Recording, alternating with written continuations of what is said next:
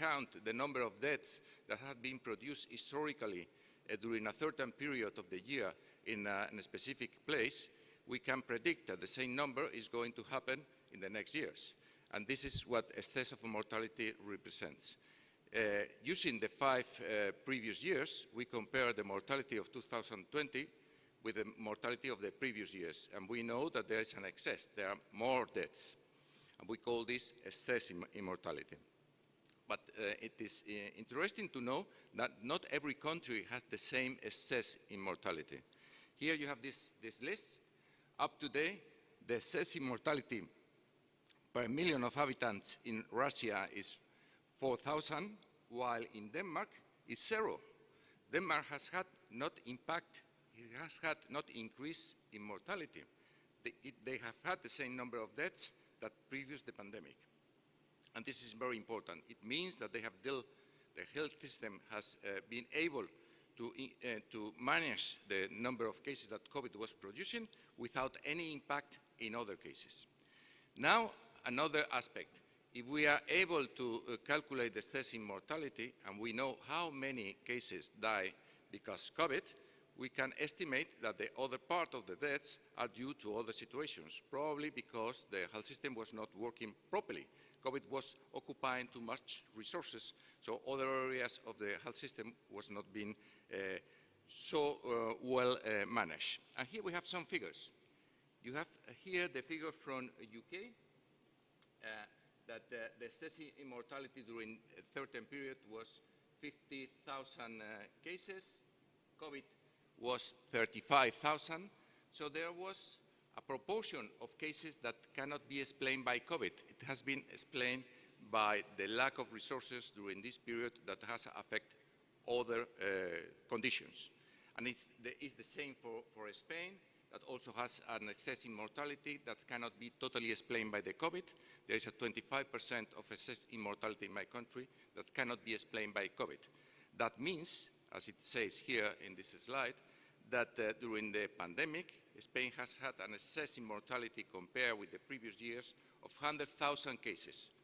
But 25% of these deaths, 25,000, are not COVID cases. They are cases that have died because we have not been able to cope with them because our resources have been just focused on COVID.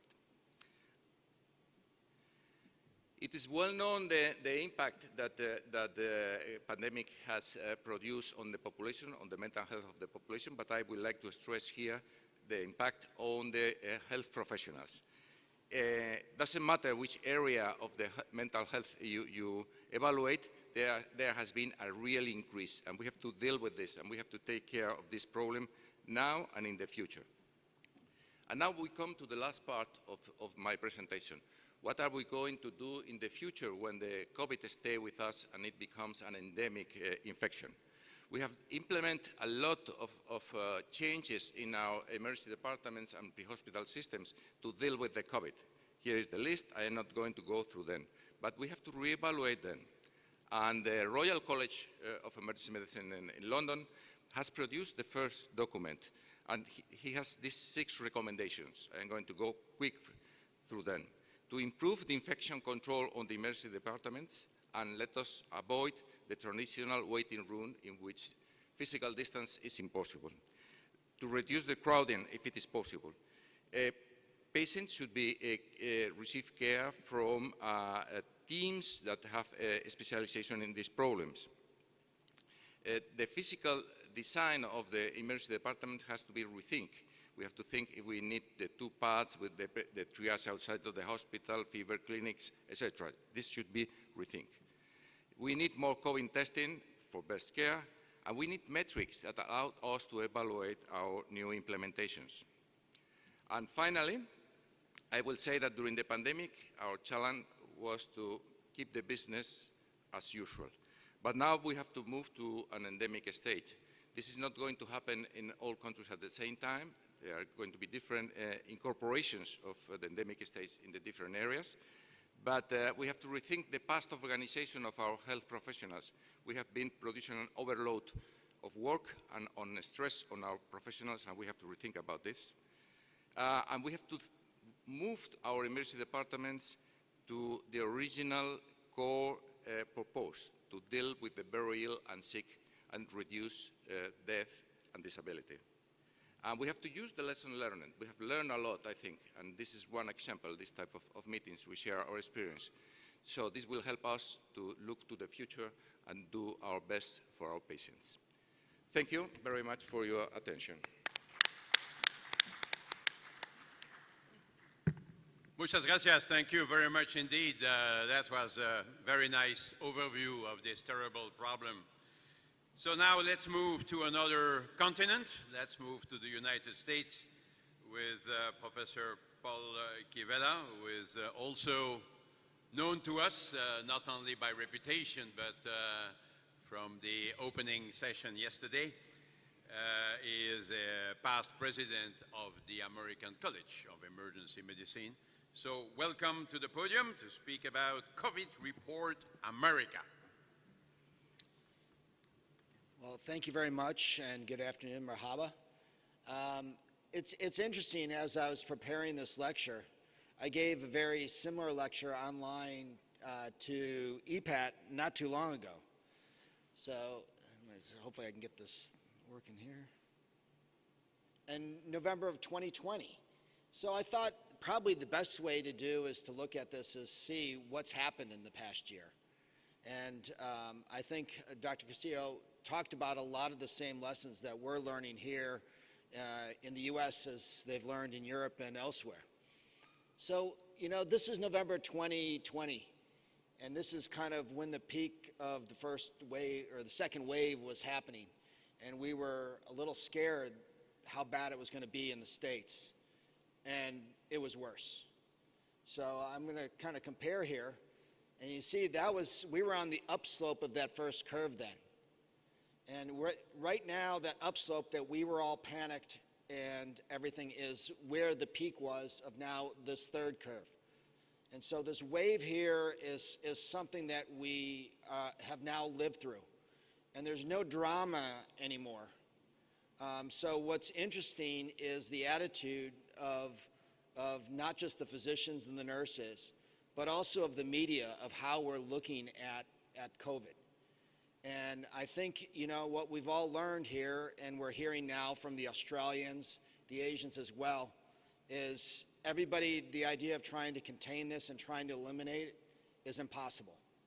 And we're all come to that conclusion. So we really need to look at what do we do from here on out to minimize our problems. You know, here is some data here of the reported new cases in the United States, and again, we're waving up once again. And it's interesting, different parts of the United States are constantly at different phases. So to really say what's happening in the United States, you really have to say where in the United States. Very similar to Europe, the US is very different. We have different politics from one state to the next. We have different challenges, including geographic and temperature-wise. So the northern states are going indoors, and that's where the peaks are happening right now as it gets colder. So these are things that we have to think about as we go forward. You know, it's interesting, you know, I think Trump said, you know, USA #1. This is not the #1 that we wanted to be at.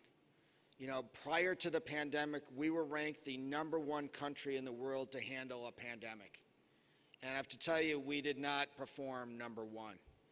And, you know, we're still having challenges, you know, 2 years into this. And I don't foresee any of these problems going away necessarily overnight. The one thing that we have done is we've learned kind of how to mitigate things as best we can. And I think that's something here that we should all share together of different mitigation strategies. And we'll talk a little bit about this at the end. But here in the United States, we're closing in on 750,000 deaths from COVID. And if you look at the excess of deaths, one of the things is this number's probably undercounted. A lot of the nursing home patients, a lot of the patients at home that have died, if they didn't get tested, they don't count. So what's our true number? It's hard for me to say. What's the true number of the emergency department patients that we've scared away end up dying from causes because they were afraid to come to the hospital. You know, those numbers are very challenging to see.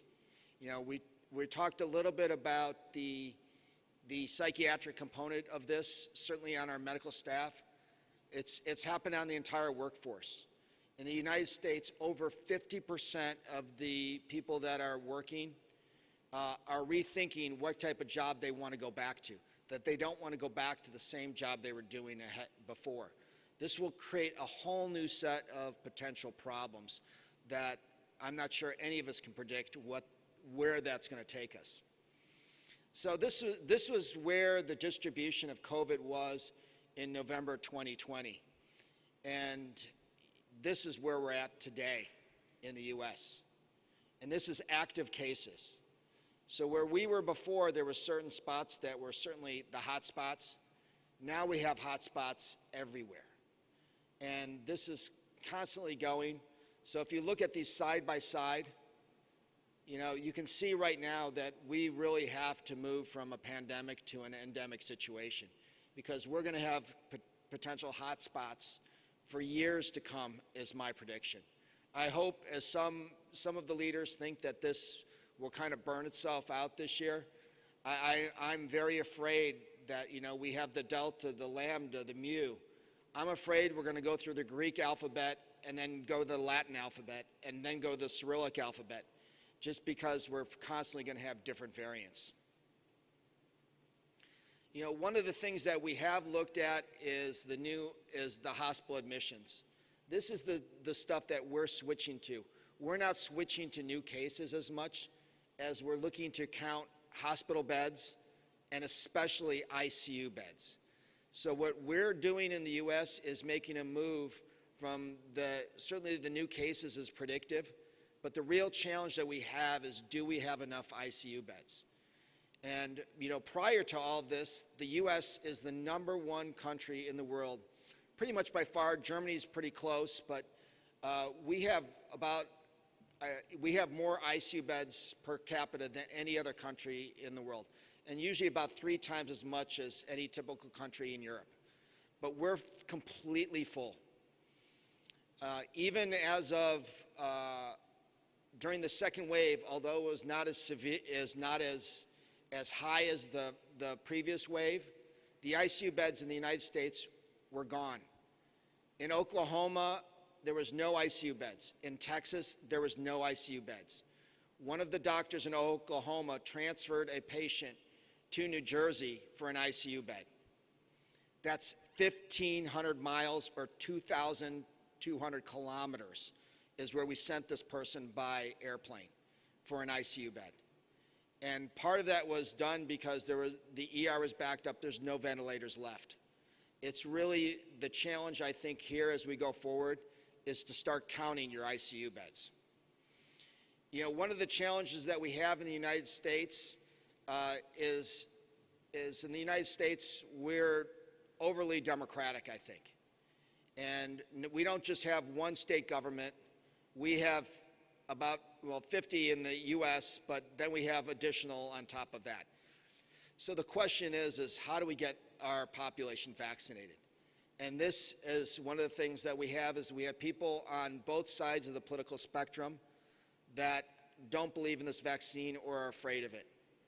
And so we have some of the kind of the liberal and the minorities on one side that are afraid of it, and we have some of the right-wing people are also similarly afraid of getting this vaccine.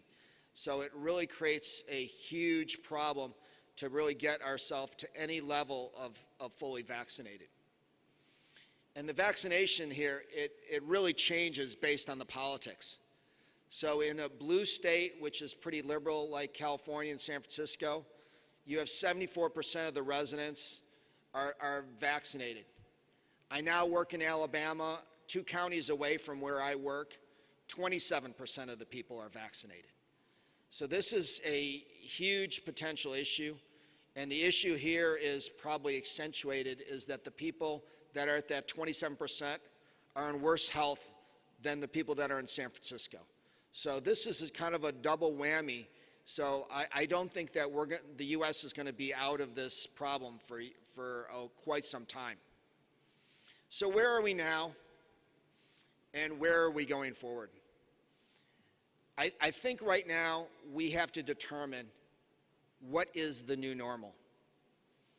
You know, are we going to be wearing masks around all the time? When should we wear a mask? You know, how should we interact with our peers? How should we have medical conferences? Trust me, that's a big discussion in the United States right now. You know, now that we have Zoom, should we be doing all of these conferences via Zoom? I, for one, don't think that's the answer. I have to tell you, I have Zoom fatigue. And so there is certainly those issues. So when we look at these safety measures, masks, what type of mask?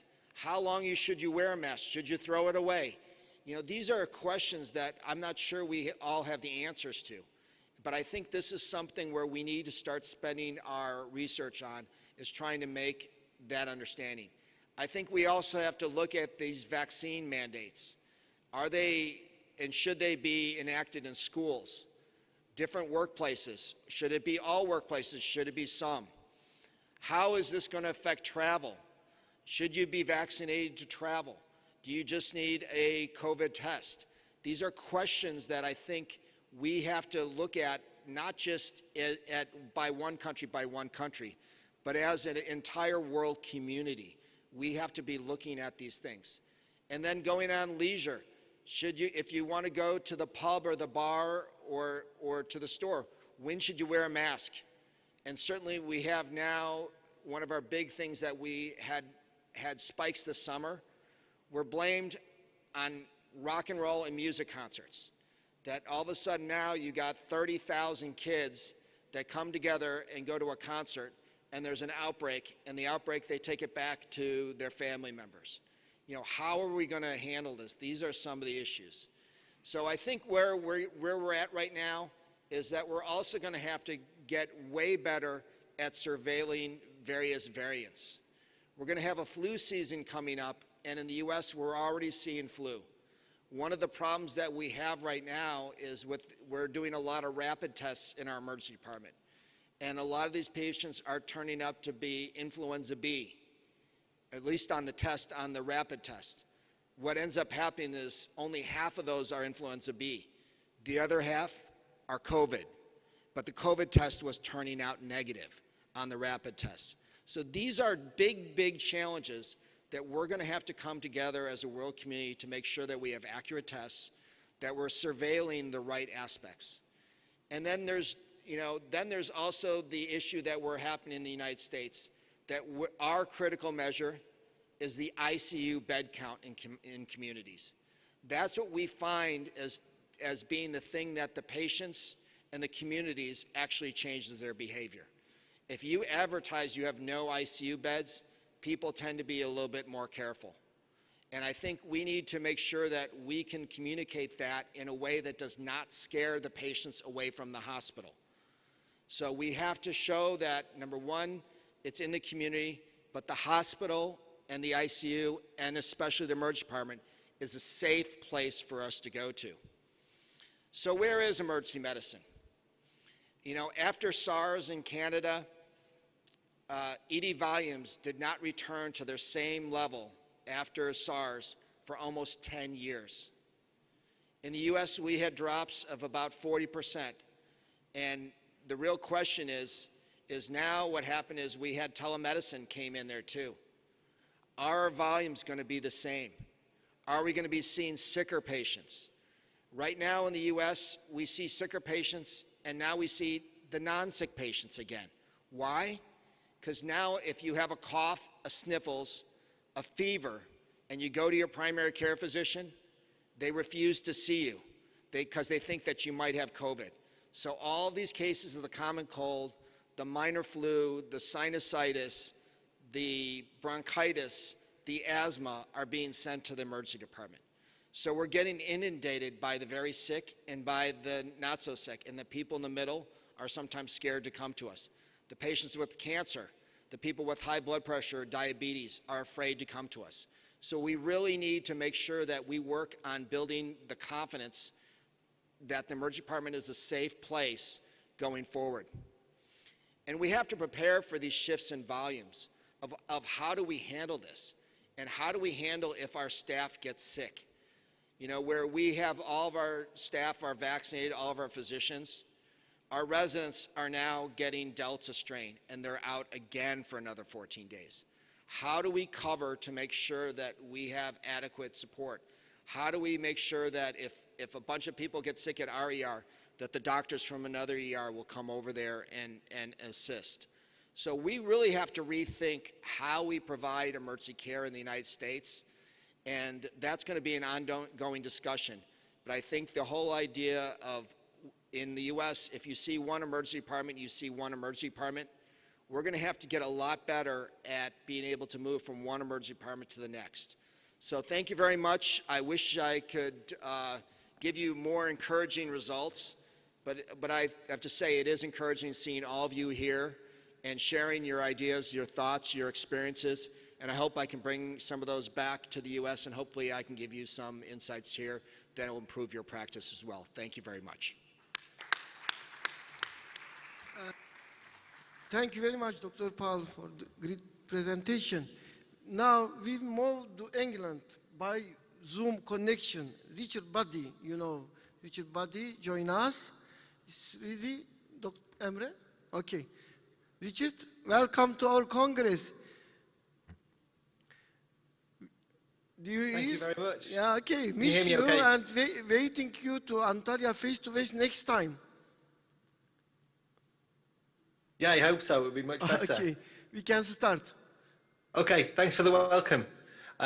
Is it okay if you enable screen sharing for me so I can share my slides?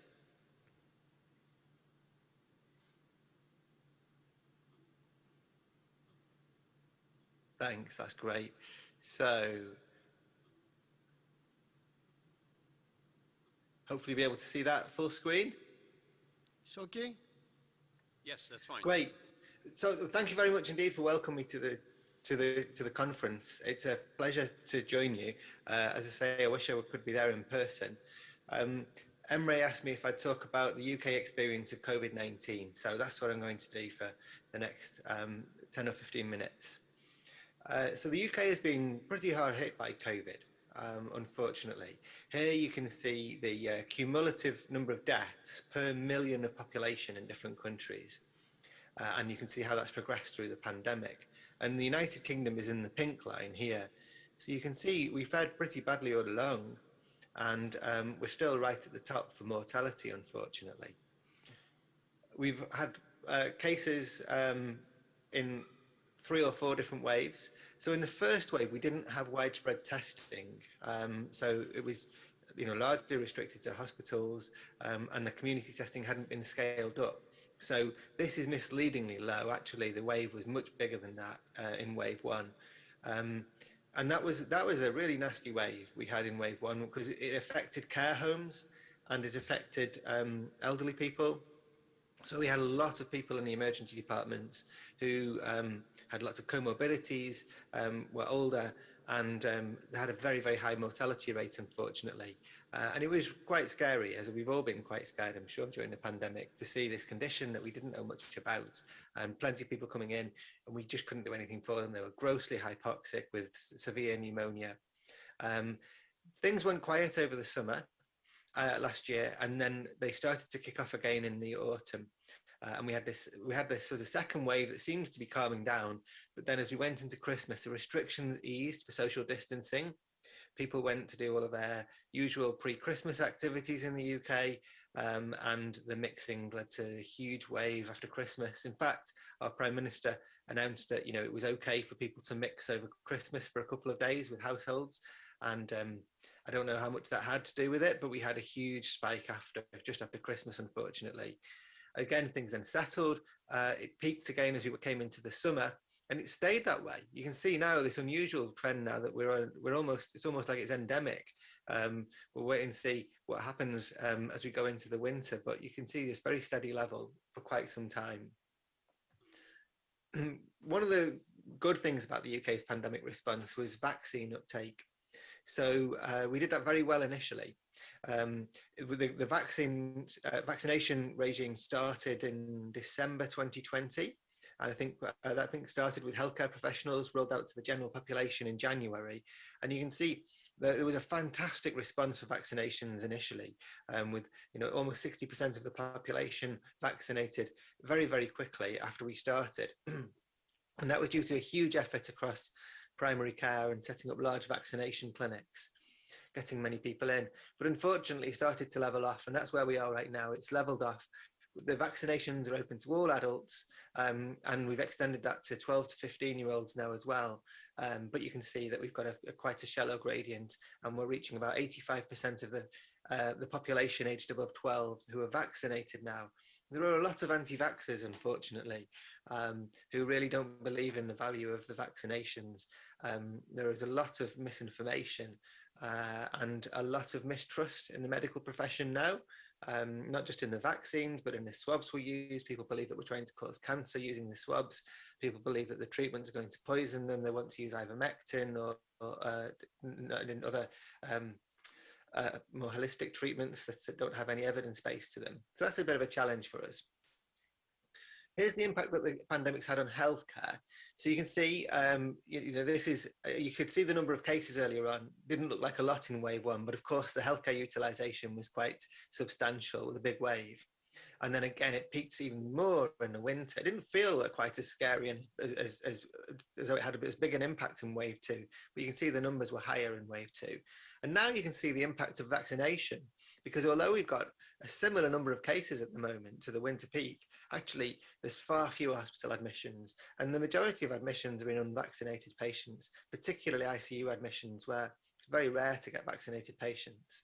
And here's the number of deaths. Again, you can see that the vaccination schedule has had a big impact on mortality. So we're at low levels of mortality compared to what we were at in the first waves of the pandemic, which is very good news. At the moment, I have to say that the COVID pandemic is predominantly affecting school children and their parents. You can see the hotspots of cases in children between 5 and early teenage years. And so there's plenty of those cases, and then they seem to be spreading it to their parents. So you see another peak in 30 to 45-year-olds. So I'll tell you through testing next. That's something about the sort of epidemiology of COVID in the UK. Let's talk a little bit about how testing has worked in the UK. So when the pandemic started in wave one, emergency departments were responsible for the testing. This doesn't look particularly pleasant, but this was outside our emergency department. The ambulance entrance is on the right of this photo in Manchester. This is our emergency department in Manchester. And this is a construct that was a temporary build that was dropped in here. And patients would come in for testing from the community. So although they didn't actually need hospitalization or emergency department care, patients in the community would come to the ED for testing, and they'd walk in on the left here. We'd walk in on the right, and we'd have a little airlock area in this porter cabin, and then we'd sort of swab them through a screen with full PPE on. And so we were in charge of all of the community testing initially, which wasn't particularly sustainable for a busy emergency department in the middle of a pandemic. We started to do drive-through testing, we called it, where patients would come to our ED car park and we'd swab them through the car window. And that really took off as a concept, because when community testing really expanded, we saw plenty of drive-through testing centres.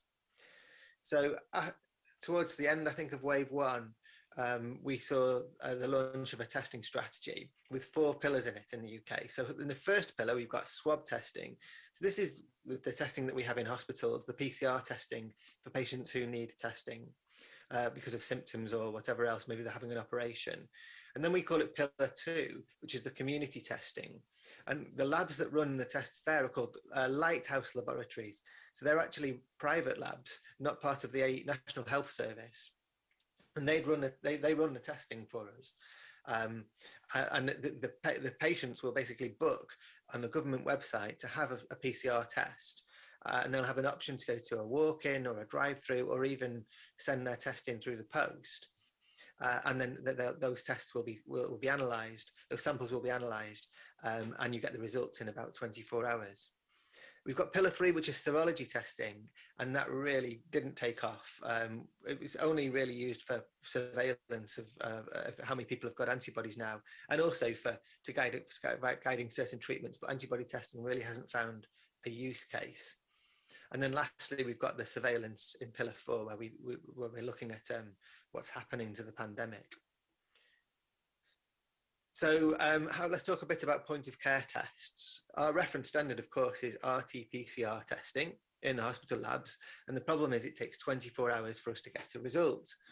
So point of care tests are very attractive because they can give us results much, much quicker.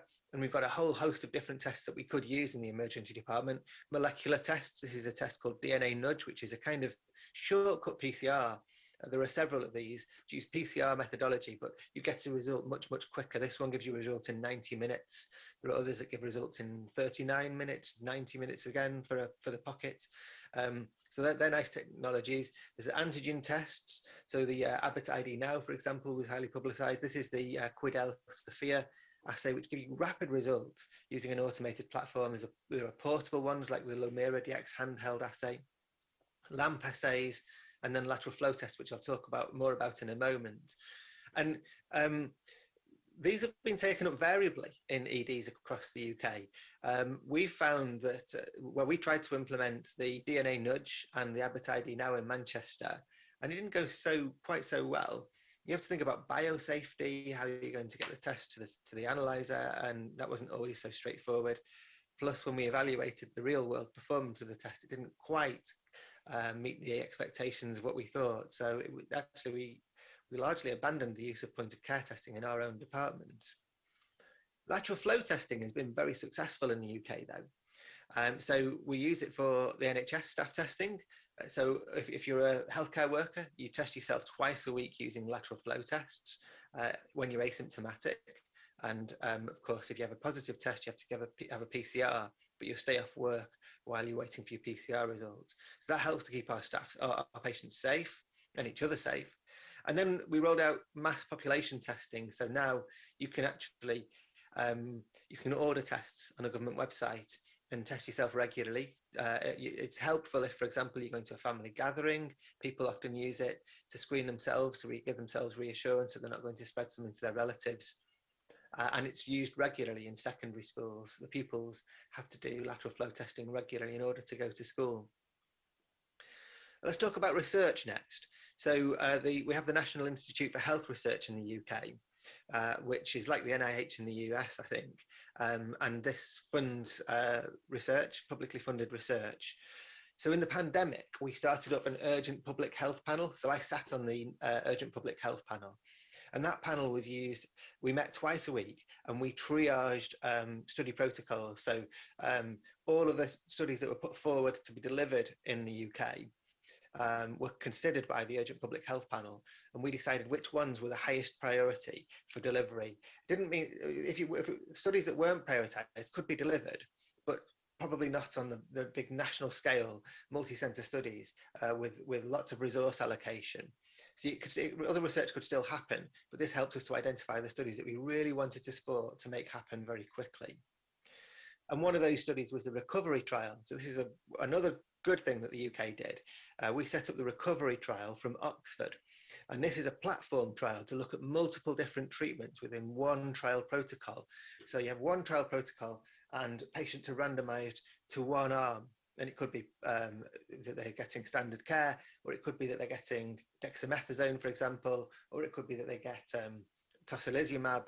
And it changes. When you finish one evaluation and find out if the treatment is successful or not successful, then you move on and you evaluate other treatments. It's been a really successful concept, a platform trial to look at several things in one protocol. So over 43,000 patients have been recruited to this trial. It's a bit like Solidarity, the WHO trial, but I believe this was at least the biggest COVID treatment trial in the world. There were 180 hospital sites across England, Wales, Scotland, and Northern Ireland,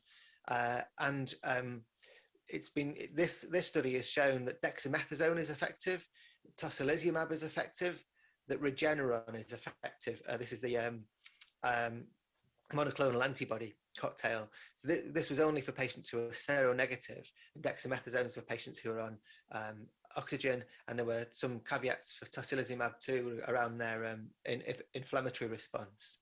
But this was big news. 3 treatments proven to be effective in COVID-19 to reduce mortality. And it also showed that these treatments were not effective. Quite a few of them, hydroxychloroquine in there, lopinavir, ritonavir, not found to be effective. And there were 3 further trials, treatments being evaluated in that trial protocol now. We also looked at diagnostics. So I co-led the CONDOR program, the COVID-19 National Diagnostic Research and Evaluation Platform. So this is the way that we looked at multiple tests in one trial protocol. So like recovery, but for diagnostic tests, we wrote one study protocol. It was an observational study. We run the new test and the PCR test side by side, and we compare the accuracy. But in CONDOR, there were 4 things. We didn't just do the clinical studies to look at the accuracy of the test, which is in context clinical validation. We also looked at care pathways. So how does the test actually change what we do with the patient? And we set target product profiles. What is it about the test that we need to be achieving? What are the minimum standards that a test has to achieve in order for us to use it in the UK? We also got the lab scientists looking at the tests in the lab to do analytical validation. And it's no good having a really accurate test if nobody can use it. So there was a 4th work stream where we looked at human factors to see if the tests are actually usable.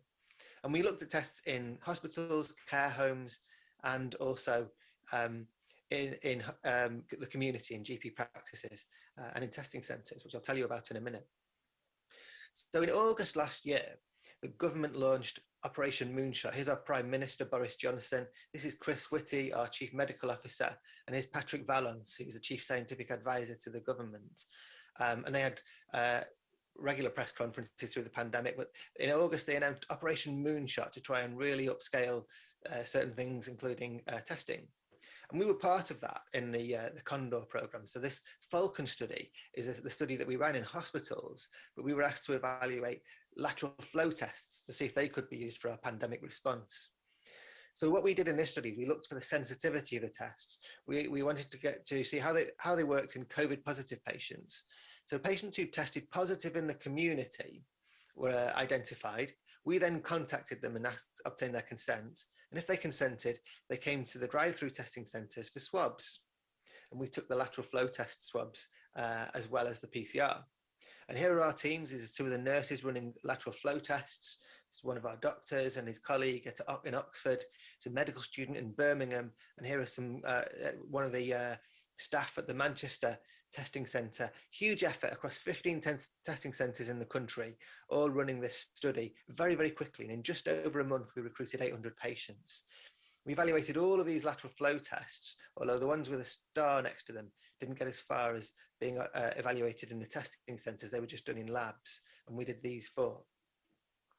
And this is what we found with regard to accuracy. So the orange bars show the sensitivity of the test. How many patients with COVID does it pick up? And the specificities in blue, how many patients who don't have COVID get a negative result. And all of these 4 tests had really high specificity, and the sensitivity wasn't perfect, around 75%. So it's higher when lab scientists run the test than when healthcare workers run the test, as you can see. So that's an important finding. But importantly, we found that the higher the viral load the patients have, the more likely it is that the test is positive. So here's the viral load on the x-axis and the proportion of patients who tested positive on the lateral flow test here on the y-axis. And you can see as your viral load increases, the sensitivity of the test increases dramatically.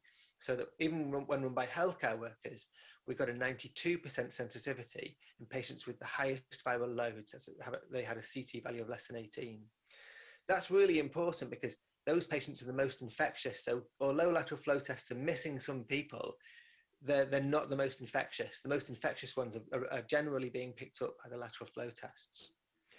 I'll quickly talk about PPE because that was a hot issue during the pandemic. We have different levels of PPE. So we'll generally wear a surgical mask like this. When we're in the department, we see patients, we wear gloves and a waterproof apron. In the resus room, we would wear an FFP3 mask, a face protection, which is usually a visor rather than these goggles. we often don't have access to the hair protection, but we do usually have access to a full gown. It has been an issue though, and this is a picture that one of my colleagues took of me on a day when we had a bit of a PPE shortage. So we didn't have any gowns, and all we had is these sleeves. Sorry, Richard, we are a little bit over time. Can you? No problems. I'll wrap up now. I'll wrap up. So there was so there was a bit of a PPE shortage. So this is, I think, the end. My last slide, if that's okay. I'll just wrap up for you. So the current situation is life is returning to normal in the UK. The EDs are under huge strain, but it's now because of a surge of non-COVID cases, not so much the COVID, although it is still there. The vaccination schedule has worked really well, and we're rolling out boosters. There's no mask mandate, and we're allowed to mix again now, but there are a few travel restrictions. And as I say, this huge surge in demand for emergency departments with long waits, and that's partly contributed to because primary care have been doing a lot of virtual appointments and trying to get back to face-to-face. That will really help us when they do. Thank you very much.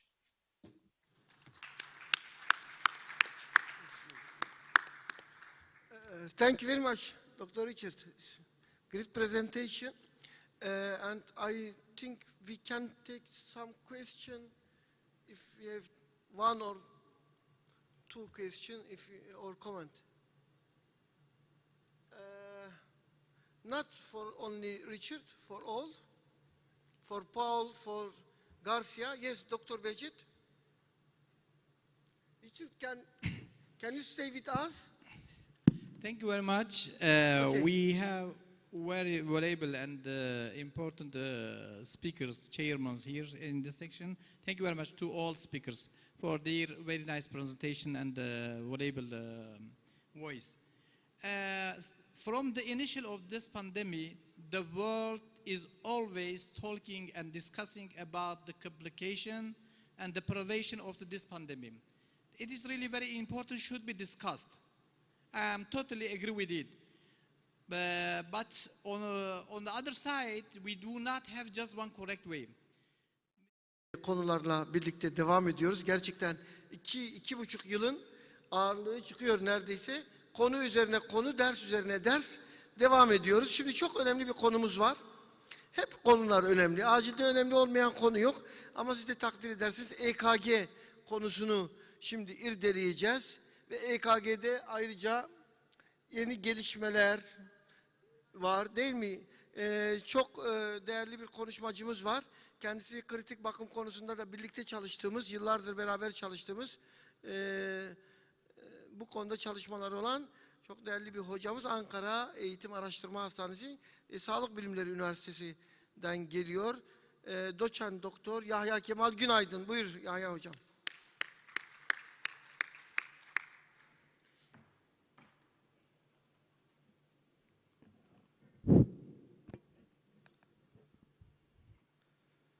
Herkese merhabalar. Yoğun bir program içerisinde devam ediyoruz. Öğleden sonra bu saatte burada olan herkese teşekkür ediyorum. Sayın hocalarıma, katılımcılara tekrar teşekkür ediyorum. Ayrıca bizi bu toplantıda bir araya getiren, katkı sunan G firmasına da çok teşekkür ederek başlamak istiyorum. Burada bugün EKG ile ilgili güncel literatür dedik. Yani son 4-5 yıl içerisindeki bazı makaleleri tarayıp size güzel bir sunum hazırlamaya çalıştım. Özellikle EKG teknolojileriyle ilgili birkaç yeni şeyler var. Bunlardan bahsedeceğim. Bazı daha önce bildiğimiz konular tekrar yayınlanmış makaleler anlamında. Bunlardan bahsedeceğiz. Bazı yeni şeylerden bahsedeceğiz. Kısaca toparlamaya çalışacağız. Evet, sunum içerisinde EKG teknolojileri, akut koroner sendrom, bizim için önemli derivasyon olan AVL, AVR ile ilgili bahsedeceğiz bazı makalelerden. Aritmilerle ilgili, akut pulmoner emboli ile ilgili, toksikoloji ile ilgili ve son olarak da bahsetmezsek olmaz, COVID-19 ile ilgili makalelerden bahsedeceğiz. EKG teknolojileriyle ilgili dikkatimi çeken makalelerden en başında geleni sentezlenmiş EKG ile ilgili çalışmalar. Bunlardan bir tanesi American Journal of Emergency Medicine'da 2017'de yayınlanmış çalışmalardan bir tanesi. Ve sentezlenmiş EKG'den bahsediyor. Nedir sentezlenmiş EKG? Biz biliyorsunuz 12 derivasyonlu EKG çekiyoruz. Sentezlenmiş EKG sayesinde bu teknolojiyle 12 derivasyonlu EKG çektiğimizde bize 15 derivasyon ya da 18 derivasyon şeklinde posterior ve sağ tarafın, sağ ventrikül gösteren derivasyonları aynı anda vektör analizi yaparak verebiliyor. Bu açıdan oldukça avantajlı. Mesela örnek olarak burada bir inferior MI olgusunu görüyoruz. Bakın burada şuradan gösterelim. Ya da buradan şeyden mi gösterelim. V3R'da, V4R'da aynı anda bakın ST elevasyonlarını görebiliyoruz. Yani bir direkt vektör analizi yaparak bize bunu sağlayabiliyor cihaz. Bu da başka bir posterior MI olgusu. Bakın burada da posterior derivasyonları aynı anda analiz edip bize gösterebiliyor ve bunu büyük oranda %90 üzerinde doğruluk payıyla analiz ediyor EKG cihazları. Bu çalışmada, Acem'le yayınlanan bu çalışmada %54,5 oranında ekstra bize tanı sağlamış, akut MI tanısı sağlamış bu çalışmada. Bu sentezlenmiş EKG sayesinde. Yine başka bir EKG cihazı ile ilgili yapılan çalışmalar var, GNMB cihazı. Burada da aynı şekilde sağ ventrikül derivasyonlarını otomatik olarak kendisi analiz edebiliyor. Bakın Amerika Birleşik Devletleri'nde 1,2 milyon yılda akut MI vakası tespit ediyor ve bunların 54 bin tanesi sağ tutulumlu MI. Ve hem AHA kılavuzu hem ECC kılavuzu bu nedenle mutlaka ST elevasyon MI uygularında V4R'ın yani sağ derivasyonu mutlaka görülmesini öneriyor. Yine bu EKG cihazında, Marco EKG cihazında bize bunu 15 derivasyonlu şekilde 12 derivasyon bağladığımızda otomatik olarak V4R'ı, V3R'ı gösterebiliyor. Evet, akut pulmoner emboli ile ilgili de bununla ilgili çalışmalar yapılmış. Akut pulmoner emboli vakalarında bu sağ derivasyonların bize sentezlenmiş EKG'de bir faydası var mı yok mu? Bununla ilgili önemli bir çalışma yapılmış. Bu çalışmada bakın gördüğünüz gibi özellikle V3R'daki T negatifliğinin normal akut pulmoner emboli vakalarındaki V1 ve D3'te görülen T negatifliğine göre çok daha anlamlı olduğu vurgulanmış. Yani bir sentezlenmiş EKG çekimiyle V3R'daki T negatifliğini, derinleşmiş bir T negatifliğini gördüğümüzde bunun diğer akut pulmoner embolinin normal EKG görüntülerindeki özellikle V1 ve D3'teki T negatifliğinin oranla çok daha tanısal ve prognostik anlamda değerli olduğunu söylüyorum. Evet, yine teknolojilerden devam edersek biliyorsunuz artık günümüzde akıllı saatler, akıllı telefonlar bizim için oldukça önemli hale geldi. Ve artık bunu da sağlık alanında da kullanılmaya başlandı. 2021'de çıkmış bir sirkülasyon dergisine çıkmış bir çalışma. Bu çalışmada smartwatchlar yani akıllı saatlerle EKG ritim analizinden bahsediyor. Özellikle sahada, periferde 112'lerin çok işine yarayacağını düşündüğümüz, tabii geliştirilmesi gereken şeyler şu anda bununla ilgili ciddi çalışmalar yapılıyor. Bu çalışmada 256 tane hasta analiz edilmiş. Bu hastalarda 35 hastada EKG anormali atlamış. Atladıkları hastalar 17 hastada patolojik Q, 13 hastada STT değişikliğini atlıyor. Tek derivasyon olması tabii dezavantaj. Çünkü direkt bilekten nabzı kontrol ederek ölçüm yapıyor. Ancak AF ve atriyal taşikardiyi saptama oranı %71. AV blok ve sinüs bradikardisini %81 oranında tespit edebiliyor. VT'yi ventriküler taşikardiyi %100 oranında tespit etmiş. Geliştirilmesi gereken bir teknoloji ama bize bir umut ışığı olabilir. Özellikle periferden hastaların erken tanınıp acil servise bildirilmesi anlamında. Yine Çin'den yapılan bir çalışma var.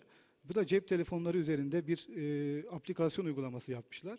Ve bu uygulama üzerinde iki parmağınızı telefona değdirmenizi istiyorlar. İkinci ve üçüncü parmağınızı. Ve ardından bir ritim analizi yapıyor. Ve bunu da cihaza, telefona aktarıyor. Toplam 2263 tane hastayı çalışmışlar bununla ilgili.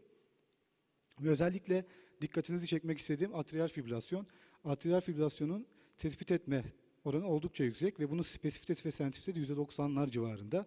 Genel aritmi için %70, %80'ler civarında. Geliştirildiği takdirde çok daha iyi sonuçlar elde edeceğini düşünüyorum açıkçası.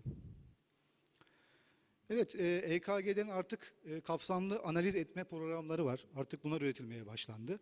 Bunlardan biri de MÜZ programı ve EKG analiz sistemleri. Bunlar da oldukça faydalı görünüyor. Bakın burada bir EKG'nin parazitli olduğunu görüyoruz ve burada aslında pace ritmi olan bir hastada pace'ler görünmüyor ama bu EKG temizlenip analiz edildiğinde ve tekrar bize dijital EKG anlamında çıktı olarak verildiğinde gördüğünüz gibi pace dalgaları gayet burada net bir şekilde görülebiliyor. Aynı EKG cihazlarıyla ve analiz sistemleriyle istediğiniz her şeyin analizini çıkarabiliyorsunuz. QT mesafesinden PR analizine kadar hepsi ayrıntılı bir şekilde önümüze çıkabiliyor. Bazı hatalı derivasyon göstergelerini değiştirebiliyor. T negatifliği normalde olmadığı halde olduğu görünüyorsa bunu dijital EKG vasıtasıyla ve analiz sayesinde düzeltmiş olarak görebiliyoruz. İsterseniz bunu bilgisayarınızda kendi otomasyon sistemine entegre ederek EKG'yi aynı dijital röntgenlerde, görüntülemelerde olduğu gibi karşınıza koyabiliyorsunuz bilgisayarınızda ve üzerinde istediğiniz çizimleri yaparak istediğiniz analizi yapmanıza imkan sağlıyor bu yöntem. Ayrıca bunları ilerleyen yıllarda ya da retrospektif amaçlı çalışmalar için kullanabiliyorsunuz. Çok rahat bir şekilde birçok datayı, mesela QT uzunluğu işte 200 milisaniye olan hastaları çıkar dediğinizde size çok net bir şekilde bunların geçmişe yönelik olarak analizini yapıp çıkarabiliyor. Dediğim gibi üzerinde her türlü oynamayı, üzerinde çizimleri yapabiliyorsunuz. Çalışmalar için size çok değer katan bir sistem. Aynı şekilde bu sistemle hastane öncesi 112'lerle, ambulans sistemleriyle hastanelerin otomasyon sistemlerini entegre ederek hastane öncesinde hastanın ambulansa çekilen EKG'sini direkt hastanenin acilinde bulunan doktora yönlendirebiliyorsunuz. Analiz de yapıyor. Aynı şekilde EKG'yi sizin görmenizi de sağlıyor. Ve bu şekilde mesela örnek olarak yapılan bir çalışmada kardiyolojik informasyon sistemi kullanılarak MÜZ'ün kapı balon zamanı 90'dan 60 dakikaya düşürülmüş koroner anjiyografi gereken hastalarda, MI hastalarında. Yani daha önceden laboratuvar hazırlığını yapabiliyor, acil bununla ilgili alarma geçebiliyor bu sistem sayesinde. Evet, diğer bir konu başlığımız akut koroner sendromlar. Akut koroner sendromlarla ilgili de çeşitli çalışmalar var. Bunlar bir tanesi sizin bildiğiniz aslında hepimizin çok fazla aşina olduğu çalışmalardan ST-MI ekvivalanları.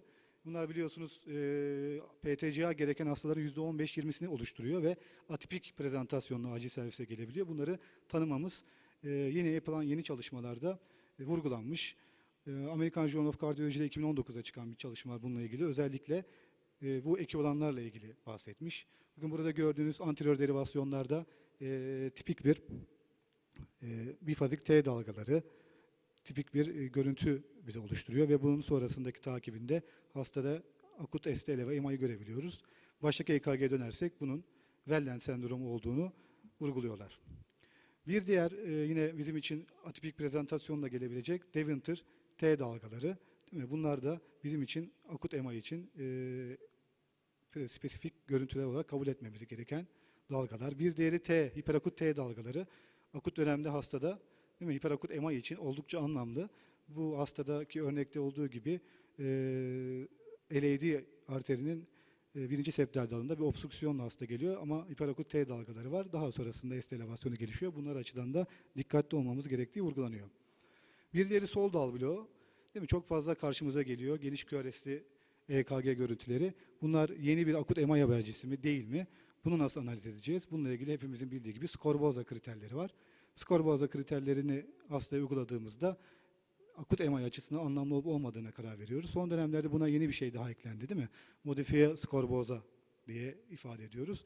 ST-S oranının izoelektrik hattının üzerindeki ST mesafesi ile altındaki S mesafesini birbirine oranladığımızda 0,25'in üzerinde olması Scorboza ile beraber çok daha anlam ifade ediyor bizim için. Evet, yine International Journal of Cardiology'de 2017'de çıkan bir review var. Coynis sendromları ile ilgili. Biliyorsunuz acil servisimizde çok fazla alerji vakaları ya da anafilaksi vakaları geliyor ve bunlarda Coynis sendromu olabileceği akılda tutulması vurgulanıyor. Coynis sendromu aslında tip 2 MI tablosu oluşturuyor ama burada önemli olan hastaların neyle başvurduğu bize daha çok. MI tablosu yarattığında hastaların %76'sı ST elevasyonuyla geliyor. Daha az miktarda %17 nokta oranında da ST depresyonuyla karşımıza çıkabiliyor. Yani büyük oranda ST elevasyonuyla karşımıza geleceğini aklınızda tutmanız açısından söylüyorum. Bu bir Coynis sendromuna sekonder gelişen akut MI vakasının örneği. Peki acil serviste reperfüzyon indikasyonu, acil reperfüzyon indikasyonları EKG bulguları üzerinde nelerden bahsedebiliriz? Bununla ilgili bir çalışma var. Klinik Kardiyoloji Dergisi 2018'de yayınlanan. Özellikle PACE'li hastalarda inferior posterior ST elevasyonu MI'ların atlanabileceği, buna dikkat edilmesi gerektiği vurgulanmış. Burada bir inferior ve posterior'da MI tablosu olan bir hastayı görüyoruz.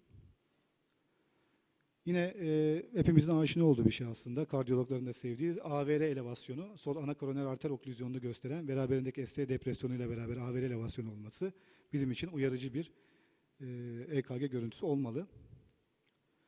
Burada değişik bir varyasyon var, atipik prezentasyon var. Non-anatomik ST segment elevasyonundan bahsediyor. D1 arter oklüzyonu çok atipik bir şekilde gelebilir deniyor. Burada çok aşina olmadığımız bir birliktelik söz konusu. AVL ile V2'nin aynı anda ST elevasyon tablosu olduğunda görülüyor. Bu gözden kaçabilir. Buna dikkat edilmesi gerektiği D1 arter oklüzyonunun üzerinde vurgu yapılmış. Yine çeşitli çalışmalar var. Özellikle EKG'nin de atlayabileceğimiz, hata yapabileceğimiz bazı görüntülerle ilgili bizi uyaran. Bunlardan bir tanesi inferior MI ile ilgili.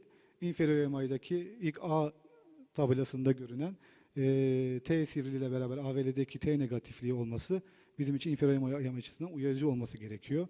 C'de gördüğümüz şey zaten tipik bir 1 milimetrelik ST elevasyonu görüyoruz inferior derivasyonlarında. Bunun da gözden kaçabileceği vurgulanmış. Terminal QRS distorsiyondan bahsediyor. Yeni bir şey bu.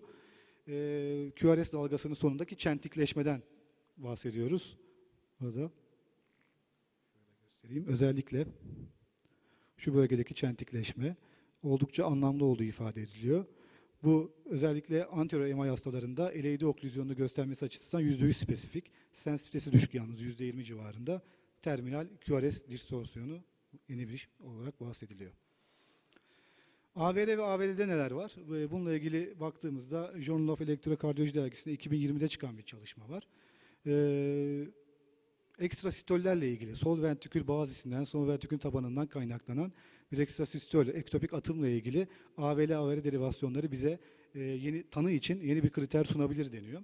Bununla ilgili bu kriterin spesifitesinin %91 ve sensitivitesinin %91, spesifitesinin %84 olduğu ile ilgili vurgu yapılmış. Toplam 41 hasta, çok fazla vaka sayısı yok aslında. 41 hasta incelenmiş. Bunların 11 tanesi zaten epikardiyal kökenli olduğu için dışlanmış.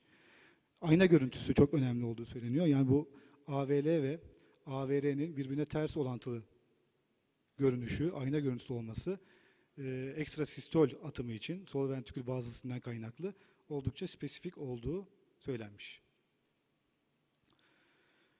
Journal of Electrokardiyoloji'de 2019'da çıkan yine bir çalışma var. AVR işaretinin anlamı ile ilgili bir review yayınlanmış.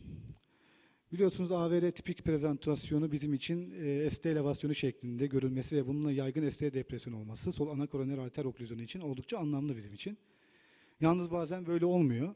Yani AVR her zaman akut MI belirtici olmayabiliyor. Bu hasta örneğinde olduğu gibi hasta aort diseksiyonu ama AVR elevasyonu ve yaygın ST depresyonu tablosuyla gelebiliyor hasta. Bu açıdan buna vurgu yapılmış. Yani AVR'nin her zaman ST elevasyonu olması tamam akut MI için bir öngördürücü bir belirteç bizim için. Sol ana koroner arterde obstrüksiyon açısından da belirteç önemli bizim için. Ama her zaman ST elevasyon MI eşdeğeri olmayabilir. Bu açıdan dikkat etmek gerektiği vurgulanıyor. Hastada mutlaka bir diseksiyonun, masif pulmoner embolinin, hemorajik şokun, miyokarditin, şiddetli bir sol ventrikül hipertrofisinin dışlanması gerektiği vurgulanmış. Bir olgumuz var. 72 yaşında erkek 5 saattir devam eden bir suprasternal yerleşimli göğüs ağrısıyla acil servise başvuruyor.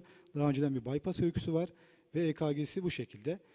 Gördüğünüz gibi çok bariz bir akut koroner sendrom bulgumuz yok hastada. Ve hasta troponin değeri de normal ve hasta USAP kabul edilip laboratuvara alınıyor ve işlem uygulanıyor. Ardından koroner yoğun bakıma yatırılıyor ve takip ediliyor. Takibi sırasında hastada D1 ve AVL'ye dikkatinizi çekmek istiyorum.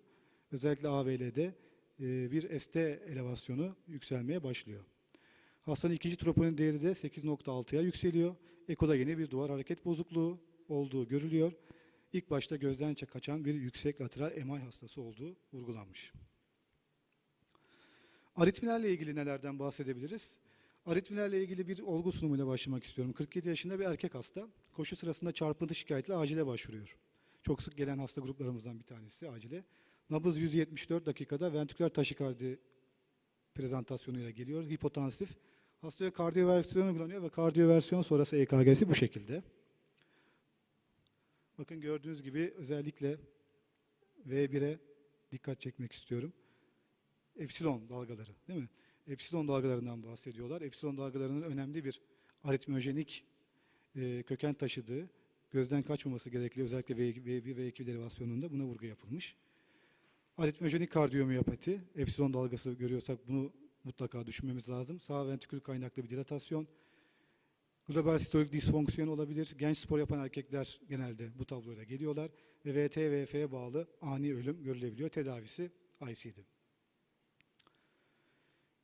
Sirkülasyon dergisinde çıkan bir çalışma 2020 yılında ilaçlarla ilgili ilaçların sebep olduğu aritmilerden bahsediyor. Bununla ilgili özellikle dikkatinizi çekmek istediğim kendisi bir antiaritmik olan flekainit. Flekaitin hem atrioventriküler nodda hem de hispüriküşe liflerinde hem sinoatrial nodda inhibisyona yol açtığı ve buna bağlı aritmilere yol açabileceği vurgulanmış. Özellikle VT'ye sebep olabileceği ile ilgili vurgu yapılıyor. Brugada fenomeni ile karşımıza çıkabileceği söyleniyor. Lambda benzeri ST elevasyonu yine son zamanlarda gündemde olan bir ST elevasyonu, özellikle akut MI olgularında. Neden? Akut MI olgularında bu şekilde bir ST elevasyonu, lambda şeklinde bir ST elevasyonu görüyorsak, bu hastalarda ciddi bir VT, VF riski olduğunu konusunda kuşku duymamız gerektiği vurgulanıyor. Aritmojenik bir MI tablosu olduğu ilgili bahsediliyor. Pulmoner emboli ile ilgili bir takım çalışmalar var. Özellikle dikkatimi çekenlerden, önemlilerden bir tanesi bu. Yeni bir pulmoner emboli için öngördürücü bir kılavuz, bir Wells skorlaması gibi, Genova skorlaması gibi yeni bir sınıflamadan, yeni bir skorlamadan bahsediliyor. Novel EKG diye bahsedilmiş.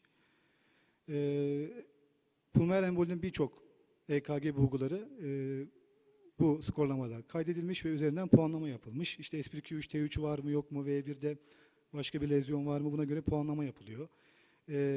Primer ST segment elevasyonu, inferior derivasyonlarında var mı ya da AVR elevasyonu var mı, bunlara bakılıyor. Buna göre puan veriliyor. QR kompleksi V1'de var mı ya da RS oranı 1'in üzerinde mi gibi, işte terminal R dalgası, terminal S dalgası, AVLD gibi şeylere puan verilerek belli bir skorlama yapılıyor ve bu skorlama üzerinden eğer Nebular EKG skoru 4'ün üzerinde ise akut pulmoner emboli tanısı koyduruyor. 4'ün altındaysa akut pulmoner emboli dışlıyor. Oldukça spesifik ve sensitivitesi yüksek bir değer. Bakın negatif prediktif değeri Novel EKG değerinin %98. Sensitivitesi %98. Dedimer'e baktığımızda, Dedimer'e göre mesela negatiflik prediktif değeri Dedimer'e oldukça yakın. %100, %98. Yani bunu da oldukça kullanışlı, kullanılabilecek bir yöntem olduğu vurgulanıyor. Akut pulmoner emboli vakalarında, özellikle yaşlı hastalarda EKG'nin prognostik değeri üzerinde American Journal of Emergency Medicine'da AJEM'de çıkan bir çalışma var. Bu çalışmada özellikle S1, Q3, T3, işte Q1, V1'de Q1, Q dalgası, T dalga değişiklikleri gibi normal pulmoner embolideki gördüğümüz değişikliklerin hastanın prognozu üzerinde etkisi var mı ilgili bir çalışma. Bakın burada hastane içi özellikle mortalite, 90 günlük mortalitede, pulmoner embolinin şiddetini gösteren trombolitik ihtiyacı gibi değerlerde anlamlı bulunmuş bu EKG değişiklikleri. Yine yeni bir orandan bahsediyor. Ülkemizden çıkan bir çalışma. AJEM'de çıkmış bir çalışma 2019'da. ARES zamanı. ARES zamanının akut pulmoner embolinin tanısında önemli olabileceği vurgulanmış bu çalışmada. Arın başından S dalgasının sonuna kadar olan bölgeyi ölçüyoruz. Bu ölçüm akut pulmoner emboli tanısında anlamlı mı, buna bakmışlar. Ve gerçekten akut pulmoner emboli vakalarında anlamlı bir şekilde 65 milisaniyenin üzerinde çıkan bir değerler anlamlı olduğu kabul ediliyor. Aynı çalışmanın devamında bu sefer mortalite açısından önemli mi diye bakmışlar. Ve mortalite açısından da oldukça anlamlı çıkıyor. ARES oranının ölçümü, özellikle de 65 ya da 64,8 milisaniyenin üzerindeki değerler ARES açısından pulmoner emboli vakalarına hem mortalite hem tanı anlamında önemli. Orta ya da yüksek dereceli pulmoner emboli hastalarının elektrokardiyografik değişiklikleri üzerinde yapılan bir çalışma var. Bu şunu vurguluyor. D1 ve AVL'deki derin S dalgalarının, özellikle AVL'deki derin S dalgaları vurguluyorlar. Tedavi sonrasında çözülmesi hasta tedavi başarısında ve mortalitesinde oldukça etkili olduğu vurgulanmış. S dalgasının AVL'deki çözünürlüğü, daha sonra kaybolması bizim için tedavi başarısındaki anlamlı ifade ediliyor. Toksikoloji ile ilgili bir takım case reportlar var. Zaten toksikolojide çalışma yapmak oldukça zor. AJEM'de yine 2017'de çıkan bu porsuk çayı bitkilerine bağlı zehirlenme vakası var, sunulmuş. Bu zehirlenmenin çok ciddi ARES tablosuyla ya da VF-VT tablosuyla acil serviste gelebileceği, bunun ECMO ve digoksin bağlayıcı antikorlar, yani dişifab tedavisiyle düzelebileceği vurgulanıyor. İlk EKG'si ARES ritmine gelen hasta, daha doğrusu döndükten sonra ECMO ve dişifab tedavisiyle normale dönen bir EKG'si gösterilmiş.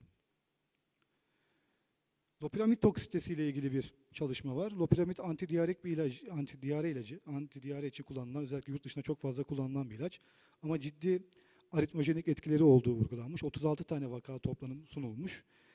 Hastaları VT, VF'ye sokabileceği, önce uzun QT oluşturup ardından VT'ye giden bir tabloda yol açabileceği vurgulanıyor. Loperamid'in 36 tane vaka sunulmuş bununla ilgili.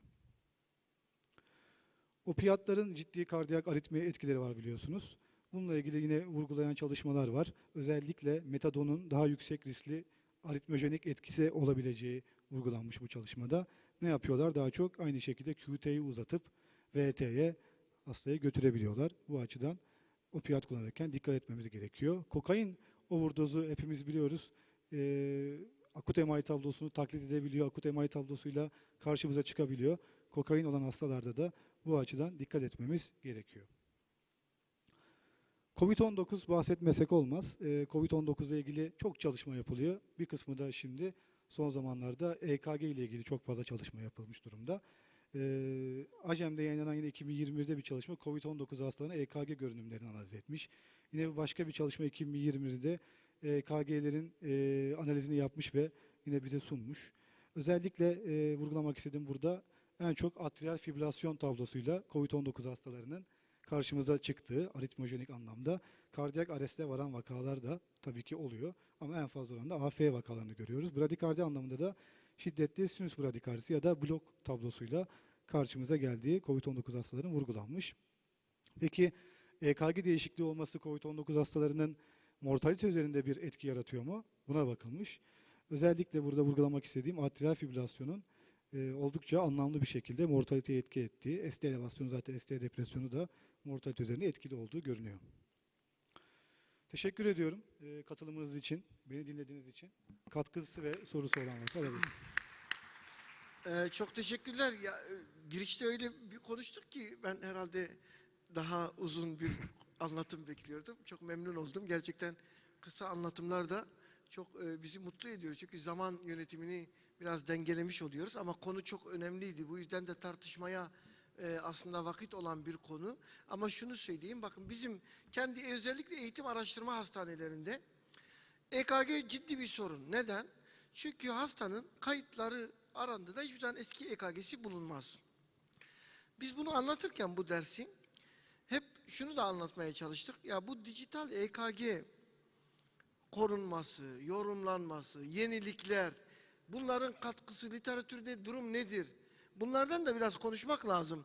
Mesela Kemal Hocam sen durduğun hastanede bir hastanın EKG'sine mesela 2-3 yıl önceki EKG'sine yeşil alandan gelmiş bir hastaya ulaşabiliyor musunuz?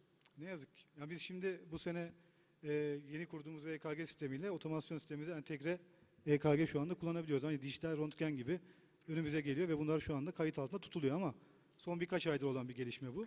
Daha önceki EKG dosyası yoksa, yatmadıysa herhangi bir yere bulmamız imkansız. Bu da çok önemli. En azından geçmişsiniz. Bütün ülkede bu EKG değişikliklerin yapılmasına zaruri ihtiyaç var. Çünkü hastanın mesela bazen 6 saat arayla EKG çekiyoruz. Bazen 3 saat.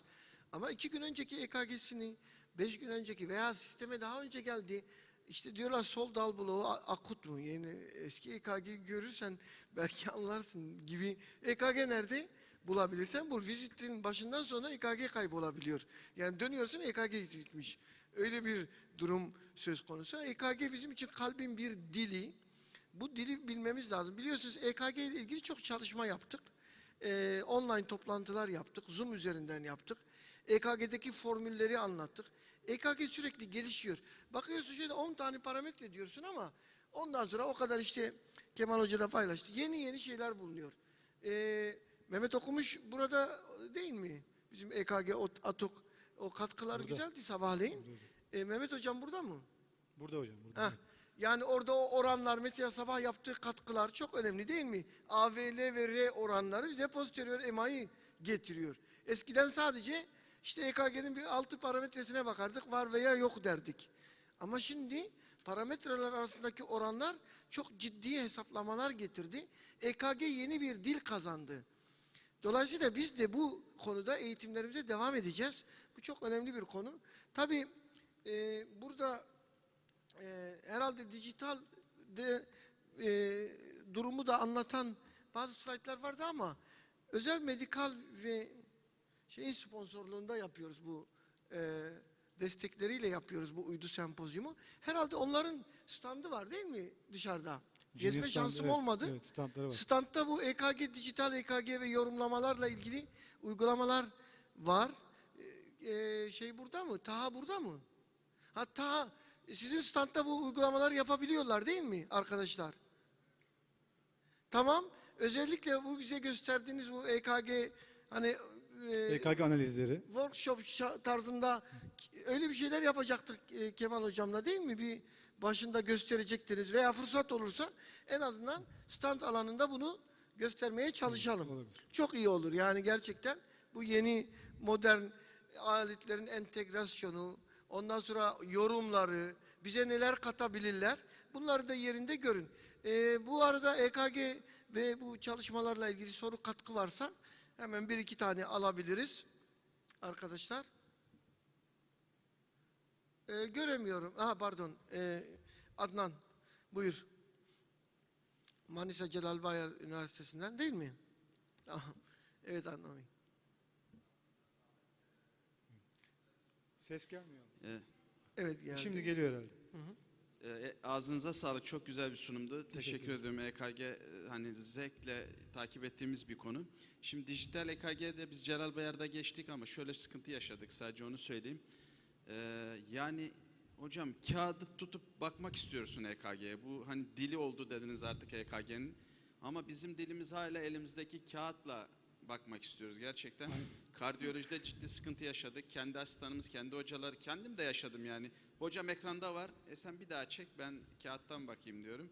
Ya bu konuda çok zorlandık dijital EKG konusunda. Hatta eski sisteme biraz daha meylimiz arttı gibi tekrar. Çünkü elektrokardiyografi, grafik, kağıt, yazım, elle tutmak istiyorsun yani. Gerçekten bu ciddi bir sıkıntı oldu. Bilmem diğer yaşayan arkadaşlar nasıl oldu? Aynı anda hem yazdırabiliyorsunuz. Onda bir sıkıntı yok. Evet evet. Hem dijital EKG olarak hem de dijital yazdırım olarak ekrandan çıkarabiliyorsunuz zaten. Evet, dijital ekrandan ve kağıda da basımını aldığımız için daha fayda görmeye başladık ama bir şekilde biraz bir kısım arşivde kalmaya başladı. Ya bu zorluğu yaşadık ama bu tarz ikili bir çekim olursa en azından aşılıncaya kadar iyi bir yol çizilmiş olacak. Benim sadece küçük bir sorum olacak da sentezlenmiş EKG dedik. Şimdi normal EKG'yi bağladığımız zaman Evet. yani diğer 15 litre EKG'yi bağlamıyoruz mu? Hayır. Sadece 12 derivasyonu bağlıyorsunuz. 15 ya da 18'i kendi cihaz analiz edip size veriyor. Yani bu kullandığımız EKG'lerin aynı cihaz değil mi? Farklı bir cihaz. Aynı cihaz değil. Bu özelliğin olması lazım. Bu özellikle. 12 derivasyonu bağlıyorsunuz ama bize vektör analizi yapıp kendisi cihazın 18 derivasyon ya da 15 derivasyon şeklinde veriyor. Cihazın böyle bir özelliği yoksa yapamazsınız. Yani bu cihaza ait bir özellik değil mi? Tabii ki. Tamam, teşekkür ediyorum. Ben teşekkür ederim. Çok önemli bir noktayı yakalamışsın Adnan. Tebrik ederim. Yani biz bu 15-18 konusunu vurgulamakta fayda var. Çünkü o önemli bir şey. Bu kağıtla şey arasında biz de mesela kitap okuyalım mı?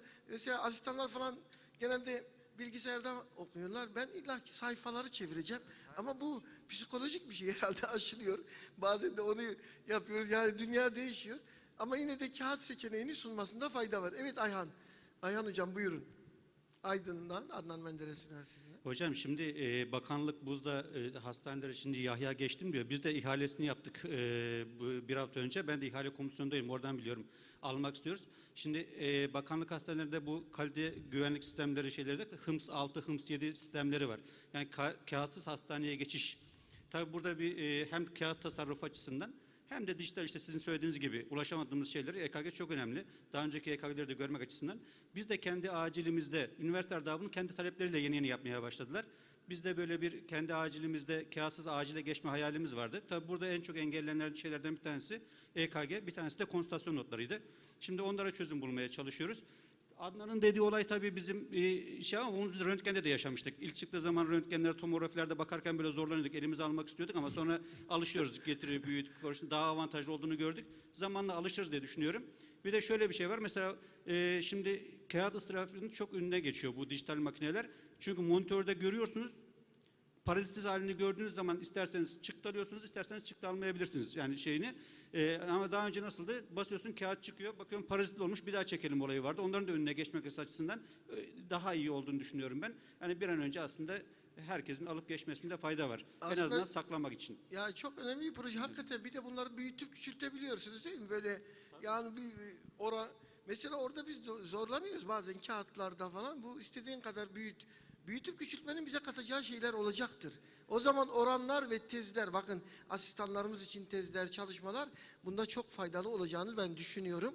Özellikle bu şeyi sağladıktan sonra oranlamaları hesaplamakta çok daha rahat olacağız. Yani bu dijital devrimi yaşayacağız yani öyle görünüyor. Bizim de ben hep söylüyorum malpraktis vakaları geliyor bize. Çoğunda malpraktis vakalarında hemen belki doktoru en çok kurtaracak şey o anda EKG çekilmiş mi? Hadi dosyada bulamazsan EKG'yi hadi gel bakalım malpraktis davasının içinden çık. Çünkü malpraktis davaların çoğunda akut koroner yatıyor. Ya başka ne yatacak işte? Aort diseksiyon, akut koroner, pulmoner emboli. Dolayısıyla doktora döndüğü zaman elimde bir şey olması lazım. Ya EKG normal diye bilmem lazım. O çok önemli bir konu. O yüzden bu konunun çok önemli olduğunu söyleyelim. Zamanında geldik. 10 dakikamız var. Arkadaşlar şimdi bir uydu daha yapacağız 10 dakika sonra. Kahvenizi alıp gelin. Sonra Vincent'in dahil olduğu ve Ukrayna'dan misafirlerimiz olduğu bir panel var. Şimdi biz zaten tam aramızda konuşamadık. Kendisi burada yokken söyleyeyim. Ben tekrar check ettim. 200 bin atıf almış birisi bu. 200 bin atıf almış bir şey. H indeksini de kontrol ettim. Güncelse tabii artmış da olabilir. 183 H indeksi. Yani 400 kitap bölümü olan biri ve dünyada acil tıpla kritik bakım üzerine birlikte çalışan ben 2 kişiden biri benim biri o falan diyoruz ya. Mehmet Hoca'nın söylediği fıkra iki kişiden biri yani. Şimdi onun için lütfen Vincent'in dersinde de artık onu getirmek için ben 5 yıl uğraştım. 5 yıl davet ettim. Dersinde de burada olun artık yani lütfen bunu da sağlayalım. Arkadaşlar böyle bir insanla bir fotoğraf çekin, bir dersine katılın. Kendisi burada değil herhalde değil mi? Şu anda bunları konuşuyoruz. Onun için özellikle rica ettiğimiz 17.45'te bakın ben başka yerde oturum başkanıyım orayı bırakıp geleceğim. Onun dersini dinleyeyim yani o kadar şeyimiz olsun. Yani 200 bin atıf hepimiz için bir hayal gibi bir şey yani. Şimdi böyle bir adamla tanışmak, dersini dinlemek. Ondan sonra ben Sağlık Bakanlığı'nda bu kritik bakım konusunda da onunla birlikte yürüyeceğimizi umuyorum. Kendisi de söz verdi. Biz yeni bir yola gireceğiz. O yüzden burada olalım arkadaşlar. Son 2 şey biliyorum çok yorulduk. Sonrası da var. Buradayız. Yapacak bir şey yok. Peki arkadaşlar bir çay molası. Teşekkür ediyoruz. Teşekkürler Kemal. Tekrar teşekkürler. Ve bizim için çok önemli, çok güncel bir konu. Biliyorsunuz aslında burada şimdi Burak falan buralardan bilmiyorum Togay. Biliyorsunuz Fenerbahçe ile Galatasaray'la yaptığımız çalışmalar oldu. Ondan sonra spor hekimlerimiz var. Geçen Bakan Bey'le konuşmamdan açılışta bahsetmiştim. Acil tıbbın çok önemli bir yan dalı gibi spor hekimliği. İleride yurt dışında vesaire. Bu spor yaralanmalarında iyi bir şey diyelim alan var. Ve bu konularla ilgili ülkemizde çok saygın bir yeri olan çok değerli bir bilim adamı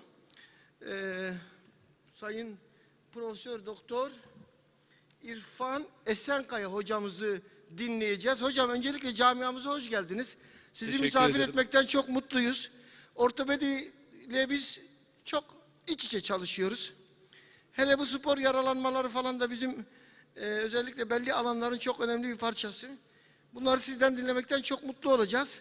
Söz sizde. Bu arada Gensenta'ya da bu aktivasyon için teşekkür ediyorum. Evet. Teşekkür ederim. Sayın Başkan, kıymetli meslektaşlarım, öncelikle bu organizasyonda beni konuşmacı olarak davet eden Acil Tıp Uzmanları Derneği'ne ve Gensenta İlaç firmasına teşekkür ederim. İyi oturumlar diliyorum. Evet, konumuz akut spor yaralanmalarına yaklaşım. Biraz kendi spor yaralanmaları tecrübelerimi de anlatacağım. Bir zaman tüneli gibi değerlendirebilirsiniz. Evet, ilk olimpiyatlar milattan önce 776, yani bu spor yaralanmaları o zamandan beri söz konusu. Bakın o zamanlarda böyle bir spor varmış. Üzerinize azgın bir boğa geliyor. Bunun boynuzlarından tutunuyorsunuz. Üzerinde takla atıyorsunuz. Ve gövdesine düştükten sonra yine toprağa düşmeniz lazım. Burada bir spor yaralanması olur mu? Bakın böyle bir şey tabii ki olimpiyatlardan kalan bir görüntü değil ama spor yaralanması deyince aklımıza gelen her türlü yaralanma olabilir. Burada gördüğünüz gibi yine koşu veya binicilik, boks, motosiklet, bisiklet, araç ve buna benzer her türlü yaralanmayı spor yaralanması olarak görmemiz mümkün. Sonu ölümle biten yaralanmalar da oluyor. Bakın bu bir gösteri dövüşü. Buradaki güreşçinin attığı tekme sonucu rakibi ne yazık ki ölmüş. Yine bizden bir sporcunun, bir tekvandocunun Mısır'daki bir müsabaka esnasındaki geçirdiği rahatsızlık sonrası ölmesi. Bakın burada çok önemli bir şey var. Hastada aslında mevcut bir kalp rahatsızlığı var. Bu kalp rahatsızlığı mindere taşınınca, tatamiye taşınınca böyle bir sıkıntıyla karşılaşılabiliyor. Bu çok sık gördüğümüz bir olay. Fitness çalıştığım dönemlerde de benim çalıştığım salondaki sporcular da ne yazık ki at serumu dahil olmak üzere pek çok serum kullanırlar. Ve işte bu da onlardan bir tanesi. Bu bildiğim kadarıyla bir tane yerine 8 tane vurdurduğu için vefat eden bir sporcu kardeşimiz. Benim spor geçmişim, eğer Cerrahpaşa'yı bilirseniz bunun karşısında bir Davutpaşa Lisesi vardır. Ben lisede öğrenciyken judo çalışmaya başladım ve o yüzden Cerrahpaşa'ya geçtim. Hakemliğim var, daha sonra saha doktorluğu yaptım. Judo ve karatede değişik dönemlerde Dünya Karate Federasyonu Sağlık Kurulu üyesi olarak çalıştım. Halen Karate Federasyonu Sağlık Kurulu Başkanıyım. Burada da anlatacaklarım saha ve salon doktorluğu, takım doktorluğu ve tabii ki sağlık kuruluşlarının acil polikliniklerindeki tedaviler. Evet, buradaki paltolu kişi benim. Yıl 1980 vefastadı. Gördüğünüz gibi elimde sadece bir beyaz sağlık çantası var. İçerisinde pamuk, tentürdiyot, alkol vesaire gibi basit malzemeler. Sedye yok. Hastayı karga tulumba kenara çıkartıyoruz. Diğeri de kafasına darbe alan bir sporcu. Üzerine çökmüşüz, hakimiyetimizi kurmuşuz, sporcuyu tedavi ediyoruz. İçinizde saha doktorluğu yapan var mı bilmiyorum ama saha doktorluğu ile acildeki hekimlik farklı. Bunu bir an evvel iyileştirip maça döndürme mecburiyetiniz var. Eğer buna çık derse, bunu hakem dışarı çıkartırsa bütün saha sizi ne yazık ki yuhlamaya başlar. Hocam Ankara Gücü'nün doktoru vardı aramızda. Geldi mi bilmiyorum. Geldi mi Togay? Gelir şimdi. Evet. Var takım doktorlarımız hocam. Ne güzel, ne güzel. Derken tabii asistanlık dönemim başladı ve yaralanmaları yayın yapmaya başladım. Sizin de aşağıdaki posterlerinizi gördüm. Benzer çalışmalar var. Bakın bir futbol yaralanması krampon darbesiyle patella kırığı oluşmuş. Hani patella kırığı oluşur mu demeyelim ama oluşmuş. Burada da gördüğünüz gibi mavi okun ucundaki kısım patella. Çünkü krampon patellanın üzerine gelince femoral sulcus'la sıkışınca ne yazık ki böyle bir kırık oluşabiliyor. Ayak bileği yaralanmaları futbolda veyahut da buna benzer spor dallarında çok fazla görülür. Acilde atlanmaması gerekiyor. Mutlaka ayak bileğinin içe inversiyonda çekilen grafisinde bu mavi okla gözüken bölgedeki yaralanmayı değerlendirmek gerekir. Çünkü her zaman aşağıdaki örnekte olduğu gibi hasta ekimozla gelmiyor. Yine bir başka futbol yaralanması, nadir bir yaralanma ama bakın birinci parmaktaki şuradaki interfalanjal eklem içerisinde bir sesamoid eklem arasındaki genişlemeden şüphelenmek lazım. Kilitlenmeye neden olmuş. Tabii bu cerrahi olarak düzeltildi ama ne yazık ki böyle vakalar gelebiliyor. Ve derken halı saha futbol yaralanması. Halı saha futbol yaralanması çok fazla karşımıza geliyor. Çünkü kişiler ısınmadan sahaya çıkıp daha 15. dakikada bir adele gerilmesi, ayak bileği burkulması veya diz travmasıyla karşımıza çıkabiliyor. Halı saha aslında sentetik elyaflı çim saha, bunun içerisinde kuvars kumu olması lazım. Ama ne yazık ki cost efektiviteden dolayı herkes bu malzemeleri kullanmıyor. Futbol yaralanmalarını burada olduğu gibi sınıflandırmak mümkün. Distorsiyon yani burkulma, fraktür, kontüzyon. Aşil tendon rüptürü birazdan size birkaç örnek vereceğim. Çünkü acilde karşınıza çok sık olarak çıkabilir ve atlanabilir vakalar. Bakın burada aşil tendon yaralanmaları. Aşil tendonu spor yapan kişilerde gördüğünüz gibi ayak bileğinin kalkaneosun üst seviyesinde önce kronik yaralanma tendinit şeklinde başlıyor ama ani travmalarla bu bölgede kopmalar ulaşabiliyor. Eskiden karate, tekvando gibi antrenmanlar direği olmadan geniş salonlarda ayna önünde yapılırdı. Tabii tekme tekniği esnasında ne yazık ki cam kesisi sonrası Acil tendonu kesisiyle çok sık olarak karşılaştık. Burada aklımızda kalması gereken hastanın öyküsünün de dışında karşınıza geldiğinde mutlaka parmak üzerinde yükselmesini istemeniz lazım. Eğer bir hasta parmak regrafisinde herhangi bir kemiksel travma yok, parmak üzerinde yükselemiyorsa Acil tendonundan mutlaka, Acil tendonu yaralanmasından mutlaka şüphelenmemiz gerekir. Öykü çok önemli. Sporcu sportif aktivite esnasında o bölgede aniden bıçak saplanır gibi bir ağrının olduğunu, bir sesin geldiğini ve müsabakaya devam edemediğini bize söyler. Bakın burada gördüğünüz gibi şu okun ucundaki normal Acil tendonunun gerginliği ama buradaki gap yani çukurluk Acil tendonunun kopmasına bağlı. O bölgede böyle bir çukurun olabileceğini bilmemiz lazım. Bu klinikte dışarıdan gördüğünüz ama bizim cerrah olarak içeride gördüğümüz Acil tendonunun rüptüre olmuş şekli. Bu son testi çok önemli. Gastreknomiusu disfleksiyondayken sıkıştırdığınızda normalde ayak bileği plantar ve dorsal fleksiyon hareketleri yapar. Ama Acil tendonunda bir lezyon, rüptür varsa bu hareketi yapamaz. Tabii burada anlatacağımız cerrahi dışı yöntemler, kısmi yırtıklarda, yaşlı hastalarda ve eşlik eden problemi olan hastalarda Acil tendonu konservatif yöntemlerle tedavi edilebiliyor. Birkaç olgudan bahsetmek istiyorum. Bir futbol yaralanması, aniden ağrı, kopma hissi, oyuna devam edememe, baldır arka alt bölümde ağrı ve parmak ucunda yükselememe. Bakın film çektiğinizde aslında kemik patoloji görmüyorsunuz ama MR çektiğinizde bu mavi ile işaretlediğim yerde Acil tendonundaki kopmayı görüyoruz. Deminki olgu bu aslında. Yine Acil tendonunun kopmuş olduğu bölgede tam topuk bölgesinde içeri doğru bir çukurcuğun olduğunu gözle görmemiz mümkün. Ne yazık ki bu hastalarda gördüğünüz gibi Acil tendonu adeta saçaklanma şeklinde, çünkü kronik travma zemininde oluşan akut bir yırtık bu. Acil tendonu böyle saçaklanma şeklinde, parçalanma şeklinde yırtılıyor. Yine bir başka olgu, bu da halı saha futbol yaralanması.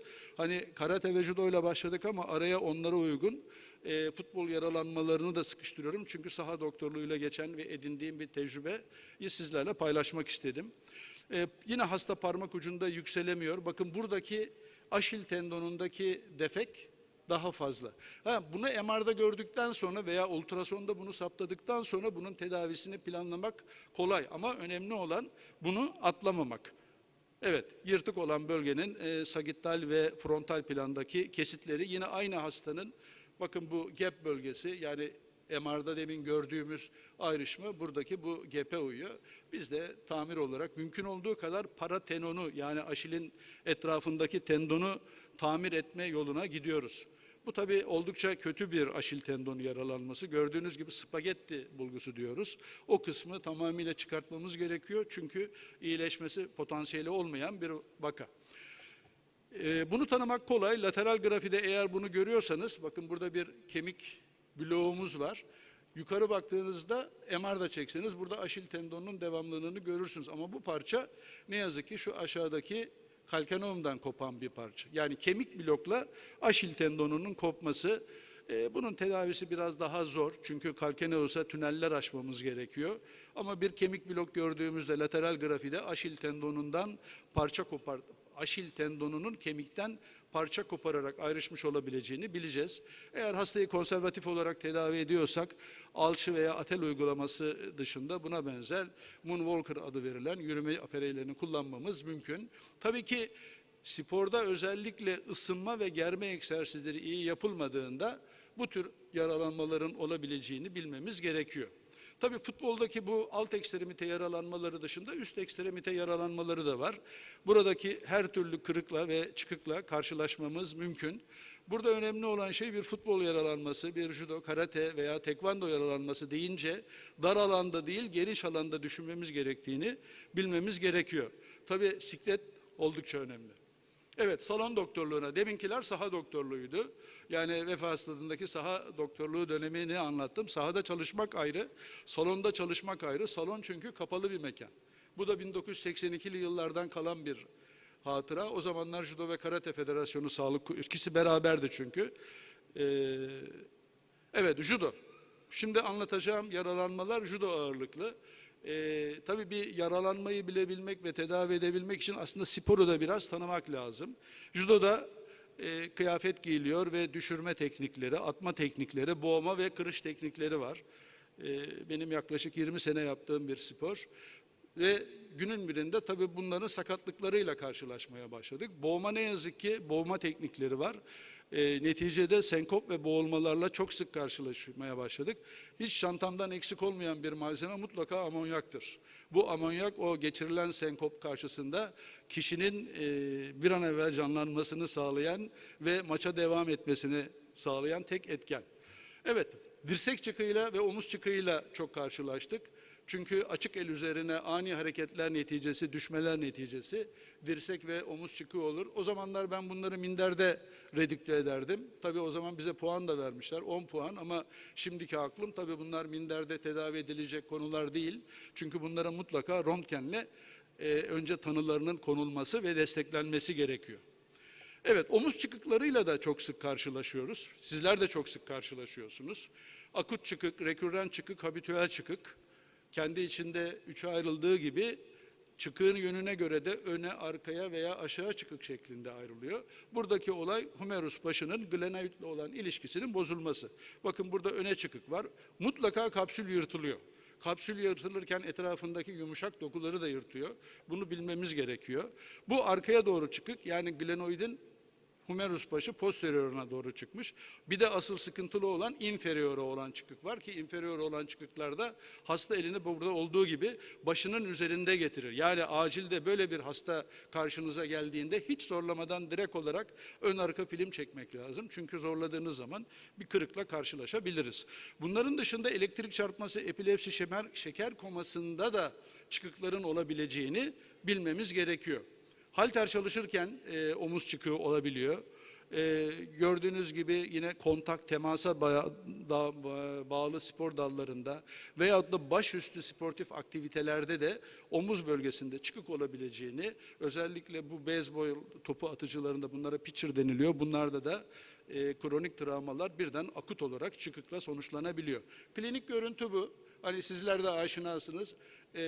Hasta elini acile bir hasta geldi, bir elini diğer eliyle destekliyor ve omzunda da bu tür bir apolet belirtisi varsa omuzunda çıkık olabileceğini düşünmemiz gerekiyor. Gördüğünüz gibi glenohumeral ilişki bozulmuş. İmkanımız varsa bilgisayarla tomografi çektireceğiz. Tabii bu arkaya çıkık. Bu düz grafideki öne çıkık, diğeri arkaya çıkık.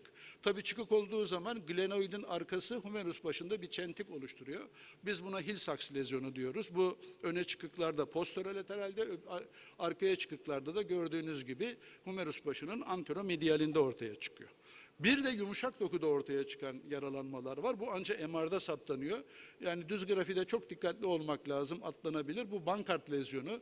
Orada kapsülün glenoide veyahut da o bölgedeki yumuşak dokunun glenoide yapışmış olduğu bölge, labrum glenoide yapıştığı yerden ayrıldığında Bankart lezyonu oluşmasına veya Bankart lezyonu olarak isimlendirilen yaralanmanın oluşmasına neden olabiliyor.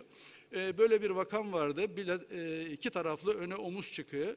Bench press çalışırken ağırlığı yukarı kaldırdığında, ağırlığı arkaya indirdiğinizde mutlaka arkanızda bir partnerin olması lazım. Eğer partnersiz çalışıyorsanız ve yüksek ağırlıkla çalışıyorsanız, omuzlarınız abduksiyon ve rotasyon eksternde aşağı doğru indiğinde omuz çıkığına neden olabiliyor. Hatta sırt üstü yatarken bench press çalışanlarda ağırlığı göğsüne veya boynuna düşürüp de ölümle sonuçlanan vakalar bile bildirilmiş. Bu vakanın sonuçları gördüğünüz gibi burada, grafileri daha doğrusu, glenohumeral ilişki hem sağda hem solda bozulmuş. Biz bunu konservatif yöntemlerle tedavi etmiştik. Hepinizin bildiği Hipokrat yöntemi, aksiller sinir yaralanması olabileceğini bileceğiz. Stimson tekniği ve çıkığı yerine koyduktan sonra, kırık yok ise yalnız tabii ki, gördüğünüz gibi buna benzer bir omuz askısı ile tedavi etmek mümkün. Ve eğer spor hayatına da belirli bir zaman sonra devam edecekse, önden bu şekilde bir pelotla baskılı bir aparey kullanmak suretiyle yavaş yavaş antrenmanlara başlayabilir. 6 haftalık bir dönem geçtikten sonra. Yine nadir de olsa acilde görebileceğiniz bir olgu biceps uzun baş rüptürü. Eğer hasta şu görüntülerle size geliyorsa, humerus uzun başının bulunduğu yerde ekimos ve bisepsi sıktığı zaman bakın böyle ortada top gibi bir çıkıntı. Burada bisepsin uzun başının rüptürü olmuş olabileceğinin aklımıza gelmiş olması gerekiyor. Evet, judoya geri dönüyoruz. Judodaki teknikler düşürme, boğma ve kırış tekniklerinden oluşuyordu. Derken günün birinde kırış tekniği sonrası bir humerus kırığı vakasıyla karşılaşmıştım. Bunların hepsi kendi vakamdır. Ama bu fibroz, yani aslında sporun vahşiliğinden kaynaklanan bir olay değil bu.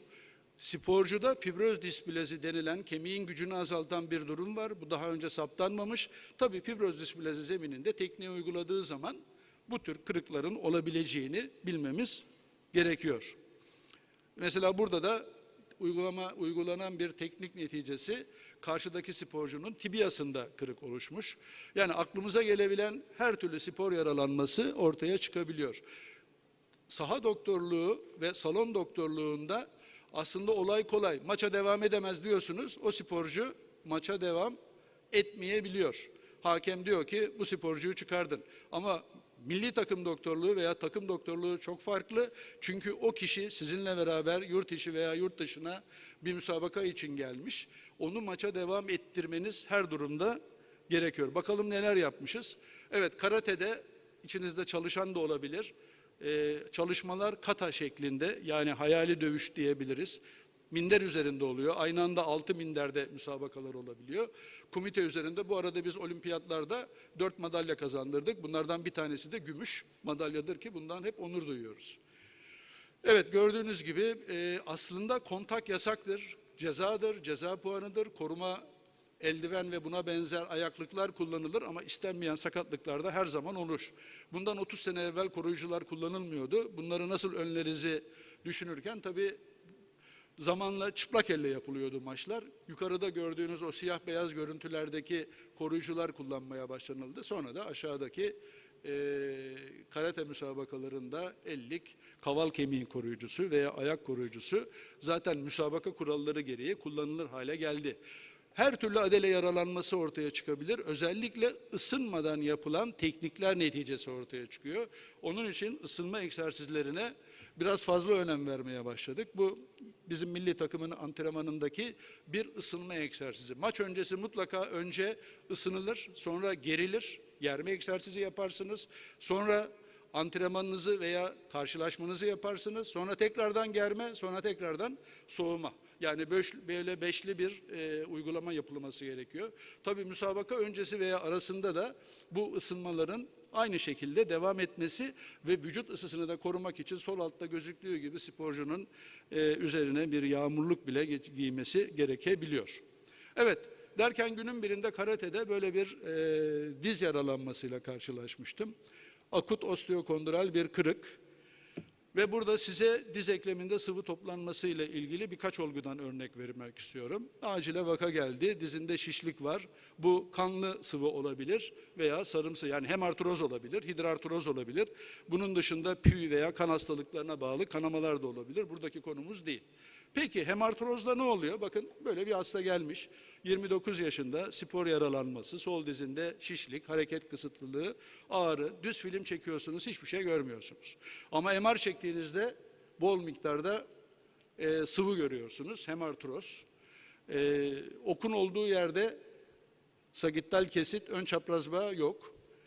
Demek ki bir ön çapraz bağ yaralanması olabileceğini biliyorsunuz. Frontal kesitte de yine ön çapraz bağı bu şekilde değerlendirmeniz mümkün. Fonksiyon yaptık. İşte aşağı yukarı 60-70 cc kanlı mayi geldi. Bu hastadaki tanı ön çapraz bağ yırtığı, iç menisküste yaralanma. Yani burada verilmek istenen mesaj şu: eğer ponksiyon yaptınız, hemartroz geldiyse bu hastada bir menisküs yaralanması veya bir ön çapraz bağ yaralanması olabileceğini bilmemiz gerekir. Bu diz protezinden alınan bir görüntü. Hani biraz da işte dış menisküs, iç menisküs ve şurada da ön çapraz bağ, ama mouse'la istediğim gibi size gösteremiyorum. Şu ön çapraz bağımız, bu dış menisküsümüz zaten benden tarafta, diğeri de iç menisküs, portakal dilimi şeklinde. Çünkü menisküslerin kendi içerisinde üçe ayrıldığını bilmemiz gerekiyor. En iç kısım beyaz beyaz zon olarak geçiyor ve buranın beslenmesi, damarlanması yok. Yani burası yırtılsa bile kanama olmaz. Orta bölge, 1/3 orta bölgesinin dış kısmı beslenir ama merkeze yakın kısmı yine beslenmez. Kırmızı beyaz bölgedir. Ama en son dıştaki kısım, kapsüle yakın olan kısım aynen portakal dilimi gibidir. Orası kanamalı ve beslenmeli olan bir bölgedir. Demek ki bir hemartrozla karşılaştığımızda eğer kapsüle yakın kısımda yırtık olduysa diz içerisinde de böyle bir yaralanmadan şüphe edip ona uygun MR çekilmesi gerektiğini bileceğiz. Tabii ponksiyon yapıyoruz, soğuk uygulama yapıyoruz. Kısa süreli soğuk uygulama, elastik bandaj, elevasyon, istirahat, ağrı kesici, non-steroid, anti-enflamatuar ilaçlar. Tabii bunların da yan etkilerini gözeterek vereceğiz. Peki bu ne? Bu hastaya birisi buz tedavisi vermiş ama buz tedavisi o kadar hoşuna gitmiş ki 45 dakika uygulamış, buz yanığı bu. Onun için ben hastalarıma özellikle söylüyorum, 10 dakikayı geçirme, araya mutlaka bir patiska, havlu değil. Patiska gibi ince bir havlu, çünkü soğuğu geçirtmiyor. Bu buz yanığı, bunun tedavisi dizin hemartrozundan, hidrartrozundan daha zor. Yani o yüzden buna da dikkat etmek lazım. Hukuki problemlerle de karşılaşabiliriz. Evet, bu bir başka hasta. Yine bakın, bu hastanın dizinde genu valgum var. Bize 16 yaşında, sol dizinde şişlik, dizini açıp kapayamıyor. Diz kapağının girip çıktığını ifade ediyor. Bu anamnez çok önemli. Genu valgumu göstermek için gösterdim. Genu valgumu olan kişilerde patellada çıkık olabileceğini bilmemiz gerekiyor. Düz grafilerine baktığınızda çok fazla bir şey yok ama yine MR'ını ve bilgisayarlı tomografisini çektiğimizde bakın şurada medial tarafta ve her ikisinde bilgisayar tarafta, tomografide bir düzensizlik olduğunu göreceğiz. Ne olabilir bu? İşte 3 boyutlu BT çekildiği zaman o patelladan kopan osteokondral fragmanları mavi okun ucunda görüyoruz. Ameliyattaki görüntüsü de bu. Bazı grafilerin özellikle hani sizin bunu görme şansınız olmayabilir diyerekten kendi vakalarım olduğu için o vakanın ameliyat esnasındaki görüntüsü patelladan gördüğünüz gibi bakın burada bir parça kopmuş. Osteokondral. Yani hem kıkırdak hem kemik. Sadece kondrol olsaydı onun tedavisi daha zor ama osteokondral olunca kemiğin kemiğe tutunması daha kolay. Gördüğünüz gibi yine burada emilebilir pinlerle, tabii açık yöntemle tedavi ettiğimiz bir hasta. Demek ki diz ekleminde kanlı sıvı toplandığında ön çapraz bağ yaralanması, menisküsün kapsüle yakın kısmında, damardan beslenen kısmında yırtılma olabileceği veya kırık olabileceğini bileceğiz. Ancak kırık olan olgularda hemartroz mayinin içerisinde yağ globüllerine bakacağız. Eğer bir hemartroz mayi içerisinde yağ globülü varsa burada bir kırık, yani kemik kanalından, medüller kanalından gelen, spongöz kemikten gelen kanama olacağını bileceğiz. Bu hidrartrozu da burada kısa olarak vermek istedim. Bu da 22 yaşında, bir haftadır dizinde ağrı şikayetiyle geldi. Bakın burada yine dizinin içerisinde mayi artışını görüyoruz. Romatizmal tetkikleri negatif, enfeksiyon, hani konumuz akut spor yaralanmalar ama alışılmışın üzerinde bir uzun yol yürüme öyküsü var. Yine bu hastaya ponksiyon yapıyoruz, soğuk uyguluyoruz, elastik bandaj vesaire. Gelen mayi bu, diğerinden farklı. Hemartroz olduğu zaman ön çapraz bağ, menisküs yırtığı veya osteokondral kırıktan şüphelenirken böyle bir mayi, bunun tabii şeffaf olması lazım. Eğer içerisinde pürülan özellikle görünüm varsa onun tedavisi farklı. Böyle bir vaka uzun yol yürüme neticesinde ortaya çıkabileceğini bilmemiz gerekiyor. Evet, yine karate müsabakalarına dönelim. Eskiden çıplak elle yapılan ve korumanın veyahut da koruyucuların az kullanıldığı dönemde burada gördüğünüz her türlü yaralanmaları görmemiz mümkündü. Özellikle işte yumruk, tekme, düşme neticesi kırık dahil olmak üzere, kontüzyon, laserasyon dahil olmak üzere baş, göğüs veyahut da boyun bölgesinde yaralanmalar olur. Karatede yüze vuruş yasak. Yüze vuruş kesin olarak ceza. Ama kontrolsüz ataklar neticesi istenmeyen yaralanmalar olabiliyor. Üzerinize atlet olduğunu düşünün. Atletin bulunduğu yere vurmak puan getiriyor. Kasık bölgesine veya bacak bölgesinde direkt olarak darbelerde yine cezai puan gerektiriyor. Ama bakın burada 1987'de böyle bir karate yaralanması gelmişti. Olur mu? Ön kol çift kırığı bloke ederken olmuş. Ve aradan yıllar geçti. 2009'da bir Avrupa Şampiyonası'nda bizim sporculardan bir tanesi blok ederken ön kolu kırıldı. Şimdi siz takım doktorusunuz ve bu umut vadeden bir sporcu. Ne yapacaksınız? Tabii ki maça devam ettirdik ve bu çocuk, bakın şuradaki görüntüsü de hem madalyası var hem de alçısı var. Ama kırığı maça devam etmeye müsait bir kırıktı.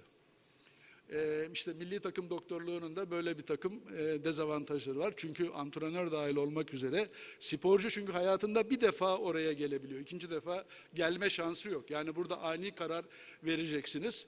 Eskiden ben tatamiye çıkar müdahaleyi orada yapardım. Bu olaydan sonra tatamiye çıkışımızı yasakladılar tabii. Sadece kenardan izlettirdiler. Evet, böyle bir anı. Ama madalyası da boynunda gördüğünüz gibi kardeşim de çok mutlu. Bu kişisel verileri koruma kanunu gereği bazı kişilerin yüzlerini kararttım. Özellikle yaralanan kişileri ama diğerlerini zaten ben çektiğim için fotoğrafını bana çektirmeyi kabul ettiğine göre sizle paylaşabilirim diye düşünüyorum. Evet, gördüğünüz gibi yine yüze gelen darbeler neticesi göz çevresinde ekimoz olabiliyor. Bu 18 yaş altında şimdi kullanılmıyor. Böyle bir yüz maskesi vardı ama buraya da darbe alınca yine yüzde gördüğünüz mor artılar olabiliyor. Tabii bunlara da yüz bölgesine göze gelmeyen, göze isabet etmeyen buz uygulaması yapmamız mümkün. Elinizde daima buz olması gerekiyor. Bu buz dondurulmuş bir su pet şişesi de olabilir. Zaten müsabaka salonlarının hepsinde bu paket buzlardan var. Aşağıdaki sıktığınız zaman kimyasal olarak çevreye soğuk veren bir oluşum. Şimdi sporcunuz geliyor diyor ki benim ayaklarım şişti, maça çıkmam lazım, ne yapmam lazım? Hastanede olsanız dersiniz ki şu ilacı kullanın, 10 gün üzerine yük vermeyin ama bu kişi maça çıkması gerekiyor. Emla diye bir krem keşfetmiştim. Bunun içerisinde hani ilaç ismi vermek doğru değil ama lidokain var. Ve bu kişi şampiyon oldu. Bu sefer arkasından bir başka sporcu geldi. O da benden bu kremden istedi. Zannetti ki keramet kremde değil tabii. Keramet sporcuda. Ama maça çıkacak olan kişinin ağrısını o an gidermeniz gerekiyor. Sol taraftaki görüntü alıntıdır. Kürekçilerde de bu kürek çekme neticesi ellerinde su dolu böyle kesecikler oluşabiliyor. Her ne kadar yüze vuruş yasaksa da gördüğünüz gibi bu tür yaralanmalar olabiliyor. Aslında dişlik kullanılıyor. Ama buna rağmen dudak yaralanması veya diş bölgesi yaralanması olabilir. Adrenalin emdirilmiş tamponlar var veyahut da burada sigara izmariti gibi aşağıda görüyorsunuz. Bunlar mutlaka sağlık çantasında bulunması gerekiyor veya ksilokain içeren, lidokain içeren anestezik maddelerinizin yanınızda olması gerekiyor. Süreniz birkaç dakika, bunun dudağını dikip maça çıkartmanız gerekiyor. Evet, takım doktorluğunu o yüzden ayırmıştım. Günün birinde bir mandibula kırığı geldi. Evet, yasak hareket, yüze vuruş yasak ama mandibula kırığı oluşabiliyor. Sonradan araştırmalarım sonucu gördüm ki eğer sporcunun dişin bir tarafında dişinde olmayan bir diş daha doğrusu karşı taraftan darbe aldığı zaman o tarafta kırığa neden olabiliyor. Ve 5. metakar boyun kırıklarına burada değinmek istiyorum. Boksör kırığı veya yumruk kırığı olarak geçiyor. Acile gelen 5. metakar boynu kırığı gördüğünüz hasta %99.9 yumruk vurma neticesidir. Düşme neticesi asla ve asla değildir. Bu aklınızda olsun. Eğer düştüm, vurdum, çarptım diyorsa yalan söylüyordur. %99.9. %100 diyeceğim de 0.1'lik bir açık bırakmak istedim. Evet, gördüğünüz gibi orada 5. metatarsın boynu deplase olmuş. Yanlış yumruk vurma neticesi. Çünkü yumruğu vururken normalde 2 ve 3 ile vurmak lazım ama 4 ve 5 ile vurduğunuzda o bölgede kırık oluşabiliyor.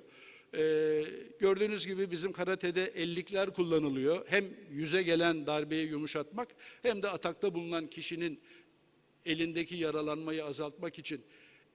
En kötü yaralanma, şimdi sizle konuşurken aklıma geldi, çıplak elle yapılırken insan dişiyle oluşan yaralanma. Oradaki saprofitler ne yazık ki osteomiyelite bile neden olabiliyor. Yani bir yumruk yaralanması neticesi karşı tarafın dişi yumruk atanın elinde yaralanmaya neden olursa arkasından osteomiyelit gelişebileceğini hatırlamamız gerekiyor. Evet, boksör kırığında gördüğünüz gibi 5. metatarsta olması gereken çıkıntı yok. Bu da kendi vakamız. Yine o bölgede deplasmanı görüyorsunuz. Cerrahi veya cerrahi dışı yöntemler uygulanıyor. Genellikle bu tür hastalarda biz hastaya sigara içmemesini öneriyoruz. Çünkü sigara kırık iyileşmesini olumsuz olarak etkiliyor. Değişik alçı yöntemleri var. Yine böyle benzer kırığı olan bir sporcumuzla yine yurt dışındayız ama bunu da maça çıkartmamız lazım. Gördüğünüz gibi bir elinde eldiven, diğer elinde kırık. Antrenmandan da geri kalmaması lazım bu kişinin. Tabii süresi dolunca bakın gördüğünüz gibi alçısını çıkartmışız. Maça da çıkar, hazırlar hale getirmişiz. O yüzden takım doktorluğu çok zordur. Salon ve saha doktorluğuna benzemez.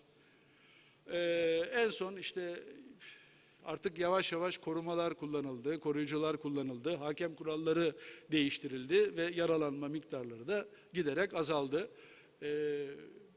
Bu da bir mutlu anımız. Maçtan sonra Karate Federasyonu Başkanı'nı havaya atmışlar. Tabii düşse ne olacağını kimse hesaplayamıyor. Ama bu vesileyle ne yazık ki Nisan ayında bir maç neticesi Covid'den dolayı kurtarılamadı. Kaybettik hem kendisini hem de Covid'den aramızdan ayrılan meslektaşlarımızı bu vesileyle rahmetle anıyor. Evet, sporcularda boyun ağrıları, güreş yaralanmaları çok fazla. 17 yaşında salto atarken düşünün 17 yaşında bir çocuk boynundaki intervertebral diskler neredeyse bulging'in bir adım daha ötesinde. Her yaşta görülebiliyor ama özellikle salto türü yani boynunu kullanarak spor yapan kişilerde futbolcular dahil olmak üzere kafa topuna vurma neticesi bu bölgede başlangıçta miyofasiyal ağrılar ama ileride fıtığa kadar gidebilen yaralanmalar oluşabiliyor. Burada da işte bu yaralanmanın görülebildiği spor dallarından bahsettik. Gördüğünüz gibi omuriliğe çoklu seviyede bulging henüz nörolojik defisit yapmamış ama ileride nörolojik defisite aday bir sporcumuz. Evet, salto tekniği. Yine bu da fitness çalışırken tabii bu aslında akut bir olay değil. Kronik zeminde gelişen bir olay. Fitness çalışan hastalara benim tavsiyem hiçbir zaman bench press'te ağırlığı aksiyel istikamette yani omurganın aksiyel istikametinde uygulamayın diyorum. Yani kompresyon olmaması lazım. Yatarak çalışabilir. Yani göğüs çalışabilir ama army chair denilen yukarıdan aşağı ağırlık çekme veyahut da yukarıdan aşağıya ağırlığın geldiği bütün aktiviteler o bölgede sıkışmaya neden olabilir. Yine tabii uzun süre masa başında oturan hani günümüzün konusu değil ama uzun süre masa başında oturan kişilerde de bu tür şikayetler olabiliyor. Tedaviler nonsteroid antiinflamatuarlar, kas gevşeticiler, termoforlar, enjeksiyonlar vesaire. Travmada mutlaka bir enflamasyon oluyor. Hastanın bize gelişi ağrı, spazm, hareket kısıtlılığı ve bizim bunu tedavi etmemiz lazım. Ne yapıyoruz? Enflamasyona antiinflamatuar, spazmın giderilmesi için spazmodik ilaçlar.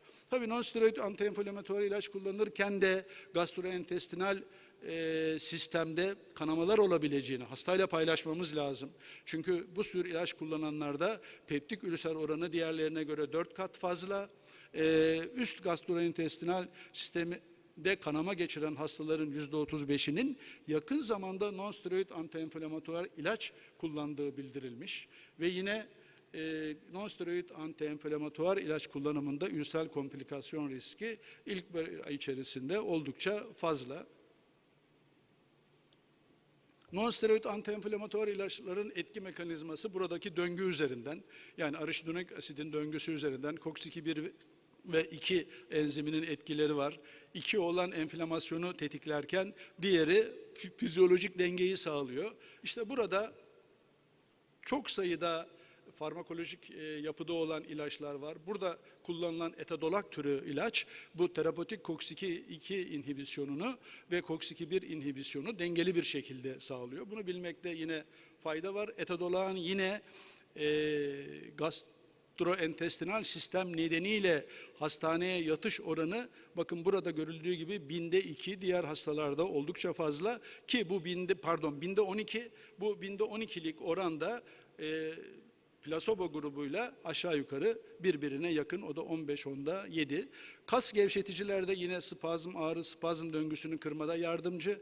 Bunların etkileri santral sistemi üzerinden veya periferik olarak, ama santral sistem üzerinden etkisi olanlarda sedasyon da söz konusu olduğunda özellikle yaşlılarda düşmelerin olabileceğini ve araç kullanırken dikkat dağınıklığı olabileceğini de bilmemiz gerekiyor. Demin de bahsettiğimiz bu akut bel ve boyun ağrılarında kısa süreli kullanımda öneriliyor. Evet, tiokolşikosit yani miyoleksan olarak da santral etkili bir kas gevşetici olup analjezik ve antiinflamatuar özelliğe sahip, ortopedik, travmatolojik ve romatizmal hastalıklarıyla ağrılı kas spazmının tedavisinde kullanılıyor. Yine yapılan bir çalışmada tiokolşikositin etkisinin sedasyona sebep olmadan gösterdiği belirlenmiş.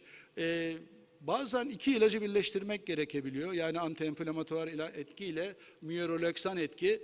Düşünün, hasta geldi, 2 tane ilaç yazdınız. Bu 2 ilacı alıp almadığını takip bile edemiyorsunuz. Halbuki 2 farmakolojik yapı tek ilaç içinde toplanabilirse ve etkili olabilirse tabii bunu güvenle kullanmak mümkün olabiliyor. İdeal bir takım kombinasyonlar var. O kombinasyonlar burada dozlarıyla belirtilmiş durumda. Eğer etodolak 300-400 mg etodolakla 8 mg tiokolşikosidi birleştirirseniz oldukça etkili bir kombinasyonla karşılaşırsınız. Demek ki burada hastaya verdiğimiz ilacın mümkün olduğu kadar az sayıda olması ama etkin olması. Tabii bir diğeri de hasta soruyor, ne zaman ağrım geçecek? Çünkü günlerdir boynu ağrıyor değil mi? Hemen ağrısının ilk ilaçtan sonra geçmesini istiyor. İşte etodolağın etkisi diğerlerine göre 0-10'da yani yarım saat içerisinde analjezik etkisinin başlaması, 6 ile 12 saat etkisinin devam etmesi. Demek ki buradaki dozu ona göre ayarlamak lazım. Yine tiokolşikositin de etkisinin 12 saat sürmesi ve kullanım önerisi dozunun da 12 saat olduğu için 2x1 olması gerektiğini bilmemiz gerekiyor. Evet, bu iki sihirli kombinasyonu kendisinde toplayan etotio da 400 mg'lık etodolak ve 8 mg tiokolşikosit kombinasyonu söz konusu. Ağrılı kas spazmlarının semptomatik tedavisinde, vertebral kolonun ağrılı sendromlarında, travma sonrası ve postoperatif olgularda, eklem dışı romatizmalarda ve osteoartritlerde başarıyla kullanılabiliyor. Listeyi gördüğümde bugün borç sınavı olduğunuzu gördüm. Yanılmıyorsam borç sınavına girecek olan meslektaşlarımla da şimdiden başarılar dilerim. İki tane sorumuz var. Sizlerden ricamız, cep telefonuyla bu barkodu taradıktan sonra 2 soruya hızlı bir şekilde cevap vermeniz. Yani son 2 slaytımız. Ama cep telefonlarının kamera kısmıyla bunu taradığınızda, ben de nasıl olduğunu bilmiyordum, biraz önce öğrendim. Bu tür teknolojilerden biraz uzak biriyim. Hani omuzu minderde takmasını bilirim ama bu biraz beni aşan bir konu. Cep telefonunuzun kamera kısmıyla bunu taradığınızda 2 tane basit sorumuz var. Evet. Hop, nereye gitti sorular? Öyle. Ha, tamam. Çok özür dilerim. Çok teşekkürler Sayın Hocam, çok teşekkürler. Harika bir sunumdu. 6 dakikalık bir süremiz var, 6,5 dakika. Evet, hocamızı bu kongrede misafir etmekten çok mutlu olduk. Gen Center firmasına da ayrıca teşekkür ediyorum. Ben sürenin yetmeyeceğini düşünerek hocam biraz kısa olabilir mi demiştim ama o kadar zevkli bir anlatım oldu ki sürenin nasıl geçtiğini bilemedik. Ve bizim için de çok önemli bir konu. Çünkü dediğim gibi takım doktorlarımız da var hocam arada. Bu işe gitmek isteyenler de var. Bir soru, bir iki tane belki alabiliriz. Tartışılacak bir konu da. Evet Tokay, sen geldin madem. Bunlar iyi para kazanıyor mu? Ne diyorsun? Tabii bazı söylediklerim aramızda. Çünkü sakatlanan bir sporcuyu maça devam ettirmek hukuksal olarak da problem olabilir. Ama dediğim gibi spor yaptıysanız oraya hayatınızda bir defa gelebilirsiniz. 2. defa gelme şansınız yok. Ben daha başka yaptığım şeyleri buraya koymadım. Koysam zaten burada görüntülü ve sesli olarak anlatmamız mümkün değil. Buyurun. Öncelikle kendimi tanıtayım. Ben Ufuk Üniversitesi Doktor Rıdvan Ege Eğitim Araştırma Hastanesi Acil Tıp Kliniğinden doçent doktor Togay Evrin. Yaklaşık 12 senedir hocam Ankara'da Ankara Gücü, Ankara Spor, Osmanlı Spor, Türk futbol takımları, Türk Telekom A takım seviyesinde basketbol takımında çalıştım, takım doktorluğu yaptım. Başar hocam para kazanıyor muyuz dedi. Hani bu işe para olarak bakınca gerçekten stresli, amatörce bakmak daha keyifli ve güzel olanı oldu. Kendi adıma. Aynı zamanda da sporcu sağlığı merkezim var. 1,5 senedir işletmesini yaptım. Bir acil tıp uzmanı olarak takım doktorluğu yapan 12 senedir bir acil tıp kongresinde böyle bir sunuyu görmek, sizlerden dinlemek gerçekten benim için mutluluk verici oldu.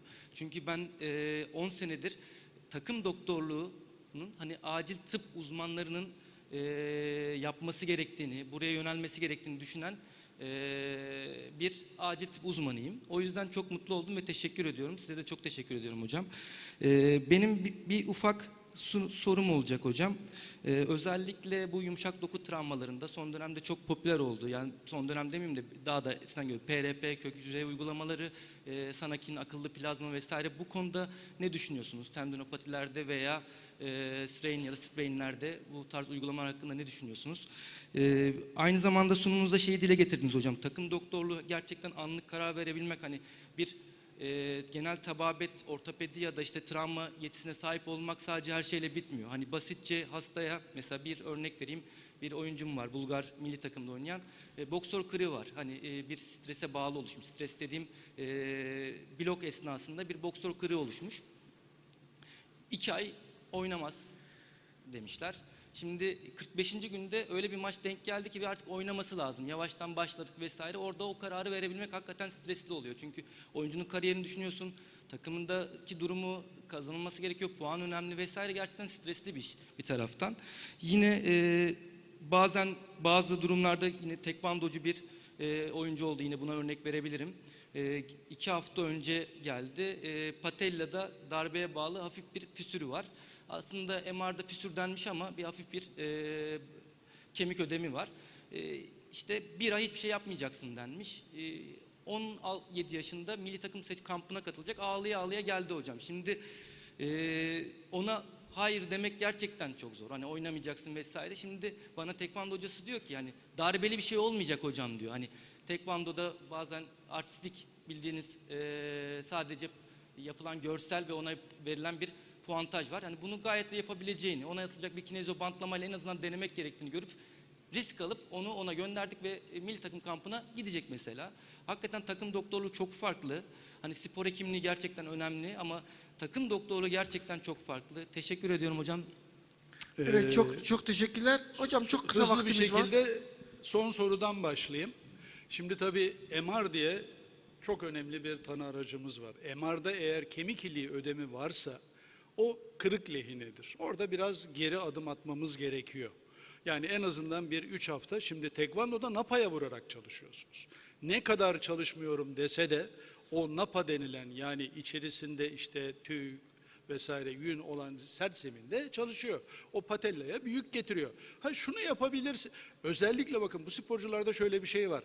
Darbe attığı ayaktan ziyade, şimdi atıyorum kırık sol tarafta. Sol ayak yerdeyken üzerinde dönerek yaptığı teknikler daha tehlikeli. Yani onun sorumluluğunu biz alamayız. Çünkü ona şu mesajı vereceğiz. Bu uzun mesafeli koşudur. Yani biz onu 3 hafta istirahat ettirdiğimizde, adelelerini izometrik egzersiz vesaireyle güçlendirdiğimizde ileride daha büyük verim alırız. Ha o maçta olsa ne yapardı? Onu maça çıkartırım. Ama ikisi çok farklı. O da deplese kırık olmaması kaydıyla. Zaten deminki ön kol kırığıyla bu çok farklı bir olay tabii. Ama MR mutlaka çekilmesi lazım. MR'daki kemik iliği ödemi bizim için çok önemli bir yol gösterici. Kemik iliği ödemi gördüğümüz yerde biz geri adım atıyoruz ne yazık ki. PRP'yi çok kullanmıyorum ama PRP'nin zaten biliyorsunuz yurt dışında bununla ilgili çok olumlu şeyler söylenmiyor. Biz PRP'yi nerede kullanırız? Atıyorum grade 1-2 osteokondral lezyonu olan hastalarda veyahut da işte tendinopati türü olan olaylarda, akut hiçbir olayda kullanmadı. Akut olaylarda biz kullanmıyoruz ama şimdi fizyoterapist arkadaşlar var. Onlar kullanabiliyorlar. Hatta ozonlusunu vesairesini kullananlar da var. Yani bununla ilgili ortopedi olarak kullanmadı veya en azından ben birey olarak kullanmıyorum. Onu söyleyeyim.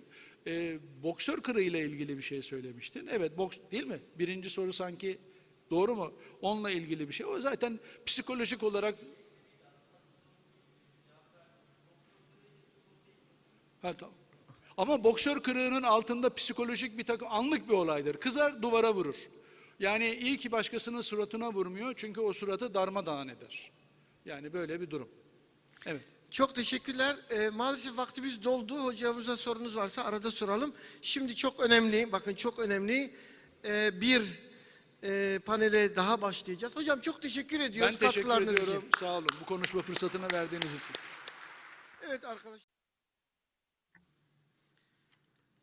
Hi everyone, thank you for coming. Sorry? Vincent first, okay. So we're starting with Professor Jean-Louis Vincent.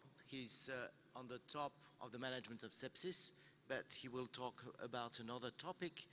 He's from Belgium and it's a real privilege to have him in this EPAT Congress.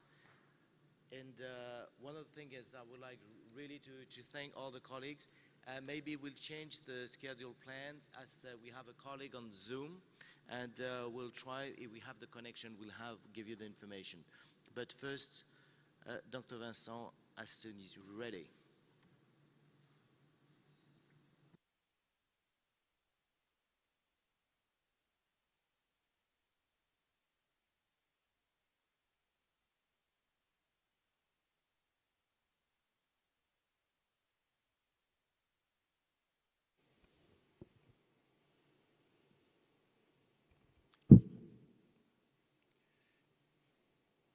So thank you very much indeed. Once again, it's a pleasure to be here. And it is my real pleasure to discuss what we have learned globally and what we could have done better. But that's about the same question. Where are we now in relation to where we were 2 years ago? There is a lot to say, and I could go through these elements one by one. But we preferred to present them in a short article using 4 P letters: preparation, progress, personalization, prioritization.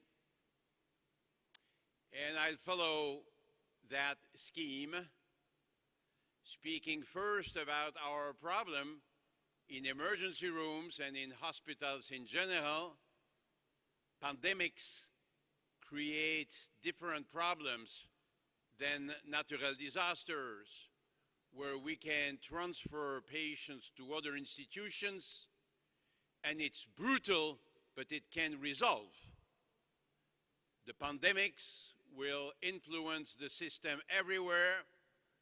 It will not resolve so quickly, and the personnel will be concerned.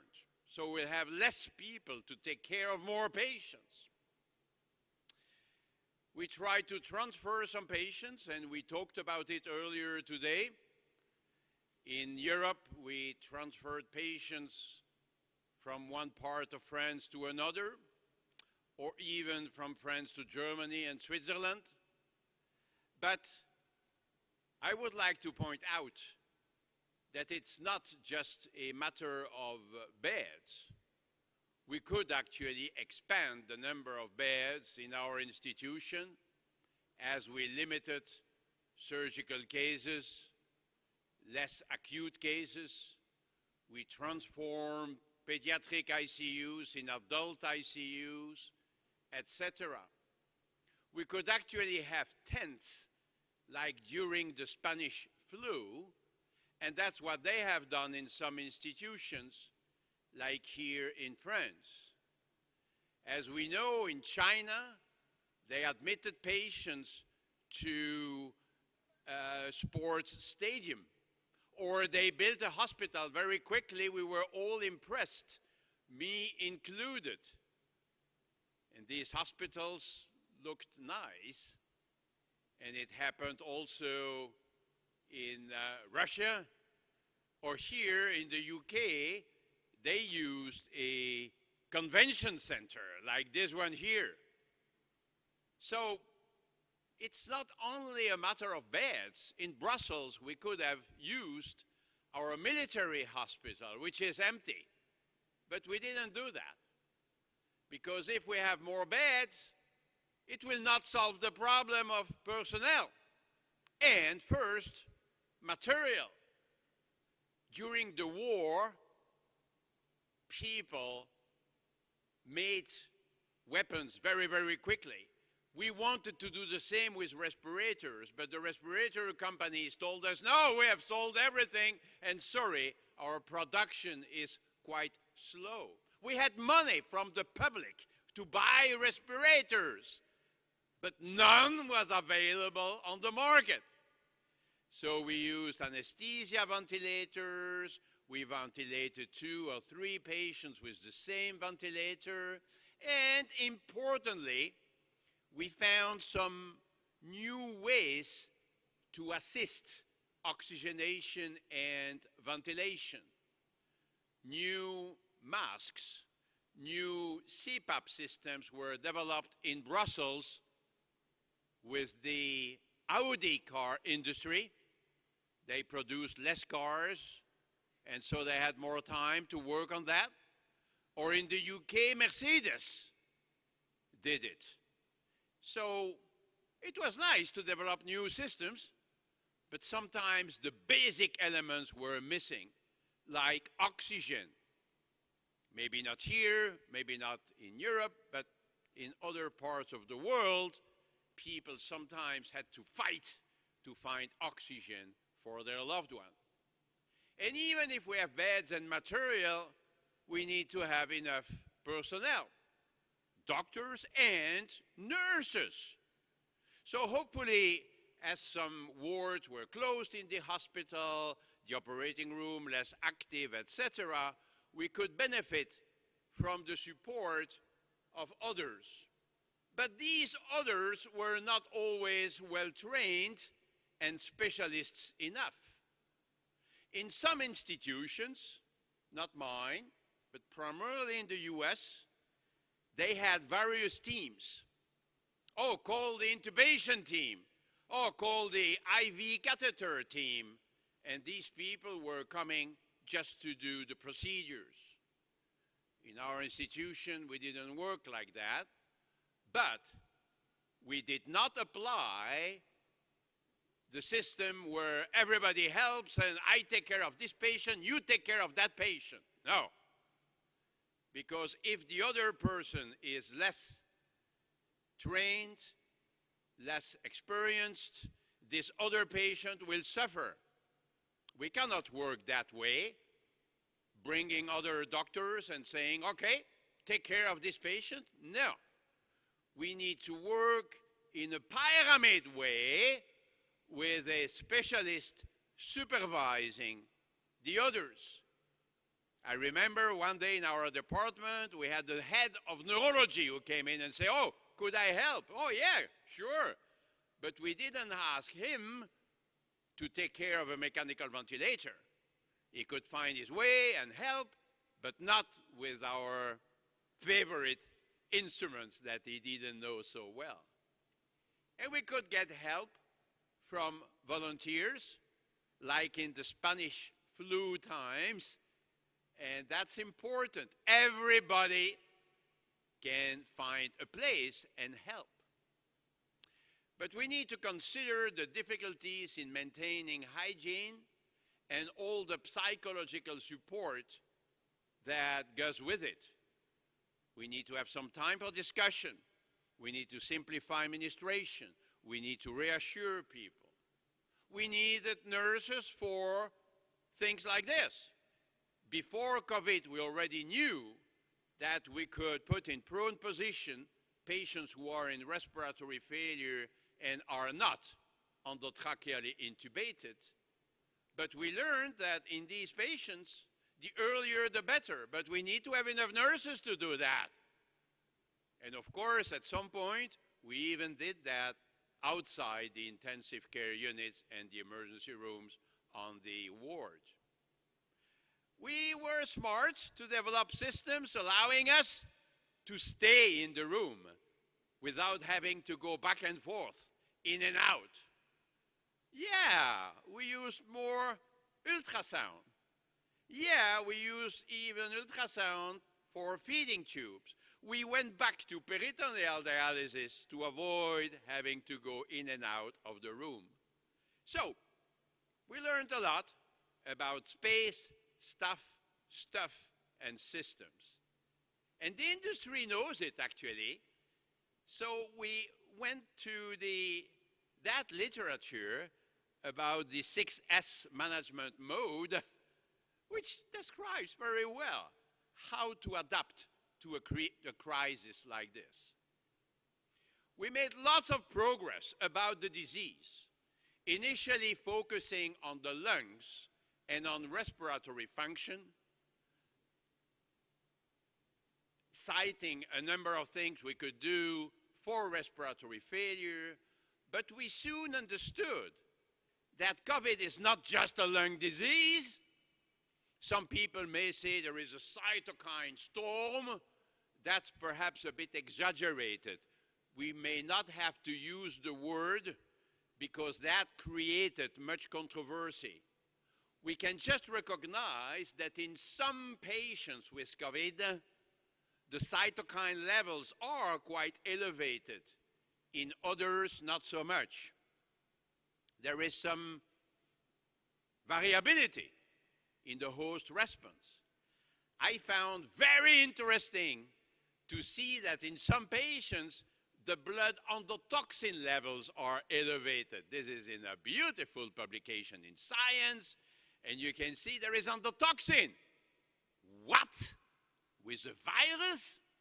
Yes, indeed. Probably coming from the gut. But there is a direct relationship between endotoxin levels and cytokine levels. Isn't it interesting? So, actually, it goes back to a similar condition as in bacterial sepsis. And it's not just a cytokine storm, because the immunological alterations are much more complex and deeper than that. So we could speak about the viral sepsis. That's what we learned. We and others showed at autopsy that we can find viruses in virtually every organ. So according to our consensus from a few years ago, yeah, we can speak about viral sepsis. Sepsis is the organ dysfunction associated with an infection. It doesn't mean it's necessarily a bacterial infection. So COVID-19 is all about sepsis, and we know that there is a significant coagulopathy, endotheliopathy associated with it. So this has been very interesting to look at the endothelium and how the endothelium can be central to the disease. Therapeutic anticoagulation in critically ill has not helped. If you like, our review paper here will come out in the Lancet very soon, where we discuss the use of anticoagulation in this disease. We could even consider inhaled heparin if the lung process is predominant. So, unfortunately, when we go to specific treatment, we have not been very good, and we need to recognize that. The hydroxychloroquine, in particular, created a lot of trouble because Professor Raoult in Marseille claimed that they had the treatment based on a very small study. So from the very beginning in the Lancet here, we said, no, don't do that. Keep the anti-malarial drug for its primary use or for some rheumatoid disease, but not for COVID.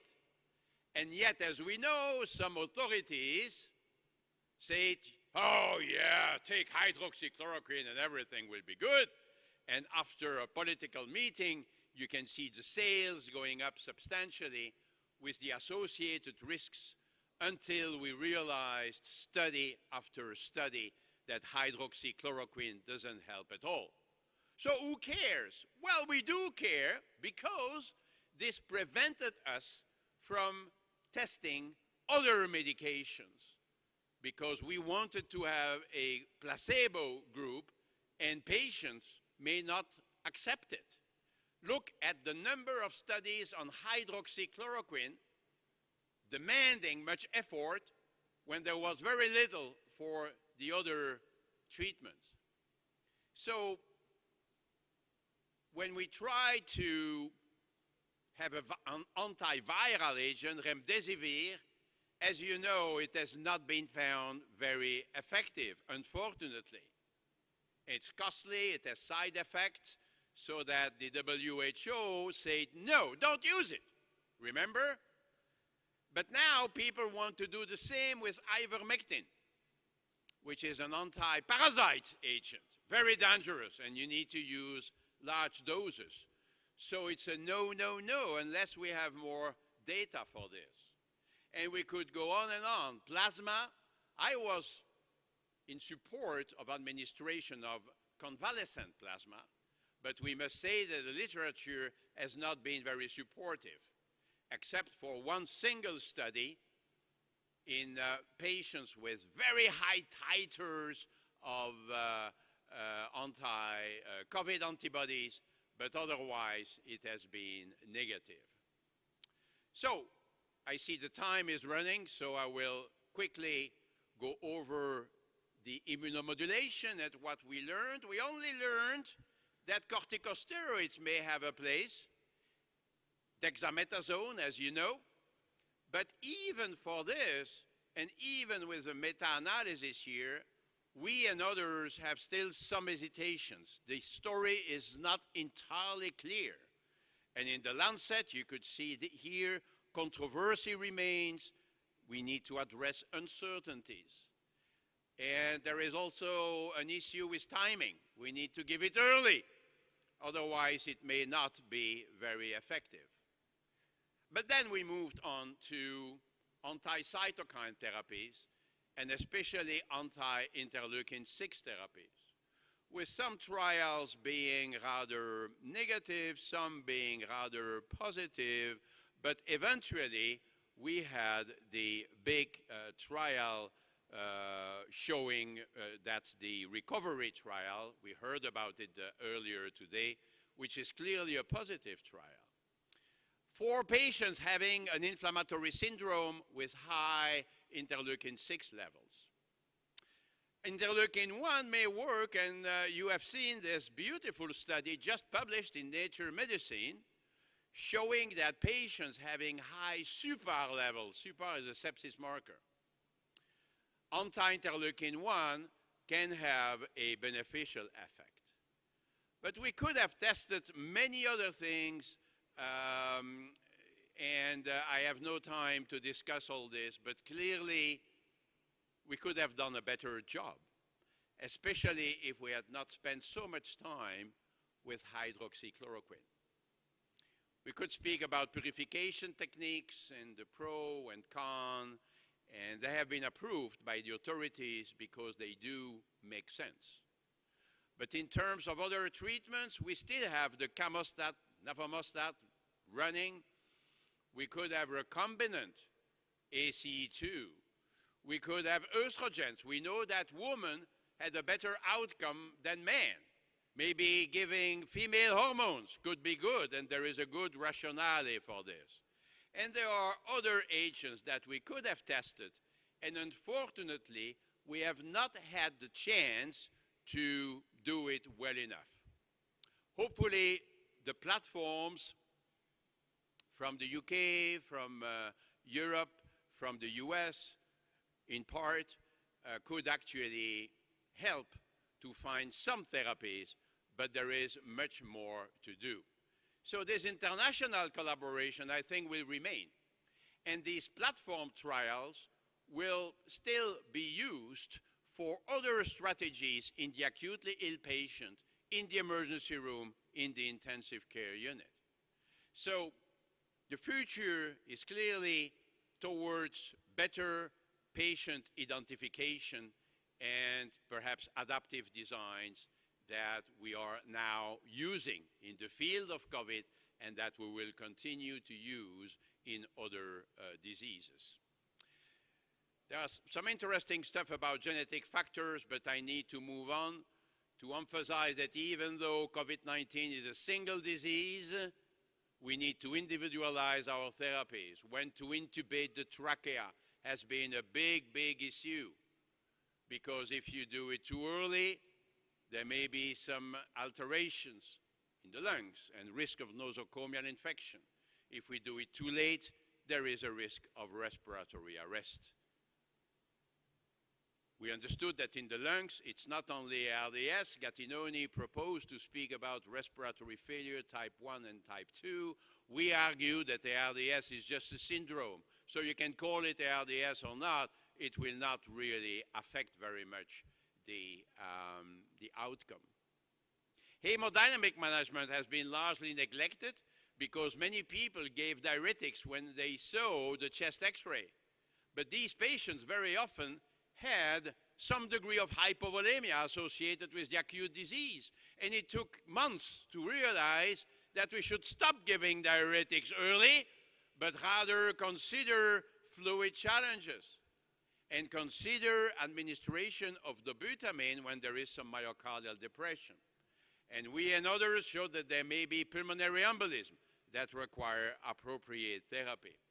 And finally, there may be a distributive defect associated with sepsis. The last thing is, for the last minute, because I think I am over time, prioritization. Of course, in usual times, we can already lack ICU beds.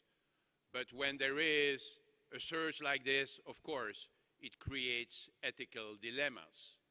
We should always use adapted therapy, proportionality of care. We should not start mechanical ventilation in elderly patients, in patients with severe comorbidities. No way.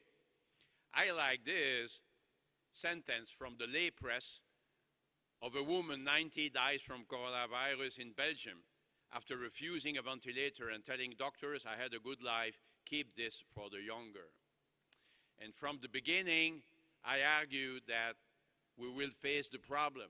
Even if we can expand the number of beds, we will not have enough facilities for everybody. So that's what we call distributive justice. And in this context, we need to have appropriate triage. And even with appropriate triage, we need to consider that the ICU is never totally full. Never! Because otherwise it will be the rule of the first come, first served. People arriving earlier would have better chances. And this is clearly unacceptable. So we need to revisit the occupation of the intensive care unit and make actually sometimes some difficult choices. And the rule of lottery has absolutely no application either. It's not 2 patients for 1 bed. It's much more complicated than that. So finally, the psychological support we learned the importance of team decisions. And of course, there are many decisions to be made. Why would patients die of COVID-19? That's the question I raised in the Lancet here, saying, you know, we can start mechanical ventilation. Doesn't work, we could start ECMO.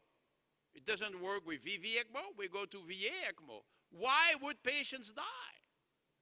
Sometimes we cannot start ECMO because the use of ECMO here may prevent appropriate care for the next patient.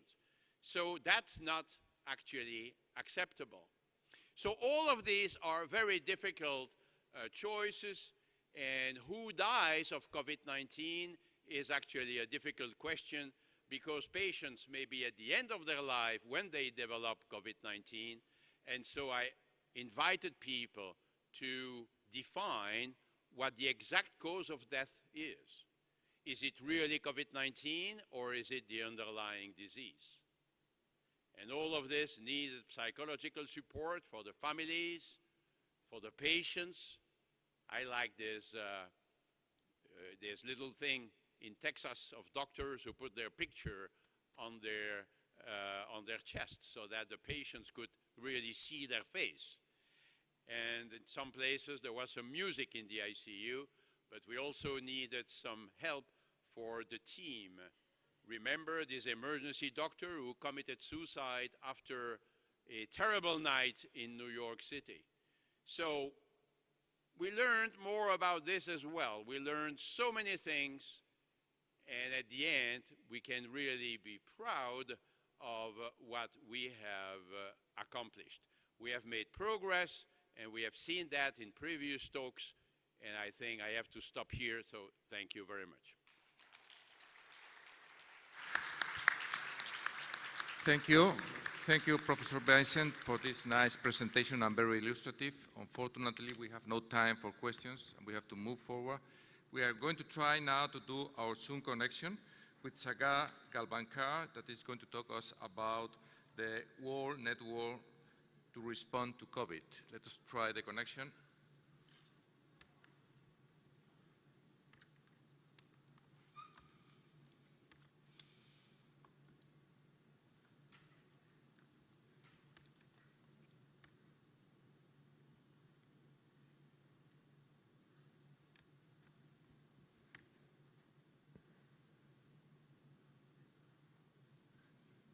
This is we are trying the Zoom connection with Professor Sagar.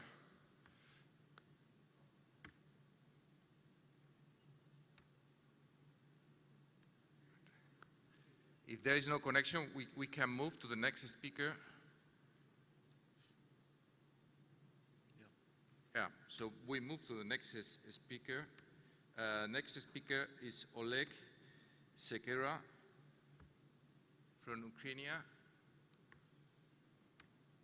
Oleg or Anton. Anton, are you going to do the presentation?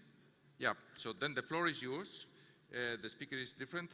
Anton Bolesovets from Ukraine is going to illustrate us about the features of medical care during the COVID-19 pandemic in Ukraine. Thank you very much, dear colleagues. First of all, good day, dear friends.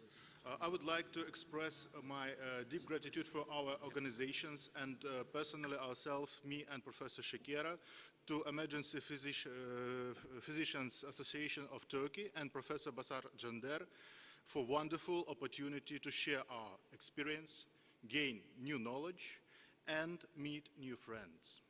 We all knew what COVID-19 is.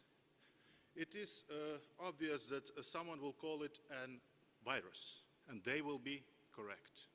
Someone would call it a catastrophe, something like a catastrophic pandemic problem, and they also will be correct.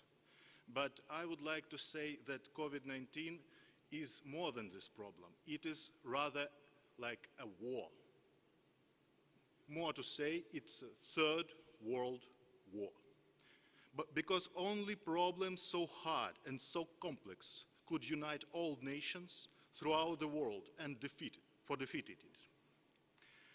We all holding hope for the better. We are trying to believe the promises of WHO. We are all trying to inspire the fickle flame of hope in our hearts. But hope relies for now for vaccination and collective immunity. Plus, I would like to add here a third element. It is virus itself. Because when it becomes less lethal, less deadly, less spreading, only then we will be able to defeat it. For sure, you are a bit tired from all of dry statistics, different maybe factual information. So, if you don't mind, I would like to tell you a tale. A tale about ignorance, heroism, and hope. A tale of COVID-19 in Ukraine. You see those numbers on this presentation, and let me assure you, they are all lies, because they were truth only when we created this presentation, and for now, our situation is much more dire, much more grave. When I left the country, it was yellow zone. We all knew that any possible divisions of level of danger goes like green is good, red is bad. But we must admit that these levels could not save us from spreading of disease. So let me start from element of ignorance.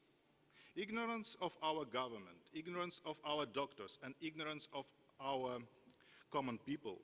We did not know how to treat COVID. We did not know how to protect ourselves. That's why we were afraid. The fear gave the birth to the war criminals, disinformation spreaders, and our efforts to fight the ignorance and disinformation were quite futile. We are trying to create different infographics. We are trying to speak with people, speak with our patients, but their fear clouded their minds.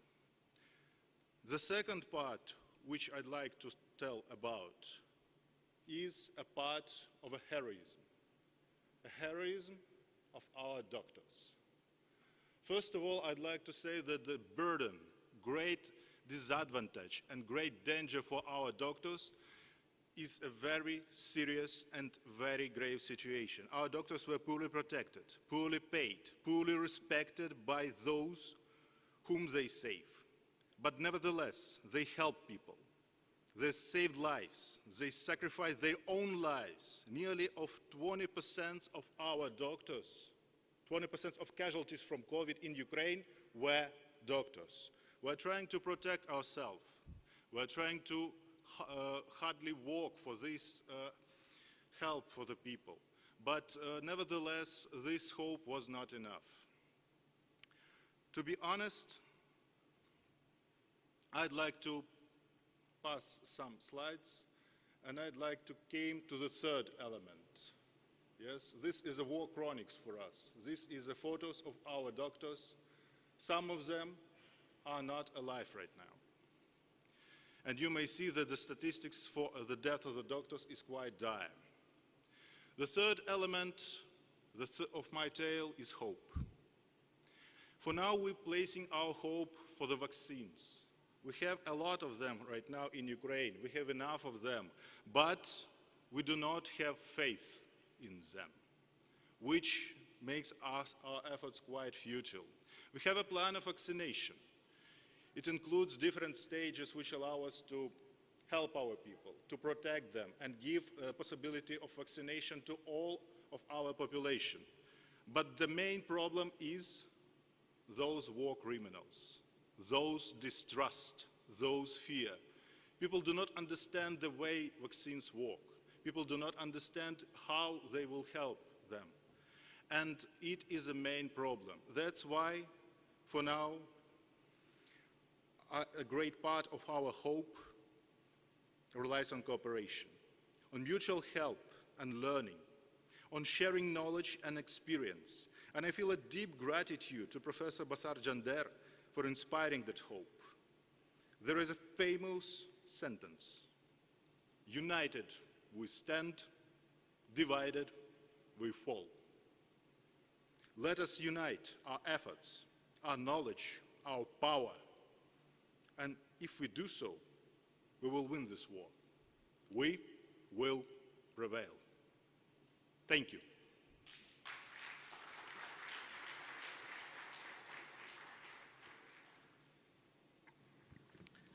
Thank you. Do you have any questions? I've got one. How is the situation now in Ukraine, in your country? For now, we have quite dire situation, because when we left a country, it was nearly of 2 million infected in general. For now, it's 2.5 million general. Plus, every day we have grown statistics in case of illness of COVID. It is like 40, 80,000 per day, 400 deaths per day. Despite the level of vaccination, because for now we have only 15% of our population vaccinated, we're putting great effort to vaccinate our doctors, our policemen, all people on whom society relies, whom are needed for functionality of society, on poorly protected people, on vulnerable people like elder people, yes? But for now, our vaccination is backstaged a bit because of this enemy, because of this ignorance. People are afraid, and we're trying to relieve them from this ignorance. We're trying to educate them, but this is a long-term war. Thank you. Do you have any questions? So thank you so much. We're moving for the next speaker via Zoom. We hope that we will have our colleague for the Zoom conference. We try to join our colleague. Hello, hello, yeah, it's ready, good. You introduce.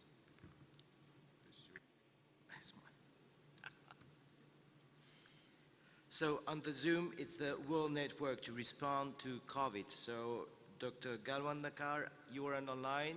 We can not see you for the now. It should be coming in a few minutes, in a few seconds.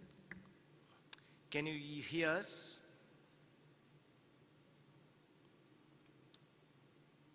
Yes, I can hear you. Great, great.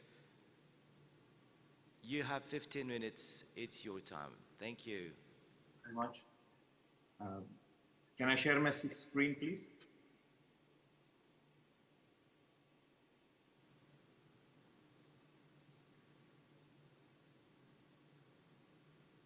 Is my screen visible?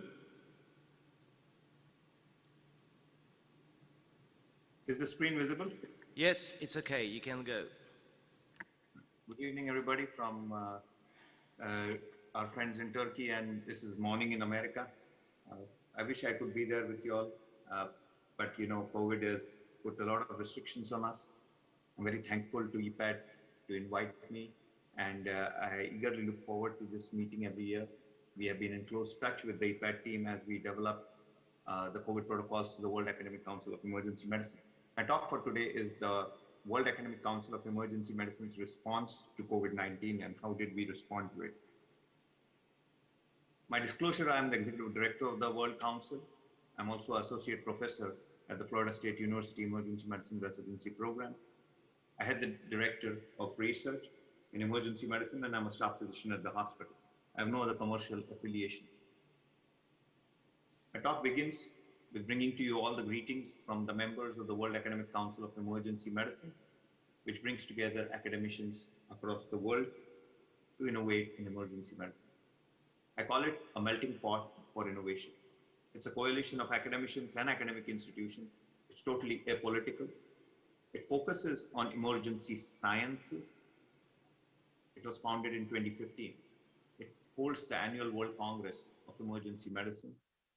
The 2018 meeting was held in Qatar. 2019 was in Dubai. Last year, we did it virtually.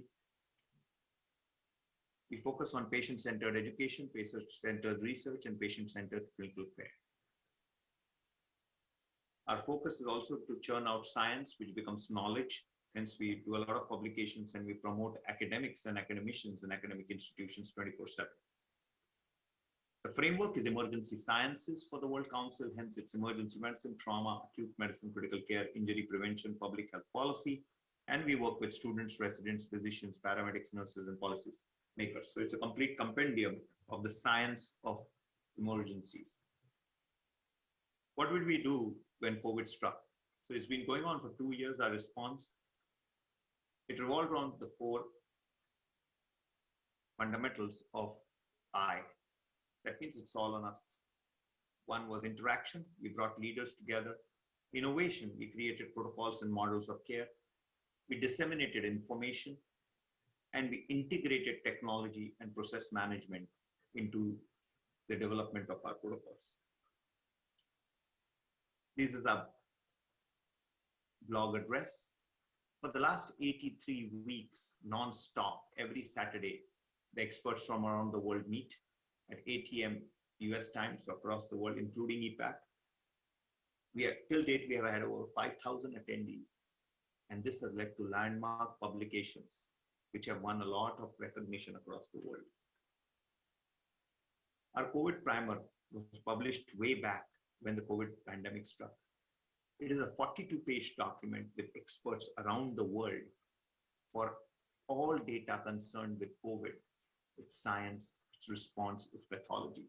It was the only primer ever published with a complete information and over 200 references in COVID-19. That was our first publication. Then we focused on the patient journey. So when a COVID patient comes to the emergency department, it has to get triaged. It has to be cared in the emergency department, and then it has to be disposed either to ICU, to the floor, or home. So we tackled each problem with a collective wisdom across the world.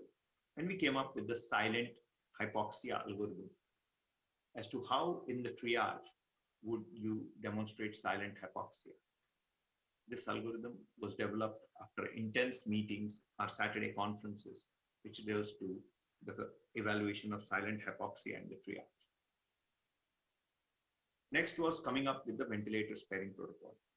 As we all know, initially everybody was being put on a ventilator, and we needed to come up with a ventilator sparing protocol. This protocol was used in the state of Kerala in India, and it won the award for the minister.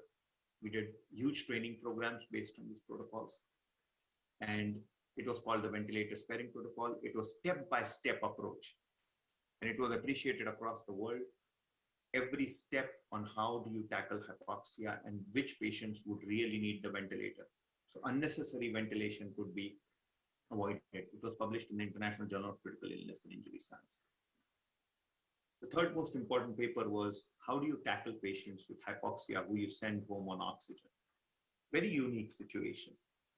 Home monitoring system of hypoxic patients who go with pulse oximeters or home oxygen. How do you tackle that? We came up with that protocol, which was published in the Journal of Family Medicine and Primary Care. These papers are all in PubMed.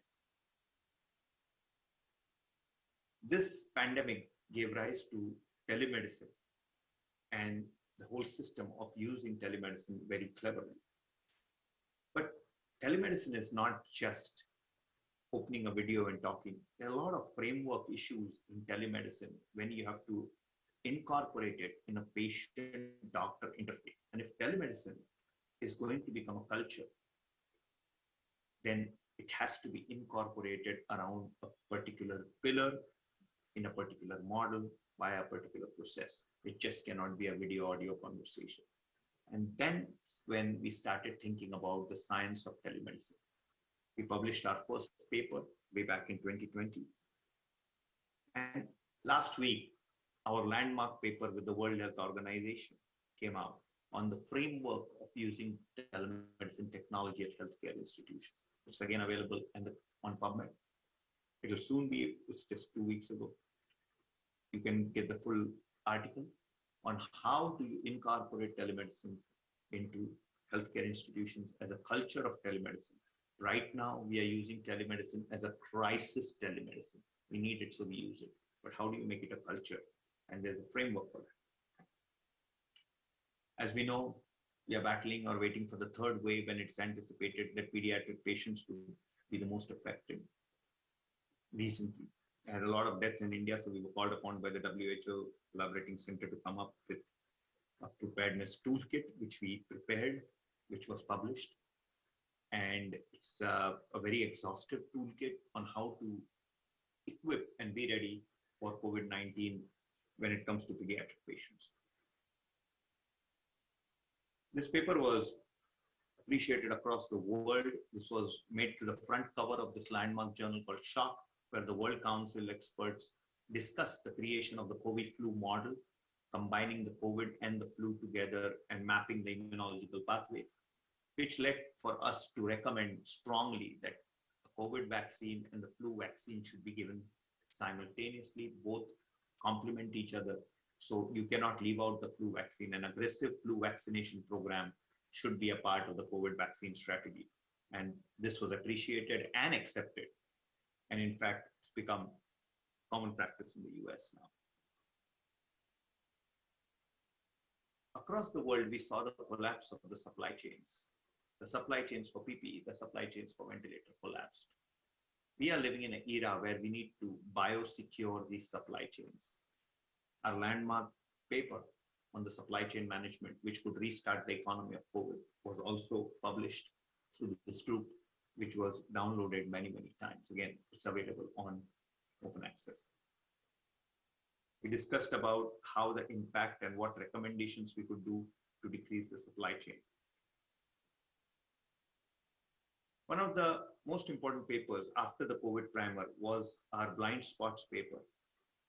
It really brought to light all the challenges we faced in handling this COVID pandemic. Where did we fail? What happened? And what could have been avoided? And what lessons could we learn from our blunders? Beautiful paper. We worked on it for nearly 3 months and it was published. It was the American College of Academic International Medicine, which collaborated with the World Council to come up with this paper. Another recent paper which came out 2 days ago in the Western Journal of Emergency Medicine is our EMERGE Network, our Emergency Medicine Research Network paper led by Mahajan, where we discussed about the responses of emergency departments across the world. So what you have seen in the last few slides is our concentrated effort to bring experts together to not only tackle the basic science aspects of immunology, but also the triage situation, the ventilator sparing algorithm, the discharge situation, the blind spots, that means the failures, and also the complete information about COVID, and using also a focus on technology of telemedicine. So here, as a World Council, we focus on all the major areas, and our collective wisdom of brilliant people is what sets us apart. We led to the creation of this model called improvised patient care journey, where we flag it, a patient in the triage, we have a goal-directed care towards the patient, and we have disposition, which is vigilant. That means we follow our patient, and it's policy-driven. Who can be admitted, who can be discharged, who goes on the ventilator. So in the end, what WASM delivered was translation and transformation, whether it was basic science, clinical medicine, public health, leadership, collaboration. We continue to do our education by our Saturday meetings. We continue to do our research at our centers. We improvised patient care with our algorithm. We incorporated the telemedicine technology, and we professed quality practices, keeping in mind that we respected the academic sovereignty of nations. So every nation responded separately. We didn't call anybody out. We included age, gender, specialty students, health workers, physicians, administrators. Everybody welcome to our meeting, and we do these meetings every Saturday. As I speak, a new variant of COVID is taking shape, and we should be worried. Every new variant comes with new challenges. I invite you all to WASM 2021, which will again be held virtually, but this time hosted by India, as India celebrates 75 years of independence.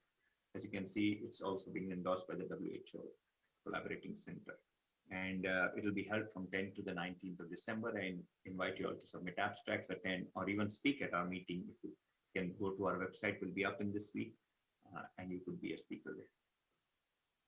I thank my very good friend and my co-founder of the World Academic Council of Emergency Medicine, Professor Bashar, who continuously works with us on these scientific algorithms, a very focused leader and a very magnanimous leader indeed, who bridges gaps and builds networks. I thank you all at EPAT for giving me this opportunity. I wish I could have been there with you all, but maybe next year we'll be there.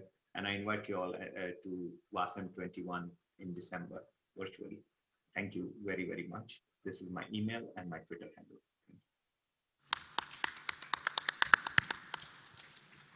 Thank you, Dr. Galbanka, for your presentation and for being on time. I think we have at least time for one question, and I know that my colleague Eric has prepared a question for you. Do we have a word question? I just one.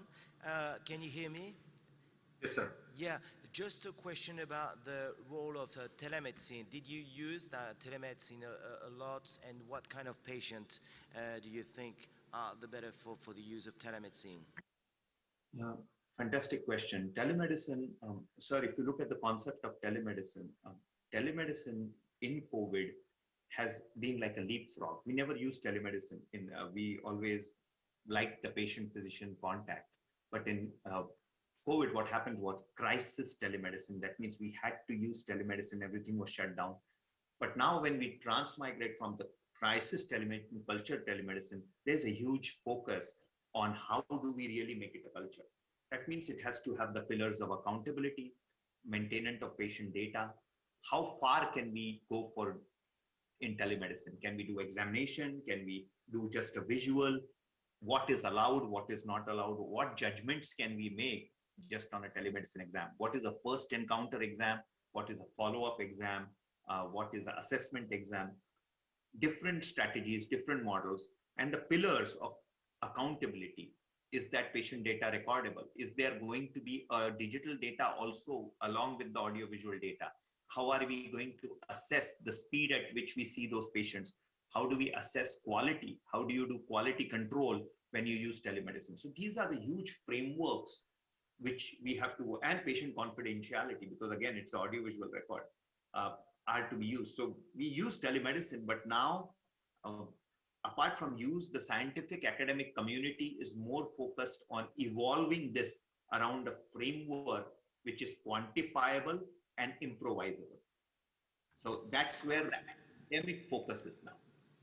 Thank you. Thank you for your answer. Now it's time to move to the next speaker.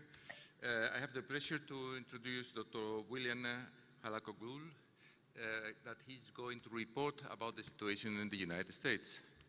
Please, the floor is yours.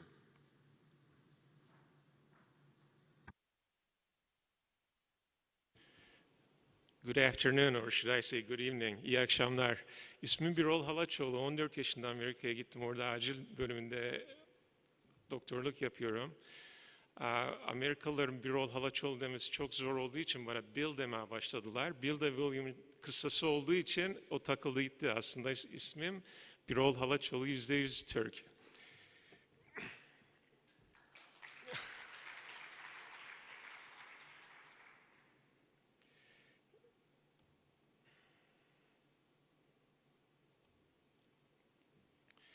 I was asked to give an update in the United States on COVID cases. I practice in 2 states in the U.S. My main practice is in Detroit, Michigan, which is a state in the north section of the country. I also practice in Las Vegas, in Nevada, which I'm sure you all know about. You've been to Las Vegas probably at one point or want to. If you haven't, I would definitely recommend visiting it at least once for ASAP, if nothing else. These statistics were taken from CDC website, and they're up to date as of October 14th. There's been 44.8 million cases in the US, and about 723,000 people have died. I'm sure that number is probably increasing by the day.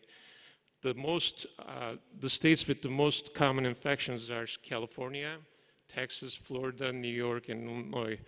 Most of the bigger cities are in those states, and Florida has a large number of retirees, older people, and they tend to be more infected.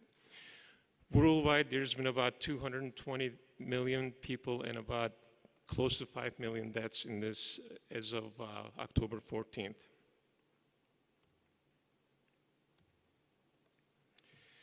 As far as vaccinations go, United States is very active in vaccination, making progress every day.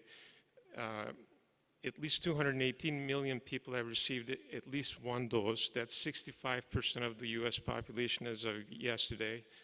And fully vaccinated people are about 188 million, 56% of the population. And these vaccines are administered to all citizens above the age of 12 years old. Ages 18 and higher, 176 million people have been vaccinated. Elderly over the age of 65, 46 million fully vaccinated, and that's about 85% of our population for 65 and older. And 8.9 million, as of yesterday, have received booster vaccination, which is a third vaccination of Pfizer.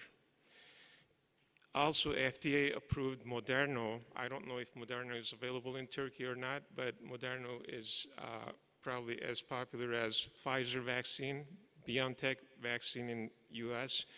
And yesterday they approved half dose as a third dose, but it has to go through a couple more procedures before it can be administered. As you can see, we're getting close to herd immunity, which is usually 70% of the population either vaccinated or have had contact with the disease.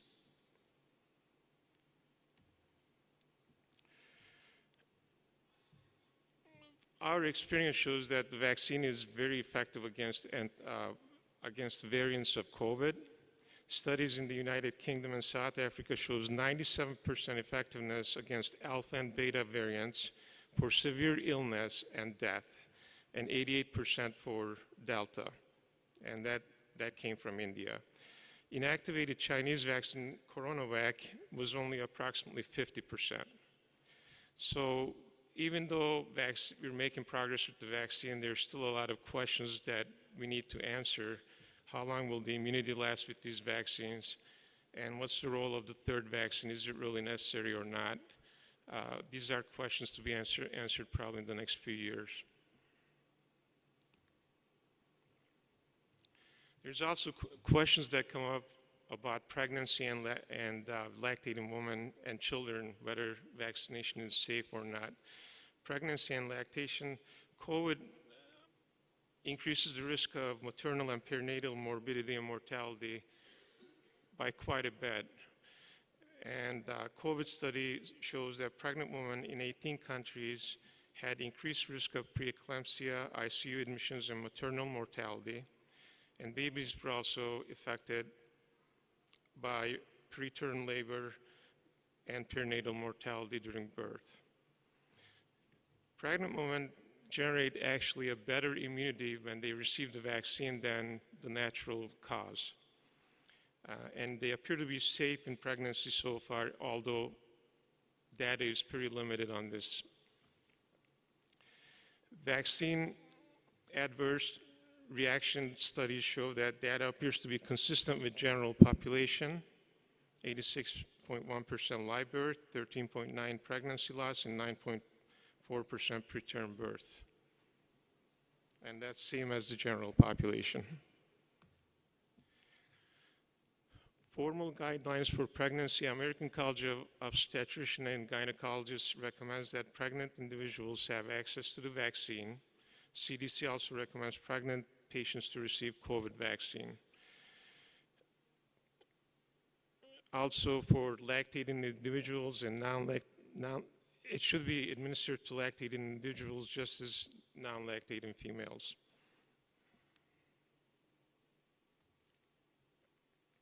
There's a lot of myths about vaccines in the US. I'm sure the situation is the same all over the world. One of them is vaccines alter your DNA, so people don't want to get it. But the fact is that mRNA vaccine do not alter DNA. It only penetrates through the wall of the cell. It never goes to the nucleus. And the DNA vaccine from J&J enters the nucleus, but it doesn't change the DNA genome. There's also a myth about a protein spike. I don't really know what it is. I never understood it. Some people ask me about protein spike being bad for you.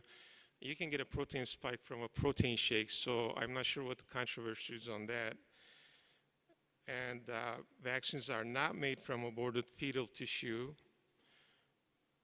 Higher antibody levels actually come from vaccination than natural infection. One thing is clear, that COVID vaccination is the most effective therapy we have right now, so I would encourage everyone to emphasize to your patients that vaccination is good. I know there's a shortage of vaccine in Turkey, but when it does become available, people reject it. Please emphasize how important it is to get vaccinated. It's been proven to be effective for death and serious hospitalization. And I thank every one of you for fighting COVID in Turkey. I do have a couple of comments to make. As you know, when COVID came out, everyone was surprised by it, and we actually didn't know what to do. Last year, when COVID hit US between March and July, we had so many cases that we really didn't know how to treat. And I intubated several patients in ER and never went to ICU. They ended up dying in our department. But when the second wave came last May, June, I think we learned a lot and we did a much better job. First thing we did was patients that we ruled out serious illness by doing either CAT scan of their lungs and doing other tests. We set them up with home oxygen. If their pulse ox was less than 94% and higher than 88%, we put them on 2 liters of oxygen. We had 2 companies we contracted. They actually came, they sent representatives to the hospital emergency department. They set them up with oxygen, and we sent them home with a pulse ox, and they received oxygen by this company every day. Of course, the insurance company paid for it. We kept them out of the hospital, and majority of those patients did well on their own. Some of the higher risk patients, we gave monoclonal antibody infusions and did the same thing, and they did well also. High risk patients that have COPD or heart problems. Our goal was to keep them out of the hospital and treat them at home, and that really worked. We still have COVID cases, but as of yesterday, I practiced in a 70,000 volume ER, and our ICU only had 1 COVID patient yesterday, about 9 COVID patients total. So we're making progress treating COVID patients and keeping them out of the hospital. But the problem we have right now is we still have a lot of patients in the ER that are waiting for a bed because we don't have enough nurses. Healthcare workers in the US either quit or they were laid off when the patient volumes went down in the hospital. So the biggest problem right now we're facing is actually lack of employees, nurses, phlebotomists, radiology technicians. Some of them are refusing to come back. Others have found other jobs. And we have 350 beds in our hospital, and 2 floors are closed because we don't have enough nurses to care for the patients. So that's one of the problems we have after related to COVID. But hopefully that'll be resolved soon, and hopefully with vaccination and the treatment that are coming around, we'll get over this.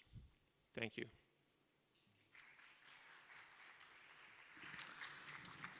Thank you. Do we have the time for a quick question? Because we are Türkçe'de sorabilirsiniz.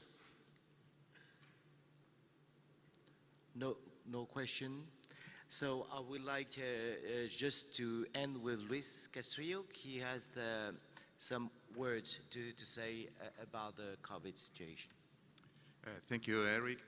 It's going to be very short. It is just because we are ending this series of COVID presentations, and I don't want to end this without having a thought for all our colleagues that have been taking care of us. Unfortunately, some of them, they passed by. They have been suffering, not only them, also their families. So let us keep them in our memories and our respect for all of them. Thank you for this.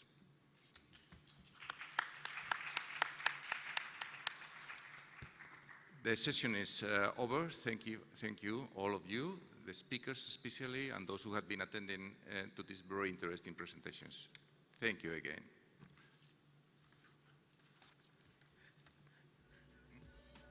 Oturumunda ben de bir 2 atisitokompleks desteğinin COVID-19 hastalarında etkinliği üzerine yaptığımız bir çalışmadan bahsetmek istiyorum sizlere. Atatürk Üniversitesi Acil Tıp Anabilim Dalı'nda öğretim üyesi olarak çalışmaktayım. İlk olarak başlığımızda da adı geçen 2 atisitokompleks nedir? İlk olarak ben bunu anlatmak, bunun ne olduğunu tanıtmak istiyorum.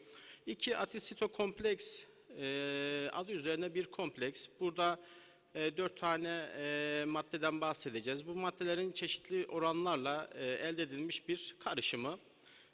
2 atisitokompleks içerisinde ilk tanıtacağımız preparat kuşburnu ekstratı. Bildiğimiz bir ürün, ülkemizde her yerde hemen hemen yetişen bir ürün. Şimdi bu kuşburnunun özelliği bizim için gülgiller familyasından yüksek düzeyde C vitamini içermesi bizim için önemli. Ek olarak B ve E vitamini içermekle beraber asıl etkinliğini yüksek düzeydeki C vitamininden almakta. Ek olarak doğal şekerler, organik asitler, çoklu doymamış yağ asitleri, fenolikler ve uçucu yağ bulunmaktadır. Bu kuşburnu esansiyel yağ olarak da alkol, monoterpen ve seskiterpenlerden oluşmaktadır. İkinci ürünümüz ise kara bamya çiçeği ekstratı. Bu hibiscus sapta rifa diye Latince isimlendiriliyor. Hibiscus dediğimiz zaman zaten aklımızda bir şey uyanıyor zaten. Bu hibiscus bizim ekranda gördüğünüz ürünümüz. Aslında çiçeği bu şekilde, meyvesi de bu şekilde. Hibiskusla ilgili ülkemizde bir nar çiçeğiyle ilgili bir benzetme var. Bu bir nar çiçeği değil. Yani ülkemizde yetişen bir nar çiçeği değil. Bu bitki genel olarak Batı Afrika'ya özgü bir bitki. Ülkemizde nar çiçeğiyle karıştırılmakta ama aslında bir ilgisi ve alakası bulunmamaktadır. Hibiskus doğal gıda renklendiricisi olarak kullanılmakta. Ülkemizde ise bu preparat genellikle bamya çiçeği olarak bilinmekte ve birçok çay çeşitlerinde, çayların içerisinde bulunmakta. Özellikle bu piyasada satılan bitkisel çaylarda renk vermesi için kullanılan bir preparat. Bamya çiçeği olarak ben baktığım zaman birkaç firmada gördüm bunu. Bitki çaylarına demlendiğinde kırmızı renk vermek için kullanılıyor. Ama bu bildiğimiz bamya değil arkadaşlar, hibiskus. Hibiskus'a baktığımız zaman ise PubMed'de 1500 tane çalışması var. Aslında hibiskus da ciddi bir potansiyele sahip, genel bir bitkisel ürünlerde olduğu gibi. Çünkü özellikle antosiyoni ve polisakkarit ve organik asitler gibi fitokimyasallar açısından zengin bir bitki.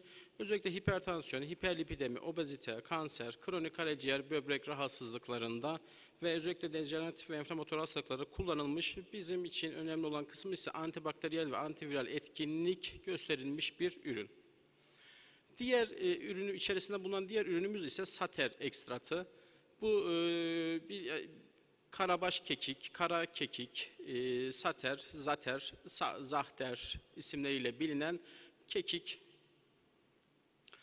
Bu kekik su buharı ile damıtıldığı zaman elde edilen kısmına kekik yağı, altta kalan kısmına ise kekik suyu deniyormuş.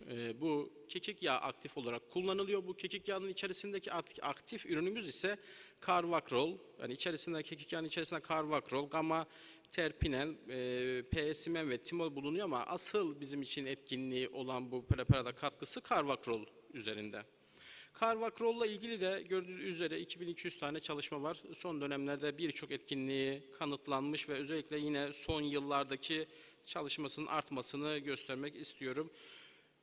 Bu ülkemizde yani yurt dışına birçok çalışma olmasına rağmen burada kaymış bu Tarım ve Gıda Bakanlığı'nın şu ekranın sol tarafında gördüğünüz Tarım ve Gıda Bakanlığı'nın bir yayını var bununla ilgili. Ülkemizde de çok miktarda yetiştiği için özellikle bu zahter Güneydoğu'da daha çok kullanıldığı için de birçok preparatta yani günlük yaşamda kullanıldığı için Gıda ve Tarım Bakanlığı bunu onaylamış kullanımını. Burada antibakteriyel etkisinden bahsediyor. Soldaki slide bir şekilde kaymış, onu gösteremedim size. Bitki özütlerinin DNA koruyuculuğu aktivitelerinde ve Stenofonomas maltophila'nın üzerindeki antimikrobiyal etkisi var. Ülkemizde çok fazla miktarda bununla ilgili çalışma yapılmış. Çok fazla bizim bildiğimiz, bizim kullandığımız, bize biraz daha baktığımız zaman özgü bir bitki diyebiliriz. Çok zamanda herkesin evinde kullandığı bir ürün. Kudaba ekstratı Helicerium ailesinden, ismimiz biraz söylemesi zor olduğu için ölmez çiçeği olarak isimlendireceğiz bundan sonra. Ölmez çiçeği. Ölmez çiçeği de ülkemizde yetişebilen ve bahçelerimizde daha çok yani yazda, doğada görebildiğimiz bir bitki. Buna baktığımız zaman ölmez çiçeğinin içinde birçok madde var ama asıl etki bizim bu preparatta geçen kuarsetin. Özellikle Covid-19'dan sonra çok sayıda tanısı oldu, çok sayıda bilinmeye başladı. Bu Helicirium dediğimiz zaman 316 makale çıkarken kuarsetin dediğimiz zaman 21.900. Şu an muhtemelen bu 22.000 olmuştur. Yine buradaki tarihlere dikkat çekmek istiyorum. 2022'de ne kadar çoğaldığını, ne kadar arttığını. Kuarsetin madde olarak Covid-19 ile bizim hayatımıza girdi. Birçok yerde kullanımı var. Daha önceden de defalarca kez başka alanlarda çalışılmış. Kuarsetinin mucize molekül olarak değerlendiriliyor. Çok ciddi bir immun modülatör. Bununla ilgili diyabet, tansiyon, kanser hastalar üzerinde ciddi bir çalışmaları var. Covid-19 ile beraber antiviral etkinliği kanıtlandı. Ve en son çok ilgimi çeken bir çalışma olarak analjezik etkinliği üzerinde de bir çalışması var kuarsetinin. Biz de geri çalışmamıza dönecek olursak 2-atisito kompleks nedir? 2-atisito kompleks bu size anlattığım moleküllerden oluşan bir kompleksi verilmiş bir isim. Görüldüğü üzere belli oranlarda karıştırılmasıyla elde ediliyor bu. Mililitresindeki 3.42 gram gibi. Buradaki işte kara bamya çiçeği 3.14 gram gibi mililitresinde saflaştırılarak elde ediliyor. 2-atisilo kompleks patentli bir ürün. Takviye edici gıda olarak onayı vardır Gıda ve Tarım Bakanlığı'ndan. 10 mg içerisinde 3000 mikrogram 2-atisilo kompleks bulunmakta. Kullanım şekli ise 3x2 ölçek şeklindedir. 2-atisilo kompleks ile ilk bizim tanışmamız COVID-19 hastalarında böyle bir molekülün olduğunu ve bunun COVID-19 hastalarında kullanılabilir mi diye bir yola çıktık ve makale olarak yayınlanan bir klinik olarak ispatlanmış etkinliğini sunmak istiyoruz. Yola çıkarken dediğimiz gibi 2-atisito kompleks şurubun COVID-19 hastalıklarında takip edilen klinik, laboratuvar ve PCR negatif süresi üzerinde etkinliğini test etmeyi amaçladık. Tek merkezli, prospektif, randomize kontrollü bir çalışma. Bu COVID-19 PCR pozitif tanısı alan sağlık personelleri çalışmaya dahil edilmiştir. Çalışmamızın da etik onayı Atatürk Üniversitesi'nden alınmıştır. Çalışmamızda Eylül 2020 ve Eylül ve Aralık 2020 tarihler arasında enfeksiyon hastalıkları polikliniğinden alınan PCR testi pozitif çıkan 150 hasta çalışmamıza dahil edilmişti. Bu 150 hasta tamamen sağlık çalışanlarının oluşmakta idi. Çünkü o dönemdeki ulusal rehberimiz ancak buna el veriyordu. Çünkü 7 gün sonrasında bir PCR testi normal halktan alınmıyordu. O yüzden 7 gün sonra sağlık çalışanları PCR testi negatif ise işlerine dönebiliyordu. O yüzden çalışmamızı dizayn ederken sağlık çalışanlarını aldık. 75 hastaya o zamanki Sağlık Bakanlığı'nın uyguladığı rehber doğrultusunda tedavi planlarken diğer 75 hastaya ise 2-atisito kompleks tedavisi eklendi. Uygun bir şekilde bilgisayar programıyla kime ne verileceği randomize edildikten sonra. Hastaların laboratuvar parametreleri, klinik seyre, PCR'ın negatifleştiği ilk günler karşılaştırıldı. Çalışmamızda daha önceden bilinen bir komorbiditesi olan oda havasında arter kan gazında PO2 bölü FiO2 oranı 300'ün altında olan hastalar ve 2-atisilo kompleks içeriğinde herhangi bir alerjisi bulunan hastalar dahil edilmedi. Sonuçlara bakacak olursak her iki grubunda aldığımız hastalardaki yaş ortalamamız benzer. 2-atisilo kompleksli 30 iken kontrol grubunda 29. Hastaların %53'ü 2-atisilo kompleks grubunda %53'ü erkek iken kontrol grubumuzda %57. Bu da çalışmamızda yaş ve gruplar arasında bir istatistiksel bir fark olmadığını göstermekte. Bizim asıl çalışmamızla ilgili vermek istediğimiz tablomuz burası. Şimdi bu tablomuzla ilgili özellikle birkaç tane noktamız var. Özellikle lenfosit sayısı. Lenfosit sayısında anlamlı bir şekilde 5. günde kontrol kanları alındığı zaman anlamlı bir şekilde yükseldiğini, başvuru anında 815 iken bunun 1238'e yükseldiğini, kontrol grubunda ise benzer 785'e 938 olarak benzer kaldığını görmekteyiz.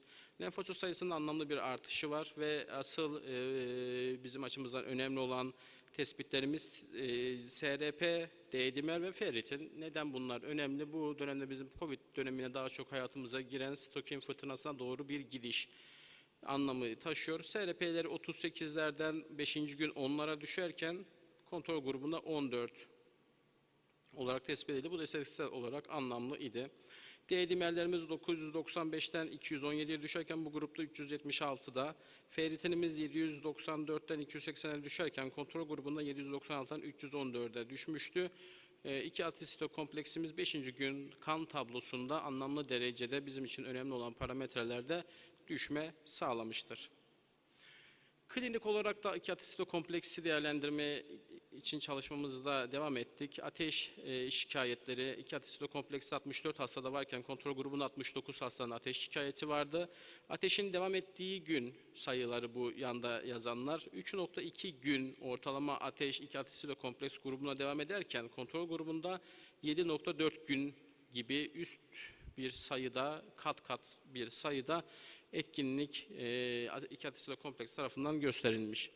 Baş ağrısı olarak bakarsak yine benzer hasta gruplarında çalışılmış 2.4 gün ve 3.2 gün gibi yine istatistiksel olarak anlamlı. Halsizlik 2-atisito kompleks grubundan daha kısa sürede geçmiş. Tat koku kaybı, ek kas, eklem ağrıları da aynı şekilde 2-atisito kompleksimiz daha etkin bulunmuş. O alan grup. PCR pozitiflik süresi burada 7.1 sayısı var. Çünkü Ulusal Sağlık Bakanlığı tarafından belirlenen COVID rehberinde sağlık çalışanların 7. günde test yapılabiliyordu.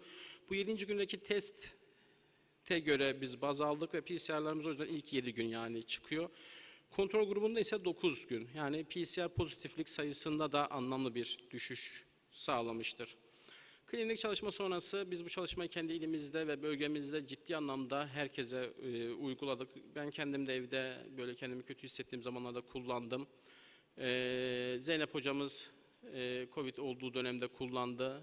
Biz bu hastalarla ilgili valimiz, yani Erzurum valisine, Erzurum Belediye Başkanı'na, İl Sağlık Müdürü'ne ve birçok işte genel müdür seviyesinde ilin önde gelen kişilere COVID olduğu zaman ciddi anlamda kullandık ve ciddi anlamda bununla ilgili geri dönüş sağladık. Kendileri de bize her seferinde bununla ilgili çok teşekkür ettiler. Özellikle bu tam ilk pozitif çıktığı andan itibaren ciddi bir kullanım indikasyonu doğdu. Bu konuyla ilgili ciddi, olumlu geri bildirimlerimiz oldu. Çalışmayı yapan arkadaşlarıma da bana destek olan teşekkür ederim. Evet.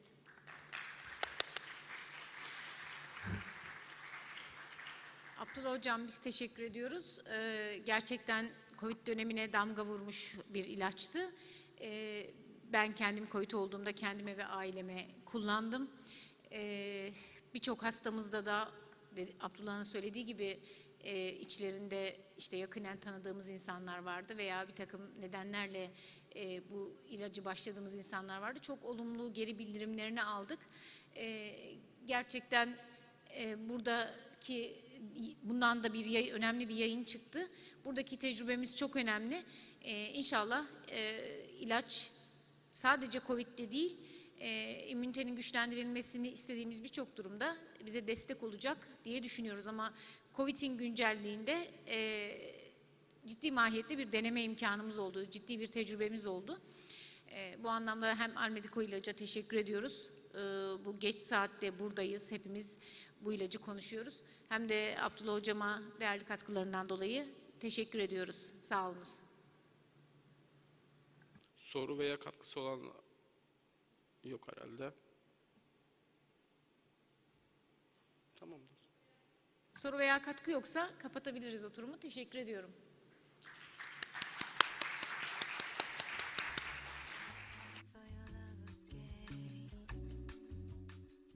To the third day of the Scientific Session Congress, EPAT.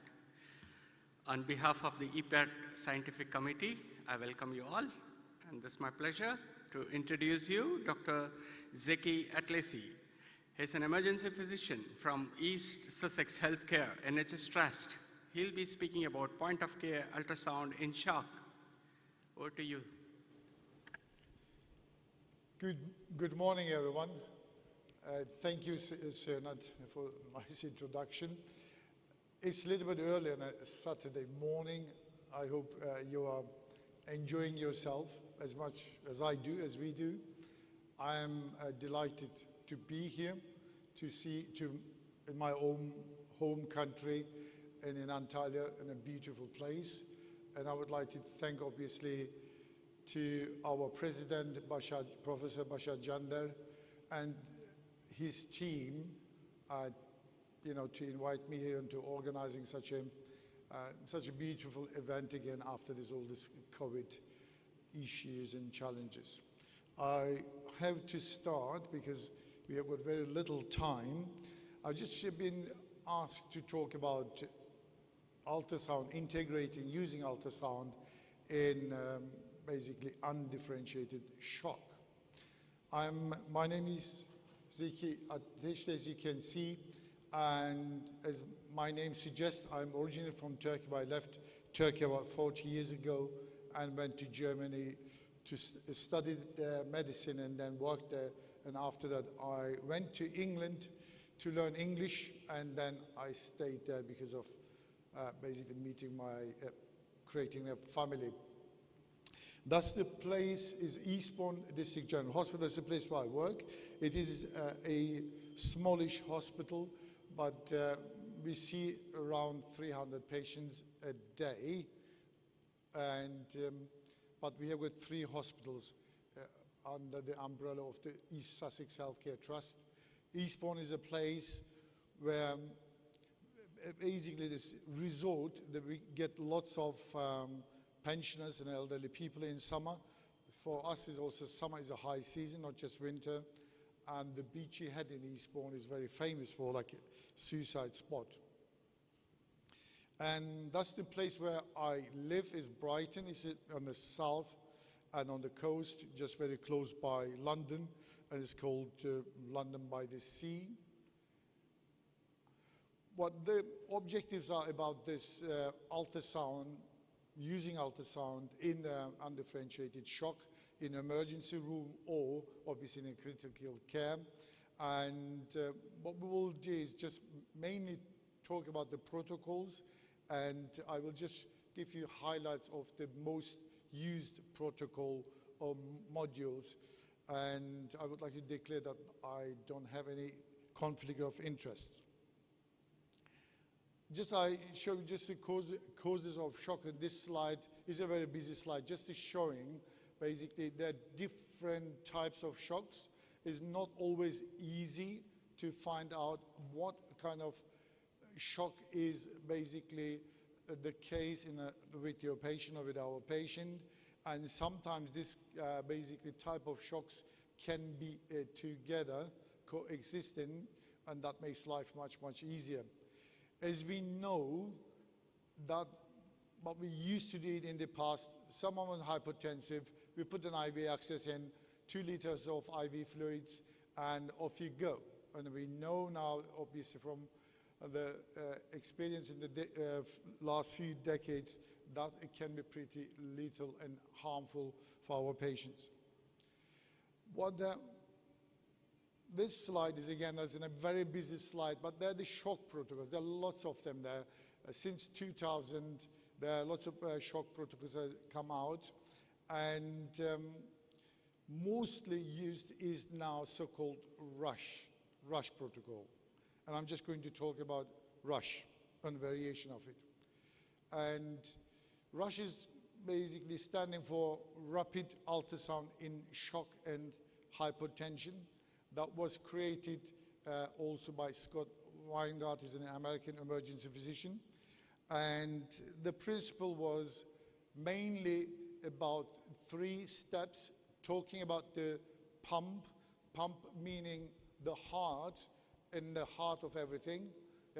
And the tongue is meaning the chest cavity, abdomen, and pelvis, also including IVC as basically a tool to have a look if the tank is full or empty. And also the pipes meaning the vessel, and the main vessel is obviously the aorta, maybe the cause of the shock of the patient, and looking for DVT.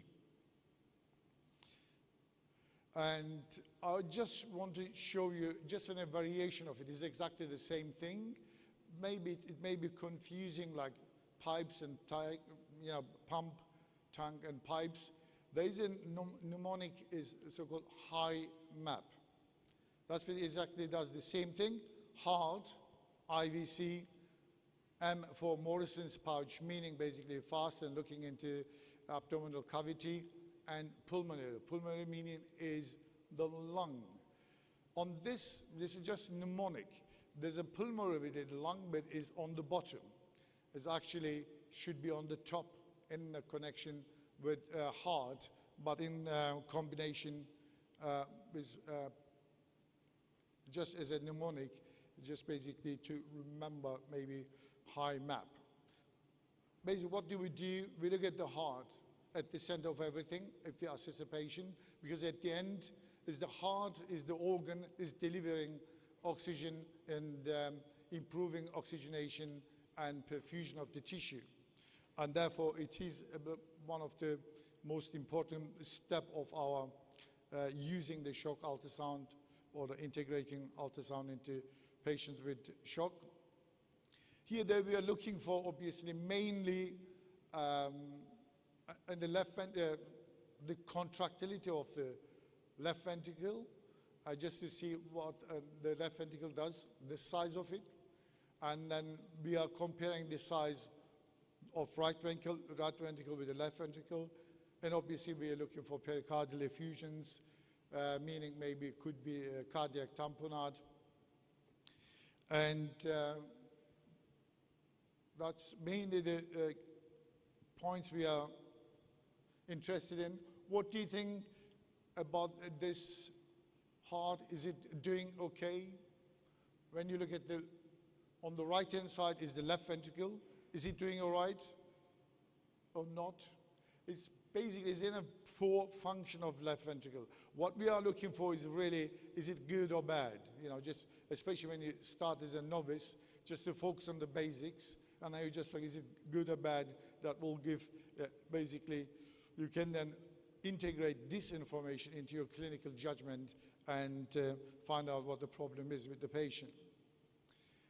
What I do is always, when I do heart and lung together, basically I'm not going like, I'm going high map down and then lung at the end. No, just the heart and lung, and that goes along very nicely because it's so interconnected. Basically the heart, then while you are doing subcostal window, look at the IVC and come back to the chest while you are looking what the problem is with the lung. What we see is that was basically so-called B lines, very wet lung.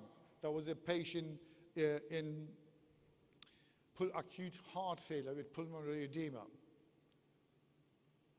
Here is a patient, that was a patient with cancer and big pericardial effusion, and as it says, PE, it doesn't mean pulmonary embolism, but it's just basically pericardial effusion, and that's in the clinical context, but this patient was absolutely shocked. There are other signs and other views, but because you have got this picture and then you've got a clinical picture in front of you, and you make the judgment and do the good things about ultrasound. You can use it for your basically procedure, especially if you want the pericardial centesis, and ultrasound is a beautiful gadget to help you with that too. And what we are looking at the heart is, another thing is the size of the right heart, looking for right heart strain. That was a patient that was 56 years old, and so that should play. I'll just show that one here then. The second view, that's of the heart, as you can see, the left ventricle is in D shape, meaning that basically the right ventricle is dilated, is pushing the left ventricle, and that it just takes the shape of D, meaning that the pressure on the right heart is huge. In acute settings, obviously, then we put all these things together and thinking this patient has got massive PE. That patient we had we thrombolized because of the settings without the CT. After the heart, we just, while we are doing the heart, we're just looking at the IVC, looking if is it full or empty. Anything between, again, we just take it cautiously. And if it is empty, obviously, then you can see the causes. It can be basically hypovolemic or distributive. And if it is big, and then that could be cardiogenic or obstructive, like a PE and tamponade. There are two pictures of IVC. On the one side is the empty, very small and collapsing fully, and the other one is large IVC. Again, then you put that in clinical context and with all your other imaging and investigations and use it to your advantage to make the right decision. Morrison's pouch, meaning basically just doing the application of fast, what I call it basically, when you look at the chest and lung, just go to the next big cavity, which is the abdomen. When you look at the abdomen, just use your fast skills if you have got it, and then you start best on the right upper quadrant. Very useful also in non-trauma patient, and I have found it useful in the last few years. I saved at least probably 3 young ladies' lives because of ultrasound, because of the right decision and the right time and right treatment. And this is really crucial to have this skill. That's basically this lady. She was 31 years old. She came. She was treated for septic gastroenteritis, but she had actually ruptured ectopics. It took me less than 30 seconds what the problem was. The patient was already in the department for 4 hours, and she was in resus. And when I went, they called me because the patient was deteriorating, and ultrasound, Morrison's pouch, and then that was basically the video clip I had. And while I was talking to the patient, could you be pregnant? Put to my probe, and then I know what the problem was. And in 5 minutes, she was out of the department to the operating room. The pipes, or high map A, aorta, and obviously we're just looking for abdominal dissection of the aorta. That was in a patient. Unfortunately, he died because we delayed. We didn't recognize that he has got ruptured aortic aneurysm, and by the time I was involved, patient was passed away or arrested on CT. He was having CT KUB because we thought it was a flank pain. And there's a picture of aortic dissection. Because of the time, I will just go. If you advance in your ultrasound skills, obviously, then the pipes, you can look for DVT. What it helps is with, if you've got a patient is going to arrest and you think this is massive PE, and then if you find DVT, that gives you another tool that makes your decision easier to say, now I'm sure this is massive PE, patient is going to arrest, I'm going to thrombolize this patient. Okay, time is going on. There's pulmonary, high map. The lung is always actually with the heart together, but is on this mnemonic is on the bottom. And this important thing is lung ultrasound is actually easy to learn for certain conditions and extremely useful. Echo can be complicated apart from the basic windows, but lung is for you the beautiful escape tool, because if the heart is not working, you will see lots of B lines, meaning wet lung, and you will see pneumothoraces, you will see pleural effusions, pneumonias, and so on. Time is running. This is a picture, video clips. One is normal where the pleural sliding, the other one, there is no sliding in a respiratory failure patient. And that's one picture again, pulmonary edema. Then we can look for effusions, and this is fully consolidated lung. Okay, I was just going to talk about the evidence, but I think my time is run away, now out. I'll just do a summary, and we just finished. I'll just do summary. There are these pictures you have. You can speak for 2 more minutes, no problem. Huh? You can speak for 2 more minutes. Okay. There are the cases, but there is no time. As a 15 minutes, unfortunately, very short. lots of cases there. To summarize, ultrasound really will or can help you in managing critically ill patients, especially with undifferentiated shock. And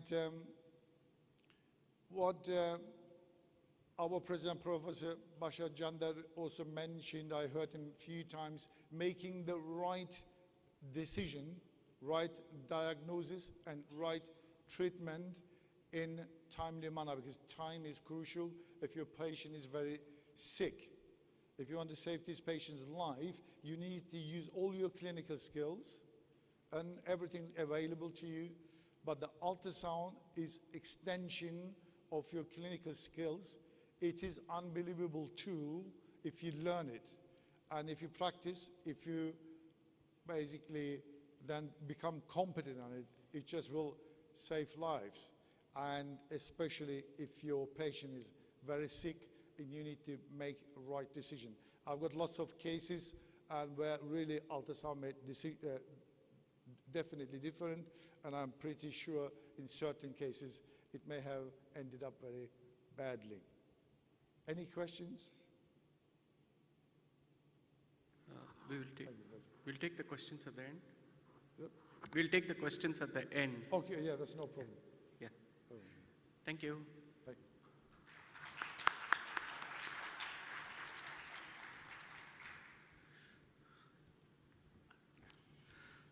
The next speaker, it's always a pleasure to introduce Errol.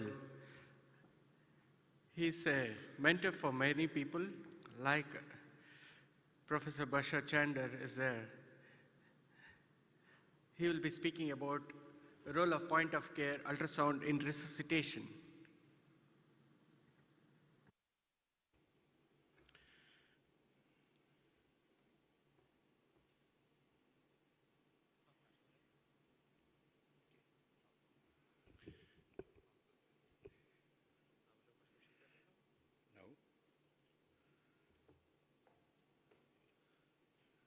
Yes. Good morning, everyone. I'm very glad to be here after so many years, and I feel that I am giving my first lecture, as I am giving my first lecture because of 2 years period, 2 years gap, and really I am happy to be with you. And also, I would like to thank my Professor Bashar Jandar to invite me and accept me in his team, and also Dr. Srinath Kumar for his great invitation. Thank you.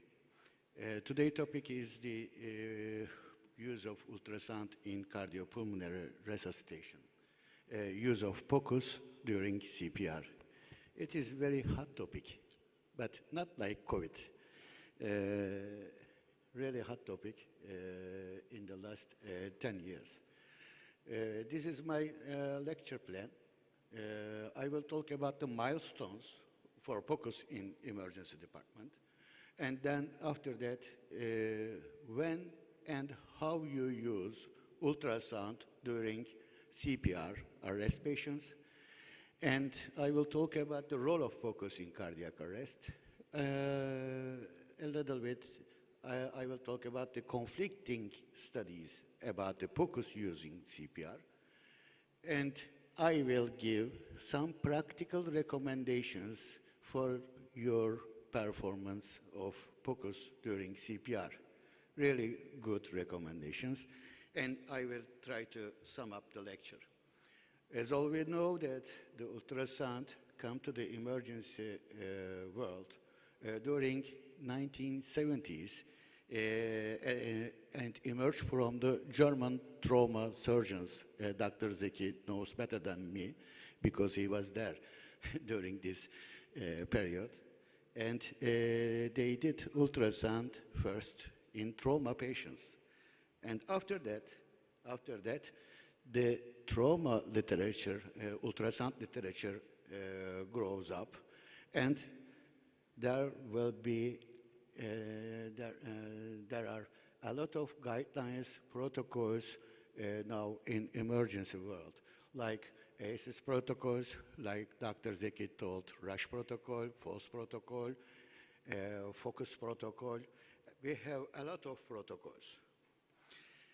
And after this bulk of literature, American Society of Echocardiography and also the American Academy of Emergency Medicine physicians sit around a table and release a statement about the use of ultrasound during CPR.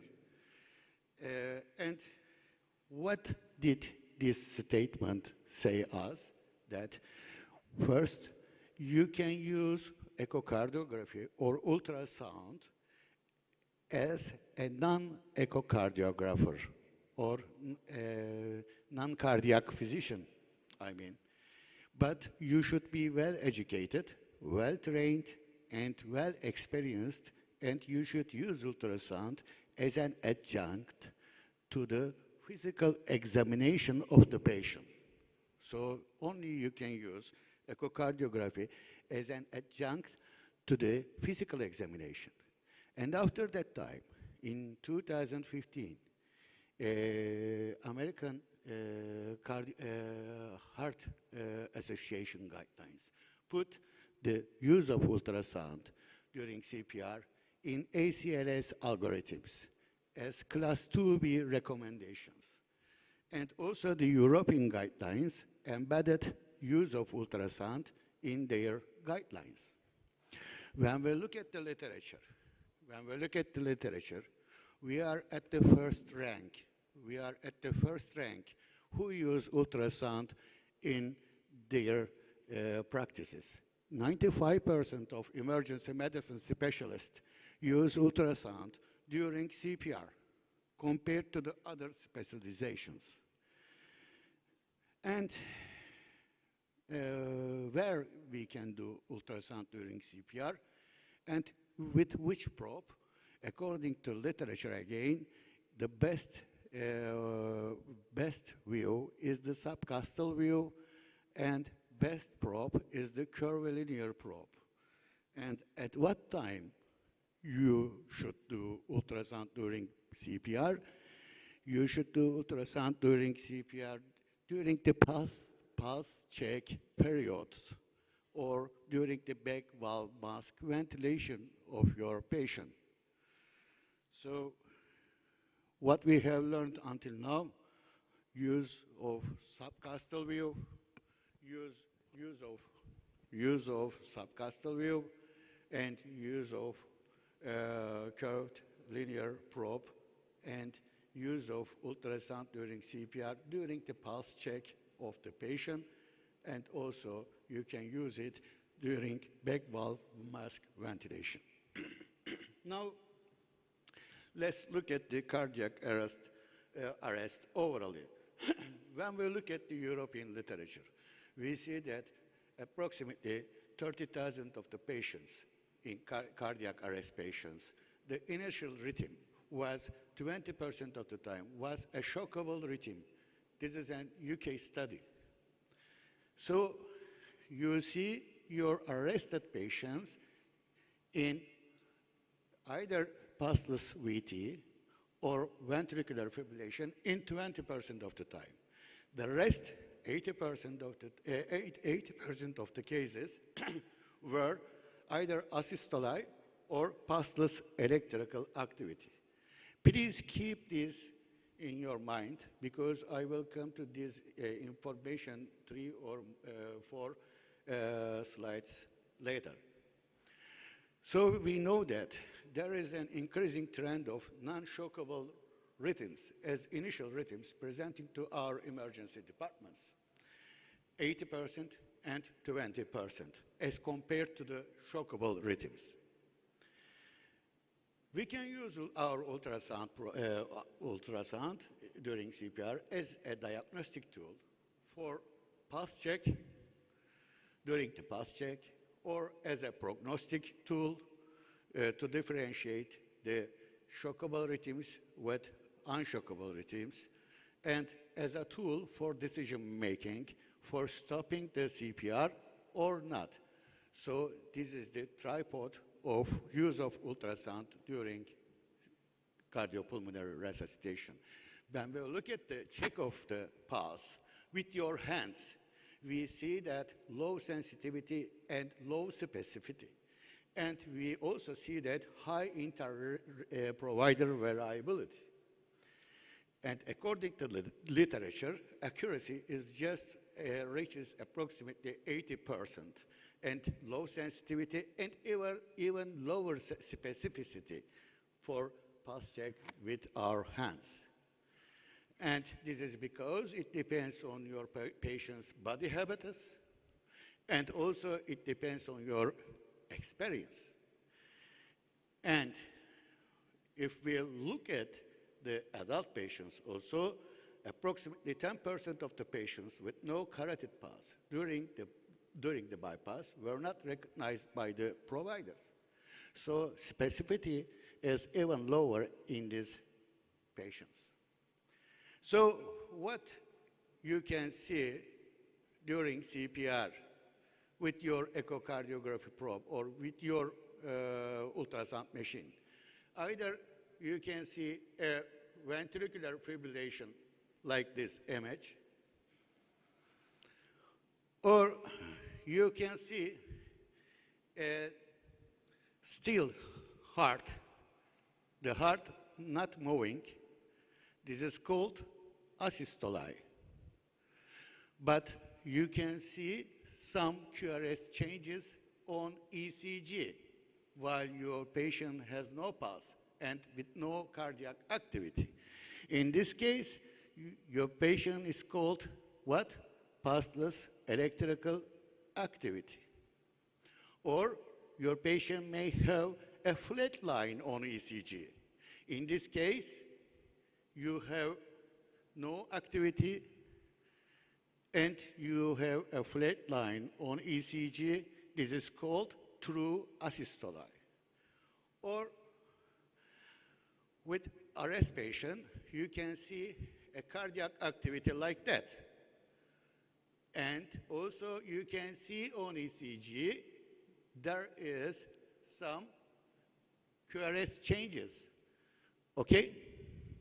But no pulse.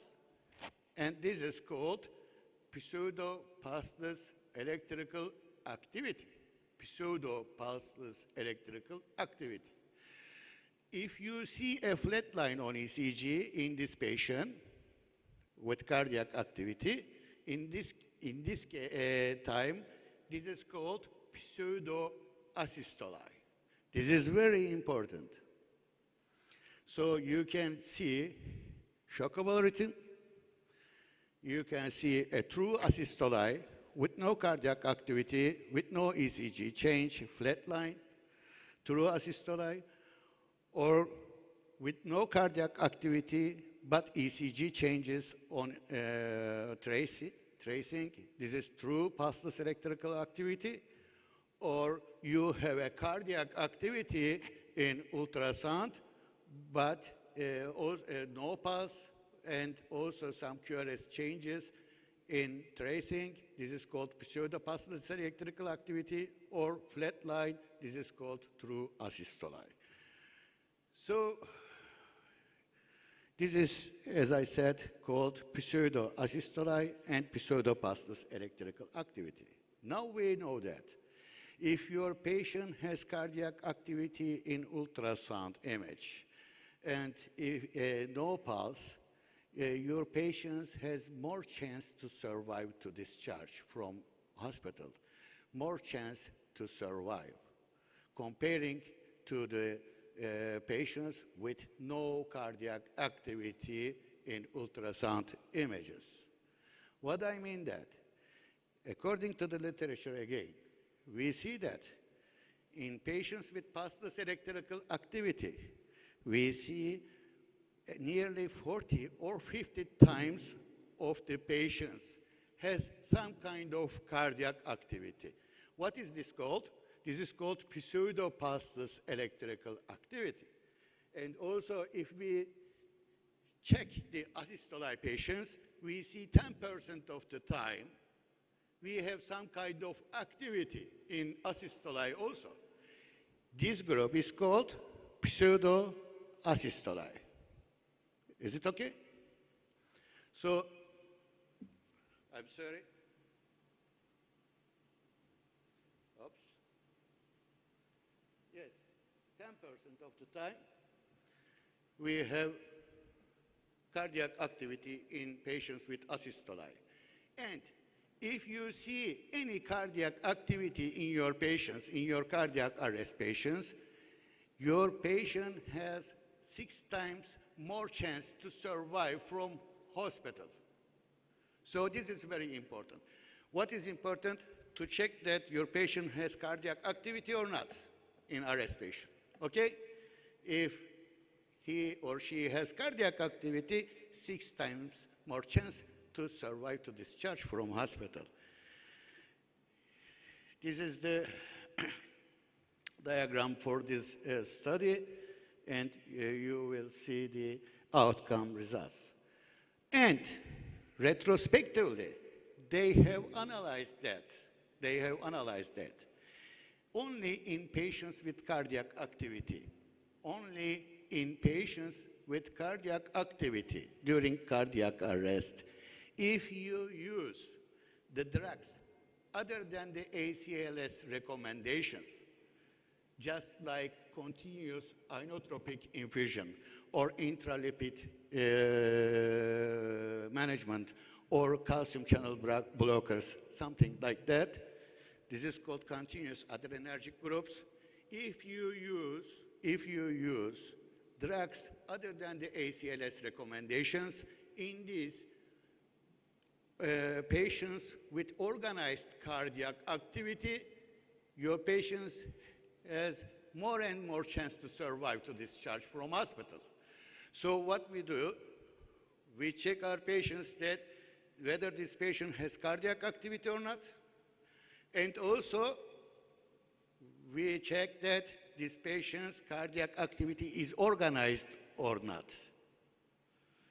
If you have an organized cardiac activity in an arrest patient, and if you use continuous inotropic agents, drugs, you have a better chance to survive.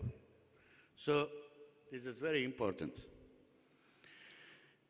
And if you look at the literature again, approximately you can find 5% of the time, 5% of the cases, you can find pericardial effusion, and if you do pericardiocentesis to these patients, you can save 2% of your patients, and you can increase your patient's chance to survive. So it is very important to do ultrasound in cardiac arrest. And ACLS teaches us that we have 5 A's and 5 T's during pulseless electrical activity guidelines. If your patient has pulseless electrical activity, you have to think these differentials, okay? All we know this. And if we integrate our ultrasound to this algorithm, to the pulseless electrical activity algorithm, we see that we can divide our patients into 2, with patients with narrow QRS and patients with wide QRS complexes in pulseless electrical activity.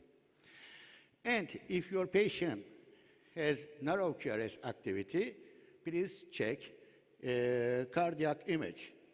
If your heart works hyperdynamically, and if your patient has narrow QRS complexes on ECG, that means that you have a pressure problem.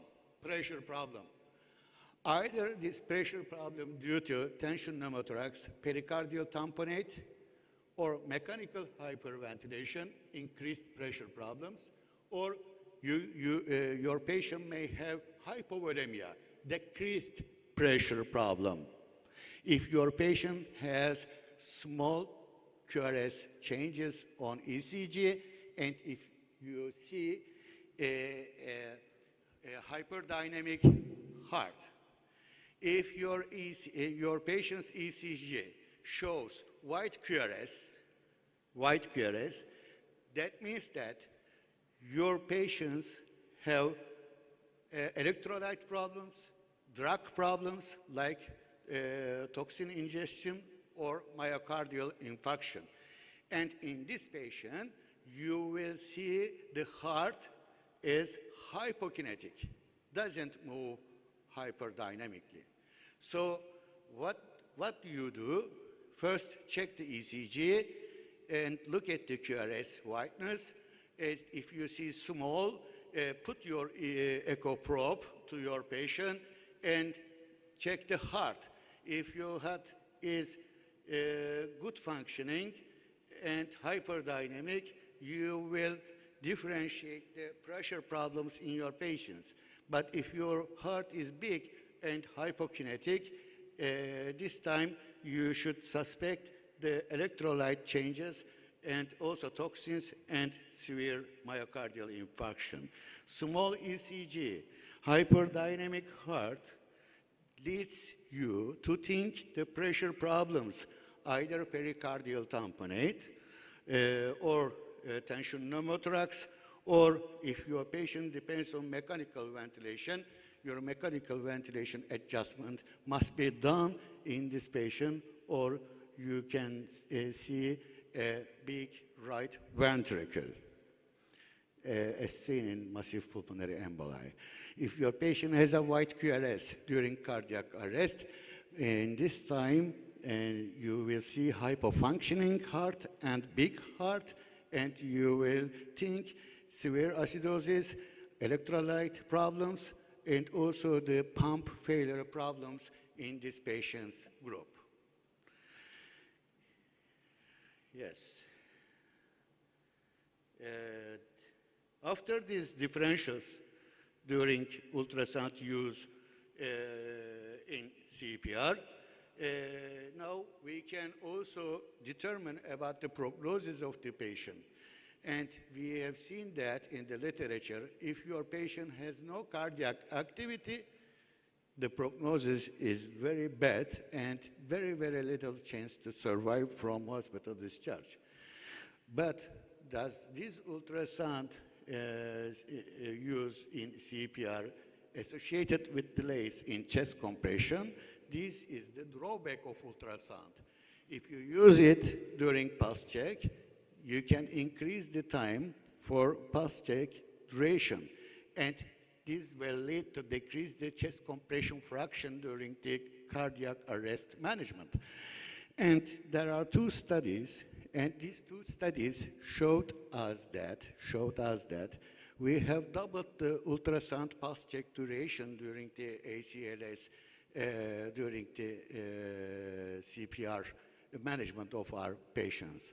But in the literature again, we can decrease this pulse check duration lengthening with video-assisted teaching. And teaching is important here. You can easily decrease this pulse check lengthening delay. And also there are a lot of drawbacks for these two literature, and the main drawback is very small sample size, and just one performer is working there with pulse check and ultrasound use. International Federation of Emergency Medicine Society advised us that you should do ultrasound during CPR with the core skills, core applications. What are these? Fluid, you should check fluid, form, function, and filling of the heart. And if you have time, you can go to the lung and IVC. And if you have more time, you can add to these applications abdominopelvic aorta, DVT, and airway also. This is a little bit confusing, but this is this is better, which I use in my department. This literature, this manuscript recommends that first, during CPR, at the very first minute, check for cardiac tamponade, and after 2 minutes cycle, you should check right heart strain of your patient, and after 3 minutes cycle, you should check again the cardiac activity of your patients. This is the cardiac arrest sonographic assessment pathway. And based on the prevalences of the pathologies in arrested patients, most commonly we see the cardiac tamponade. You can intervene this. And the second most commonly seen pathology is the pulmonary emboli, and then you can check the cardiac activity. As a summary, you should use your ultrasound during pulse check, subcostal view. And after that step, please determine the presence and absence of cardiac activity. And if your patient's cardiac activity is organized, you can start continuous inotropic support to your patients. You can increase your patient's survival to discharge.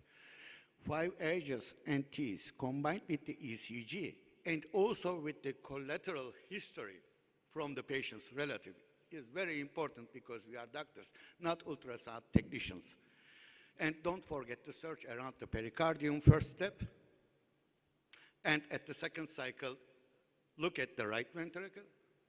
And at the third cycle, check for the heart motion again. And you can also decide whether stop or continue your cardiopulmonary resuscitation with your ultrasound. Thank you very much. Thank you, Dr. Errol. We'll take the questions at the end. The next speaker is Dr. Hassan Al-Thani. He'll be speaking about invasive airway management.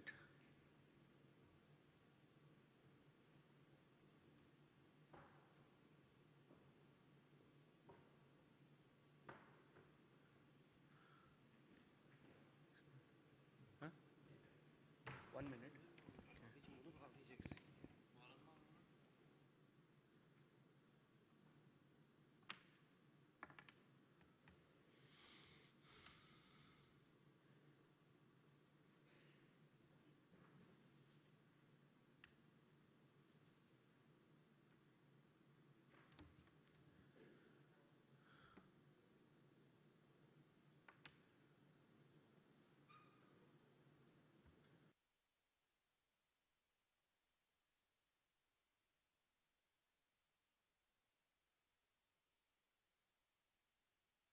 To thank the organizing committee for their kind invitation, and also the IBAT, the Emergency Physician Association of Turkey, for preparing this outstanding program for the 17th National Emergency Medical Congress.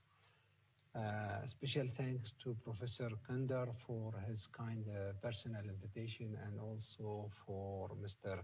Amir Titak for his also communication and uploading the presentation. My name is Hassan Al-Thani, and I'm from Doha, Qatar. I'm going to present on the invasive airway management. I have nothing to disclose for this presentation. The objective of my presentation is to have an overview of invasive airway management in a trauma setting. And I will go over 5 elements: introduction, indication for endotracheal intubation, options, local experience, and I will conclude with finally. Ensuring patent airway is the first priorities for any trauma patient, as ATLS instruction and education tell us, ABC. This is essential because effort to restore cardiovascular integrity will be unsuccessful unless the oxygen content of the blood is adequate. And airway management in trauma is challenging, and I'll give you an example of such patient who present to our trauma room with penetrating injury to the anterior chest wall, but the exit site was going to the lateral aspect of the right neck. And the challenge, because these patients usually present in an urgent setting, their stomach is full and there is a risk of aspiration. The injury can be located to the neck as a region, and this will distort the anatomy for intubation. Head injury can be a worse outcome if intubation is difficult. Cardiovascular and respiratory compromise is a common in a trauma patient. Pre-existing comorbidity and a challenge anatomy due to hematoma, or also the site and location of the injury.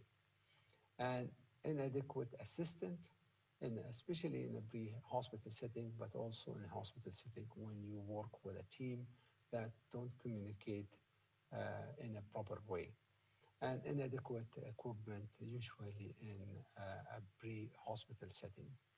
But it can be also in an emergency department, depending on the location of intubation required in the emergency. The indication for invasive airway is mainly one, there's a continued threat to the airway patency, mainly due to trauma, edema, or hemorrhage, risk for aspiration of gastric content or substance like blood or foreign body, removal of substance like a sputum or blood, diagnostic procedure like bronchoscopy, and general anesthesia when there is a muscle relaxant required, and mechanical ventilation. And the airway management can be divided into non-invasive, which will be dealt by another presenter, and invasive, which is mainly endotracheal intubation, and the option can be nasotracheal, orotracheal, or operative. And I'll go over the endotracheal intubation and a short video, cricothyroidotomy, tracheostomy, and this tracheostomy can be performed open or percutaneous, with or without a bronchoscopy, and with or without Doppler guided procedure. So this is a straightforward elective intubation for a patient not in a trauma setting, but just to demonstrate how it's been done using a direct visualization to the vocal cord and the placement of endotracheal tube. When it's done rightly, it's usually done very smoothly without any difficulty, and the patient airway is secure. The second one, which is surgical airway using cricothyroidotomy, the procedure is usually done because the cricoid membrane is the most superficial. It's separated by only skin, fascia, and thin layer of fat in most of the people. It's done through a horizontal incision with palpation of the thyroid cartilage and cricoid cartilage. A horizontal incision is made through the membrane, and then bougie passed through the trachea, the incision, and over a bougie, we place a tracheostomy tube and secure the airway in that fashion. And this is usually done with minimum risk in most of the time. The percutaneous tracheostomy, this is most of the time done in an elective setting, not an emergency, but we utilize it a few times in an emergency setting, in a patient, semi-emergency setting in a patient. Usually have the right setup. We use ultrasound, and also we use bronchoscopy. Infiltration of the area is done. And then under vision with bronchoscopy, we put a needle through a small incision, a vertical incision, and then guide wire is passed into the trachea, and there also vision. Then sequential dilatation is done in order to facilitate for the passage of the tracheostomy, the tube, then we exchange the dilator to a larger one and place the tracheostomy eventually in position and secure it. The risk with this procedure is usually minimum.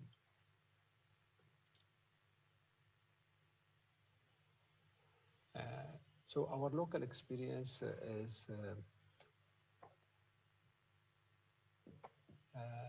we utilize the training and simulation very frequently in advanced airway management through Hamad Training Center or Itqan Clinical Simulation and Innovation Center. We also have a setup in the trauma station in order to facilitate for a teamwork and to also facilitate for better outcome for the patient. We also looked into rapid sequence intubation in trauma setting, which is a very important component for managing these patients. And out of 120 participants, we found that there is a quite difference between anesthesia and emergency physician in the rapid sequence intubation medication use and a protocol. And therefore, we established a protocol using a standard type and dose of agent to deliver an effective airway management for a trauma patient. And this is a very key component for a successful outcome for your patient. Also, pre-hospital versus emergency room intubation can have an impact. In a pre-hospital setting, in our setting, is done by paramedics, whereas in the hospital setting is done by physician, either a trauma or emergency physician. And we looked at 482 patients. 239 patients had intubation at the scene, whereas 243 patients had intubation in the emergency room. Out of these patients, if you look down, the mortality for the patient who had intubation at the scene was 53%, whereas 18.5% when it happened in the trauma station. That does not indicate that there is actually better outcome when they are intubated in the trauma room, but you have to look at detail. And we look at the univariate analysis and multivariate analysis. We found that location of intubation has a significant statistically when it is at univariate analysis, but when multivariate analysis, it was not significant. And the reason for this, because patients intubated at the scene were associated with higher injury severity score as well as worse Glasgow Coma Scale. And these two elements had a significant impact on the patient outcome at the scene rather than the personnel intubating the patient.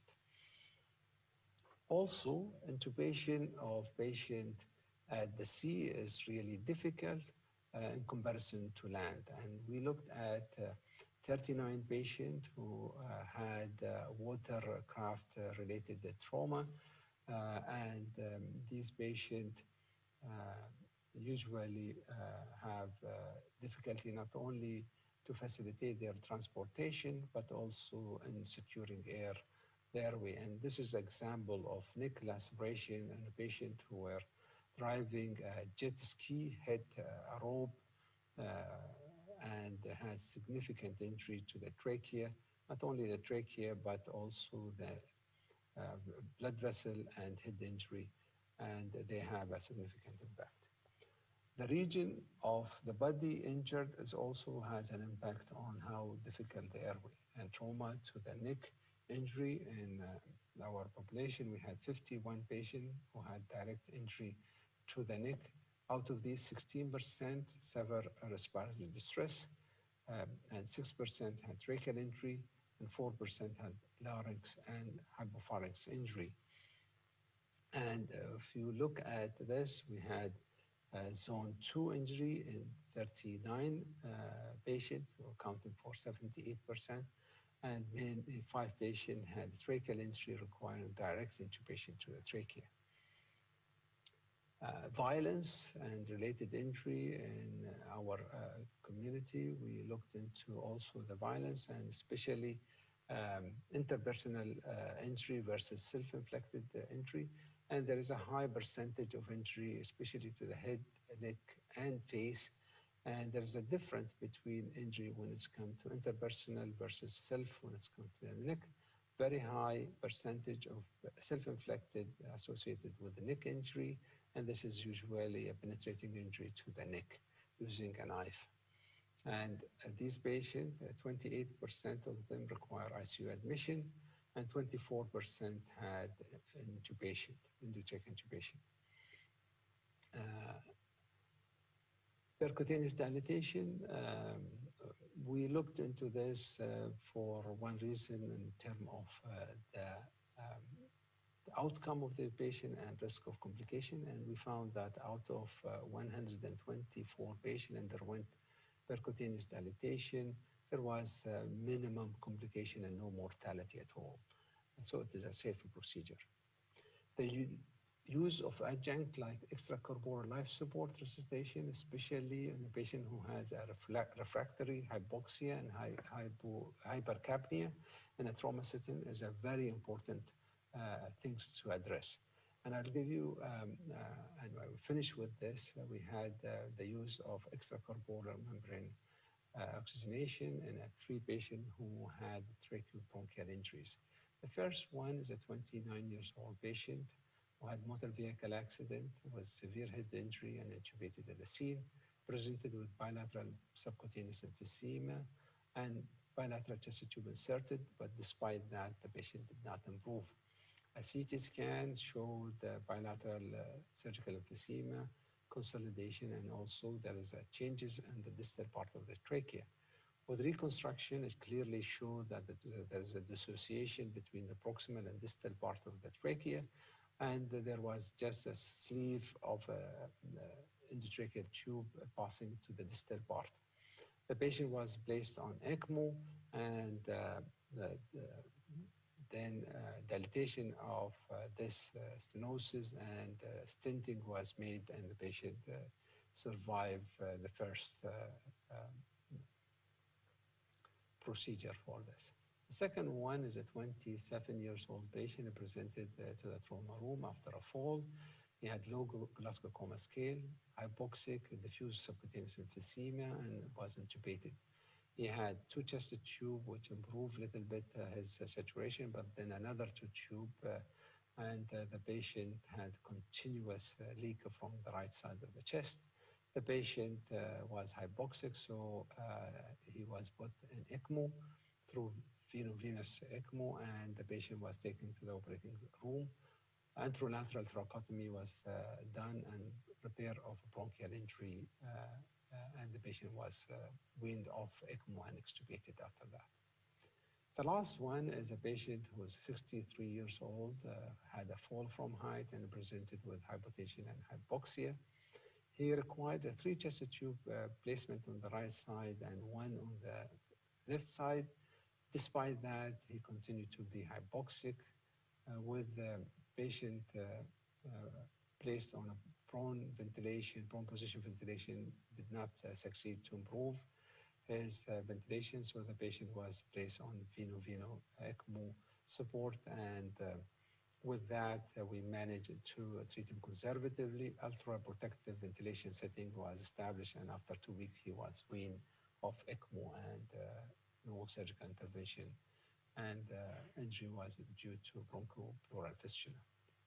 So to conclude, training and simulation is very important to improve outcome for patients who had traumatic airway. And airway management in a trauma setting is a teamwork.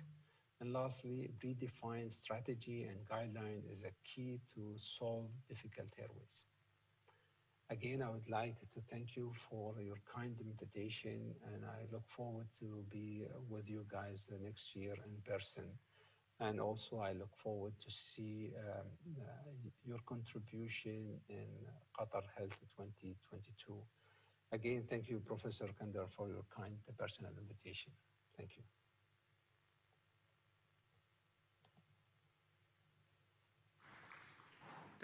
Thank you, Dr. Hassan. It was a nice lecture regarding the invasive airway management, which is a part and parcel of the whole resuscitation for all over the world, and trauma patients being the most important for the mortality rather than everything else, and it was best highlighted. The floor is open for questions for all the three speakers.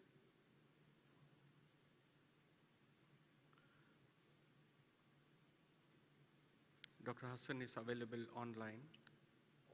Dr. Errol is it here. okay if I say something? Huh? Is it okay if I just say something Yeah, regarding you can. the meeting? You can. Okay. First of all, actually, I would like to thank the EBAT for organizing this outstanding meeting despite the pandemic. And special thank for Professor Gender for his kind personal invitation. As Professor Errol said, this is the first lecture for him. I think they need to introduce me to airport and airplane, because since the pandemic started, I never been to airport or airplane. And hopefully next year I'll be in person in Turkey to come and visit and also be part of this wonderful meeting. I have to commend the organizer for the logo, because they set actually the bird free and they break the chain. That's very thoughtful logo for this year meeting. And thank you again for the opportunity to present. Absolutely.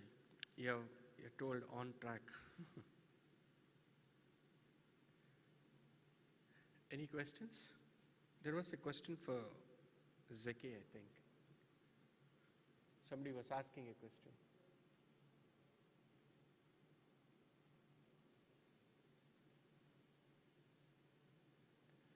Anything?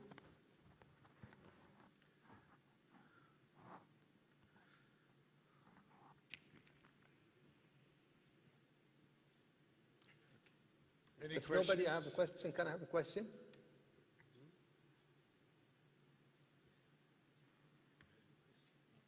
Errol, Professor Errol, may I ask you a question? No. When you use your ultrasound in cardiac arrest settings, obviously we do most of the ultrasound intervention like in a pulse check. Do you actually examine the patient while CPR is ongoing? No, actually the recommendation and also the way that I see from my practice, you cannot get optimum image during cardiac compressions. So always the recommendation is, and also in practice, to see during the pulse check period, or change the compression performer during changing of the compression performer or during the pulse check. If you don't have any endotracheal intubation, you can do also during the back valve mask ventilation period in order to get the optimum image. That's fine. Just, I agree what you said. But what I do basically in my own practice while CPR is going on, and just obviously I set up the machine and so on, what I do is the usual, I'm then trying to look, obviously it's not optimal as Professor Errol says, but I just continue, because I'm not doing anything else, continue scanning while the CPR is going on. And there's a good window is when you go for either like a Morrison's pouch window, or you can go into pelvis or aorta, and is not open, but as your experience goes, and when your experience is then you can get a lot of information even during the CPR. But the most crucial bit is obviously when is the pulse check, during the pulse check. Yes, please.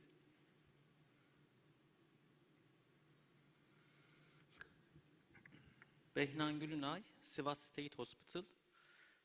Thank you for your presentation.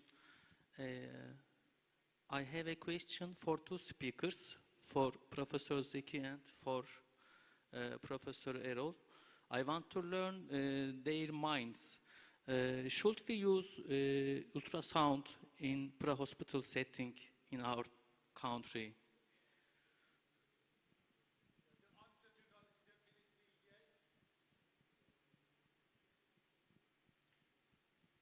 it is in lots of countries has been used in a paramedic, basically pre-hospital settings.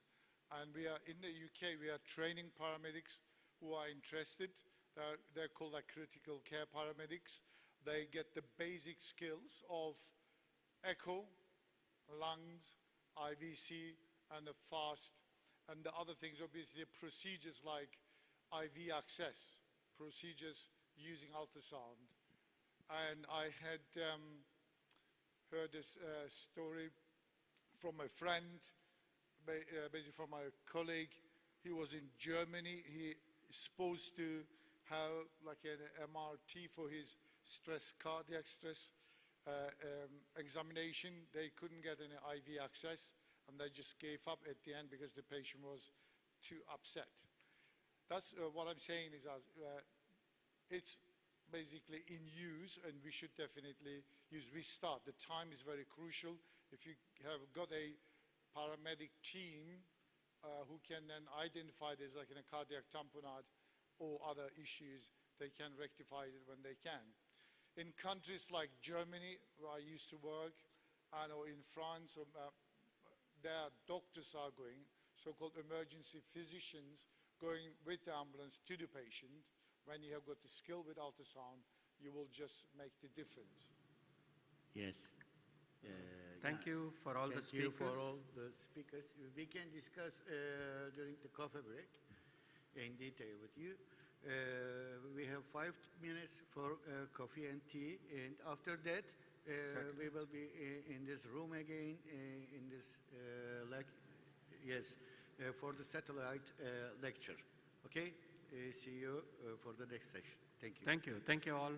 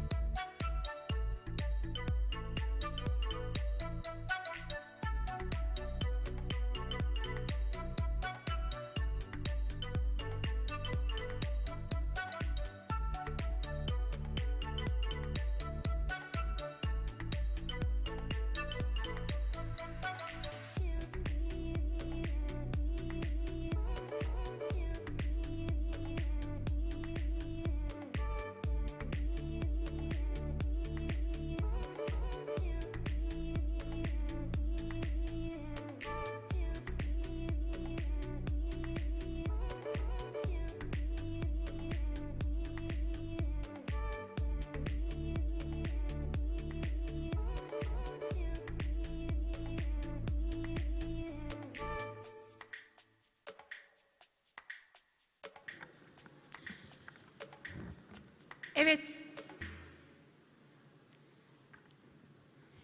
Kongremizin 3. gününe girerken hala daha böyle neşeli, enerjik, dinamik bir kitlemiz olduğunu görmek hepimizi çok mutlu ediyor. Sizlerdeki bu enerjik güç hepimize geçti ve bütün yorgunluğumuza rağmen kendimizi çok çok mutlu hissediyoruz. Umarım siz de her şeyden memnun ve mutlu hissediyorsunuzdur kongreyle ilgili. Şimdi Avot firmasıyla birlikte gerçekleştirdiğimiz bir uydu sempozyumunda bir aradayız. Kendilerine teşekkürü bir borç biliyoruz. 2 senedir acil için çok önemli bir konuyu uydu sempozyumu olarak kongremize taşıyorlar. Hem Elif Hanım'a hem de tüm ekibe çok teşekkür ediyorum bu anlamda.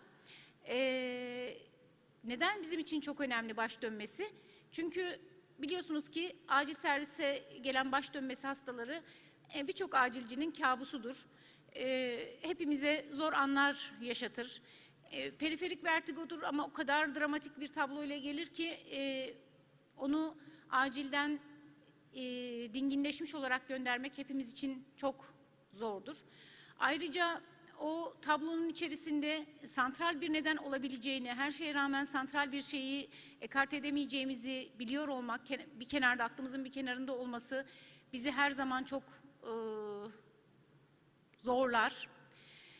Klinik pratiğimizde hakikaten zor konulardan bir tanesi. Ayrıca benim en çok üstünde durduğum şeylerden biri baş dönmesi, sadece baş dönmesi değildir acil servise geldiği zaman.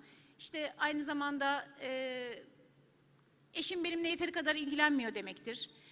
Aynı zamanda işler iyi gitmiyor demektir.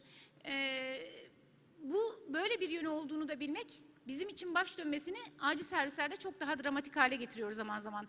Tanı olarak küçük fakat oldukça dramatik ve zor bir hastalık grubu. 2 senedir bunu çok ciddi mahiyette acil servislerdeki yaklaşımımızı diğer branşlardan hocalarımızla birlikte gözden geçiriyoruz. Ve bu sene çok özel bir konuğumuz var. Kendisi Acıbadem Üniversitesi Tıp Fakültesi Nöroloji Anabilim Dalı'nda öğretim üyesi Prof. Doktor Pınar Yalınay Dikmen. Pınar Hanım baş ağrısı ve baş dönmesiyle spesiyel olarak ilgileniyor. Bunlar onun özel olarak ilgi alanına giriyor. Ve bize bugün vertigoyu, özellikle de santral vertigoyla acil serviste periferik nedenleri nasıl ayıracağımızı anlatacak. Pratiğimizi bir kere daha onunla birlikte gözden geçireceğiz. Pınar Hanım'ı alkışlarınızla davet ediyorum.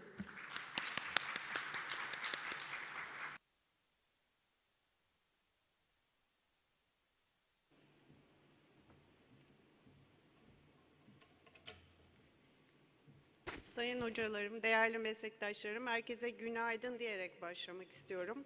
Uzun bir aradan sonra ilk defa bir fiziksel kongrede birlikteyiz. Ben kendi adıma çok heyecanlıyım gerçekten. Zeynep hocama da güzel başlangıç sunumu için çok teşekkür ediyorum. Vertigo bizim için gerçekten çok önemli. Acil servisin çok sık bir başvuru nedeni. Bu anlamda bir nörolog gözüyle bu hastalığı size anlatma fırsatı verdiği için hem kongreye, organizasyon komitesine hem de Abbott firmasına çok teşekkür ediyoruz. Şimdi benim içeriğim santral ve periferik vertigo ayrımı üstüne olacak.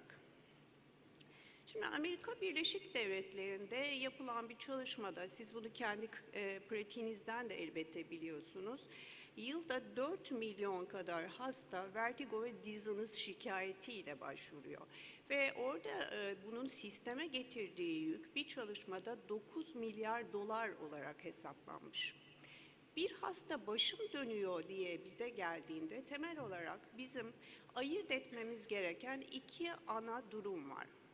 Hastanın tarif ettiği gerçekten vestibüler sistemdeki simetrik olmayan nöronal aktivite sonucu çevrenin dönmesi şeklinde bir illüzyon mu?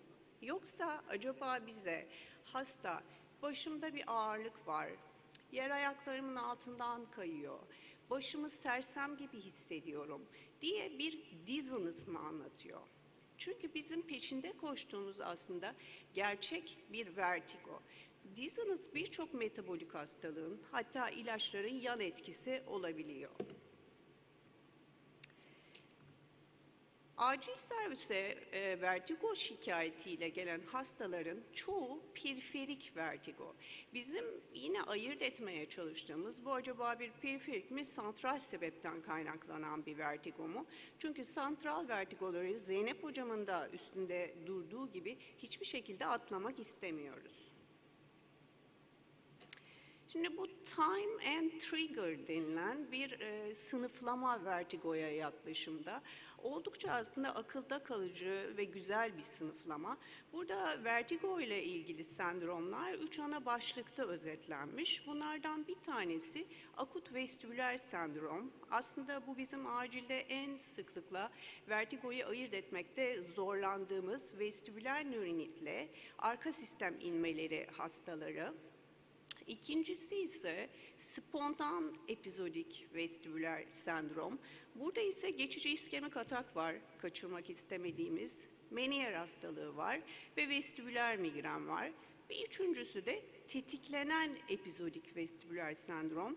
Burada da prevalansı en yüksek olan aslında benin paroksismal pozisyonel vertigo. Biz acilde bu ikisi arasında kalıyoruz.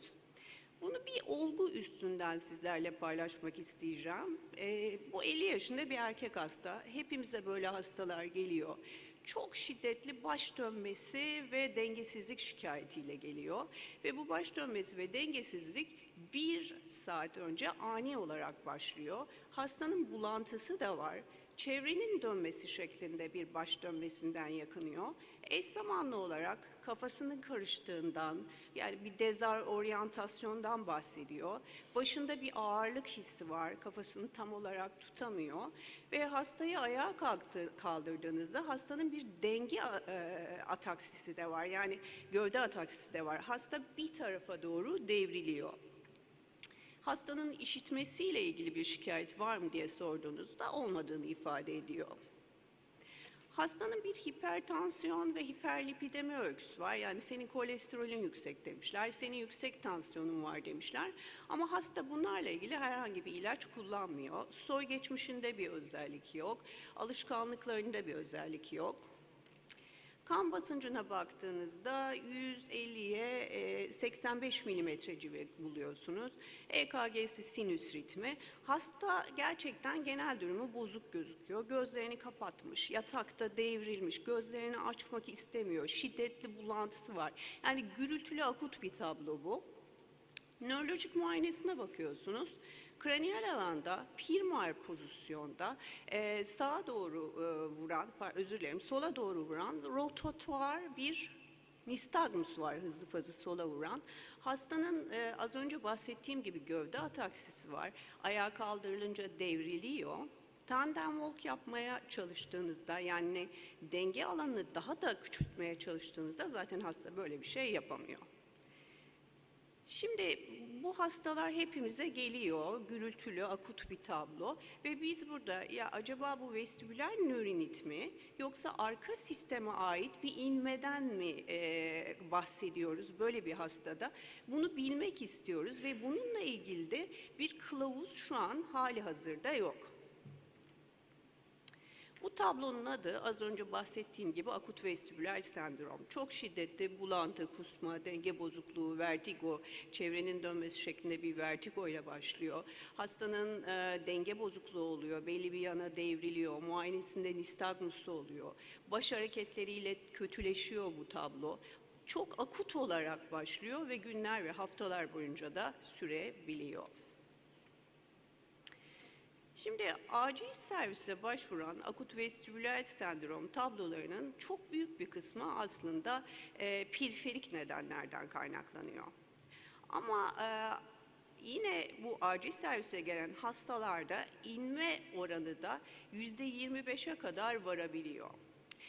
Böyle akut vestibüler sendromdan bahsedersek. Oysa hasta daha az gürültülü bir tabloyla geldiğinde, ya benim başım dönüyor, yani dengesiz de hissediyorum ama yürüyerek geldim diyorsa burada inme oranı %4'e düşüyor. Lee ve arkadaşlarının bir çalışması var literatürden. 240 tane vestibüler nörinit olduğunu düşündükleri hastada bu hastaların %10'unda arka sisteme dair bir inme saptanmış. Peki biz arka sistemde periferik vertigo ile santral vertigoyu neden ayırt etmek istiyoruz? Yapılan bilimsel çalışmalar kuvvetle gösteriyor ki eğer siz serebeller inmeyi atlarsanız bu hastalarda mortalite oranı 8 kat artıyor. Siz erken trombolitik tedavi şansınızı kaçırıyorsunuz. Bu hastalar hızla beyin ödemine gidip herniye olabiliyorlar. Erken dekompresyon şansınızı kaçırıyorsunuz. Ve arka sistem inmeleri oldukça sık olan lateral medüller enfarktü yani Wallenberg sendromu sıklıkla basamaklı progresif başlar. Yani siz minor inmeyi kaçırdığınızda hasta size majör inmeyle geliyor. Bizim olmazsa olmaz en büyük silahlarımız diyeceğim. Biri öykü almak, biri muayene biliyorsunuz. Aslında iyi bir öykü aldığınızda etiyolojiyi %50 açığa çıkarabiliyorsunuz.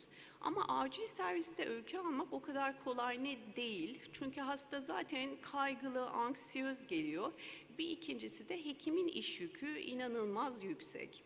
Ama bizim olmazsa olmaz ayırt edeceğimiz, daha konuşmamın başında vurguladım, bu gerçek bir vertigo mu, çevrenin dönmesi illüzyonu mu, yoksa hasta dizziness'tan mı bahsediyor, yoksa hasta acaba presenkop mu söylüyor.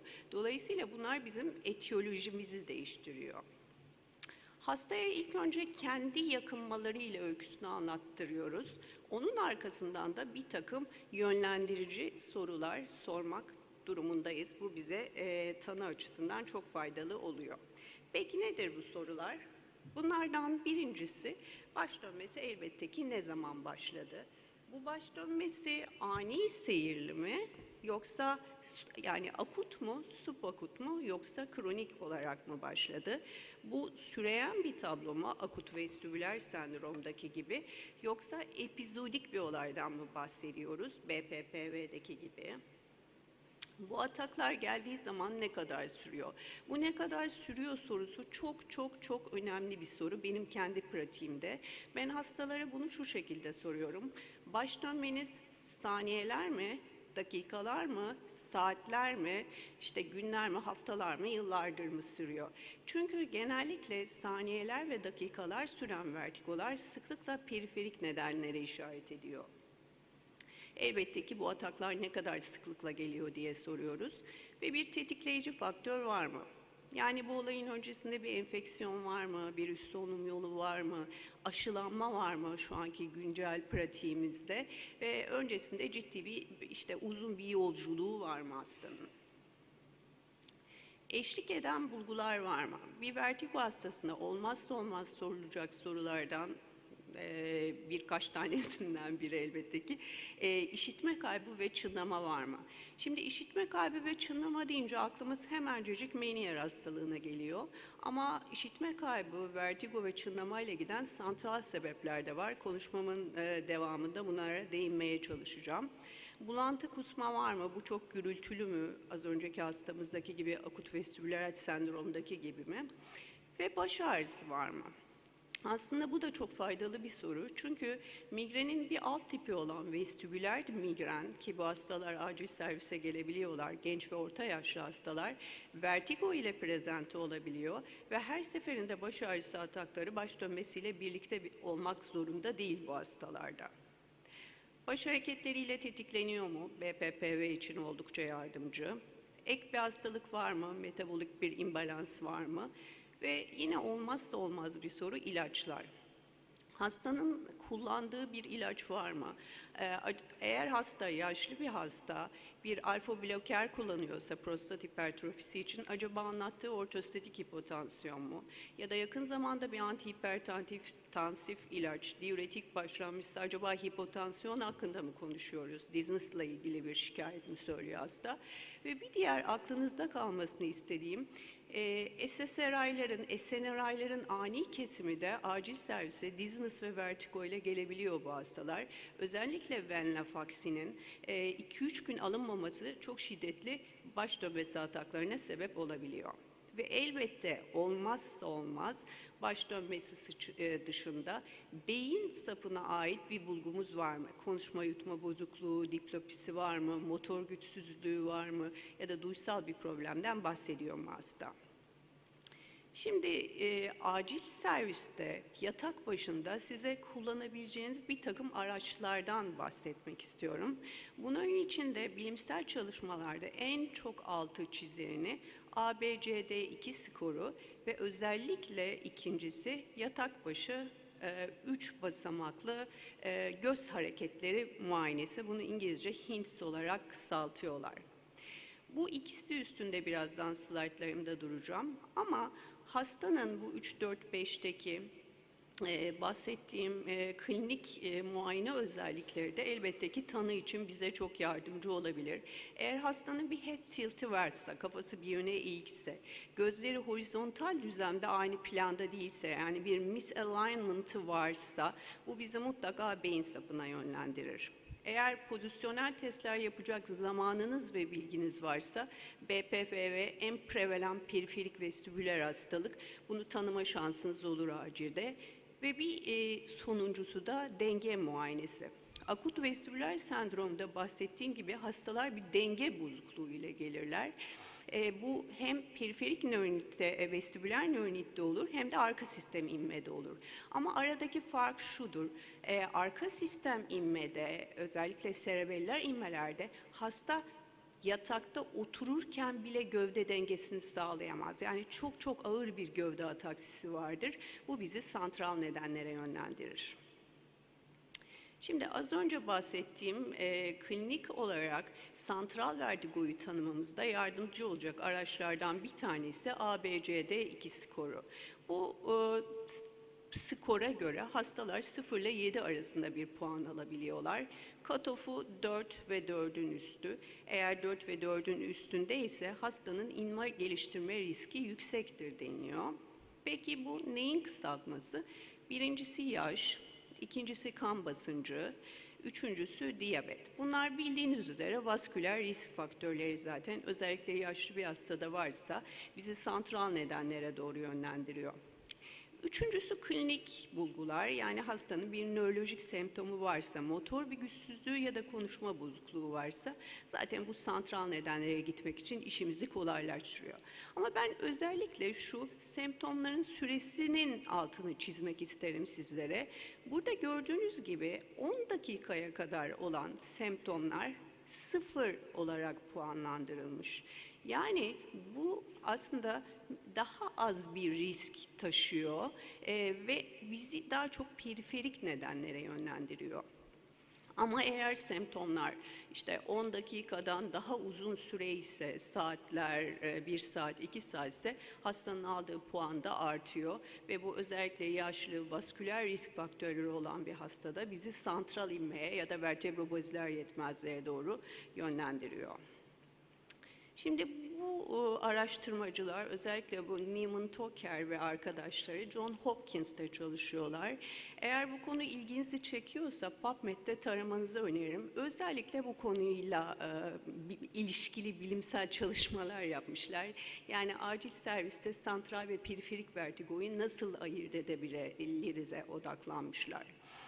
Şimdi bu çalışmada şuna bakmışlar, akut vestibüler sendromla, yani akut bir vertigo ve dizziness'la gelen hastaları almışlar ve ABCD2 skoruyla 3 basamaklı göz hareketleri nörooftalmolojik muayenesini kıyaslamışlar. Acaba hangisi inmeyi daha iyi tanıyor demişler ve bunun için de 190 tane hasta almışlar. Bu hastaların da en az 1 veya 1'in üstünde vasküler risk faktörü var, yani riskli hastalar. Ne yapmışlar? Bu iki muayeneyi ve ABCD2 skorunu kıyaslamışlar. Daha sonrasında hastalara MR çekmişler, takip etmişler ve gerçekten inme gelişiyor mu, gelişmiyor mu bunu anlamışlar. Daha sonra da ikisini kıyaslamışlar. Peki hasta grupları nasıl? Ortalama yaşları 60,5 yaş ama burada gördüğünüz gibi yaş aralığı oldukça geniş akut vestibüler sendromda. 18 yaşından 92 yaşına kadar hasta var. %60,5'u bu hastaların erkek ve tanılarına baktığınızda da %35'i vestibüler nöronit, %60'ı arka sistem inme, %6'sı da diğer sebepler. İşte MS olan var, paraneoplastik sendrom olan var, Wernicke ensefalopatisi tanısı koydukları hasta var, bir tane serebeller metastazları var, bir tane de karbamazepin intoksikasyonları var. Bu hastaların bu çalışmaya alınmadan önceki vertigo ve dizziness süreleri en az 2 saat ile 7 gün arasında, ortalama ABCD2 skorları 4 ve inme hastalarının %20'si kötüleşmiş, eksi olan dahi var. Yani inmeyi atlamamak lazım. Hele ki günümüz malpraktis ve davalar zemininde bizim inmeyi iyi tanıyor olmamız, atlamamamız gerekiyor. Peki neler bulmuşlar bu iki klinik araçla, klinik skalayı kıyasladıklarında? ABCD 2 skoru 4 olanlarda aşağı yukarı duyarlılık ve özgürlük %60 civarında. Ama 3 basamaklı göz hareketleri muayenesi yaptığınızda duyarlılık ve özgürlüğünüz %90'la %80'lere çıkıyor. Yani göz hareketleri muayenesi daha üstün gözüküyor. Ve bir diğer altını çizmek istediğim bulgu da bu çalışmada ilk 24 saat içinde çekilen MR %14.3 oranında negatif. Hani biz şunu yapıyoruz ya, yani bizim de acilimiz çok yoğun bir acil. Hekimlerimiz bazen bize ulaşmaya zorlandıklarında telefonla danışıyorlar. Onun arkasından hastanın B testini ve difüzyon MR'ını çekiyorlar. Difüzyon MR çekince o iyi rahatladık, bu santral inme değil diyorlar. Ama öyle değil. Şimdi daha başka çalışmalar da göstereceğim size. İlk 24 saatte MR yanlış negatiflik oranı %20'lere varabiliyor. Ve bu çalışmanın sonucunda da şuna varmışlar. Acil serviste akut vestibüler sendrom hastalarında bu 3 basamaklı göz hareketleri muayenesi, İngilizcesi HINS, ABCD2 skorundan daha üstün ki aynı araştırıcıların bir de MR'ı kıyasladıkları bir çalışmada var. Emin olun MR'dan da daha üstün çıkmış. Ve MR'da ilk 24 saatte negatif olabiliyor. Eğer santral vertigo şüpheniz varsa mutlaka MR'ı ilerleyen dönemlerde tekrar etmenizi öneriyorlar. Şimdi az önce size tanıttığım ve reklamını yaptığım 3 basamaklı göz hareketleri muayenesinde neler var? Dediğim gibi İngilizcesi HINS, şöyle kısaltılıyor. Head Impulse Test, Nystagmus ve Cover Test. Şimdi ben bununla ilgili size başarabilirsem bir video izletmeye çalışacağım.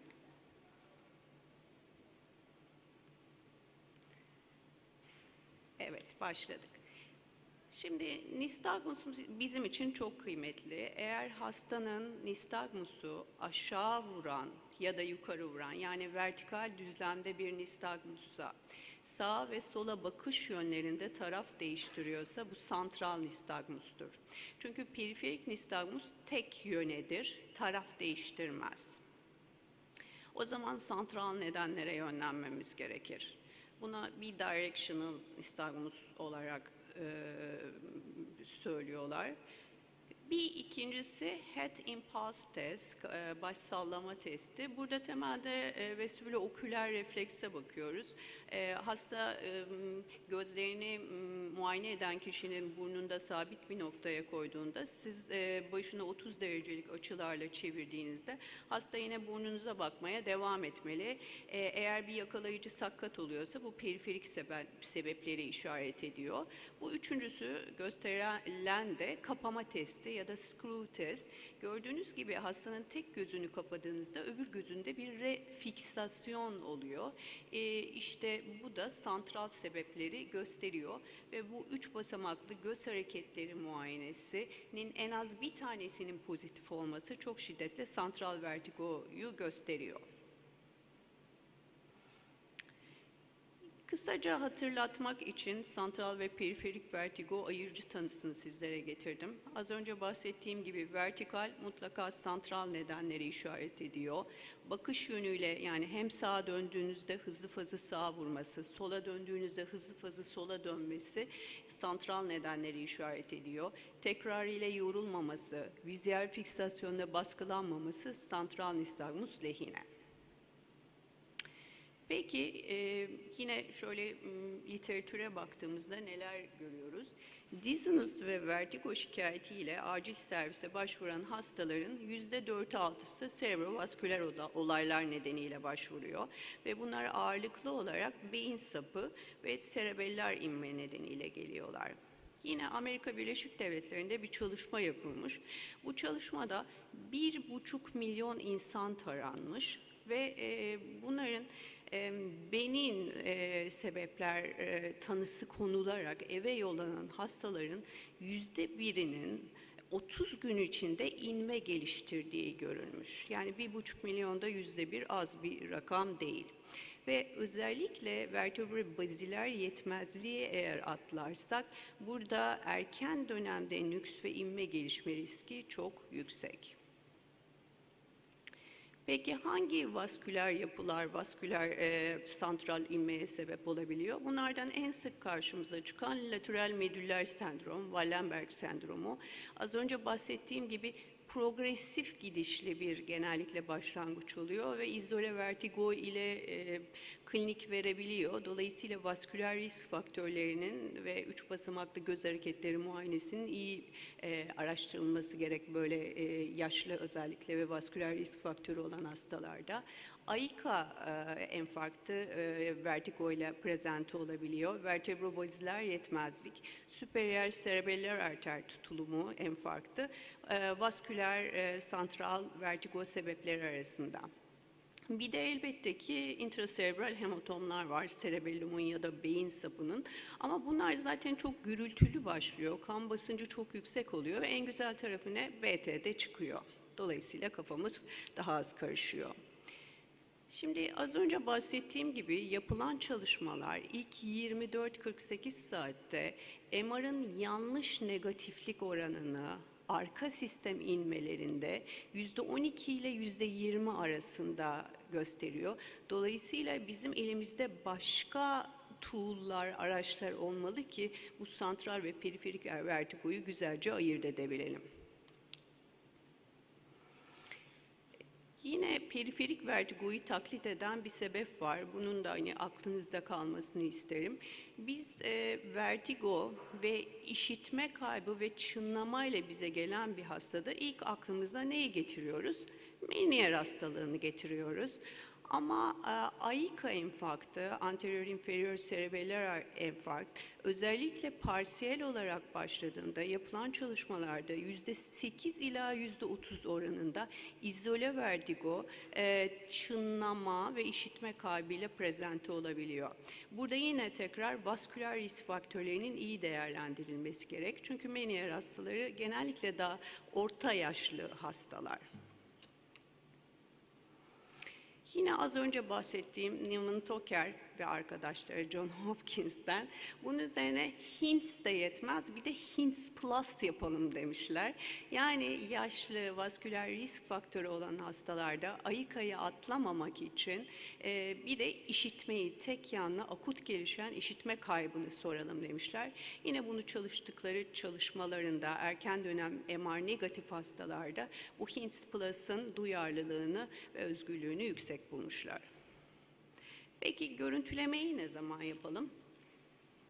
HINTS veya HINTS Plus bir ya da daha fazla anormal bulgu varsa, bunların ikisinden birinde bir patoloji varsa, elbette ki hastanın nörolojik muayenesinde bir problem varsa, akut vestibüler sendromu olan hastada HINTS normal olsa bile tek yanlı akut gelişen demin söylediğim gibi bir işitme kaybı varsa ve genç hastalarda özellikle boyun ağrısı olan genç hastalarda izole vertigo ile geldiğinde vertebral arter diseksiyonunu mutlaka ve mutlaka aklımızda tutmamız gerekiyor. Bu hastalara da görüntüleme yapmak lazım. Şimdi acil serviste arka sistem inmelerini tanımak kolay değil. Neden kolay değil? Literatür bunu 3 ana başlıkta özetliyor. Bunlardan bir tanesi hasta böyle daha silik semptomlarla geliyor ve aşikar nörolojik bulguları olmuyor.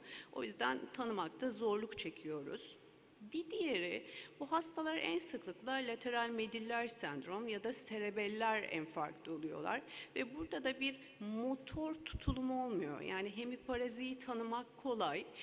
Dolayısıyla bu motor tutulumun olmaması da insanın aklını daha çok periferik sebeplere kaydırabiliyor.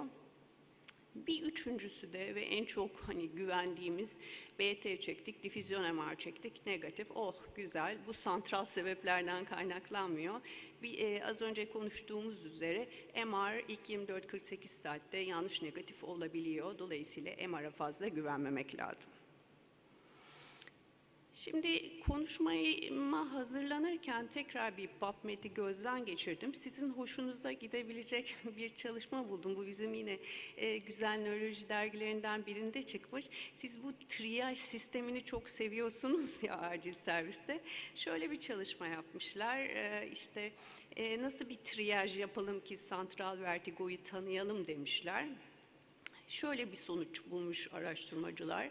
Eğer sürekli bir vertigo varsa ve ataksi varsa, bu non-pozisyonel değilse, bu ileride yapılacak prospektif çalışmalarda acil serviste santral vertigonun tanınması için bir algoritma geliştirmek, triyaj algoritması geliştirmek için kullanılabilir gibi bir sonuca varmışlar. Şimdi son söz santral vertigo ile ilgili neleri aklımızda tutalım?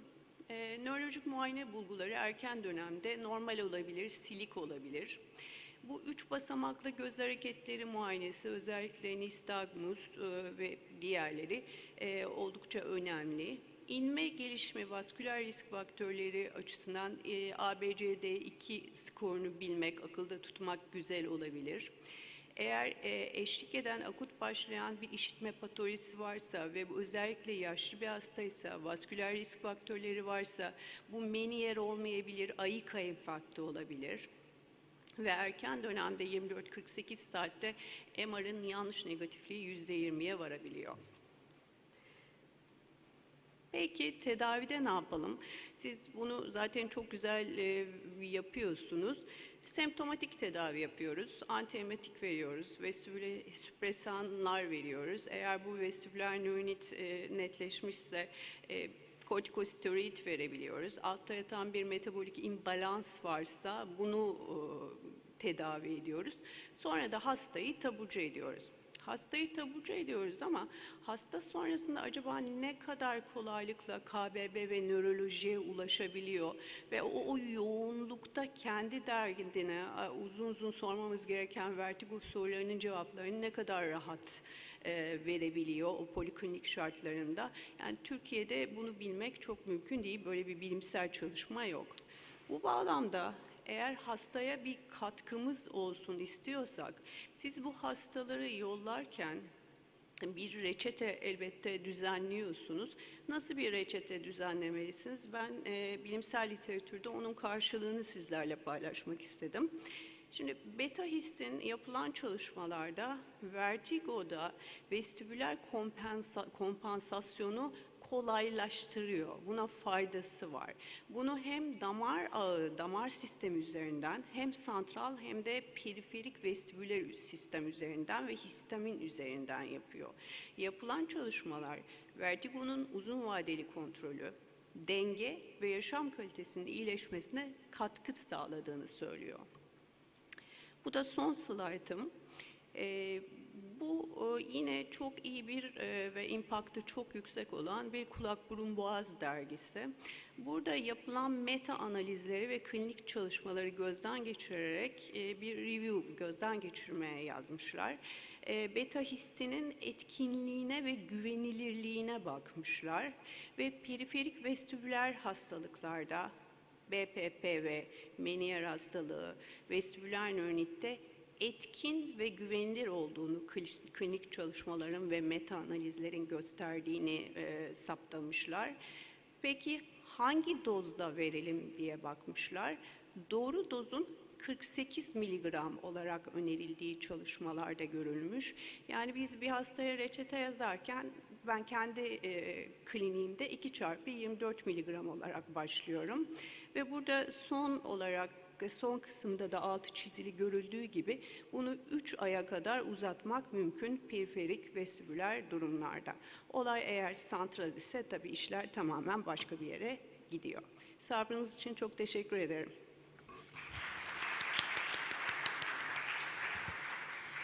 Biz Pınar Hocama bu güzel sunum için çok teşekkür ediyoruz. Başlarken de belirttiğim gibi vertigo bizim için hakikaten kafa karıştıran zor acil servis başvurularından bir tanesi. Bunun en önemli sebeplerinden birinde ayrıcı tanı listemizin öyle kolay olmaması olduğunu söylemiştik. Pınar Hocam çok güzel saptamalarla periferik ve santralde ayrıcı tanıyı nasıl yapabileceğimize güzel vurgular yaptı. Bu konuda salondan sorusu olan arkadaşımız var mıdır? Soru ya da katkı? Buyurun, bir el görüyorum.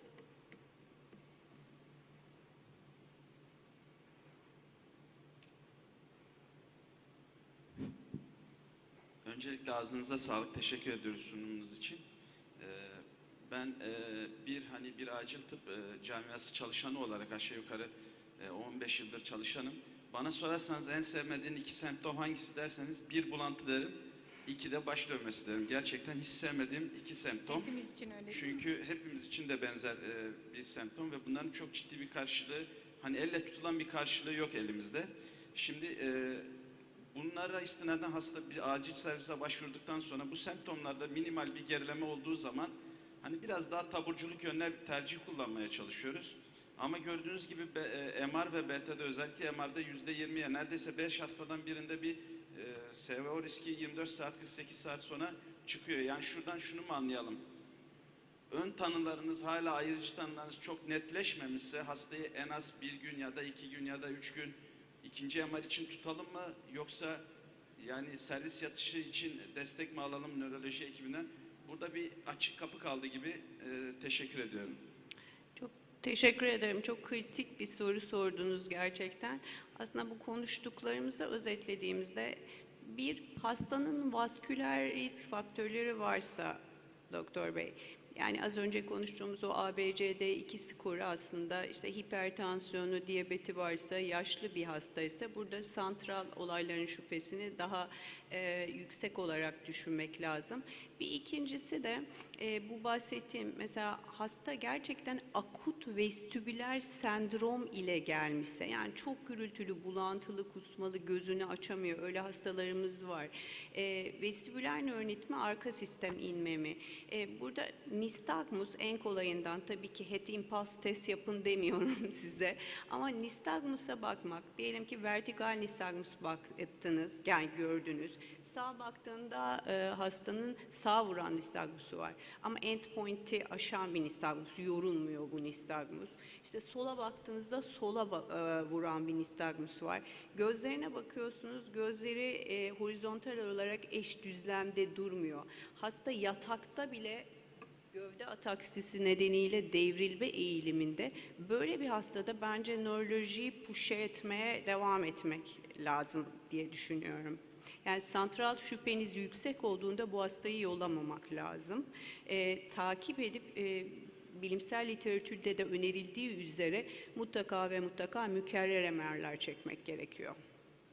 Evet, Pınar Hocam'a katılıyorum. Acil servislerde Doktor Bey'e de çok yakından katılıyorum. Gerçekten en büyük sorunlarımızdan bir tanesi. Başlanmadan önce Pınar Hocam'la tatlı bir muhabbetimiz oldu. Orada da değindik. Gerçekten bu hastaları ne yapacağımızı bilememek.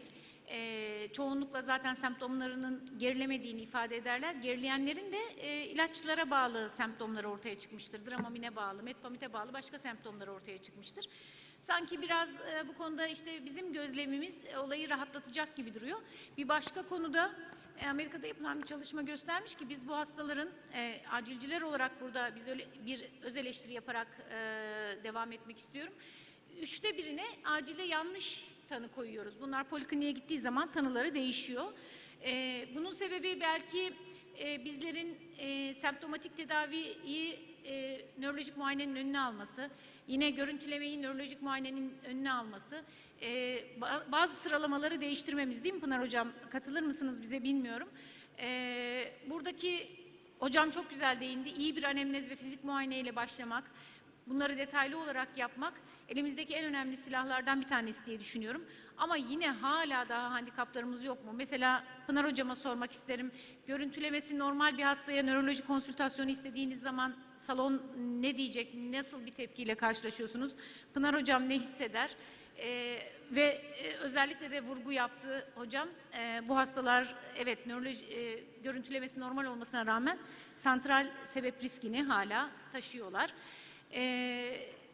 Ben de bunlara özel vurgu yapmak istiyorum bugünün sonunda. Bilmiyorum hocam, sizin ek bir söyleyeceğiniz olur mu bununla ilgili?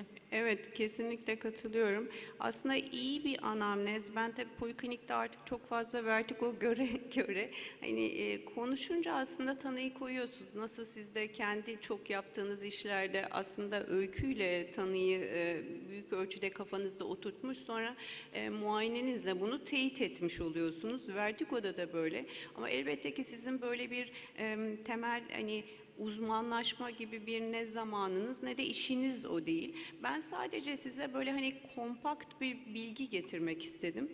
Bir de yine vurgulamak lazım ki bu hastalar gittikleri zaman kulak burun boğaz polikliniklerinde de, nöroloji polikliniklerinde de aslında bu konuyla ilgilenmeyen uzmanlarla karşılaştıklarında yine tanı almakta çoğu zaman zorlanabiliyorlar.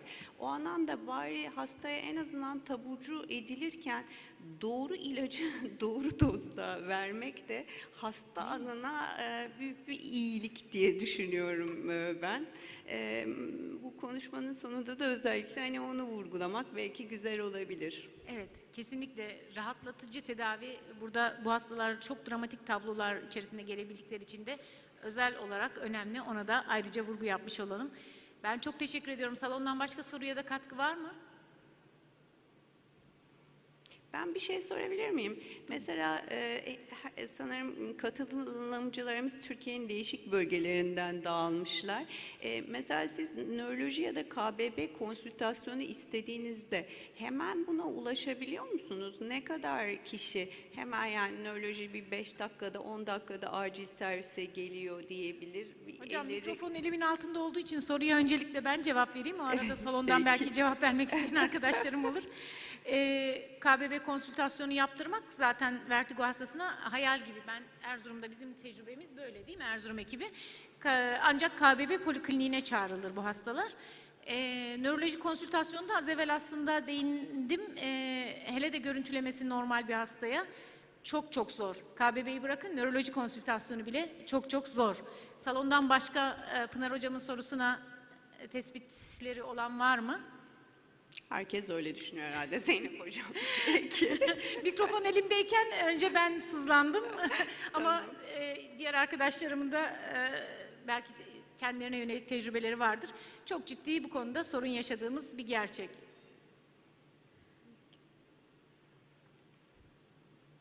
Evet. Başka soruya da katkımız yoksa ben Pınar hocama çok teşekkür ederek, bu zahmeti için, buradaki güzel sunumu için çok teşekkür ederek, yine Abbot'a bu konuya verdiği değere, bize acilcilere sağladığı katkıya teşekkür ederek bitirmek istiyorum. Elif Hanım'a ve Abbot firmasına çok teşekkür ediyoruz. Arkadaşlar, kafe break yok. Devam edeceğiz. Bütün hızıyla bilimsel aktivasyonumuz devam ediyor. Kafe break'imiz bulunmamaktadır. Buyurun. Çok teşekkür ediyorum Zeynep hocam. Kolaylıklar diliyorum devamında kongrenizin.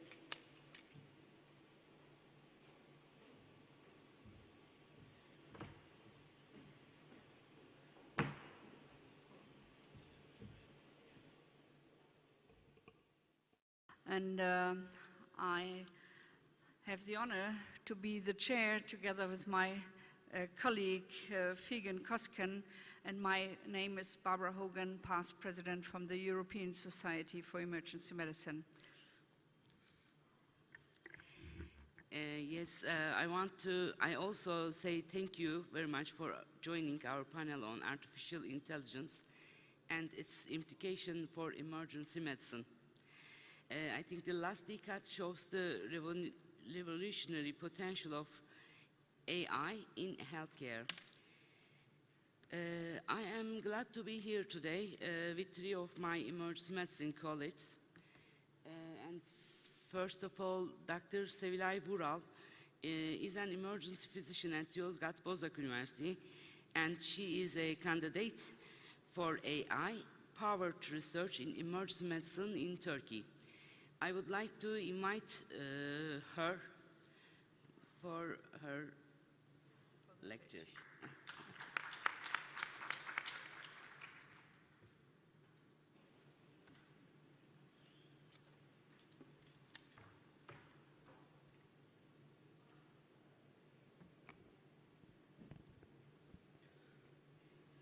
Thank Thank you, Dr. Coşkun and Dr. Hogan. It was a really generous introduction. I am really thrilled to participate in this session, and hello everyone. I want to thank you for all to joining us. We are here to talk about a fascinating topic today, artificial intelligence and emergency medicine. During the session, I will use the short form of artificial intelligence as AI. I guess that most of us do not have any experience with AI-powered technologies yet. And today, I aim to briefly present the newly emerging literature with you. Our objectives are to define AI and its subfields. I will shortly review what has been done in AI and the potential direction of the field of emergency medicine with the general concerns. With the improvements in computer sciences during the last 50 years, we can digitalize information in form of 1 and 0. We can store large amount of information in the form of datasets, and we are now able to process information at a complex level that we could not even imagine before. AI technologies will likely change medicine, and EM will not be exception. In fact, we are not so far from AI application in our daily lives. For example, if I say the words Siri or Alexa a bit loudly, most of your phones will react to it. The technology behind this is natural language processing. Or whenever you use an internet search engine like Google, it predicts what you are looking for, which is a bit frightening. Or whenever you use any social media application, it presents some specific commercials that you probably will be interested in. The technologies behind them are machine learning and deep learning. So AI is already in our lives. But what about medicine, especially emergency medicine? Maybe the first question can be, do we need AI in EM? We are the emergency hot points, the front doors for the entire healthcare system, and the primary source of hospital admissions. So considering the population we serve is aging and rapidly growing, and the other side, high medical error rates, ED crowding, chaotic and stressful environment, we are really under constant pressure. All these concerns are not going to go away by simply increasing the number of the physicians. So we do need faster, safer, and easier emergency patient care in our emergency departments. So we can say it seems that AI can help. I know that AI algorithms and methods are a very challenging concept to comprehend for physicians. We are not computer scientists, we are not mathematicians or software developers. Most of us do not have any clue about coding or software language. But let's start from the basics. AI is a big term. It stands for teaching a computer how to learn. Learning goal determines the extent of AI. If you teach a computer act like a human on a wide range, we call it general AI. If it exceeds human intelligence, then it's called super AI. But these two are what the science fiction movies focus on today's world. And finally, our focus, narrow AI. Narrow AI represents a designed program to solve one singular or limited task. But how to teach a program how to learn? We have to design, write down the goal, which is the teaching point, in a language that a computer understands. It's like writing a math formula, in fact. What this formula does is that its scores depends on the success with each step. The algorithms, in fact, experiments on the data that you give it. It works until it gets the highest score by creating the most effective strategy. The algorithm takes the information of tens of thousands of patients, also known as big data, and it uses it to predict what will happen to a particular patient. By this way, it can identify whom to treat, when to treat, and what to treat with. Success rate is generally possible with enough data and expected better than human comparators. As I mentioned before, AI is a big term that stands for a machine's learning and problem-solving ability at a human level. It reaches this ability mainly through machine learning, deep learning, and artificial neural network methods. In here, machine learning is the most common way of doing this. We will also encounter the other terms as well. Since machine learning is the most common AI subfield, I want to mention how machine learning learns. Machine learning uses 3 different learning techniques to build its model. They are supervised, unsupervised, and reinforcement. If a closer look, it means that supervised learning presents just like a teacher-student or parent-child interaction. You show your student or your child an object and you call it a pen and expected him or her to learn it as a pen. On the other side, unsupervised learning, there was no teacher, no parent, or no label, no identification of that object. You give different kinds of objects, a pen, a pencil, a book, or an eraser to your student or your child without mentioning its name, and then leave him or her alone to find a way to group them. And lastly, reinforcement methods. These different learning techniques are used for different purposes. Like, for example, as you see, AIM is calculating outcomes in supervised machine learning. For unsupervised machine learning, it's discovering underlying patterns. And reinforcement machine learning learns a series of actions. If you perform a literature search on PubMed with the words artificial intelligence or machine learning or deep learning and medicine, you will find over 25,000 studies in medicine. If we change the word emergency medicine from medicine, the number is approximately 700. Even with a simple literature search attempt, we can conclude that most of the papers were published in the last 10 years, and for EM, it's in the last 5 years.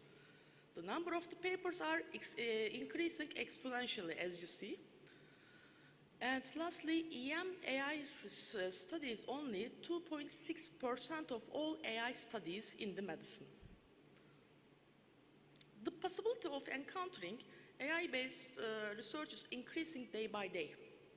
And you can ask why to evaluate AI-based studies. It's because to evaluate, discuss, and reach a consensus about an AI-driven technology implementation into EM. So EM physicians shall understand the basics, how the algorithms are created, critically assess the source of the data used to develop the statistical models, and understand the model function. By this way, we have a voice and we have opinion about EM technologies.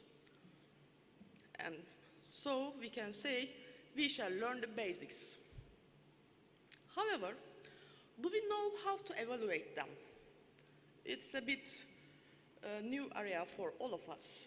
There's an example for reviewers, authors, and readers from the radiology editorial board. But EM does not have a clear roadmap yet. And I think we have to create it as soon as possible. Other than this one, it will not be enough to make a guideline for authors, readers, and reviewers. Also, integrating this topic into the training phase of medicine and even emergency medicine can be essential. In fact, there is some discussion in the current literature about this. It's just learning maybe radiography or ultrasound physics during EM training. We already learned some familiar technologies and general concepts behind them in medical school and later during our EM training. I think in the future we will add an AI technology section to the curriculum as well.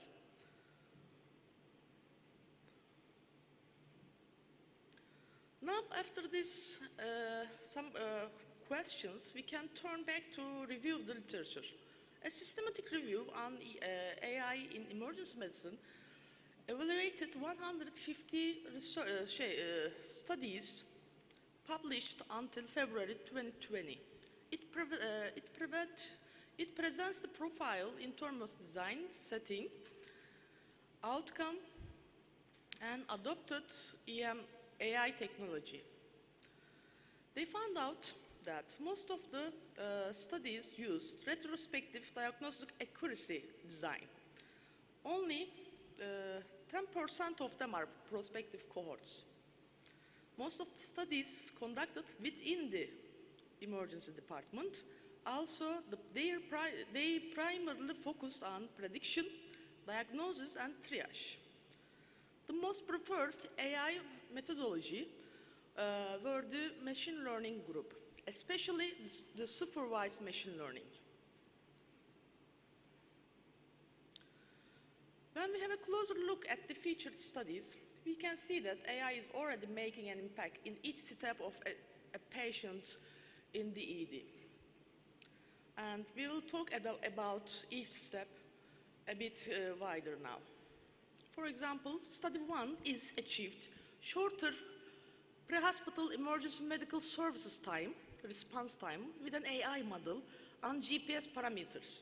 Study 2 showed that it's possible to classify restorative cardiac rhythms during EMS transport.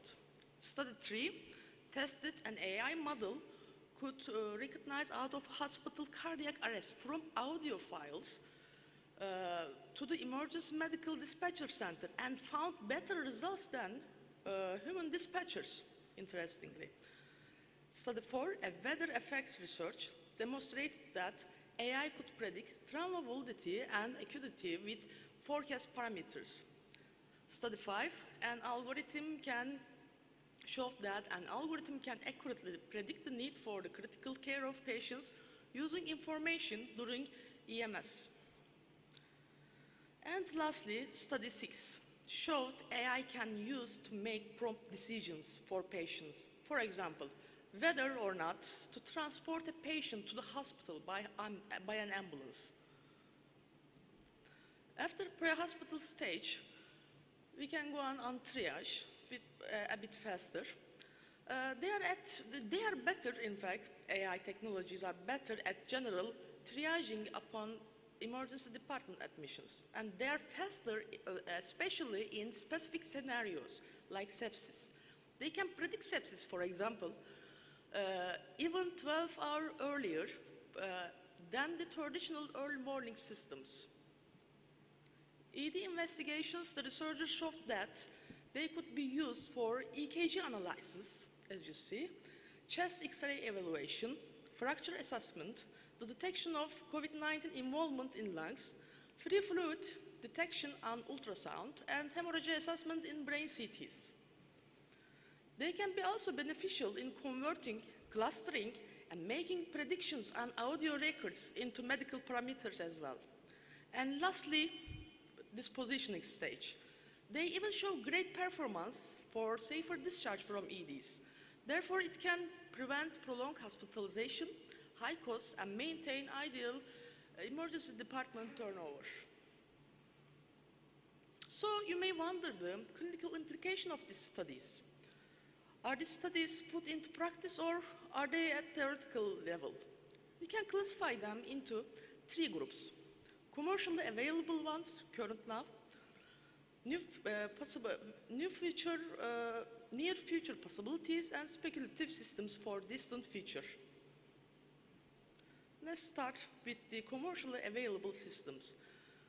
And I will only mention the approved one here. In the term of medicine, 222 devices were approved in the USA and 204 devices in Europe. The number of the approved AI and machine learning-based devices has increased substantially since the 2015, and with many approved for use in, especially in radiology. In one study published in Nature, showed the approved AI-powered medical technologies. They showed the departmental distribution of these medical technologies, and you can see this massive figure right now. We can follow, as you see, no, you cannot see. Okay, the emergency medicine is at the bottom, the second at the bottom line, as you see. And you can see it's now related with the assessment of pneumothorax and fracture detection. But if you have a closer look at the list, there is another options, another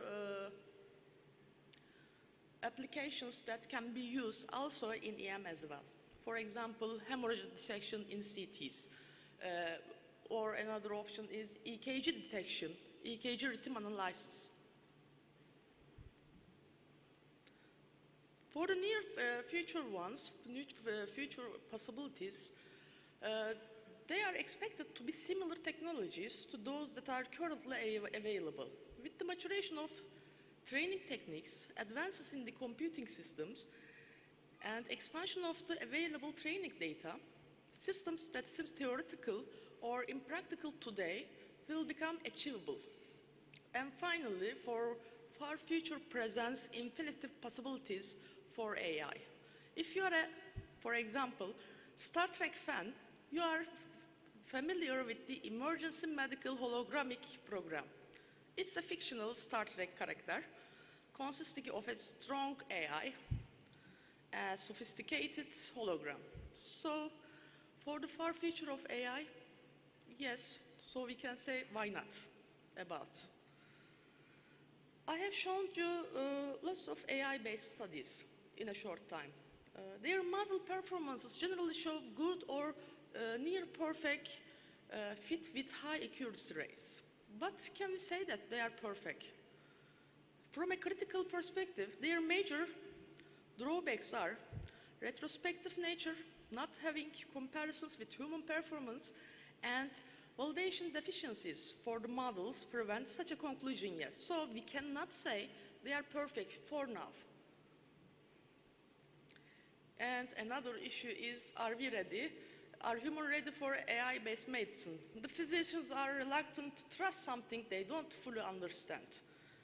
From a patient's view, one recent study indicates that patients are reluctant to healthcare provided by medical AI, even they outperforms human doctors. And lastly, general concerns about the AI. There are the black box phenomenon, scientific evidence, data input dealing with noise data, privacy, data security, approval status, integration into practice, and lastly, the assignment of liability. There are some important concerns regarding AI applications, not only EM, but also in general medicine. Some of them are really, really interesting, I think. For example, black box phenomenon. Black box phenomenon stands for an artificial intelligence system whose input and operations are not visible to the users or another interested party. It means that we cannot understand how the AI makes a decision. Another interesting point is approval status. Algorithm learn and evolves by time with every new input. So, for example, if a regulatory organization like FDA approves an algorithm A, but algorithm A receives more info, as it receives more info, it's not an algorithm A anymore. So one could argue that a new algorithm B has formed and needs a reapproval about that. And lastly, the assignment of liability.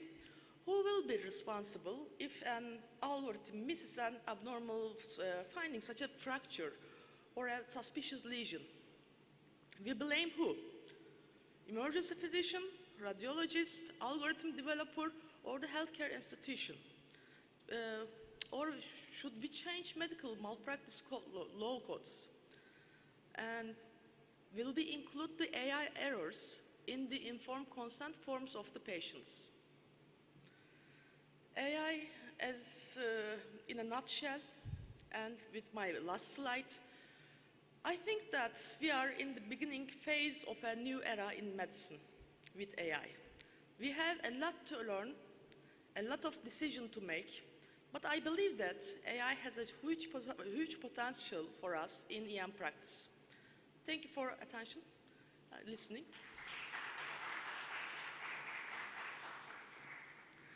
Thank you very much for your interesting presentation. And I think we should discuss the presentation just after the lecture. Does anybody has any chance and any questions? I have one question, so I think you have to go again.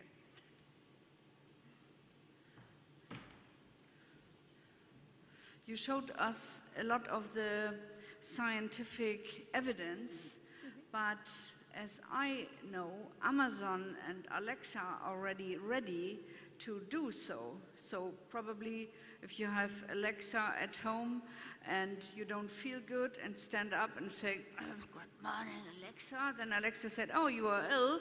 I can call your doctor. I will take a prescription and I will call the pharmacy, and then you get your medication." And this is not scientifically correct until now, as far as I know, but we will learn from Dr. Buma in a while. So what do you think about these Amazon and Alexa that they are doing already?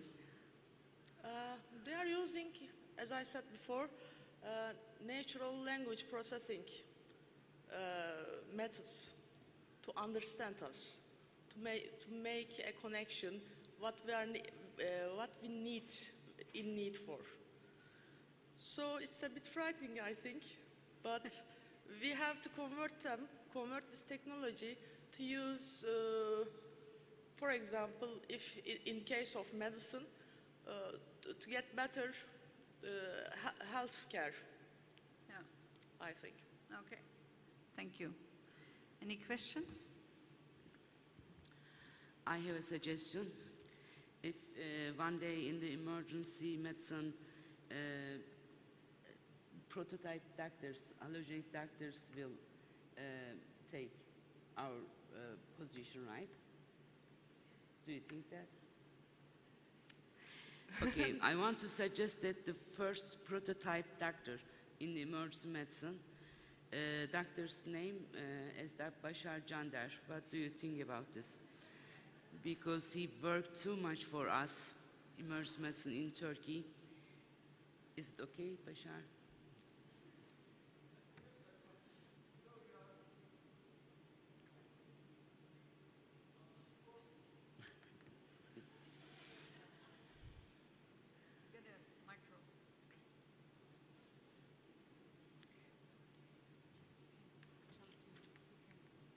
Thank you very much, Dr. Figen. Dr. Barbara Figen is past president of IPAT. I take the presidency from Dr. Figen, of course. I think you are before me, Dr. Figen, for that. Okay.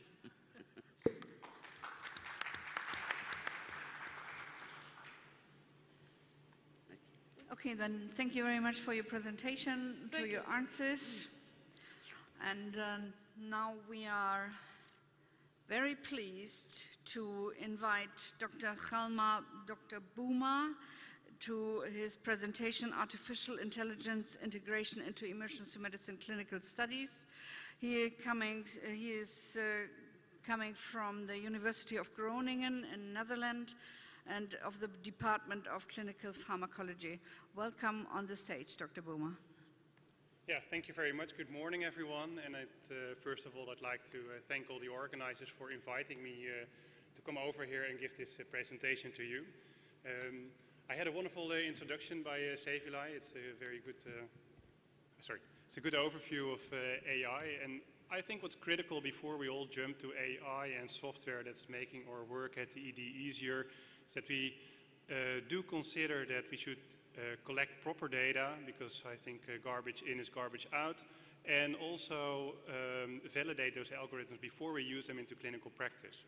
So in Groningen we have developed a research infrastructure that allows us to collect prospectively real-world data to develop these kind of algorithms. And that's what I will show with you in this presentation. So this is where I come from. This is the city of Groningen. On the left-hand side you see our forum. It's a huge cultural building, and below you see our hospital, the University Medical Center of Groningen. And Groningen is located in the north of the Netherlands. When we're working at the ED as a physician, the main challenge we have is to recognize patients at risk for deterioration. Diagnosis is a timely effort, and it bases our clinical decisions, of course. We have a lot of information that comes at us that we have to integrate as a physician to decide whether or not to admit a patient, to prescribe a certain therapy. And of course, we do have some simplified risk scores that might help us, but usually they lack sensitivity and specificity, specifically in the early phases of acute illness. So before we go to artificial intelligence, our aim is first to understand our own human intelligence. So how do we as doctors interpret how sick the patient is at the moment? So that's what I will discuss in the first part of my presentation. It's called clinical impression, or also called Gestalt. And one of the examples of Gestalt is what's shown here, the image. If you look at it, some people see a young lady watching over her right shoulder, and other people might see a grumpy old witch. So that's the clinical impression. The way you look at it differs from person to person and what you see in it. And next I will explain how we set up our research infrastructure to collect the data that is needed, proper data, real world, to develop artificial intelligence algorithms. So first, how do we actually recognize patients at risk of deterioration? I think sepsis is a very good case for it. On the one hand, because we're confronted many times with patients with an infection who might have sepsis at the ED. And on the other hand, we do have some risk scores. But if you look at them over time, we had the SEERS scores, we have the QSOFA now at the ED, but they all lack sensitivity and specificity. And the QSOFA score has a sensitivity of around 50% to predict organ failure in hospitalized patients. Of course, they perform better in patients with severe sepsis at the ICU, but our challenge is to predict this situation in patients with early sepsis at the ED. So what we did in the previous study is that we asked the physician about the clinical impression score. So just give a number from 1 to 10 about the severity of illness. What is your gut feeling about this patient? We asked the physician and the nurse, and to illustrate on the right-hand corner, you can see that it had a pretty good sensitivity and specificity, better than the PYRO and the QSOFA score, to predict admission to the ICU. And moreover, it's much easier because it's just your fast thinking, your direct impression after seeing the patient. On the other hand, we moved on because the next question is, can we identify factors that make our clinical impression? Do we understand our own clinical impression? And it's pretty hard, it seemed. We started with a nominal group technique. So it's a kind of brainstorm session with experts, physicians from acute and emergency medicine. And we asked the question, what do we actually sense during primary assessment that make our clinical impression? We had multiple rounds of discussion to reach consensus. And based on this output from these meetings, we developed an instrument, a survey that we used to ask the physician which factors contributed in this specific patient to his or her clinical impression. So that's what we validated prospectively at the ED in more than 500 patients. First, also here we saw that this clinical impression again predicts ICU admission, in-hospital mortality, and 28-day mortality. But the factors that make this clinical impression together only have an R-square of 0.4. So around 40% of the variation in a clinical impression score is determined by factors that we think make up our clinical impression score, like the dry mucous membranes, eye glands, and the other factors. And in addition, vital parameters contribute to it. Which means, on the other hand, that our clinical impression remains unknown for the majority of the variation. So we don't really understand what our clinical impression is, but still, we're pretty good at predicting who will go to the ICU, just based on this first impression that you have. So we have some factors that we understand that are associated with our clinical impression that might be used in future research. So next, we set up a research infrastructure to collect big data to develop this acute precision medicine. The aim, it's called Acute Lines, and it's a large data and biobank at the emergency department. And the idea is to use our human intelligence and also artificial intelligence to make algorithms that can predict severity of illness, predict treatment response, and that can be used as clinical decision support. So they will not replace a doctor in the future, but they can be supportive. And these algorithms can also be used for monitoring the condition of the patient, for example, 24/7. At our ED, we have around 25,000 visits per year, and the biobank consists of different parts. We collect data from all visits using an opt-out system. So we have 25,000 patients. We collect data from the electronic health records and from the bedside monitors. We have researchers collecting de novo data, which means that we ask patients more questions, we interview them, we send them surveys to inform about their current experienced health. And we collect that from around 2,000 patients per year. And in addition, from another 1,000 patients per year, we also collect blood, urine, and feces and hair when they arrive to the ED. So the aim of this data biobank is to facilitate the collection of high-quality big data. And as I said during my first slide already, I mean, you can use retrospective data, but then you highly depend on the quality of the data that has been entered in the electronic health records. So here we do it prospectively to be able to have high-quality data and also to be able to categorize the data that comes in at the moment when the patient is at the ED. For us, it's also an advantage because in our hospital we have a lot of research going on and a lot of different projects who want something from the patient. And with this research line, we have one team asking the patient a lot of questions, and in turn, this data bank can supply the information to other researchers without having to burden the patient again. We can implement state-of-the-art solutions, so we're using wearables to monitor the patients at the ward, for example, but it also can be used to test AI algorithms. Most important is that we focus on the interaction between chronic health, so the pre-existing condition, acute disease, and outcome, both short-term and long-term. So this is what we do. We have a research team available at our ED 7 days a week who screens everyone entering the ED, whether he or she matches the inclusion criteria. We have developed our own software to capture data from the bedside monitors. So all data that can be seen on these bedside monitors during the complete ED stay, the full ECG, the full PPG, and all vital parameters are stored automatically and connected with the patient. We connect with pre-hospital databases from the ambulance to get pre-hospital data. We collect and process biomaterials at the ED. We transfer data from the electronic health records, so there is some part of retrospective data and data from the electronic health records. We use wearables to monitor vital parameters at the ward, and also we connected external databases to determine whether the patient is still alive after discharge, and for example also with a health insurance company to assess the healthcare usage after hospitalization. So a brief overview of what we're collecting, data about the ED visit, of course, family history, but I think something that might be promising and where I come back to in my final slide is the clinical impression, for which we use face recognition at the moment. So these are the inclusion criteria. Since patients come with a complaint or a certain illness to the ED and not a diagnosis, we determine to identify and select patients based on the level of illness rather than diagnosis. From the most sick patients who are trias red or orange, using the emergency severity index, we collect everything, blood surveys that are collected during hospitalization after 3 months and again after 12 months. And on the other side, you see all other patients. There we collect vital parameters and waveforms from the bedside monitors and data from the electronic health records.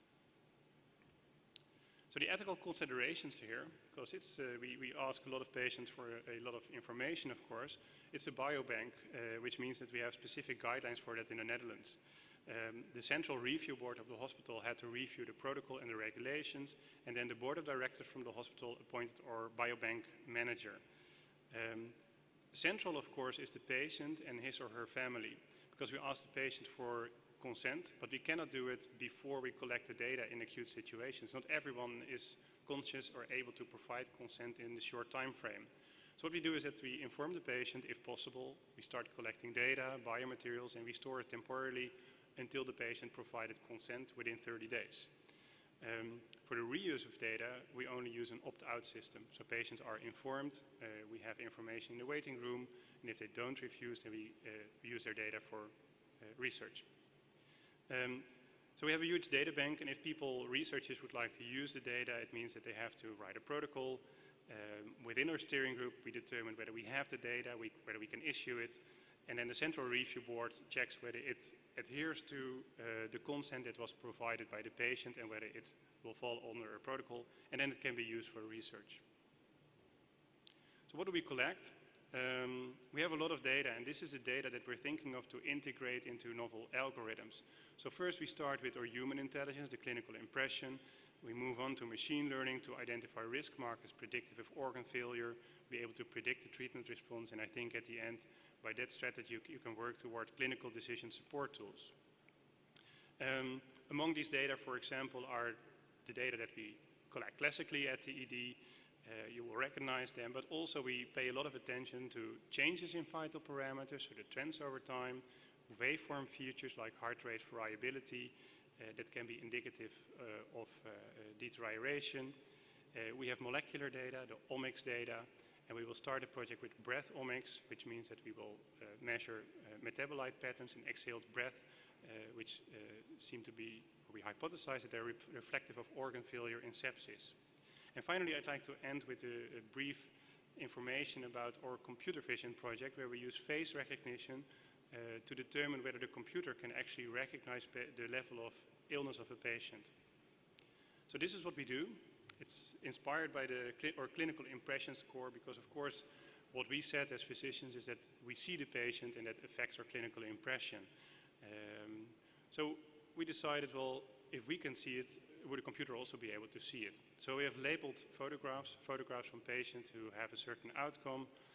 The researchers collect the photographs at the ED from everyone being triaged red or orange or being admitted with suspicion of sepsis. Because you need machine learning or deep learning techniques are rather data hungry, you would need thousands and thousands of pictures to develop an algorithm from scratch.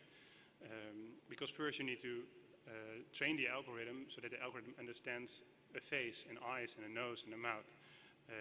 But it's not necessary. You can use the training on external data sets that are available and then use a method that's called transfer learning. So the algorithm already has some basic intelligence developed on other photographs, on big data sets, and then you can transfer this knowledge, this intelligence to your own data set, which means that you require a much smaller data set to determine whether the algorithm can also identify patients at risk of ICU admission or in-hospital mortality. The technique that we use for it, the deep learning technique, is called convolutional neural network, and it's illustrated here. The idea is that you have an image, and the image is complicated, of course. You can see it in the red square. It's a smiley, but you can subtract all the features from the image and then turn it into a binary code, in short. And that's something that the computer can use to calculate and associate with the outcome. And of course, at the end, if this algorithm works, it might mean that in the future we have cameras installed at the ED monitoring the patients, but maybe also at the ward to really see where the patient is deteriorating. And I don't think that we can only do this based on only face recognition, because as a physician you also have more information than just a photograph of the patient. But I think if we combine it with vital parameters and lab results, that we can make promising algorithms. So with that, I would like to end my presentation. And here's my contact information. If you'd like to contact me afterwards. Thank you for your listening, and happy to answer any questions.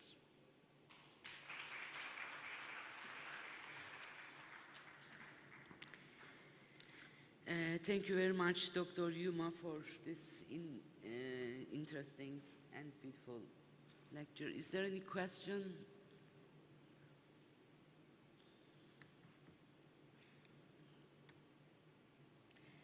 Thank you. Oh, okay.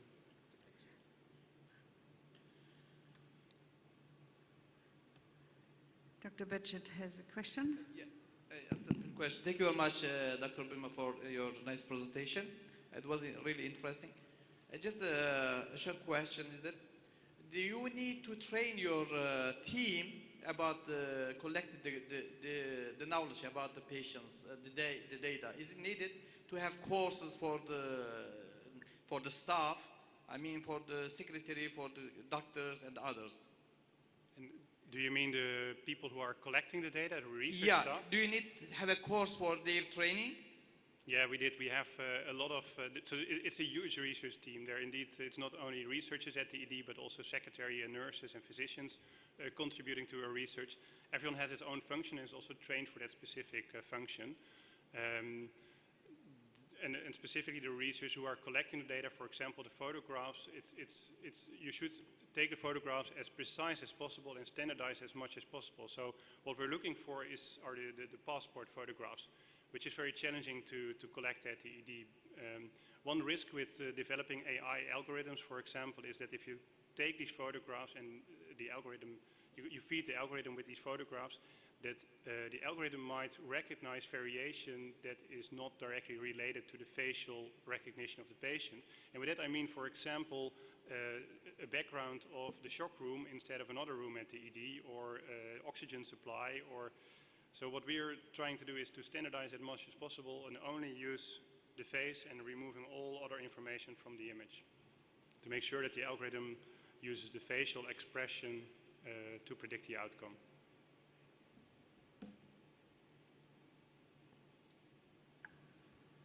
Yes, another question over there with the red shirt. No. No questions? Sir? No, sorry. So then, thank you very much indeed for your presentation. And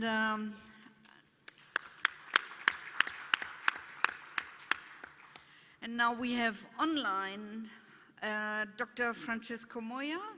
He is Director of International Medical Services, Consultant and Emergency Medicine in the Vitas Xanit International Hospital in Malaga in Spain. He is board member of the Spanish Society of Emergency Medicine, and I'm really looking forward to his presentation about a smart emergency room project. So welcome, Francisco. Merhaba, everyone. I don't know if you can hear me. Can you hear me? Yes. Yes. First of all, I would like to thank Professor Kander and all our friends from the EPAT, the invitation. I'm so sorry that I cannot be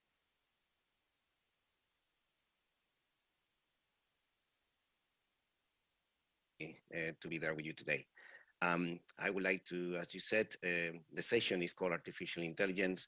The project SmartER is not artificial intelligence in itself, but it's a technological tool that we have been developing in conjunction with some colleagues from the UK. In fact, my colleague, Dr. Anjit Mohammed, who is a consultant, clinical director at now is Huddersfield and Halifax NHS Trust, but he put the SmartER project in motion in Doncaster, which is a university hospital with 1,000 beds and minor units, minor injury units, etc., etc. So I don't know if I will have access to the presentation now online, and then I can start the presentation. I haven't got in my computer the presentation on the screen, so I don't know.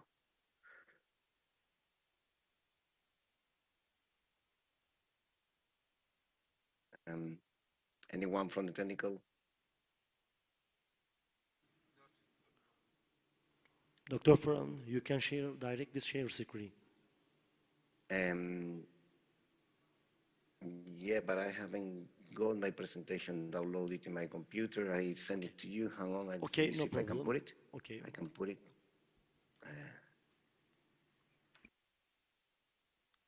It says the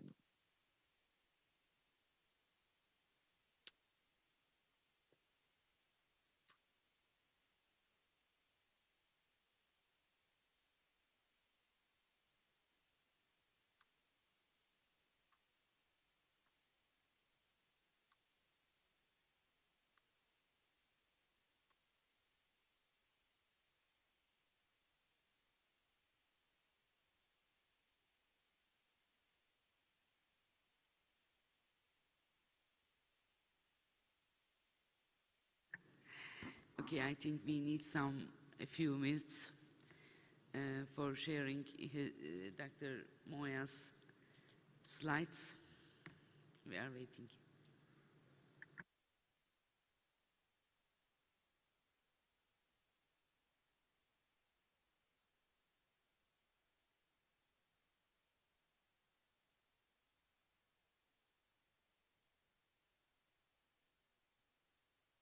Sorry, guys, I lost the connection. Any chance to download my presentation?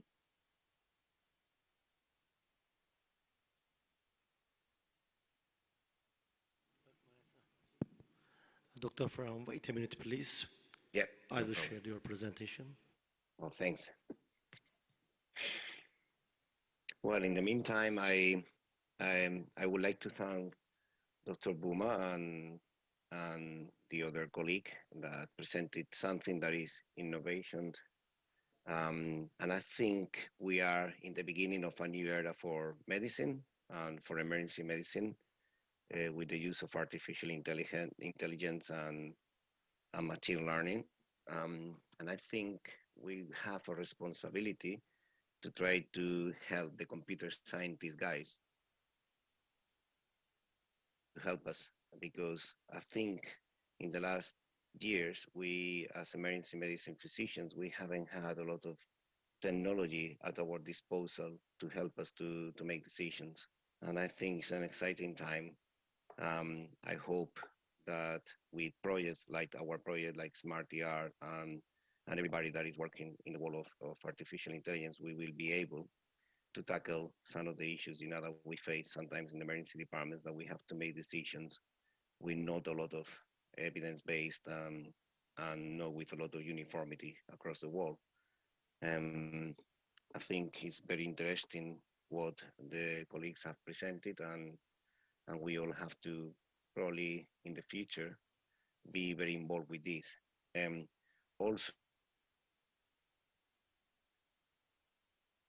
how legally, from the data protection laws point of view, that we can face the use of all this data that we are accumulating, especially if I'm allowed to show you the presentation is finally charged, because with the SmartER project, we've been accumulating data for the last 4 years. As you know, the emergency department usually across a nation, they see half of the population approximately in 1 year. So you can imagine the amount of data.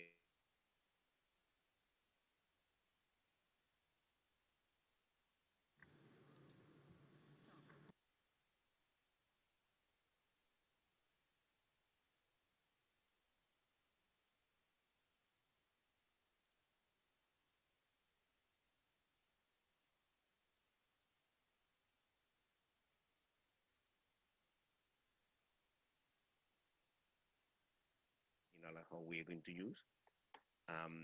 Obviously, there are the legalities of what can we do with that data, who that data belongs to. That belong to the hospital, belongs to the patients, and then probably the laws will have to change in terms of how we can use that data for the benefit of the population. So it's a very exciting time, and I think those issues they've been raised in the previous presentations. Those are issues that possibly from the healthcare point of view, we have to tackle in the future, because how much is the privacy for the benefit of the population? That's my question.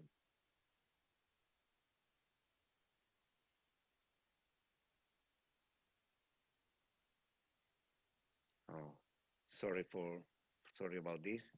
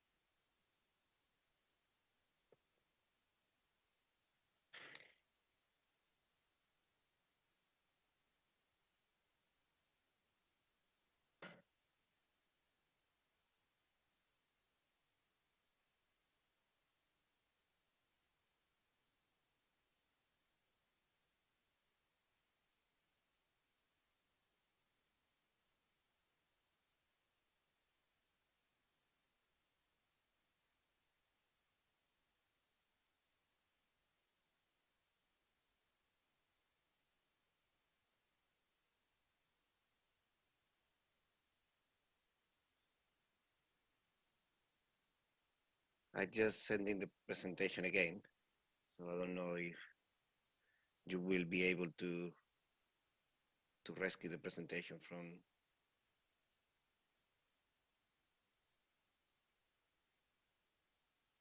So, ladies and gentlemen, I'm very sorry, but we just learned from the organizers that it's currently not possible to show the presentation of Dr. Moya, but this will be later in another session and will be announced.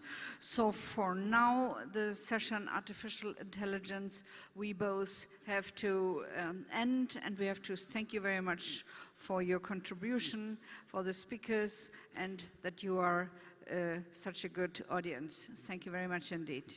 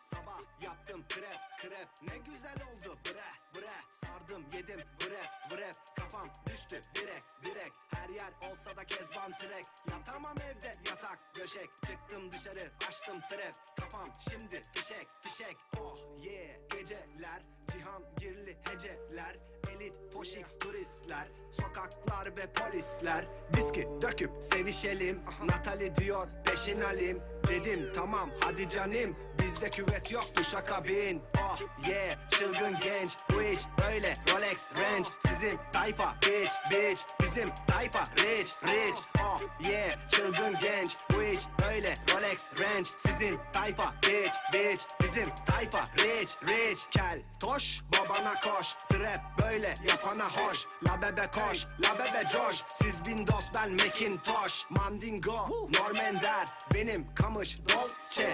Oturan diyor Morminder, haterlarım Oçe. Yeah.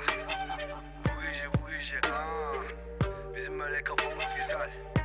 Bizim hep kafamız güzel. Böyle geziyoruz işte.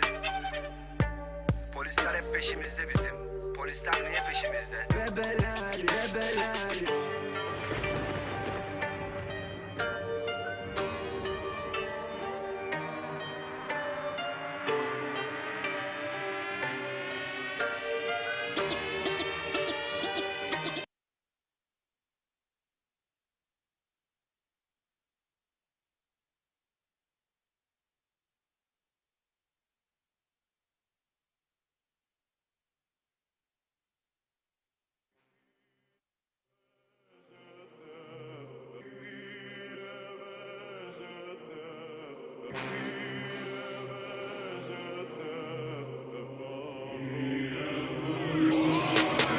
Montumun cebinde yok kuruş, zıplıyor herkes kanguru sanki. Full depo tanusun, bir de kafamıza bas vurur ama yine yok. Bu hayatın heyecanı yok. Bu hayatın heyecanı yok. Bu hayatın heyecanı yok. Yok. Kazan yok. Kaybedecek birimiz kaçarı yok. Çocuk çok yatarın yok. Oynayan açığı yok. Olmayan façası yok. Kurtaran paçayı yok. Gelecek için bir hedefin yok. Yarının yok. Temel güvenin yok. İllegal legal düzenin yok. Para kesesi yok. Bekleme rüzgarın sesi yok. Her şey boş yeri tasarı yok. Bak büyüdün sokakta masalın yok. Kollarımdan öte sarının yok. Dirisin ya da ölü arafı yok. Kafamın önünde polisler var. Elinde silahla komiser var. Üstümde başımda kan izi var. Önümde kocaman valizler var. Bana tepeler denizler dar. Bir de sırtımda keneler var. Yarım kalır o şarkılar. Burada panda yok develer var. Montumu cebinde yok kuruş. Zıplıyor herkes kanguru sanki. Full depo tanusun. Bir de kafamıza bas vurur ama yine yok. Evet değerli arkadaşlar, hepiniz hoş geldiniz. Gerçekten çok dolu gece geç saatlere kadar devam eden çok önemli bilimsel faaliyetlerimiz var. Bunun dışında tabii sosyal faaliyetler de buna eşlik ediyor. Yani kongreler bir taraftan bilimsel tecrübelerin paylaşıldığı, bir taraftan da böyle sosyal aktivitelerinde birlikte işte insanlarla tanışıp bir yerde beraber çay içip veya sohbet etme imkanı bulduğumuz yerler ve bütün bunlara rağmen vakti çok iyi değerlendiriyoruz. Her dakika bir şey var ve burada olduğunuz için çok teşekkür ediyorum. Herhalde en kapsamlı uydulardan birini yapıyoruz ki bu konuda Ufuk Bey'i ayrıcalığı hem ilk üçe girdiler hem de böyle kalabalık bir uydu toplantısı yapmayı başardılar. Ricordati firmasına da ayrıca teşekkür ediyorum.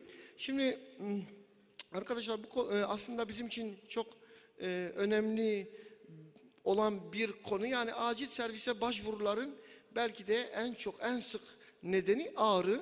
Ama şimdi tabii ki ağrı bizim için çok önemli bir konu. Ağrıyı yönetmek çok önemli bir süreç.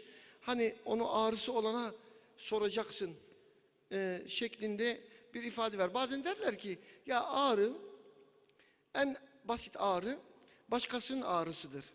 Ya bu yanlış, çok yanlış. Bu insanca bir şey değil mi? Öyle hisseden yoktur. Mesela düşünsene kendi çocuğunun veya sevdiğin birinin ağladı. Sen demez misin o ağrı benim olsun da onun olmasın? Yani onun için böyle kolaya kaçılan bir düşünce olmaması lazım ağrının. Benim sesim yankılanmıyor değil mi? Rahat duyuluyor. Duyumda problem yok yani değil mi? O yüzden ağrının benim hayatımda da ayrı bir önemi var. Çünkü benim ilk anlattığım tartışma programı genel cerrahlarla birlikte ağrıyla ilgiliydi. Ben acilde ağrıyı savunuyordum. Genel cerrahilerde özellikle akut batın tabii konusunda ağrı kesicilerin işte kullanılıp kullanılmamasını tartışıyorduk. Ben ağrı kesici kullanmalıdır diyordum. Onlar yok diyordu. Sonra benim dediğime uzun süre içinde gelindi. Ağrı kesmek bizim için çok önemli bir konu arkadaşlar. Ağrı deyip geçmemek lazım. Ağrı bizim için aynı zamanda aslında iyi bir olay. Neden iyi bir olay? Mesela eğer ağrı varsa o doku canlıdır. Alarm veriyor. Ağrı vücudun bir dilidir. O dili bizim çözmemiz lazım. Birçok hastalıkta ağrının yönetimiyle tanıya gidiyoruz. O yüzden ağrı aslında bize sunulmuş bir veridir. Bu veriyi kullandıktan sonra onu susturmamız gerekiyor. Acilde susturmamız gerekiyor. Acilde ağrıyı kesmemiz çok önemli. Yani ağrı kesicileri göz ardı etmemek lazım. Bu yüzden de kongremiz boyunca ağrının önemini anlatmaya çalışıyoruz. Peki burada benimle fotoğraf çektirdiğiniz Konya gibi sizden başlayalım. Önder, ağrın ağrıyacak. Neresinin ağrımasını istersin? Evet, bir yer ağrıyacak yani. Efendim? Kas ağrısı. Evet, vücut bölge olarak.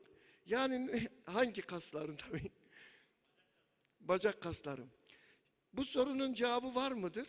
Mesela ben düşündüm, geceleyin bunu düşündüm. Ya neresinin ağrımasını ister insan böyle bir soru? Kası anlatacağım ya. Çok bulamadım yani neresi ağrır. Mesela bacak kaslarının ağrıması herhalde hiç olmamıştır sende istediğine göre.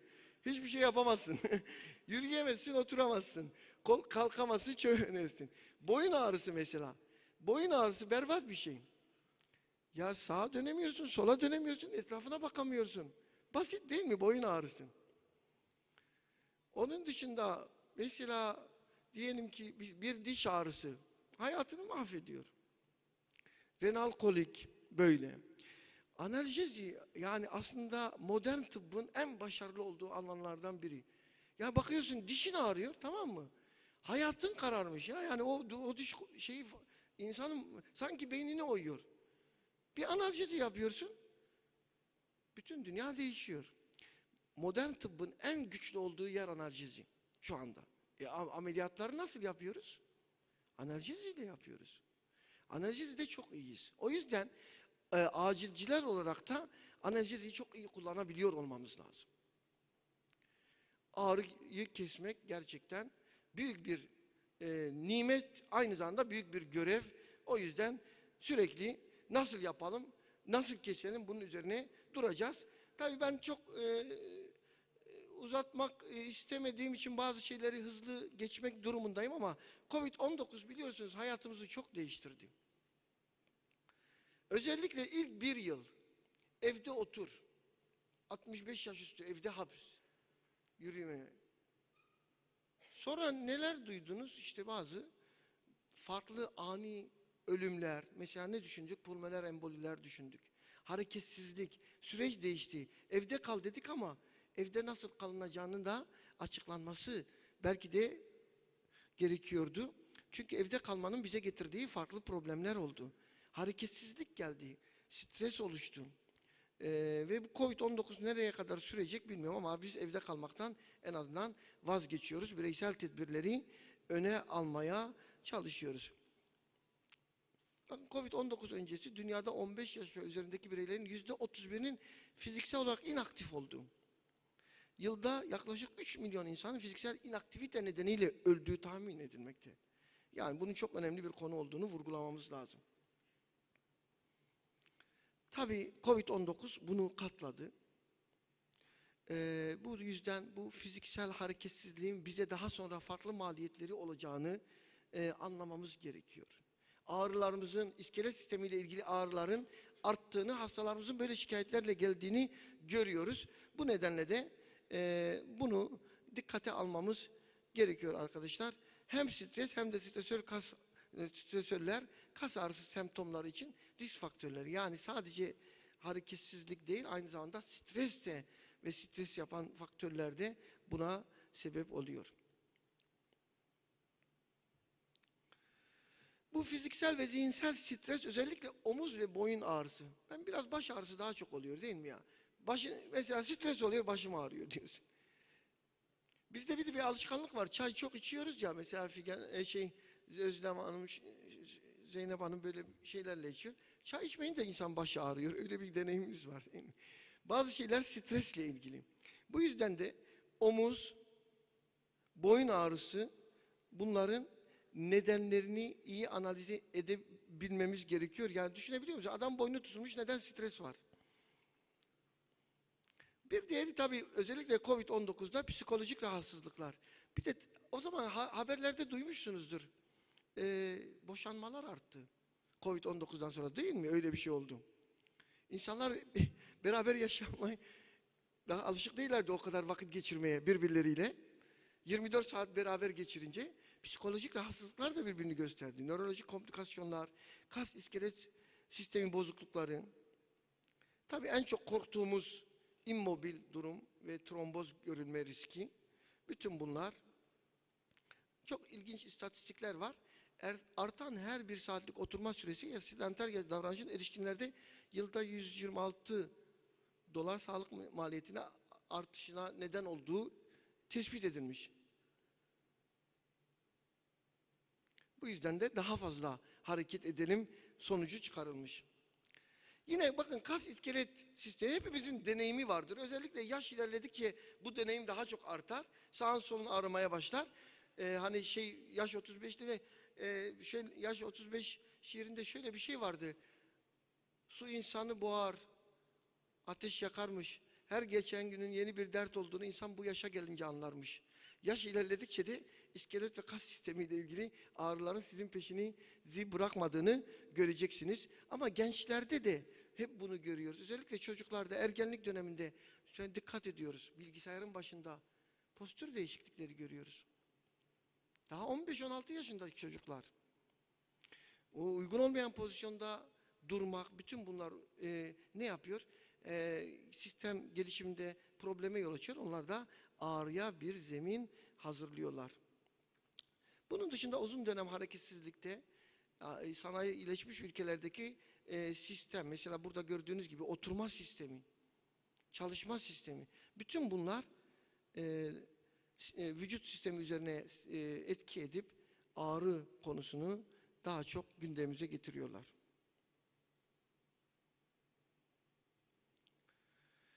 Velhasıl fiziksel aktivite yetersizliği önemli bir sorun bu kas iskelet sağlığı ile ilgili ve buralarda da kronik kas iskelet sistemi ağrısı olan bireylerin olmayanlara göre fiziksel aktivite düzeyinin %20 daha düşük olduğu gösterilmiştir.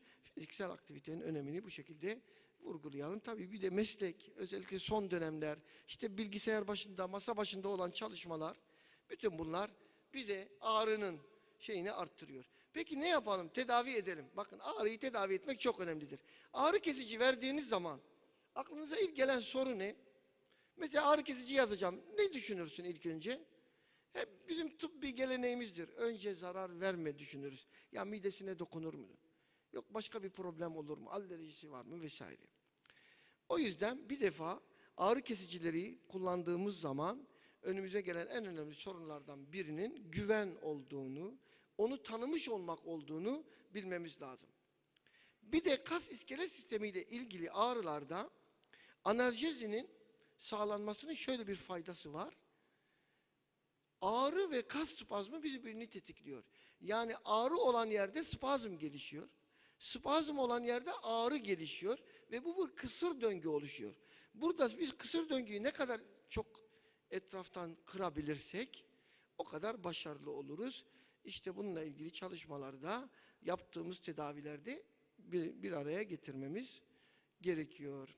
Tabii bu ağrıları yönetmek için bu birkaç derste de anlattık. Değişik yöntemlerimiz var ama önce korumak, yani fiziksel aktivite, antrenmanlar, bu gibi şeylerle vücudun hani ağrıya direncini arttırmamız çok önemli.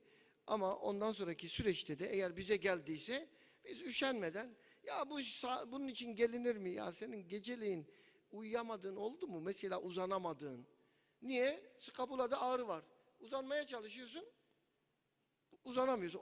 Oturarak uyuyacaksın. Oturarak uyuyunca spazm artıyor.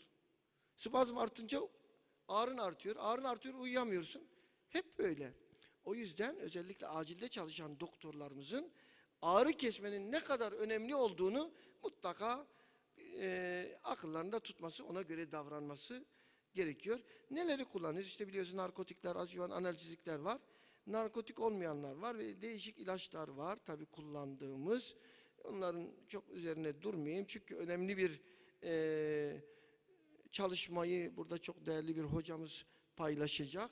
O yüzden ben buraları uzatmadan işte biliyorsunuz ilaç veriyorsun mutlaka yan etkisini göz önüne alıyoruz. Onu söyledim işte daha önce mide kanamaları bizde mesela bizim hastanemizde giz kanamaları çok olur bir bölgesel olarak.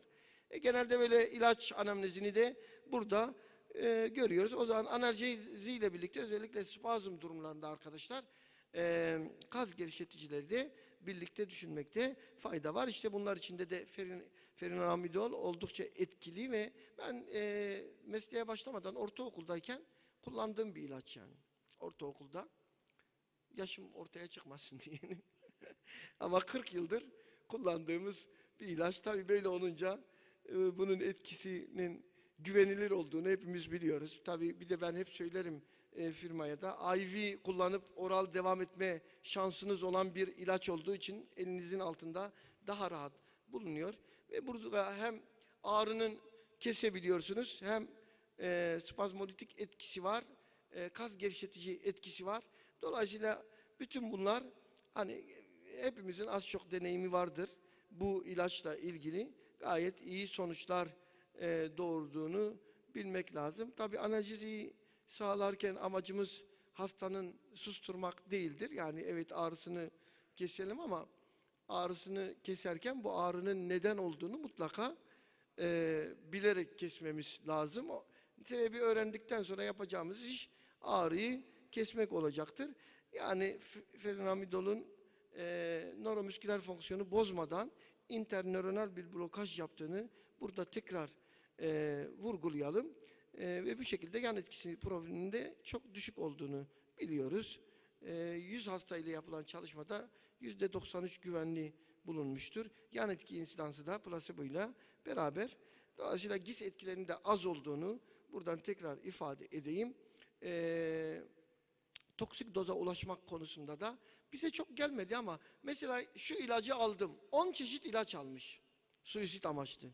Bundan pek almıyorlar herhalde etkisi dolayısıyla mı? Mesela parasetamol entoksikasyonu çok fazladır. Non-steroid antiinflamatuar entoksikasyonu çok fazladır ama hani bu ilaçla bir entoksikasyon çok görmedik.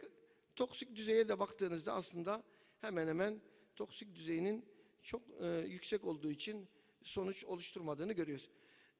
Arkadaşlar bu ağrı konusunu hep vurguladık kongre boyunca ve vurgulamaya devam ediyoruz. Bu konuda çalışmalarımız devam edecek ama özellikle bu uydunun 2. bölümünde çok değerli bir hocamız bizimle birlikte olacak. Profesör Doktor Barkınberg. Onu kürsüye davet ediyorum. Ondan sonra tartışmada tekrar bir arada oluruz. Buyurun.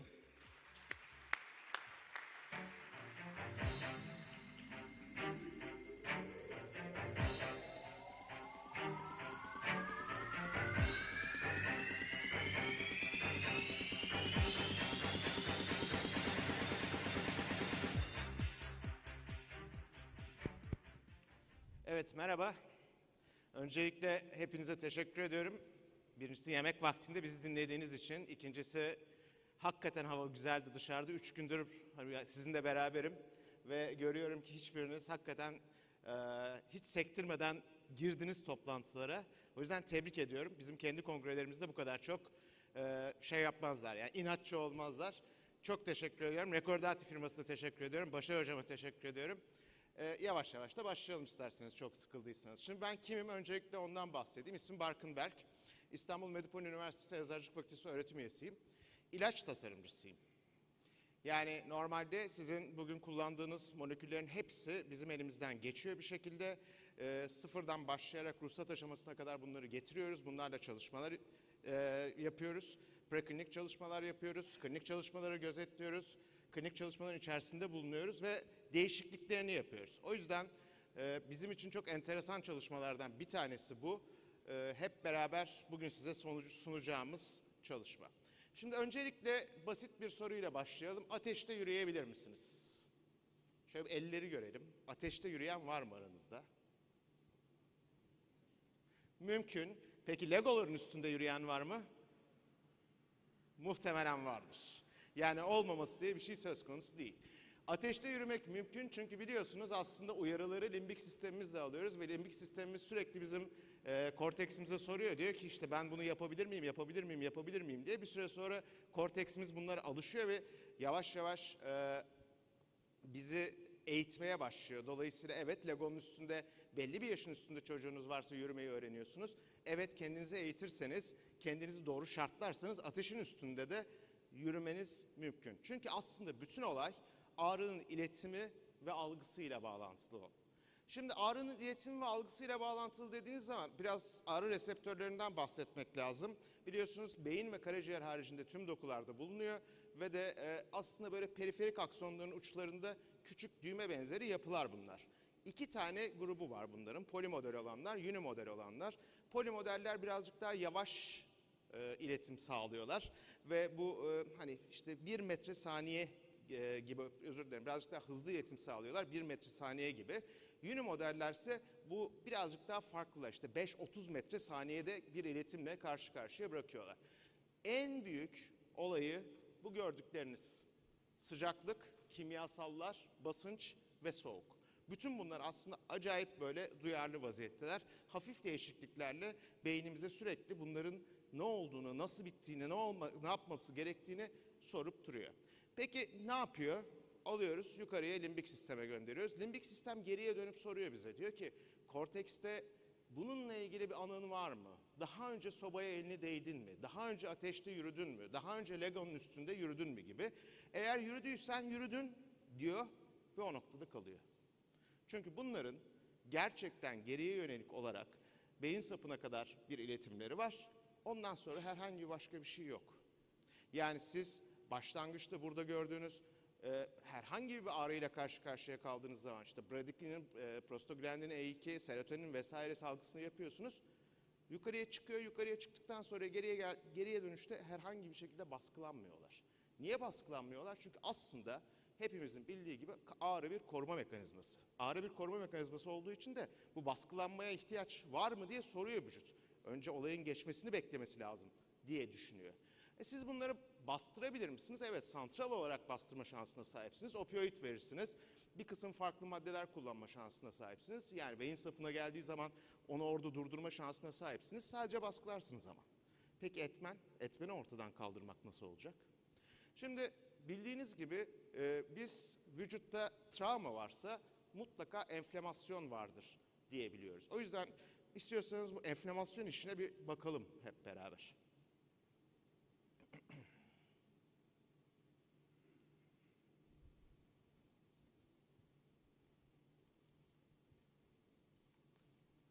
Demek ki o kadar otomatik çalışmıyormuş.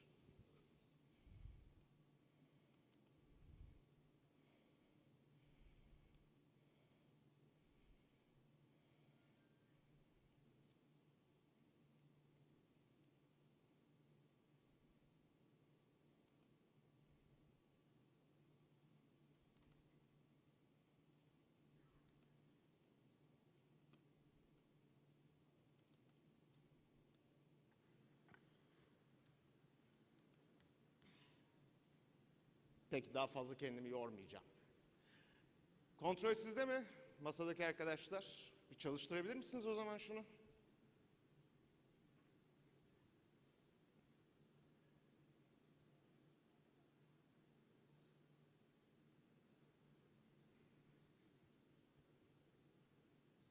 Yok, inat etti, çalışmayacak herhalde.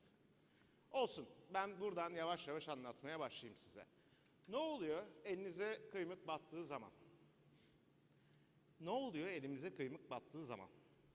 Doku bütünlüğümüz bozulmaya başlıyor. Doku bütünlüğümüzün bozulmasıyla beraber eğer derin bir yaralanma varsa, özellikle damar bütünlüğümüz bozulmuşsa neyle karşı karşıya kalıyoruz? Vazokonstrüksiyon. Çünkü kanamanın kapatılması lazım. Kanamanın kapatılması için ne olması gerekiyor teknik olarak? Platelletlerin orayı tutmaları gerekiyor. Plateletlerin tıkamayı sağlaması gerekiyor. Peki plateletler tıkamayı sağladığı zaman daha sonra neler başlıyor? Enflamasyon medyatörleri. Enflamasyon medyatörleri aslında dokunun koruması için gerekli olan bir materyal. Sadece ve sadece oradaki genel olarak bütün hücrelerin tamamının bir şekilde tedavi edilmesi değil, bütün sistemin uyarılması ve bütün sistemin organize edilmesi için gerekli aslında. Dikkat ederseniz ağrı ile ilgili olan medyatörlerle enflamasyonla ilgili olan medyatörler birbirinin aynısı. O yüzden normal şartlar altında bir enflamasyon yola başladığında enflamasyon yolağıyla beraber ağrı yolağı da tetiklenir hale geliyor. Arkadaşlar daha fazla uğraşmayıp slaytı verirseniz bir sonraki slayttan devam edeceğim.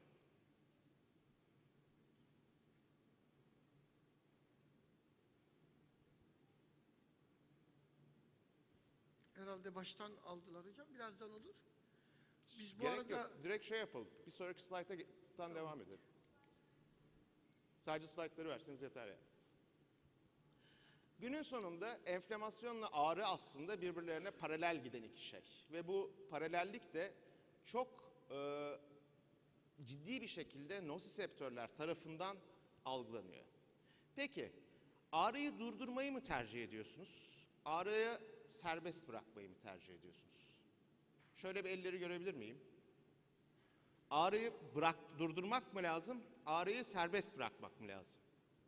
Ağrıyı durdurmak lazım diyenler? Peki, ağrıyı serbest bırakmak lazım diyenler? Şimdi bu branştan branşa göre değişiyor. Ben değişik branşlarda değişik konuşmalar yaptım. Dolayısıyla bazı branşlarda çok net olarak şunu söylüyorlar. Diyorlar ki evet biz ağrıyı durdurmamız lazım. Ağrıyı kontrol altına almamız lazım. Bazı branşlarda diyor ki hayır ben ağrıyı kontrol altına almak zorunda değilim. Önce bir sebebini göreyim. Esas nokta nereden başlıyor bu iş?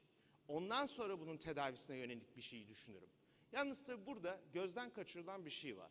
Günün sonunda enflamasyonda, yaralanmada, ağrı etmenleri arasında temel olarak neden bahsediyoruz? Bir doku hasarından bahsediyoruz. Yani doku hasarıyla bağlantılı olarak aslında bir enflamasyon cevabı doğuyor. Endotel hasarı var, bağlantılı doku ödemi var. Doku ödeminden sonra tekrar bir dokunun bütünlüğünün bozulması durumu var. Günün sonunda ne var? Hipoksi ve tekrar aslında başa dönüyoruz, doku hasarına dönüyoruz. Evet, ilk etapta aslında ağrıyı görmek, enflamasyonun ana kaynağını görmek çok önemli. Fakat iş kronikleşmeye başladığı zaman bu bir kısır döngüye dönüyor. Yani kısa süreli mi, uzun süreli mi enflamasyonunuz bunu çok net bir şekilde görmek gerekiyor. Yani veya yumurta mı tavuktan çıkıyor, tavuk mu yumurtadan çıkıyor? Şurada gördüğünüz değerler bizim temel olarak kronik bir enflamasyon durumu varsa bu enflamasyonun genel kontrolü için baktığımız klinikteki değerler. Peki enflamasyon ağrı bir de üstüne üstlük spazm işin içerisine giriyor. Çünkü doku hasarı ile beraber bir de spazm durumu söz konusu. O zaman deminden beri Başar Hocam'ın bahsettiği kas ağrıları temel olarak baktığınızda aslında spazm kökenli mi? Enflamasyon kökenli mi? Mekanik hasarı mı dayanıyor? Yoksa hepsi mi? Aslında hepsi. O yüzden bakıldığı zaman mekanik veya non-mekanik bir etken olsun, sonuçta bir inflamasyon durumu var. İnflamasyon ağrıyı tetikliyor, ağrı spazmı tetikliyor ve bu döngü devam ediyor. Evet, sizin branşınızda öncelikli olarak hemen hastayı ağrısını giderip ne problemi olduğunu anlamak lazım. Çünkü biliyorum hani çok uzun süre sizinle beraber çalışma yaptık. Sizinle beraber çalıştım. Gelen hasta hakikaten bağıra bağıra ağlayarak geliyor. Ve o yüzden de sizin ona hızlı bir şekilde müdahale edip öncelikle ağrısını kontrol altına almanız gerekiyor. Peki nasıl karar veriyorsunuz ilaçlara? Aslında bu skalayı biliyorsunuz. Teknik olarak 1'den 10'a kadar bir ağrı skalamız var. Dünya Sağlık Örgütü'nün standart olarak uyguladığımız bir kategorilendirilmiş ağrı durumu var. Ağrı tedavisi var. İlkinde nanopoidleri veriyoruz ve adjuvan tedavi düşünüyoruz. Eğer skala 1. basamaktaysa. Ortaya doğru geldiyse ağrı o zaman nereye geçiyoruz? Zayıf opioidlere geçiyoruz. Çok uzun süre tartıştığınız bu konuyu biliyorum. Acaba opioid verelim mi, vermeyelim mi, ne kadar verelim, ne kadar doğru ama acil hekimlerin çoğunun opioid vermekten hoşlandıklarını da biliyorum gerektiği zaman. Çünkü rasyonel bir yaklaşımınız var. Tabii non-opioidler de işin içerisine giriyor. Günün sonunda eğer daha yüksek bir durum söz konusuysa, özür dilerim, o zaman opioid miktarını arttırmamız söz konusu oluyor. Non-opioid de veriyoruz, adjuvan da veriyoruz.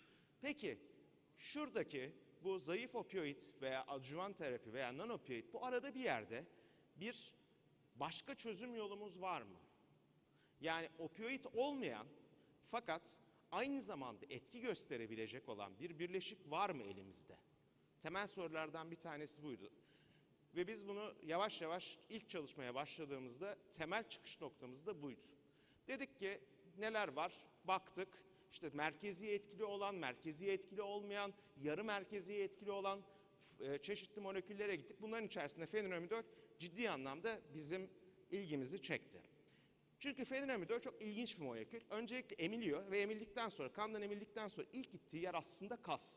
Ve kasa dokulandıktan sonra, yani kasa depolandıktan sonra yavaş yavaş kastan salınmaya başlıyor. O yüzden de bir plazma düzeyine baktığımız zaman yaklaşık 1 saat içinde normal plazma düzeylerine ulaşan bir molekül. Büyük oranda vücudun içerisinde kas kitlesinin içerisinde dağılım gösteriyor ve yavaş dolaşıma katılıyor ve bir süre sonra da bu yavaş dolaşımda beraber safra yoluyla ve idrarla ciddi anlamda glukuronat konjugatları şeklinde atılıyor. İster intramusküler olsun, ister oral olsun 800 mg'lık bir tek dozda yaklaşık 15. 20. dakikadan itibaren çok ciddi anlamda etki görmeye başlıyorsunuz. Tabii ki endikasyon olarak kısa ürün bilgisinde ne yazıyor? Deniyor ki kas iskelet sistemi ile ilgili akut ağrılı kas spazmlarının semptomatik tedavisinde deniyor. 2 tane formum var. Demin hocam bahsetti. Intramusküler olan form ve tablet formu. 800 mg 3 mililitrelik enjeksiyonluk çözeltide var. 400 mg da film tablette var. Günde 3 defaya kadar dozlayabiliyorsunuz 1-2 tablet olarak.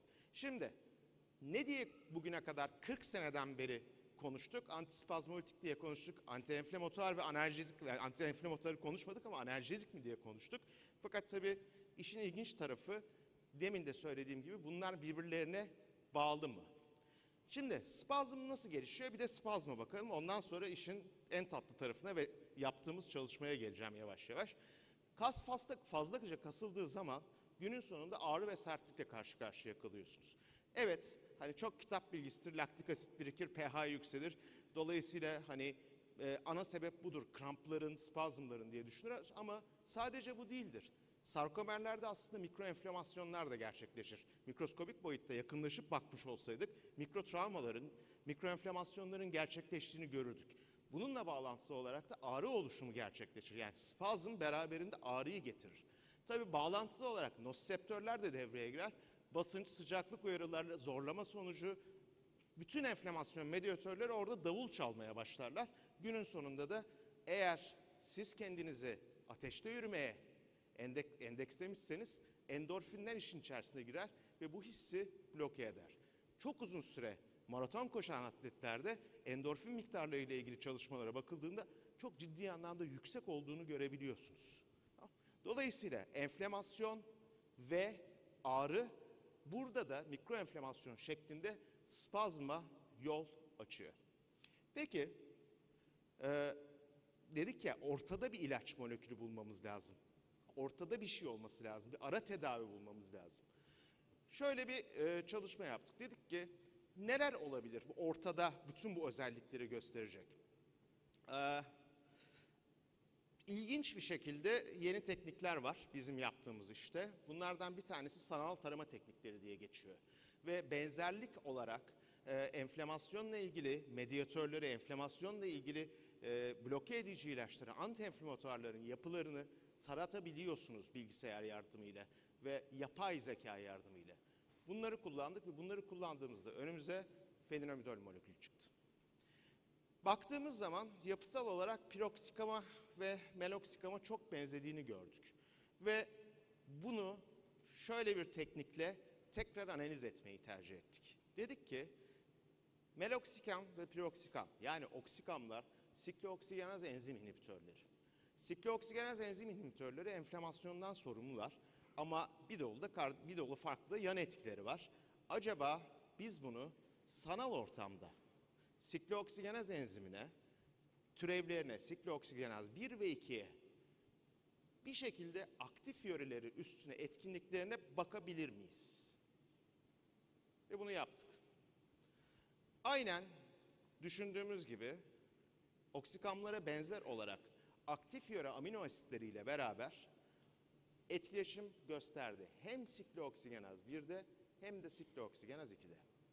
Daha sonra dedik ki tamam güzel de hani sonuçta bu bir sanal gerçeklik. Bunun gerçeğini yapabilir miyiz? Veya öncelikle bunu bir hayvan deneyiyle simüle edebilir miyiz? Var olan non-steroidal antiinflamatuarlarla beraber karşılaştırabilir miyiz? Veya bugüne kadar olan non-steroidal antiinflamatuarların yan etkilerini de acaba enflamasyon mekanizmasında fenomenidol gösteriyor mu? Ve hayvan deneylerini yaptık. Hayvan deneylerinin sonucunda gördüğümüz çok enteresan sonuçlar var. Önümüzdeki hafta Farmakoloji Kongresi'nde sunum olarak yapacağız ve aynı zamanda yayına hazırladık. Dolayısıyla detaylarını vermeyeceğim ama kısaca size nelerle karşılaştığımızı anlatacağım. 1. Bugün çok kullandığınız günlük standart non-steroidal antiinflamatuarlara benzer etki mekanizmasına ve benzer etkinliğe sahip. Bugün gördüğünüz ve kullandığınız non-steroidal antiinflamatuarlardan çok daha iyi gastrointestinal cevabı var. Hayvanı açıp baktığımızda çok net şekilde görüyoruz. Gastrointestinal olarak herhangi bir problem yaratmıyor. Daha da enteresanı o enflamasyon medyatörleri dedik ya, enflamasyon medyatörlerinin seviyelerine de baktık süreç içerisinde ve gördük ki diğer non-steroidal antiinflamatuarlara yakın ve benzer etkinlik gösteriyor. O zaman çok teknik olarak şunu söyleyebilirim. Bugün biliyoruz ki fenomenidol yapısı siklooksigenaz 1 ve 2'yi dengeli olarak inhibe ediyor. En güvenli tercih ettiğiniz non-steroidal antiinflamatuarlardan daha iyi olarak. Sadece bunu da yapmıyor. Aradaki o boşluğu yani antispazmolitik olmasını ve ağrı kesici özelliklerini de beraberinde getirip o mikro enflamasyonları da engelliyor. Çünkü gene diseksiyonlarda gördük ki gerçekten o mikro enflamasyonları da ciddi anlamda etkinliğe sahip. Tabii başka neler yapıyor? Bu yolağın alt taraflarında prostaglandin E2 basamakları var. Prostaglandin E2 oluşumunu inhibe ederek nosiseptörlerin uyarımını da kas boyunca ve periferal sinir uçlarında azaltıyor.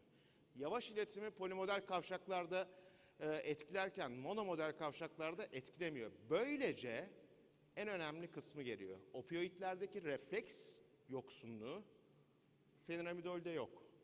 Yani refleksleri hala ciddi anlamda tutabiliyorsunuz hastada. O yüzden gene o ara tedavi için oldukça önemli. Tabii sadece bunları yapmıyor. Bunları yapmadığı gibi bir de kendine ait olan metabolitleri var. Bu metabolitlerin de ilginç özellikleri var. Şimdi yapısal olarak mono ve diaminopiridin türevleri dediğimiz özel bir metabolite sahip. Bu metabolitler nöropatinin ve düzensiz sinir iletimi kaynaklı olan durumlarda zaten kendi başlarına klinik öncesi çalışmalarda etkinliği belirlenmiş olan moleküller. Yani hali hazırda bunları zaten klinikte kullanmıyoruz ama klinik öncesi çalışmalarda ilaç olarak kullanıyoruz. Özellikle fenomenidolün metabolitlerinden 2-aminopiridin yapısı sinir kavşaklarında asetilkolin salınım miktarını değiştirmeksizin hücresel iletim yani nöronal iletim yapabilmekte. Dolayısıyla spazm oluşma olasılığını da ortadan kaldırıyor. Yani kullandığınız zaman sadece spazmın engellenmesi değil, aynı zamanda spazm oluşma olasılığını da düşürüyor. Uzun süreli kullanımlarda bizim en çok korktuğumuz şeylerden bir tanesi aslında mutajenik etki veya genetotoksik etki. Bunlara da sahip değil. Yapılan çalışmalar bize bunu gösterdi. Daha sonra gene ekip olarak döndük ve vaka çalışmalarına baktık. Bugüne kadar fenomenidolü hangi vakalarda kullanmışsınız? Hangi vakalarda yazmışsınız? Burada gördükleriniz aslında vaka örnekleri. 3 tane vaka örneğim var, 4 tane vaka örneğim var. Bir tanesi 35 yaşında, erkek yönetici. Belde kronik ağrısı var normal şartlar altında. Fakat 3 gün önce bir araba kazası geçiriyor ve şiddetli derecede sarsılıyor vücut. Ve ağrı gündüz hareketleri de artıyor. Dolayısıyla bakmış arkadaşlar disk hernisi olduğunu görmüşler, stenoz olduğunu görmüşler, disk jenerasyonu olduğunu görmüşler ve de L4'te kompresyon fraktürü olduğunu görmüşler ve de bağlantısı olarak fenamidol reçetelendirmişler. Önce kullanmışlar, arkasından da reçetelendirmişler. Hastanın 1-1,5 haftalık süreçte toparladığını görmüşler. İkinci vakamız bir kadın. Gaziantep'te yaşıyor, çadırda doğmuş ve de evlenmiş ve 5 çocuk annesi. 59 yaşında çok kısa sürede 5 çocuk ve bütün o iş yükünü aslında omuzlarında taşımış. Okur yazar değil. Mekanik bir boyun ağrısı çekiyor, bir musküler spazm var sürekli, skolyoz durumu var, lordoz aralığı daralmış vaziyette ve kenar osteofitleri var. Aynı şekilde bu hastaya da fenamidol reçete edilmiş, 1-1,5 hafta sonra tekrar çağrılmış ve bakıldığında etkin şekilde tedavi olduğu gözlemlenmiş. Üçüncü vakamıza geldiğimizde 48 yaşında bir devlet memuru arkadaşımız, üniversite mezunu, aslında beyaz yakalı sınıfı içerisinde sayılan bir arkadaş. İstanbul'da yaşıyor ama ara ara gidip geliyor. Çünkü ailesi çok yakın bir mesafede oturuyor ama bu ara ara geliş gidişler aslında çok sık geliş gidişler. Dolayısıyla çok ciddi anlamda bir araba kullanırken bir araç yolculuğu sonucunda ilk defa ve aniden bir spazmla karşı karşıya kalıyor. İki kürek kemiği arasında ve şiddetli ağrıyla hemen arabasını acilin önüne çekiyor. Akut mekanik sırt ağrısı var, musküler spazm var. Miyorelaksiyon olarak fenamidol yapılıyor ampul olarak. 10 gün boyunca da yazılmış. Topikal olarak da prepa jeli vermişler. Kullanım sonucunda hasta pozitif sonuçla geri dönmüş. Dördüncü vakamız bir beyaz yakalı daha bir hanım. Çok ciddi anlamda enteresan şekilde kendisini sürekli diri ve iyi tutmaya çalışıyor. Sürekli pilates yapıyor. Boyunda ve kalçada ağrı şikayetleri olmuş. Ve de merdiven çıkarken kalçadaki ağrısı artmış. Boyun ağrısı da sağa sola dönüşte artıyormuş. Gene aynı şekilde fenamidol tedavisiyle toparlanmış hastamız. Ağrı hocamın da söylediği gibi çok enteresan bir şey. Çekmeyen bilmez, hepimiz çekiyoruz ama ağrı çekenler bize geliyorlar. O ağrı skalası çok enteresan bir skala, aslında her şeyi göstermiyor bize. Amerika'da bir sergiyle kapatmak istiyorum. Kronik ağrısı olanlarda demişler ki kendinizi ifade edin. Resim çizin ve bize kendi ağrı düzeyinizi ifade edin. painexhibit.org'da var, görebilirsiniz. Bu onlardan bir tanesi, aslında hastanın ne kadar ciddi anlamda ağrı çektiğinin kendi kendine ifadesi. Umarım bakarsınız, çok ilginç, çok enteresan resimler var ve umarım sizi çok fazla sıkmamışımdır. Çok teşekkür ediyorum beni dinlediğiniz için. Sorularınızı alabiliriz. Çok teşekkürler değerli hocam. Gayet güzel, aydınlatıcı bir sunum. Hiç de sıkılmadık. Bize böyle başka bir bakış açısı da verdiniz. Çalışmalar da çok değerli. Tabii öğle arası fazla meşgul de etmek istemiyorum. Gerçekten çok dolu dolu bir uydu geçirmiş olduk. Demek ki böyle uydu yapmamız gerekiyor. Onun için şimdi soru ve katkı varsa alabilirim. Soru ve katkı. Onun dışında ben şöyle toparlayayım. Hocamızın bahsettiği branşlarda biz ağrıyı keseriz. Bizim işimiz ağrıyı kesmek. Ama bu ağrıyı, hastayı susturmak için kesmiyoruz. Yani hastanın hastalık dilini alıyoruz ama ağrısını kesmek bizim için kutsal bir vazife gibi görüyoruz. O yüzden analjizide eksik bırakmayalım. İnsanları semptomatik tedavide eksik bırakmayalım. Özellikle bu dönem semptomatik tedaviler arkadaşlar ihmal edildi. Hem pratisyen arkadaşlarımız hem aile hekimleri hem acil çalışanları. Semptomatik tedavileri ihmal etmeyin. O vücudun direnci için semptomatik tedaviye ihtiyacımız var. Ben böyle bitireyim. Hepinize teşekkür ediyorum. Saat 2'de buradayız.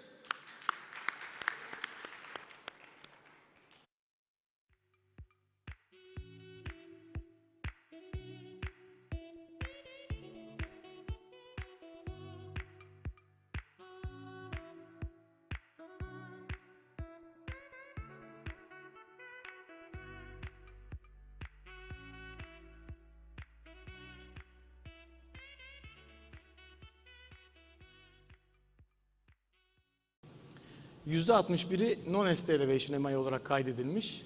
Aşağıda eşlik eden hastalıkları beklediğimiz gibi hipertansiyon, daha öncesinde miyokard öyküsü ve diyabeti görüyoruz. Ve bir de daha önce bu başvuranların %17'sine daha önce de perkütan girişim yapıldığını görüyoruz. Bu hastaların %93'üne koroner anjiyografi yapılmış, anjiyografi sonrası da %73'üne perkütan koroner girişim yapılmış. Bu rakamları niye veriyorum? Birazdan Türkiye MA2'yi verdiğimizde Covid döneminde bunlarda bazı değişiklikler var. Bu yaşadığımız korkunç dönemi, hani bu arada da söyleyeyim, hepinize geçmiş olsun diyemiyorum, maalesef devam ediyor. İnşallah Allah bir daha böyle bir süreci bize yaşatmaz. Ellerinize sağlık, bu dönemde vatandaşlarımıza yaptığınız hizmetlerden dolayı onu da söylemeden geçmemek gerekiyor. Türkiye MA2'ye baktığınızda yine aynı merkezlerde Covid-19 sürecinde yine 15 günlük süre zarfında bütün başvuran akut koroner sendromları toplamışlar. Hani aşağıdaki grafikte şurada görüyorsunuz. Bakın totalde yaklaşık 1872 başvurudan 991'e düşmüş. Ve bunları ST yükseklikli ve non-ST yükseklikli MI olarak ayırdığınızda özellikle non-ST elevation MI'larda %56'ya varan bir azalma var. ST elevation MI'larda bile %30 civarında bir azalma var. Hani bunu yorumlarken şunu düşünmek lazım. Bu hastalar yok olmuyor. Yani yapılan girişimler belki tarafsız tartışılabilir. Ama yok olmadıklarına göre bunların çok büyük bir kısmı hastaneye başvurmadıkları için daha sonra bunların ciddi komplikasyonlarıyla bize geliyorlar. Gelmeye de devam ediyorlar. Sanırım buradaki herkes de bugünlerde sahada bunların karşılığını görüyorlardır. Buraya baktığınızda oranlar %50 gibi ST elevation MI, non-ST elevation MI. Çünkü gördüğünüz gibi ST elevation MI'lardaki düşüş non-ST elevation'lardan daha az, eşitlenmiş STEMI, non-STEMI sayısı. Medyan yaş çok farklı değil 60'larda. Ambulansla gelen hasta sayısında artış olmuş. Bakın daha önce %11'miş, %20'ye. Çünkü büyük olasılıkla, bu da benim tabii biraz tahminim, daha önce daha erken dönemde ambulans çağırıp gelen hastalar hastaneye gitmek için biraz daha ertelemiş olabilirler. Erteleyince daha kötülemiş olabilirler ve daha kötü bir halde başvurmuş olabilirler. Böyle değerlendirilebilir diye düşünüyorum. Yine de farklı değerlenecek olanlar varsa ekleyebilirler. Hastaların semptomlarının başlamasıyla ambulans aramalarına kadar geçen süre burada görünüyor. 90 dakikadan daha önceki, daha doğrusu 90 dakika, daha önce 52 dakika bekliyorlar yani aramak için. Bu süre uzaması hastaların semptomlarının başlangıcından perkütan merkezlere ulaşma sürelerini değiştiriyor ve buna bağlı olarak bakın 270 dakikaya kadar çıkmış, normalde 215 dakikalardan hastaların perkütan girişime ulaşma süreleri. Hastane içinde uygulanan tedavilere bakıldığında hastaların %87'sine koroner anjiyografi yapılmış. Bunların daha önce %93 olan bu istatistik %87 görünüyor burada. Belli bir azalma var. 68'ine de perkütan girişim yapılmış. Bunda da keza bir şey var. 73'ten 68'e. Bunların hepsi istatistiksel anlamlı azalmalar. Yani Covid dönemi kardiyoloji hastalıklarına, bunların içinde en önemli yer tutan akut koroner sendromlara, ulaşımda da, bunların tedavilerinde de ciddi eksiklikler olmuş. Türkiye MAI çalışmasının ikincisi bize bunu biraz daha göstermiş oluyor. Türk Kardiyoloji Derneği'ne de bu nedenle teşekkür ederiz bu farkındalık için. Bu aynı zamanda bizim hizmet verdiğimiz hasta popülasyonunda yansıtıyor. Çünkü bu hastaların tamamı acil servisler aracılığıyla hastanelere giriyorlar. Buradan sonra platoyu şöyle bir hatırlayalım. Yani ticagrelor'un hem etkinliğini hem yan etkileri açısından ruhsatlandırmasına temel teşkil eden bir randomize kontrollü çift kör bir çalışma. Sadece sonuçlarından, etkinliklerinden bahsedeceğim birazdan. Ama bu karşılaştırmalar hepinizin bildiği moleküller olan klopidogrel, prasugrel ve ticagrelor arasında yapılıyor birçok çalışma. Cangrelor da son zamanlarda yine kılavuzlara yavaş yavaş giren bir ilaç ama ülkemizde olmadığı için buraya eklemedim. Hani özetlenecek olursa plato çalışması aslında net bir ticagrelor klopidogrel çalışmasıdır. Çalışmanın sonucunda da %2'ye yakın, %1.9 mortalite azalması sağladığı için doğrudan kılavuzları etkilemiş ve ön plana çıkmış bir molekül. Bir aktif ilaç, bir ön ilaç değil. Kısa süre onset offset çalışması yapılmıştır plato dışında, platodan önce süreleri ayarlamak için. Hem trombosit agregasyon süresi çok kısadır, yani çok kısa sürede etkisi başlar diğerlerine göre. Hem de yıkanma süresi, yani plazmadan yıkanma süresi çok kısadır. İkisi de 3 gün civarındadır. Klopidogrelle cerrahi öncesi bırakma süresi 5 gün olarak kabul edilmiştir. Prasugrelle belirgin bir fark vardır. Ya onlar özellikle daha uzun sürede dolaşımdan temizlendiği için cerrahi gidecek hastalar için çok tercih edilecek bir ajan olarak görünmüyor. Nasıl bir çalışma plato? Randomize kontrollü çift kör dedik. İki grubu da değerlendiriyor. Yani bu çalışmaya katılan hastalar STEMI ve non-ST elevation sendromlar diyebiliriz. Unstable angina ve non-ST elevation MI için. Artı bu gruplarda PKG uygulananlar, uygulanmayanlar, bir de hiçbir şey uygulanmayanlar olarak alt gruplara ayrılıyor. Şöyle kısaca sonuçlarına baktığımızda bu organizasyonun sayılarını göstermek için, daha doğrusu çalışmanın, gördüğünüz gibi 18.624 hastalık bir çalışma. Neredeyse 4 kıtada 5 kıtada yapılmış bir çalışma. Her bir gruba 9.000'in üzerinden hasta alınıyor. 12 ay sürüyor çalışma. Hastanın acil servise başladığı andan 12. ayın sonuna kadar takip verilerini görüyoruz. Bir gruba ticagrelor veriliyor. 180 mg yükleme, 90 mg 2 doz artı aspirin. Diğer gruba klopidogrel bildiğimiz 300-600 mg yüklemelerde 75 mg 4 kez olmak üzere ASA'yla beraber veriliyor ve sonuçlarına bakıyoruz. Birleşik sonlanım noktası kardiyovasküler ölüm. Bu alanda mortalite azaltması az önce söyledim size. Net %1.9 hani 2 kabul edersek number needed to treat biliyorsunuz. Yani bu şu demek, 100 kişiyi verdiğinizde 2 kişinin istenmeyen olaylarını önlüyorsunuz. Mortalite inme ya da stroke, inme ya da MI diye. Yani NNT'si 50. 50 kişiyi tedavi ettiğinizde bir kişinin hayatını kurtarıyorsunuz anlamına gelir yorumlamak açısından. İnvaziv tedavi alanlarla non-invaziv tedavi edilenler açısından da fark gösteriliyor değişik oranlarda. Hatta hiç tedavi almayan grupta ticagrelor verdiğiniz zaman çalışmanın ana sonucunun üstüne çıkıyor. 1.9 yerine 2.3 mortalite farkı görüyorsunuz. Bunlar gerçek mortalite azalmaları, altında relatif riskleri yazıyor bunun, yani relatif azalmaları %15 diyebiliriz.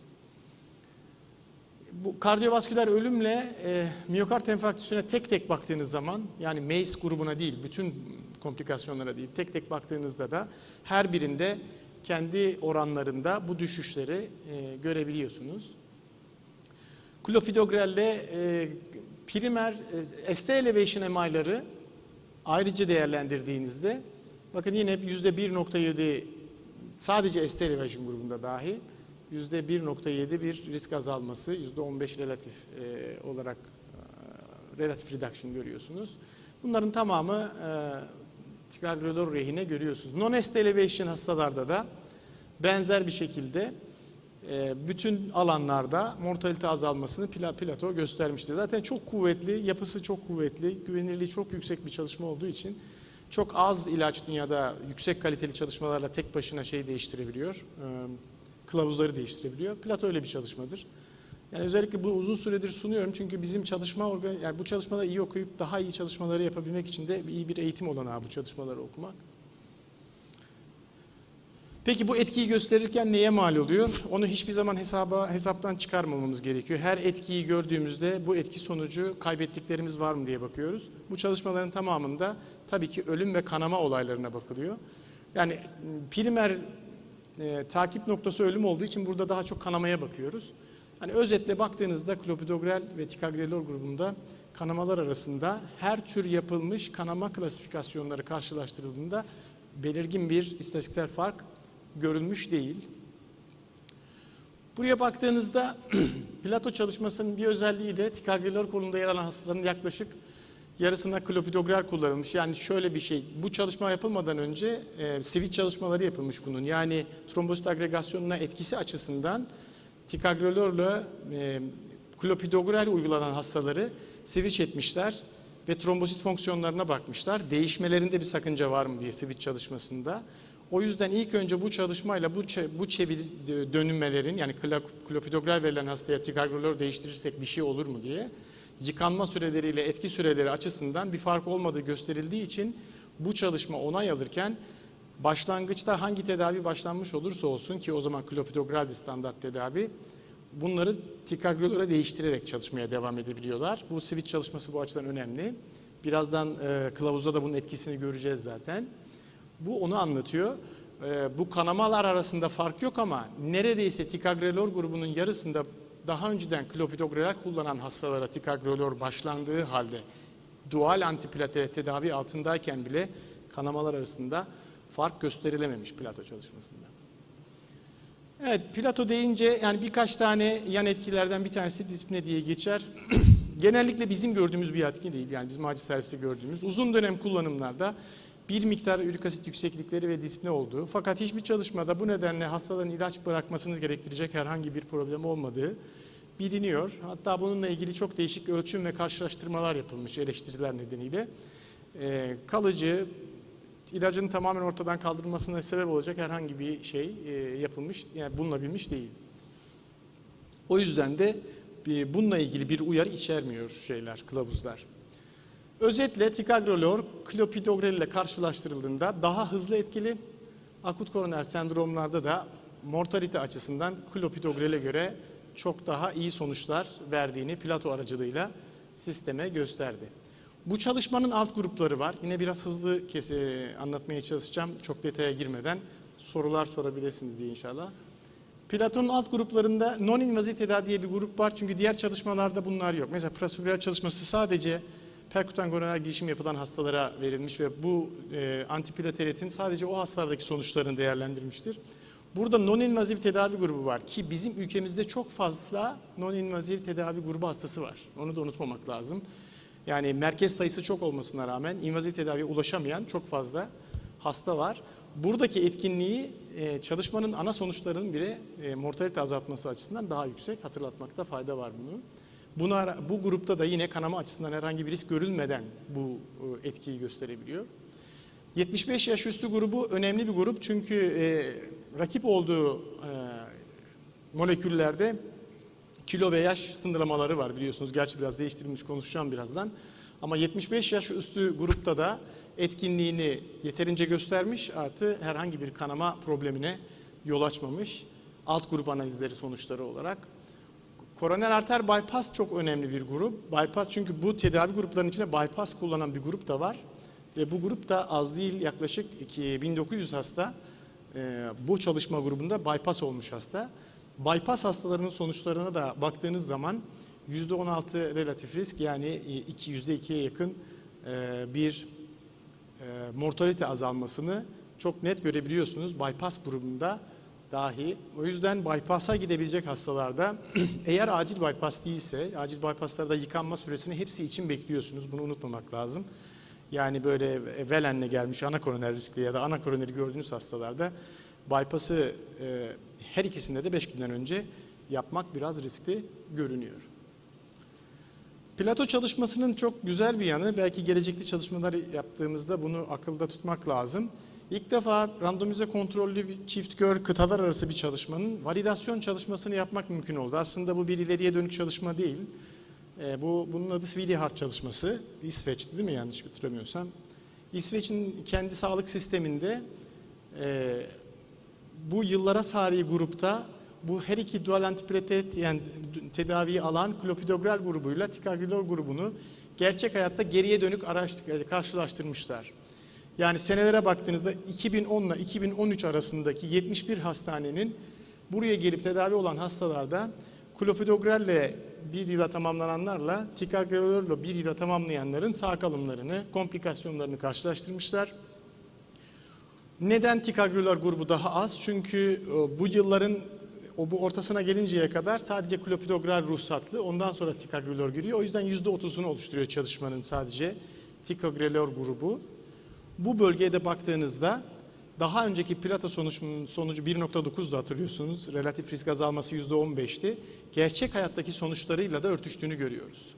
Ciddi büyük bir çalışmanın hayatta ne olmuş diye baktığınızda da aynı sonucu burada görebiliyorsunuz.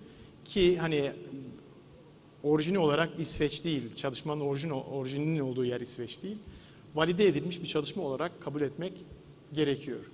Ve aynı çalışmanın yani Sweetheart'ın kanama sonuçları da yine Plato sonuçlarından daha kötü kesinlikle değil. Gerçek hayatta da kanama sonuçları benzer olarak gözükmüş. Yani çalıştığımız molekül artık 11. yılını doldurmuş. Bütün 2010 yılından beri de bütün kılavuzlara girmiş bir molekül. Bu da tarihi gidişatını görmek mümkün. Çok kabaca hatırlayalım. Normalde nerede kullanıyoruz? Aslında yani hepimiz biliyoruz. Bugün ST elevation, non-ST elevation ya da unstabil angina, yani non-ST elevation sendromlar diyoruz. Geldiklerinde dual antiplatelet tedaviyi başlıyoruz. Seçeneklerimizi de kılavuzlar belirliyor. Kılavuzlara baktığınızda ticagrelor kullandığımız 180 mg yükleme dozu 2x1 90 ile devam edeceğiz. Tedavi stratejisinden bağımsız olarak yani gelen hasta acaba perküten koroner girişime mi gider? Acaba hiçbir tedavi vermeden mi izleyecekler? Ya da erken PKG mi yapacaklar? Sonra mı PKG mi yapacaklar? Bunların hiçbirine bakmadan bir kullanma endikasyonu veriyor. Nereden alıyor bu endikasyonu? Plato çalışmasının organizasyon şemasından alıyor. Prasugrel kullanabilmeniz için prasugrel çalışmasında doğrudan acil servise geldiğinde verilmiyor bu ilaçlar. Hastaların anjiyografi ile koroner anatomileri görüldükten sonra yani hemen anjiyoya çıktığında orada koroner anatomiyi gördükten sonra bir de anjiyo anında verilmesi öneriliyor.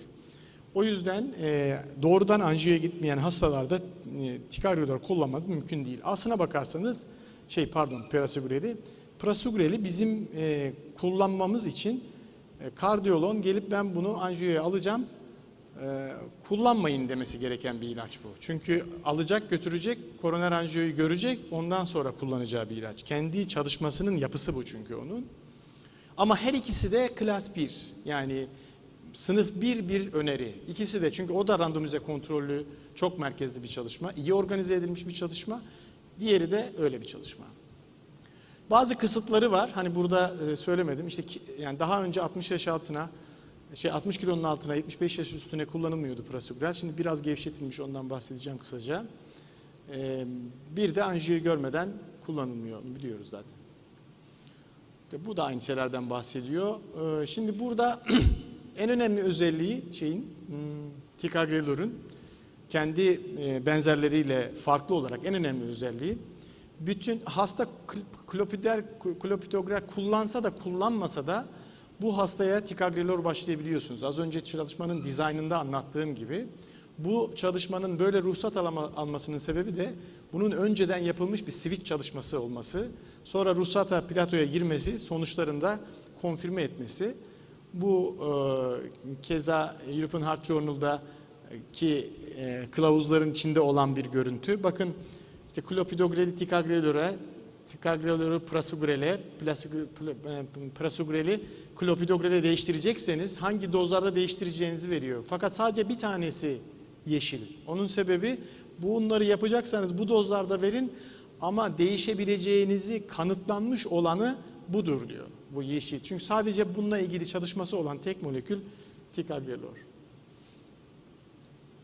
Evet. Tıbbi tedavi alan akut koroner sendrom hastalarında yani perkutan koronere gitmeyen akut koroner sendromlarında 12 ay süreyle kullanılacağına dair kılavuzların sonuçlarını veriyor. Her ikisi de klopidogrel'de ticagrelor'da kullanılabilir. Fakat kanama riski potansiyeli iskemik yara ağır basmadıkça ticagrelor'un klopidogrel'e tercih edilmesi daima önerilir diyor. Onun nedeni de tamamen Plato çalışmasıyla ilgili. Burada yine özellikle yıkanma süreleriyle ilgili. Bu da 3 günde etki süresi çok hızlı bir şekilde pik yapıyor. Bıraktığınız zaman da 3 günde aşağı iniyor. Bu da onset offset çalışmasının sonucu. Bunların içinde aslında etki başlaması ve etki bitme süreleri en kısa olan ticagrelor onun slaytlarından bir tanesi. Şimdi geldiğimizde bu kılavuzun ST elevasyonlu bölgesi. ST elevasyonlu bölgesinde potent bir P2-12 inhibitörü yüksek kanama riski gibi kontraindikasyonlar olmadığı sürece perkutan koroner girişim öncesi veya en geç perkutan koroner girişim anında aynı zamanda 12 ay boyunca önerilir. Hangileri? Prasugrel ve ticagrelor veya ticagrelor ikisi de öğrenilir. Ama eğer perkutan koroner ticagrelor'u her koşulda kullanabiliyorsunuz. Prasugrel'de ise mutlaka hastaya perküten koroner girişim yapılıp, daha doğrusu anjiyosu yapılıp ondan sonra kullanmanız öneriliyor. Her ikisi de klas 1 sınıfta karşınıza çıkıyor. Aspirin tabii bunların hepsinde, ya bütün çalışmalar aspirin artı, onu unutmayın. Ya bazen sahada görüyorum yani bunu vermişler ama hastanın aspirini yok. Öyle bir şey söz konusu değil. Yani bugün eğer aspirin bugün icat edilmiş olsaydı herhalde kutusunu 1000 liraya falan alamazdık yani. Öyle bir durum var, onu da unutmayalım. Bütün çalışmalar hep aspirine ek olarak veriliyor çünkü. Bu 2020'de ESC kılavuzu yayınlandı. O kılavuzda önce hani elimizde neler var? Elimizde hala bunlar var. Klopidogrel, prasugrel, ticagrelor. Buna cangrelor eklendi ama henüz Türkiye'de galiba ruhsatlanmadı. Fakat bir değişiklik yaptı 2020 kılavuzu. Dedi ki eskiden hani 60 kilogramın altında kullanılmazdı. Şimdi 5 miligram kullanmanız gerekiyor. 75 yaş üstü hastalarda da dikkatli kullanmanız ve yine 5 miligram kullanmanız gerekiyor diyor. Fakat elinizdeki prasugrel tabletlerinin 10 miligram olduğunu, çentikli olmadığını, bunu da kolay kırmanın çok mümkün olmadığını hatırlatmak gerekecek herhalde burada. Yani bunu biraz gevşetmişler prasugrel için. Onu bilmenizde fayda var. Eskisi gibi değil. Ticagrelor'da herhangi bir değişme yok. Aynı dozda, aynı şekilde sistemdeki yerini koruyor. Bu da non-ST elevation MI'lardaki kılavuzun parçası. İşte burada bir değişiklik yapılmış. Buradaki değişiklik eskileri aynı. Yani tercihler aynı. Fakat perkutan koroner girişim planlanan non-ST elevation akut koroner sendrom hastalarında prasugrelin ticagrelor'a tercih edilmesi düşünülmelidir. Şimdi bu eklenmiş. Daha önce burada böyle bir uyarı yoktu. Bunu ekleyen şey aslında baktığınızda İSAR-REACT çalışması, İSAR-REACT 5 çalışması. Bu arada bu ikisinin 17 ile 20 arasında sonuçlanan İSAR-REACT 5 çalışması. Buna istinaden ekleniyor. Altını çizmek lazım. Bunu klas 2, sınıf 2A olarak öneriliyor. Yani sınıf 1 mutlak kullanmalısınız, etkinliği kesin gösterilmiş değil. Sınıf 2 etkinliğini gösteren çalışmalar var ve iyi düzeyde çalışmalar var. Ama 1 olacak seviyede değil demek istiyor. Aslında bu çalışmaya baktığımızda gerçekten bunun 2A mı olması daha doğruydu, 2B mi olması daha doğruydu? Bunu bir kritik etmek lazım. Biz etmemişiz zaten, herkes etmiş ama çalışmaya baktığınızda bir sadece 2 merkezli, Almanya'da ve İtalya'da yapılmış. Ağırlık hasta grubu Almanya'da. Açık etiketli, yani randomize kontrollü kör bir çalışma değil. Open label, açık etiketli bir çalışma. Tek bir açık etiketli çalışmanın ilk defa ben kılavuza bu kadar net girebildiğini gördüm. Benzer bir şeyi Amiyadoron'da gördük 2000 yılında restorasyon kılavuzuna. O da buna yakın bir, hatta bundan bir tık iyiydi o çalışma. Kılavuza girdi ve lidokain kullanmamaya başladık. Sizin teveletünüz yetenler var, yetmeyenler var içinizde. Ama uzun yıllar biz Amiyadoron'u kullandık. Sonra ne oldu? 2015'te ne oldu? Lidokain de kullansanız aynı dediler Amiyadoron'la. Ama o arada dünyada lidokaini hatırlayan kimse kalmadı. Yani böyle çok kuvvetli olmayan çalışmaları bütün kılavuzun ortasına gömmek de her zaman biraz dikkat edilmesi gereken bir konu. İçine baktığınızda çünkü hastaların büyük bir %46'sı non-STEMI, %41'i STEMI, %12.7'si unstabil anjina. Hastaların %84'üne perkutan koroner girişim yapılmış. %2.1'i bypass'a gitmiş. Bunda MACE çalışma, yani ölüm, stroke vesaire MI takip ediyoruz ya. Bu 12 ay çalışıyoruz, takip ediyoruz. Bunları monitörler tek tek chartlardan, başvurulardan hastayı takip ediyor. Bunlar telefonla bakmışlar. Yani açmış, siz öldünüz mü, stroke geçirdiniz mi, MI geçirdiniz mi diye hastaya sorarak yapılmış. Ne kadar hastaların? %83'ü neredeyse. Şimdi böyle olunca non-estelation hastalarda randomizasyondan sonra ilaç yüklemesine kadar geçen süre ticagrelor grubunda 6 dakika. Yani hastaları randomize ediyorlar. 6 dakika sonra ticagrelor'u bir gruba verebiliyorlar. Prasugrel grubunda 61 dakika. Neden? Yani bir kere zaten anjiyo yapmaları gerekiyor. Yani anjiyo yapmadan onu veremedikleri için bir 60 dakikalık süre hasta bu tedaviden mahrum kalıyor. Bir yıllık takipte ticagrelor kullananların %15.2'si, prasugrel kullananların ise %12.5'i ilaç kullanımını bıraktı. Yani özellikle ticagrelor grubunda ilaç kullanımını bırakan sayısı biraz daha yüksek. Birazdan başka bir veri daha vereceğiz. Bakın ticagrelor grubuna dahil edilen 2000 hastanın %98.7'si yükleme dozunu aldı. Bu hastaların %81'i ticagrelor ile taburcu edildi. Ama prasugrel grubuna dahil edilen hastaların %86.1'i şeyi alıyor, yükleme dozunu alıyor.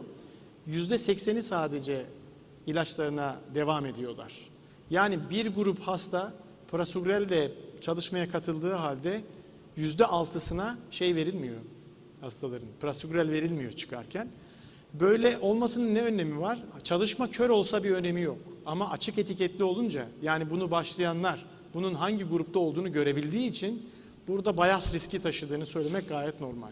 Eğer kör çalışma olsaydı bunun bir önemi olmayabilirdi. Evet, etkinlik analizinde onun sonuçlarında herhangi bir sıkıntı yok. Etkinlik analizinde burada prasugrelin ticagrelora üstünlüğü var. Elbette ki kılavuza girmesi gereken bir çalışma. Fakat klas 2A mı girmeliydi, klas 2B mi girmeliydi o tartışılabilir. Ticagrelor'un yerini koruduğu kesin. Bir de bizim için şöyle bir durum var. Biz hastaları sıfır noktasında gördüğümüzde bu ürünümüzü başlamak istiyoruz. Fakat normalde aslına bakarsanız yani prasugreli bir kardiyolog anjiyografi yapmadan başlamaması gereken bir ilaç. Aldığı ruhsatın şekli ondan kaynaklanıyor. Böyle olunca şöyle baktığımızda açık etiketli olması, hasta sayısı az olması, randomizasyon grubunda ticagrelor grubunda 1.3, prasugrel grubunda 13.9 hiç ilaç başlanmamış. Belki de hastalara ilaç başlamamışlar çünkü kötü oldukları için bilemeyiz yani. Kör olmadığı için bunların hepsi açık etiketli olmasından dolayı soru işaretli. Biz böyle bir çalışmaya yollasak bunu çok daha farklı değerlendirirler, öyle söyleyeyim. Evet, eleştiri yapılacak çok şey var ama bunları zaten yazmışlar. Yani literatüre de yazmışlar. Buradaki değerlendirmenin bir etki olduğu kesin. Bunun üzerine gidilmeli ama bu düzeyde bir etki midir, klas 2A mıdır, biraz abartılı bir etki midir diye yayınlarda çıkmış. Elbette bu bir ticagrelor çalışması. Bunun mutlaka karşılığındaki çalışmalar da bu sorulara cevap veriyordur. Bence onları da dinlemenizde fayda var. Ben bu ayağın bu tarafını anlatıyorum. Ama özetlersek hızlı etki başlaması, primer sonlanım noktasında %2'ye varan mortalite azalması ve klopidogrele karşı mortalite azalması. Bakın az önce Türkemal çalışmasında mı gördüm hatırlamıyorum ama onda gördüm. Türkiye'deki başvurularda %50 civarında şu anda hala klopidogrel kullanılıyor. %41 civarında yanlış hatırlamıyorsam ticagrelor kullanılıyor. %7-8 civarında prasugrel kullanılıyor. Bunun tek bir sebebi var aslında. Bu ilacı siz başladığınız için. Yani siz değil de kardiyologlar başlasa, yani bekleyin anjiyo yapalım öyle başlayalım deseler bu oranlar yüksek olur. Bu etki için kardiyologlarla beraber mutlaka çok hızlı karar verecek bir sistem kurulması lazım. Artık bunu kendi iradenizle yorumlamak da size kalan bir şey. Benim anlatmak istediklerim bu kadar. Sormak istediğiniz sorular varsa ya elimden geldiğince yanıtlamaya çalışabilirim.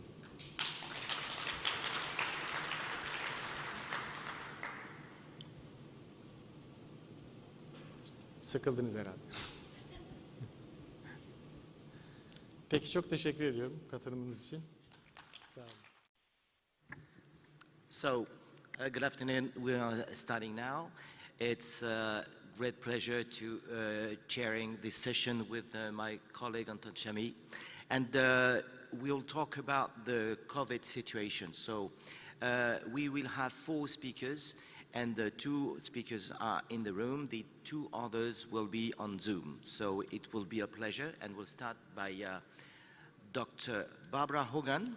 She's the past president of USIM, and she is a very close friend of me.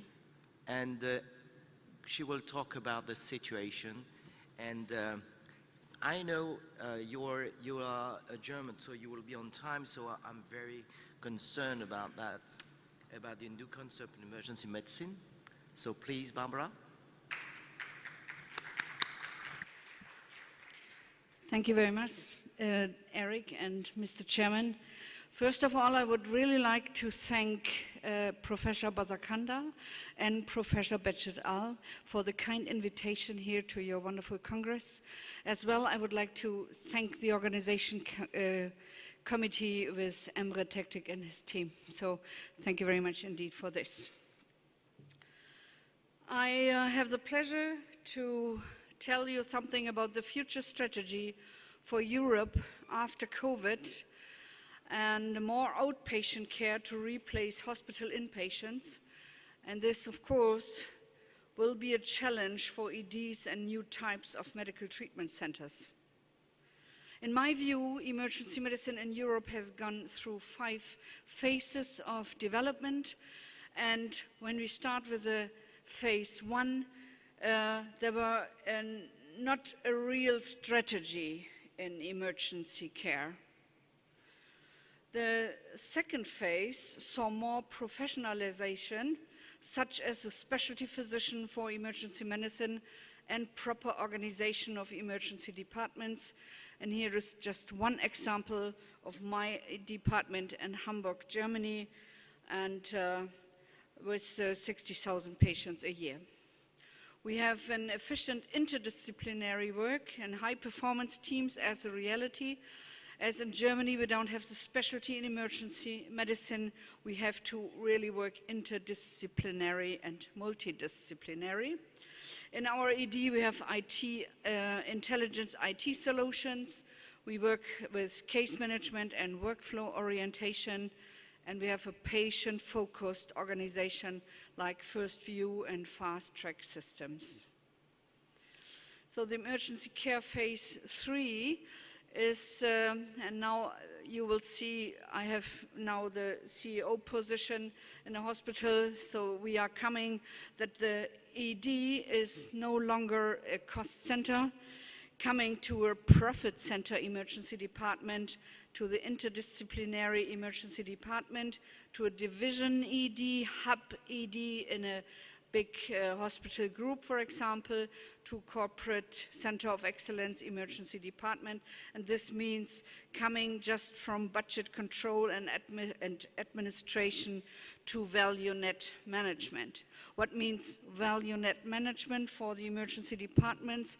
If you are the head of the department in a hospital group, for example, there you are the head of probably 4 or more emergency departments, then every emergency department has to fill in the patients to the competence centers of the hospital group.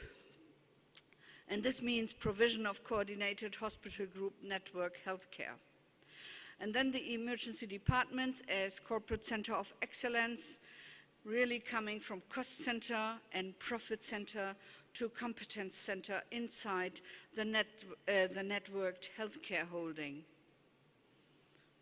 The international problem is ever more patients in emergency departments. And here we have a study from Jan Stormans in Belgium, 2017, about the growth of inappropriate use of the ED. And you can see with the blue thing that the non-ED patients are rising up. What is this here? We had another study in Hamburg, Germany, in 10 emergency departments, so that we have 20% of patients in the emergency departments were not in need of emergency care. The situation before COVID was huge numbers of ED patients, many of them misusing the EDs. COVID made big changes. In many countries, there were a very big fall in ED patient numbers, some up to 50%. And I have just some examples in Turkey, for example. In Turkey, the number of patients in some EDs fell by about 50% during Corona. And the question is, did this mean only serious emergency cases came during the lockdown? Or does this mean that in normal times a lot of emergency patients are not emergencies? In Germany, we have the same picture. Germany has 40% less patients in emergency departments in 2020. And in England, for example, in April 2020, the first full month of lockdown, the number of ED visits was down more than 50% compared to the same month in 2019. Before COVID, we had a lot of studies focused on the core problem: how can we reduce the massive numbers of patients misusing the emergency departments? Were we wrong to think that it is not possible to stop the rising number of emergency patients? Are about 50% of the ED patients at normal times are not emergencies? Do we need a new emergency care concept to deal with this? A new emergency care concept must also be created considering the challenge of the big trend in healthcare reducing numbers of hospitals and hospital beds. And here you see a huge difference in the number of hospital beds in major countries. Germany, for example, has 8.3 hospital beds per 1,000 inhabitants. The hospital beds per capita have fallen in all the OECD countries except Korea and Turkey, because Turkey seems to have a positive case increasing beds linked to a lower hospitalization rate. And the average length of stay in hospital has also fallen in most OECD countries, potentially indicating efficiency gains. So here you see the number of lengths of stay in days by the OECD. So the question is, if people in a country stay longer in hospital, does it mean they live longer? Life expectancy in a country is not correlated to the number of hospital beds or length of stay in the hospital bed. So the challenge for the emergency care concept phase 4 is not get the patient out of the hospital bed, but do not get a patient in a hospital bed. So using the emergency department as a strategic control instrument to increase or reduce the number of in-hospital patients, use the ED as an out-of-a-bed tool, or use the ED as a get-in-a-bed tool. And I will give you 2 examples, what we did in our hospital. We could use the ED as a strategic control instrument for get-in-a-bed. If a hospital needs patients, the ED can provide them. You all know about these that you cannot find the beds in the hospitals, but they are some. The line in the middle, you see, is the goal of the hospital in patient bed occupancy. The ED on the left massively overachieved.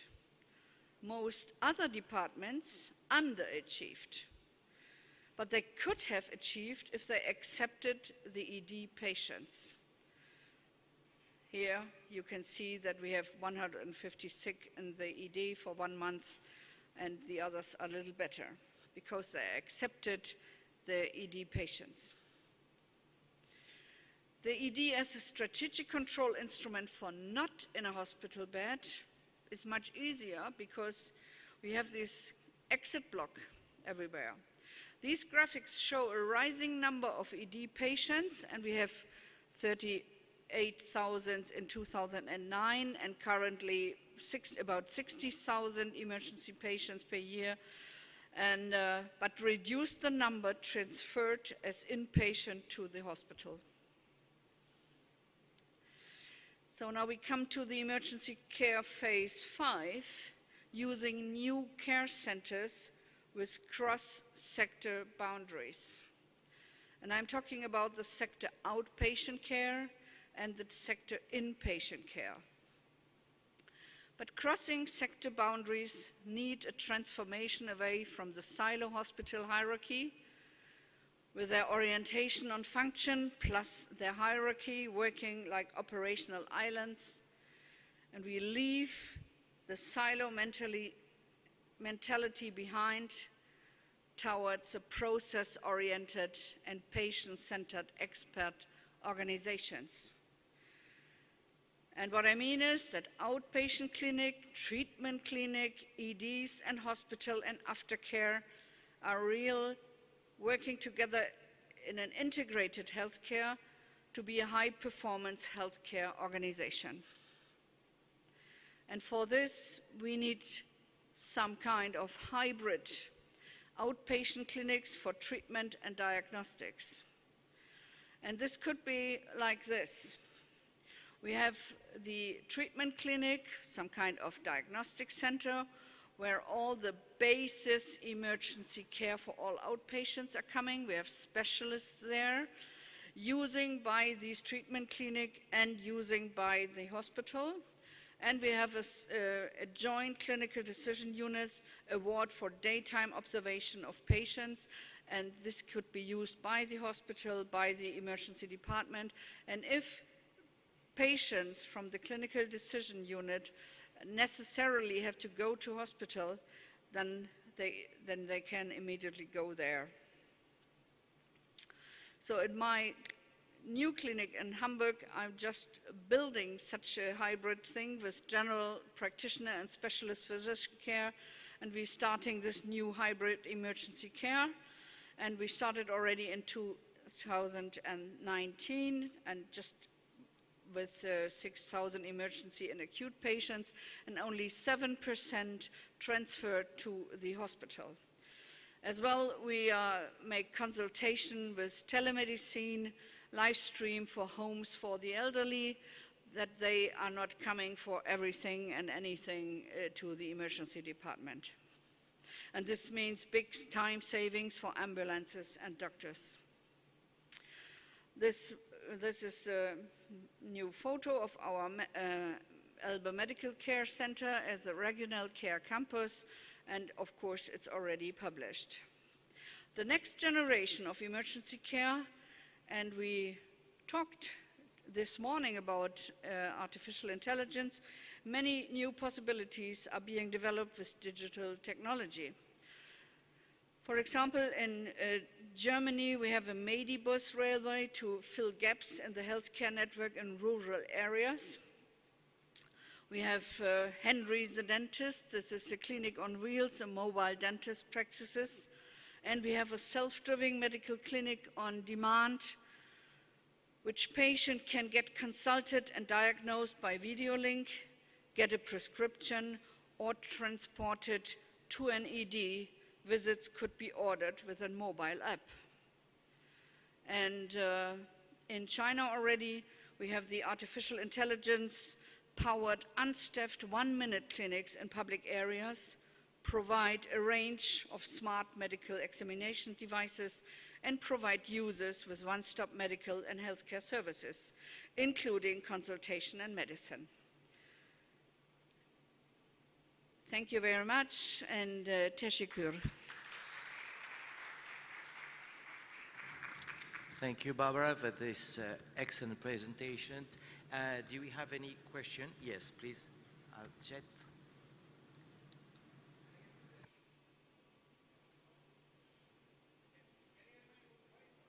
Yes.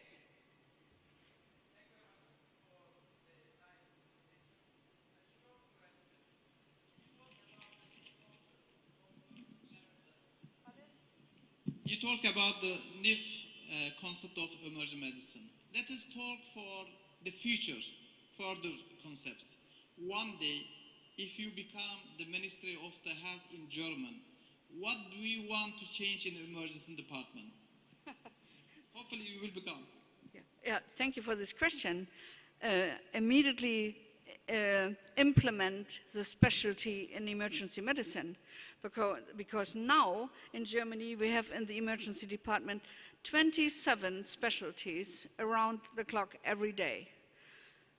So we need just one as you in Turkey. So we are very, very happy to invite you to the USEM Congress to Berlin next year to tell the Germans how to do it in Turkey, how to do it in France, how to do it in Spain, how to do it in Italy and wherever. So this is what I really would do. But the reduction of beds and the reduction of hospitals, even in countries which has so many beds per 1,000 inhabitants, like Germany and Korea and US, for example, they have really to reduce it, because the best countries are Turkey, are Sweden with 2.3 beds per 1,000 patients, 1,000 inhabitants. No further question? Thank you, Barbara.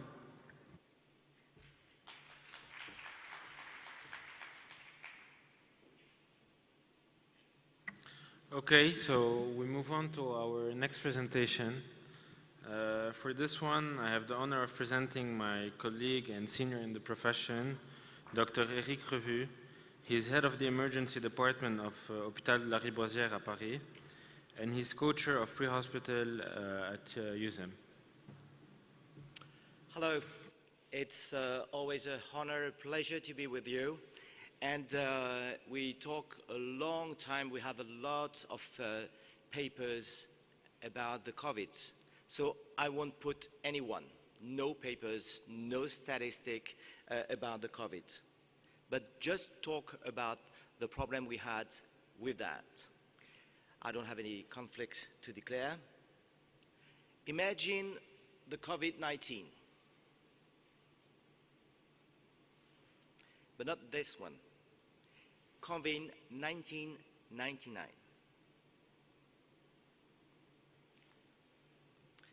It happened. It was the Spanish flu. A lot of patients, people were wearing masks, a lot of patients in the department, and the disease is exactly the same, with hundreds of patients who die. What's the main difference? No TV, no internet, no iPhone, no social media. With the same pandemic, they have to face the same disease, that there's nothing at all, that the problem. Historical, from before 1919 to now, we always had to face with the anti-vaccine people. People that don't trust vaccine for many years. At the beginning, for Jenner to Pasteur, it was really our problem. Why that? Because we just understand a few decades before, that's the mechanism of the vaccination. We didn't know how it works really. So it's hard to explain to the population that need to have the vaccine. It's not natural, the vaccine. Vaccination for people, for kids, you'd have to explain to babies, to the family that they need to use that. And we always have criticism about the anti-science force.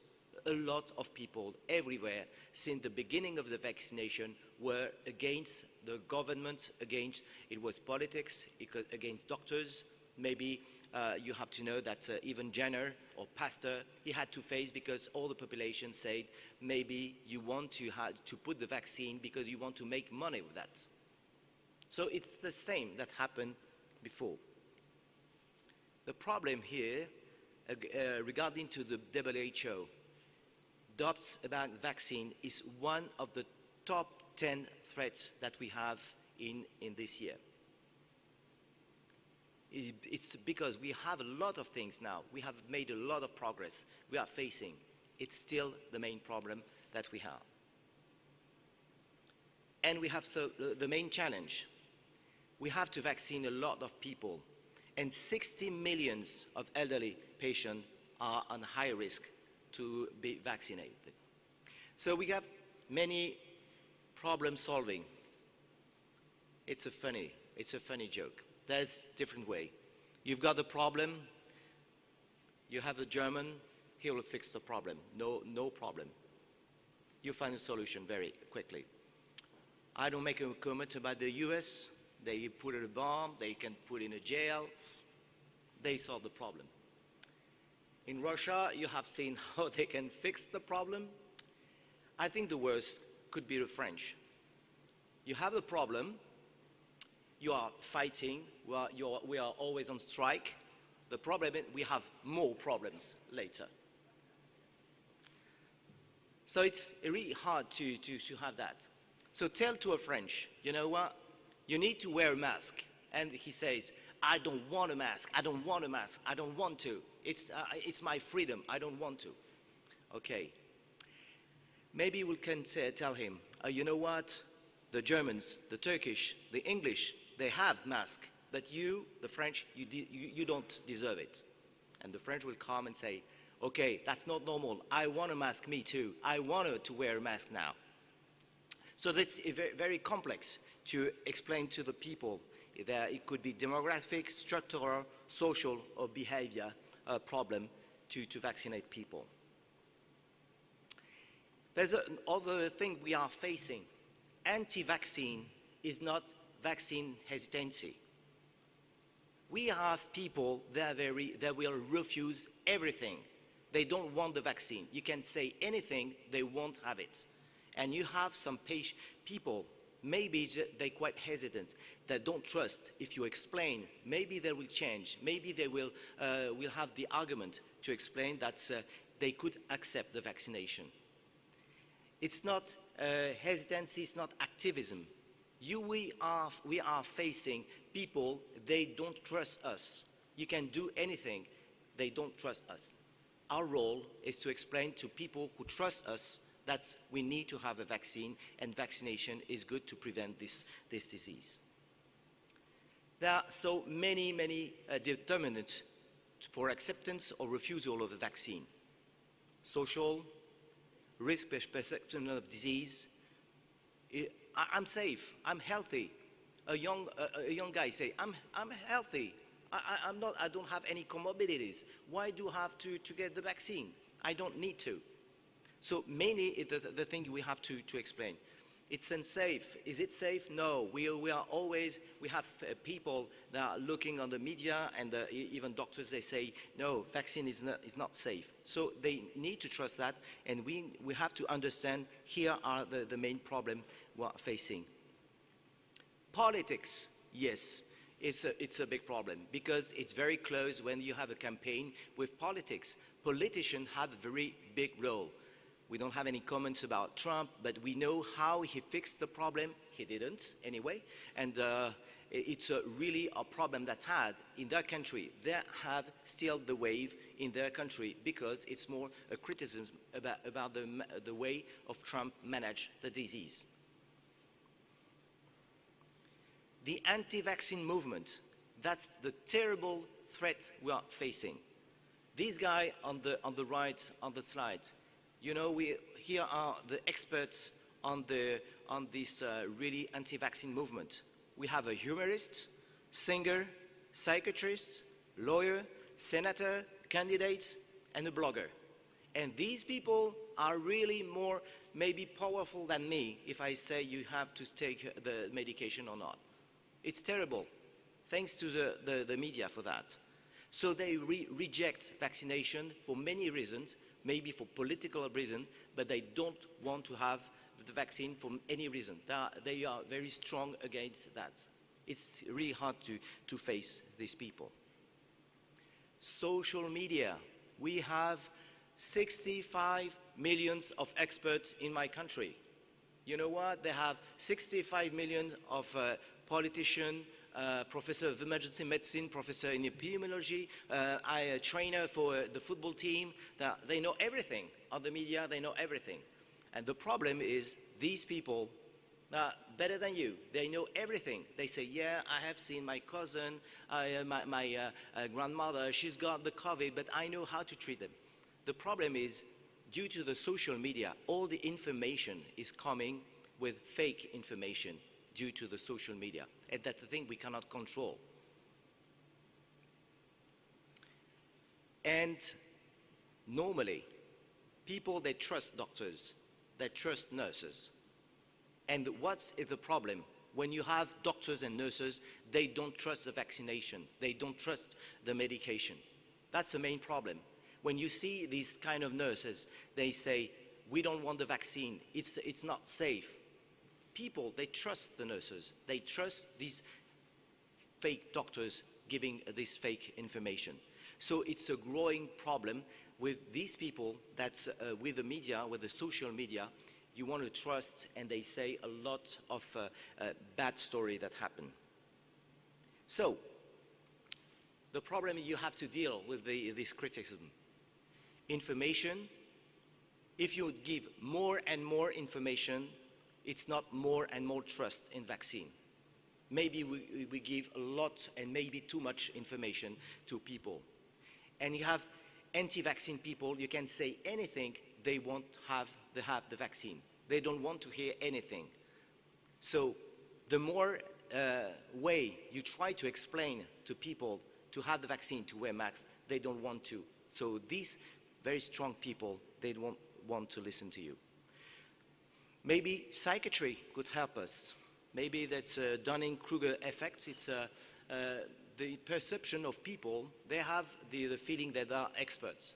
The more stupid they are, maybe the more expert they should be. So they know, I know everything. These people are on the TV and they explain that I am an expert.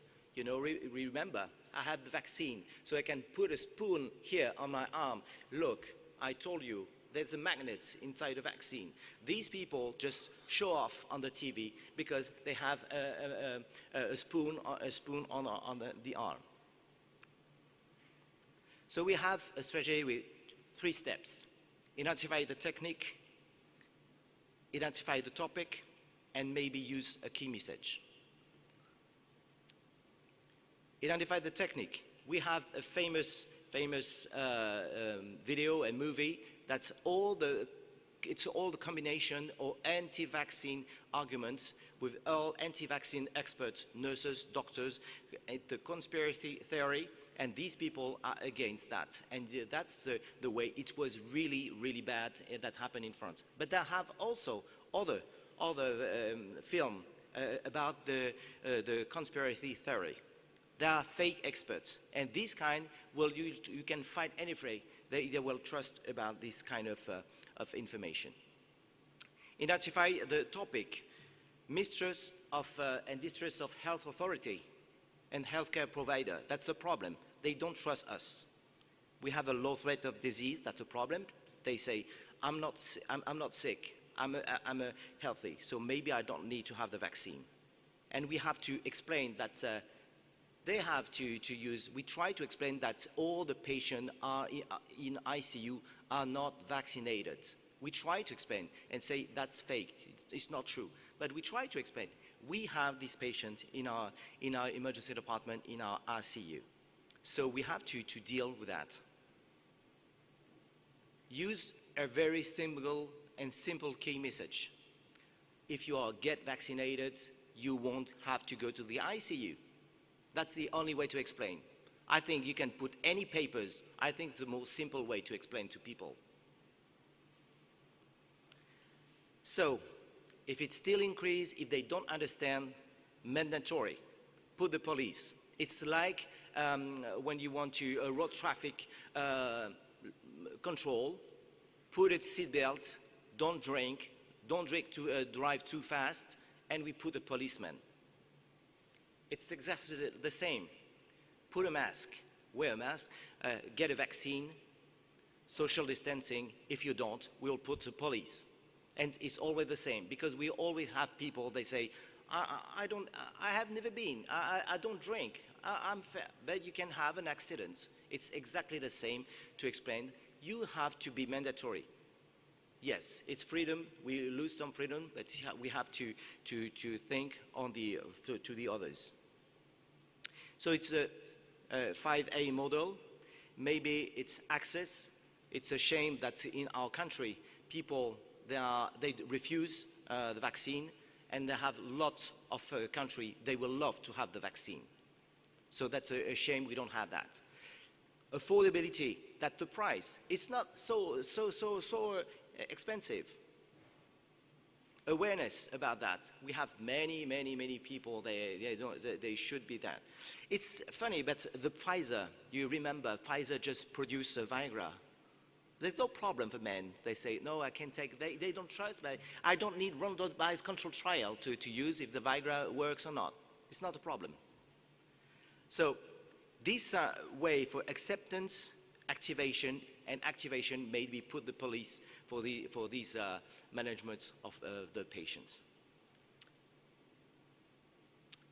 So I see that my friend Bashar Gender is here. And the challenge of we have to face is very easy to remember. So be aware of the disease is 1 to 10 global threats. A, the 5A model. Remember how to deal with that. Social media are useful but dangerous. Authority health have the most difficult role. Resistant are our bigger challenge. And C, for communication strategy, we have to communicate and define a good one. A, anti-vax and conspiracy theory are very close, so you have to fight with that. Nurses are the most people hard to convince. Disease is not only the COVID. Fake information are worse. Experts are not on the social media. Refusing vaccine is historical. Thank you.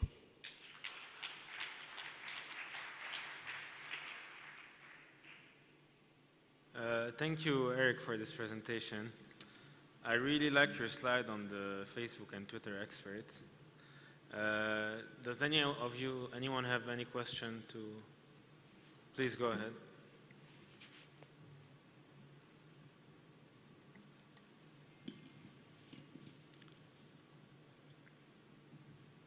Thank you for your presentation. I am Dr. Emre from Karabük University. Do you think that is it useful to implement our cultural values when we are dealing this problem? I think about this vaccination hesitancy. Yeah, I think you fully agree. I think every message should be different from a country to another one, and the culture is very important. I totally agree with you. The thing is, I think globally, people that trust doctors, but the thing is, culture is a very important way to explain. You're right. Thank you.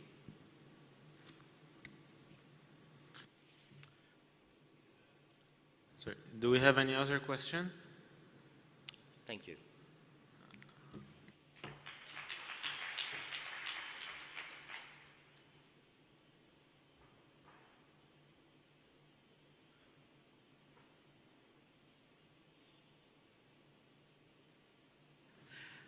So now we are online with the Zoom, and we have the privilege to have Professor Abdel Balou.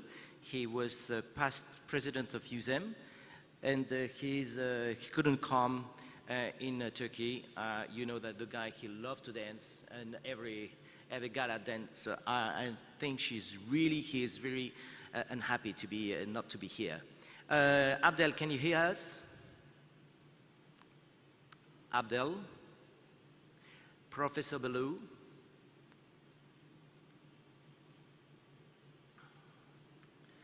Is Abdel Balou ready? Hello? Okay. We can hear you. Hello? We have I'm the ready. slides. Thank you. Thank you, Eric. Thank you very much, Mr. Chairman, and thank you for the kind words. And yes, I'm very sad not to be with the group, and I would like to thank my friend, brother, Bashar, and also Al-Baset, and all the team, very nice team. Assalamu alaikum. You give me a very important task to share with you the recent information about the treatment of COVID-19. And you know that it's important to go to scientific evidence when we decide to approve different drugs. I don't have any conflict of interest for this Congress. And the question is, do we have any drug that improve COVID-19 outcome? You know very well that we need a scientific approach about pharmacology and to decide which treatment would be the best. You know that the randomized trial highest evidence for a decision, and you know also that the RCTs are on the top on the clinical studies, but in the top of the top is systematic reviews with meta-analysis. Look, I will show you all data according to the result coming from systematic review and meta-analysis. You know very well the story of this pandemic it's an enormous impact on all domains of activity in the world, and the world is involved in this extraordinary scientific production to control this pandemic. It's a fantastic race, and the scientific did a good job to get the treatment. I know I will not go, but you know that some people will not have symptoms, but they can transmit the infection to another one. And globally, you can see that the critical patient in the world represent 0.4 of the global active cases. Hopefully, the mortality is close to 2%. More you are sick, more you are in a severe disease, more you have dysregulation of the immune system. And we know also that the first step in the immune system is to develop quickly the response from the immune cells, T lymphocyte, at the beginning, and then activated will produce antibodies against the virus. And the peak of the IgG start at 7 weeks and then decrease unless you get a new infection or, of course, you are vaccinated. We know also is the most important factor, and more you are old, more the risk to do is high, and also the risk to die is high. Hopefully, we are seeing now that the decrease in mortality, okay, and we think that vaccine has a very important role, of course, combined with the protective measures, and also we're seeing a decrease of the cases. All over the world, we are now, we hope, we are now in a plateau. In Asia, Europe, Middle East, not too much, North America, Latin America, and very, very low in Africa. No, we are in a plateau now. Quickly, you know very well this virus now, and it's a complex virus. You know that this virus comes from the bat, the human-human transmission, and the ACE2 receptor is very important for the entry of the virus. And we know that the spike S protein is the most important protein that will attack the cells in our body, starting in the lung. It's an RNA virus, and you have multiple different proteins around the membrane. E2 is very high expressed in the intestine, in the kidney, and the testes, and we have also in the heart, and of course in the lung. And the virus will enter through this receptor. It is a very nice picture here. You can see the entry of the virus here, endosome here, and then is of the viral RNA, and then translation, then traduction, and then all the protein of the virus, and then you get a new virus here that will affect other cells. This slide, I show this slide because I want to show you this phase. This is the cytokine storm. I think you know very well this phase. And this phase is responsible of this very severe infection and all the patients are in ICU. Many cytokines were released from the cells, macrophages, and T lymphocytes. We will talk about these cytokine storm later.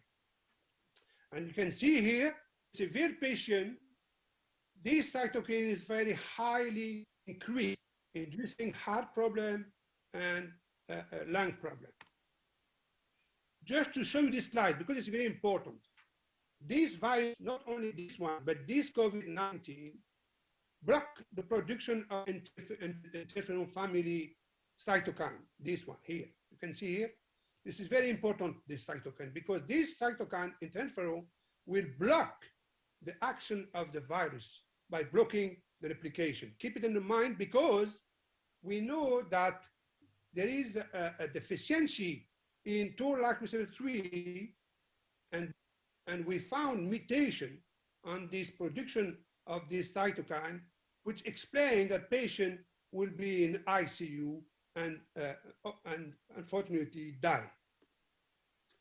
Finally, a group from France, or international group, showed that in people in ICU infected by COVID produce also autoantibodies against type 1 interferon. And you can imagine why those patients had a severe disease and can die in the ICU. Let's go now deeply in the drugs we know so far. You know that chloroquine, you know the story of the chloroquine from one famous professor in France, Didier Raoult, very famous in infectious disease.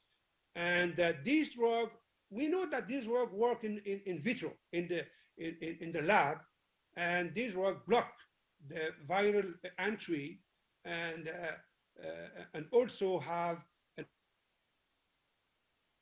effect on leflunomide, tocilizumab is very important. I will tell you more about that, blocking the IL-6 receptor, and also the anakinra, which block the IL-1. We have also the JAK inhibitor, which block the inflammation, and there is some group working on the stem cells, and finally, we can use plasma therapy using antibody to block the virus.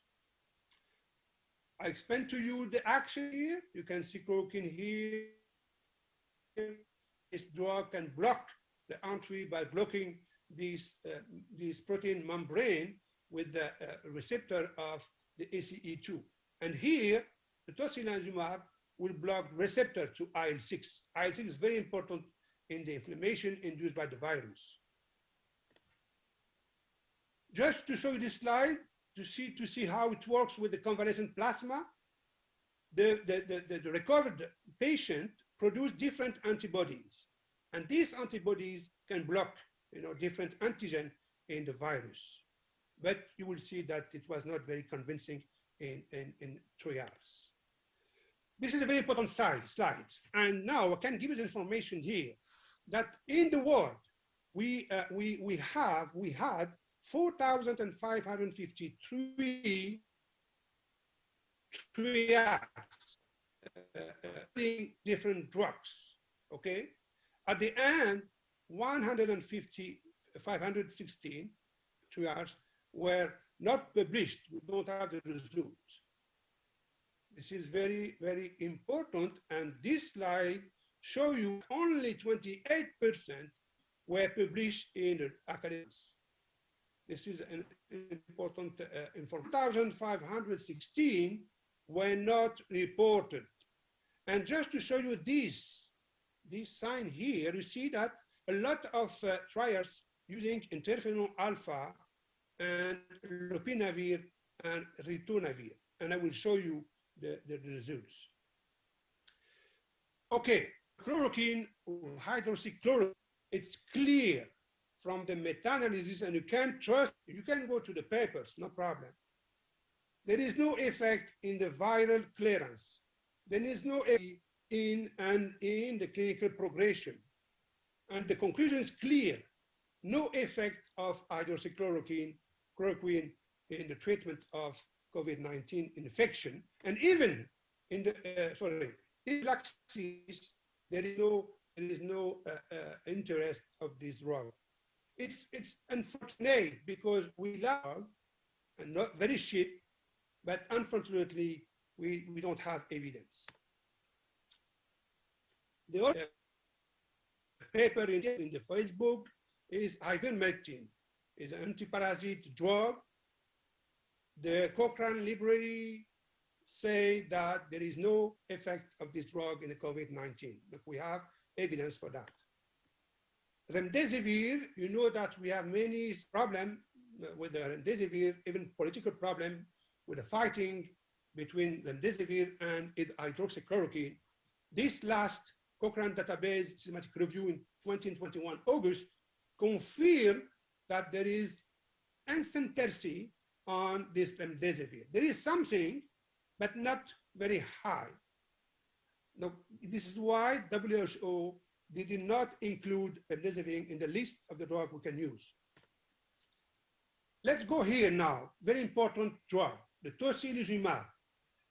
It's an anti-IL-6 receptor. You know, IL-6 is an inflammatory cytokine. It induces a lot of damage in the cells everywhere in the body.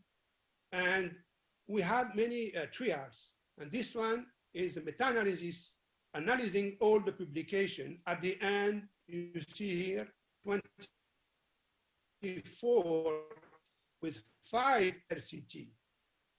The conclusion is clear. This drug, anti-IL-6 receptor, reduces the risk of mechanical ventilation. Look, maybe there's a decrease of the risk to have a severe or critical manifestation, but there is no really effect on the short-term mortality. Look, we need more RCT to demonstrate that. Okay, the interferon, I show you, it blocks the virus attack and the virus replication. Many people want to study these different drugs. Unfortunately, there is no strong evidence to use this drug in a COVID-19. It's a pity because that interferon is very important in the blocking the infection. The IL-6 antagonist, you can block the receptor and you can block the IL-6 by itself, because IL-6 is a very important pro-inflammatory cytokine. And hopefully we found from the meta-analysis an association with a lower mortality. And we can conclude that anti-IL-6 antagonist is good for this infection. I want to finish with these slides to show you the convalescent plasma therapy. You know very well the procedure. We take the blood, then we get the antibody, and then transfuse this antibody to the COVID patient.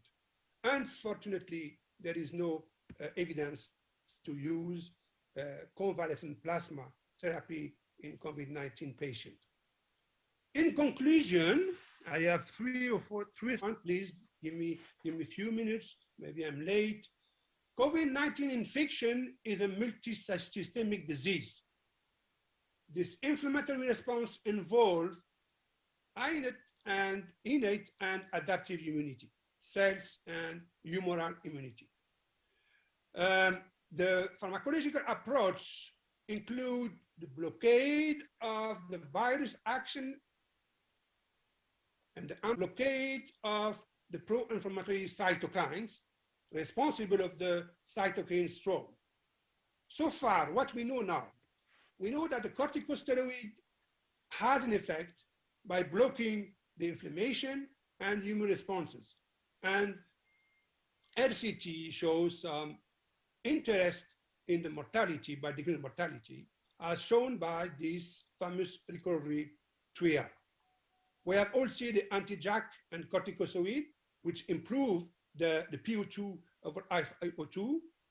The IL-6 antagonist seems to reduce mortality, and the anti-IL-6 receptor decrease the risk of mechanical ventilation. Let me finish.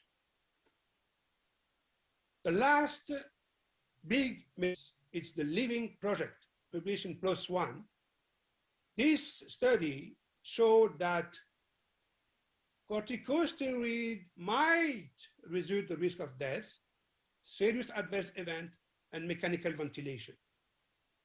Also, remdesivir has some effect on serious adverse event.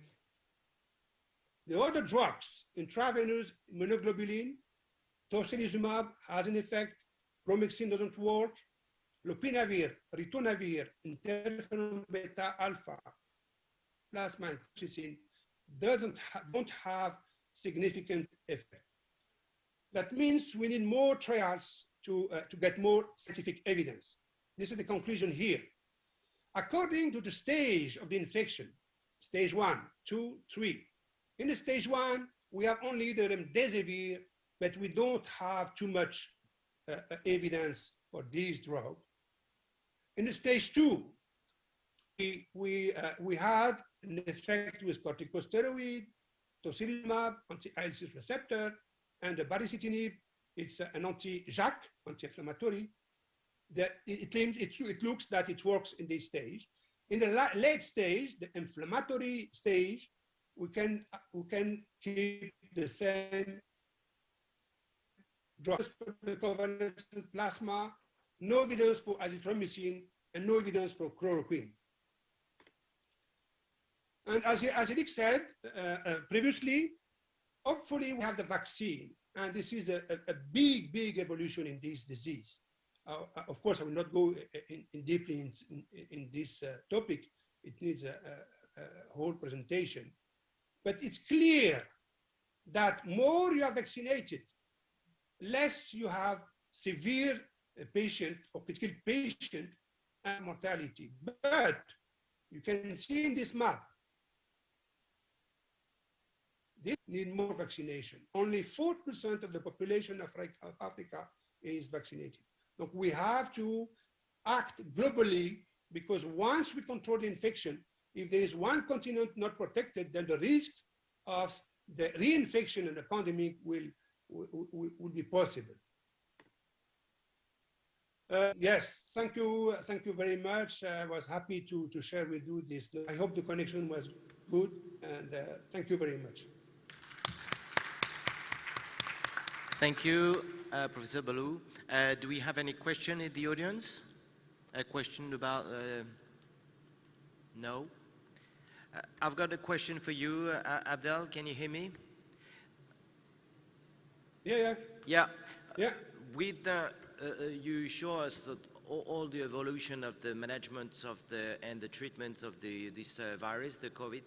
What do you think about the progress we have made very quickly to find a cure, but you find a vaccine?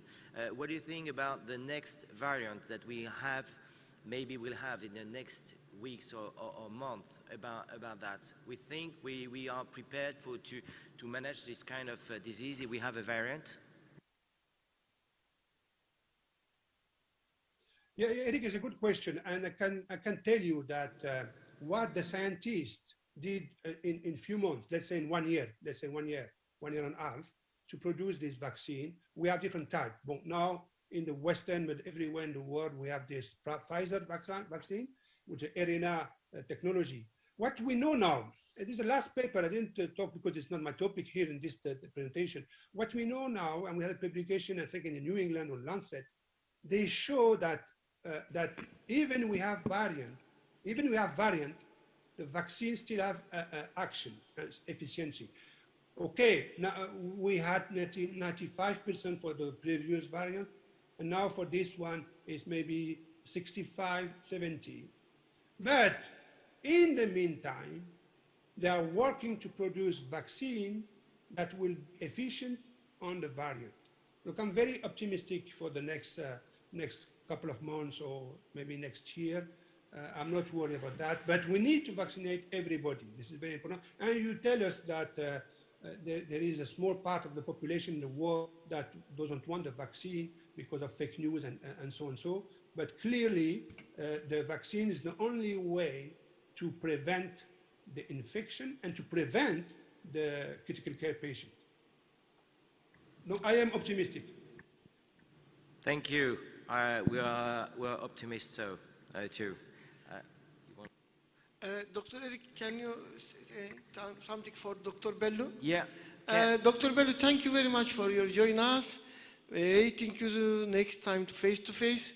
Thank you for your support. Get well soon, inshallah, soon. But we waiting for you. Inshallah. But it isn't possible. All Turkish people say hello to you. Thank you very much. Thank you very much. I appreciate it. Yeah. Thank you very much. Yeah. Okay, so for the last session, I'm going to introduce Carlos Garcia Roses, which is the head of the Mexican Society of Emergency Medicine. He's going to talk to us about the current situation in Mexico. Carlos, can you hear us? Hello, Carlos. You are online. Yeah. Hello. We see you. We put on your microphone. We can hear you.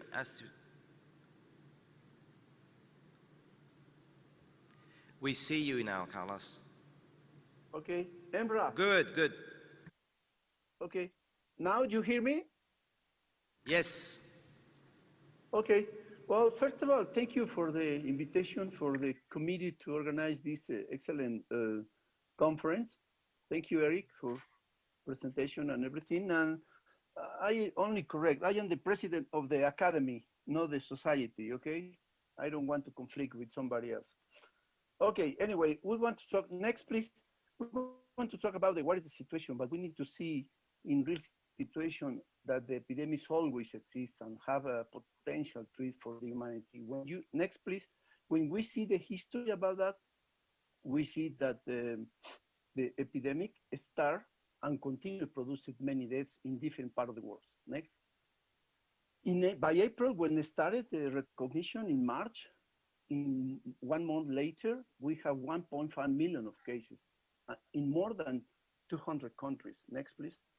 So it's difficult that now with the all, in the map also confirmed patient that we have in Mexico is, next please. In June, we have 20,000 deaths and we have 200,000 confirmed cases for the pandemic. But what is the effect for the pandemic in country and in different parts?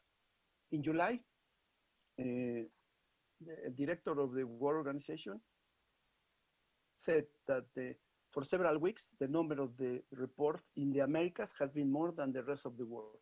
The pandemic started in China, and then was for Europe, and we have time to prepare. Next, please. And we don't have correctly the situation. The infection starts to continue among the healthcare worker, high in Latin America than the rest of the other parts. Next, please. In Mexico, in 1 day, only report almost 2,000 single days cases for the contagious. Next, please. In July, we have in the world 12 million for infected and 23,000 deaths in Mexico. Next. According with the Mexican Association of Doctors and Nurses, in August, we have 3 times more infected doctors of medical personnel for healthcare than the rest of the world. Next. In September, Mexico alone account for the 45% of all deaths among healthcare workers for 17 countries. Next. So Mexico was one of the worst situation for the health workers. The infection and mortality in the official situation was nurses 40% was infected, physician 26, other type of the health worker is 30%. And the health worker infected 2 developed severe disease, according with this author. Next. In February, we have, according with the World Health Organization, 37 million cases of COVID among healthcare workers. But when you see in 100 83 countries and represent 36% of the total and the global. And in Mexico, we have 23% of the total healthcare workers was affected. We also suffer the impact of the economy. Next, please, next. We also suffer the effect for the cancellation of the flights. We suffer for the essential activities suspended, and we suffer the consequence. United States and Europe face to the crisis and announced tax package for stimulate income and prevent companies going to the bankrupt. Mexico don't. So this is why we lose almost 1 million of jobs, according with the Social Security. Next. In March, the impact of some states is bigger than the other one. For example, in Quintana Roo, because in Quintana Roo we have Cancun, and we lose a lot of tourists, and this affects the economy. Also in Baja, because we have the Cabos and all these tourist places was affected, and the economy suffered the consequence. Next, please. And this is why we lose the gross domestic product between 8.5 to 12% according with the results. But this is the situation. The health budget decreased more than 20% during this period of time. In the last 3 years, with these 6-year terms, we decreased the money. In this slide, you can see, according with the gross domestic invest in healthcare, you see here, the United States, they have 70%. Mexico is the second last one. We have only 2.8%. So in this situation, this is why more than 16 million of Mexicans, they have financial health protection. They don't have it, and this is why they suffer the consequence to go into the healthcare. Next. This is why Mexico is one of the high letalities that we suffer in Latin America. Next, please.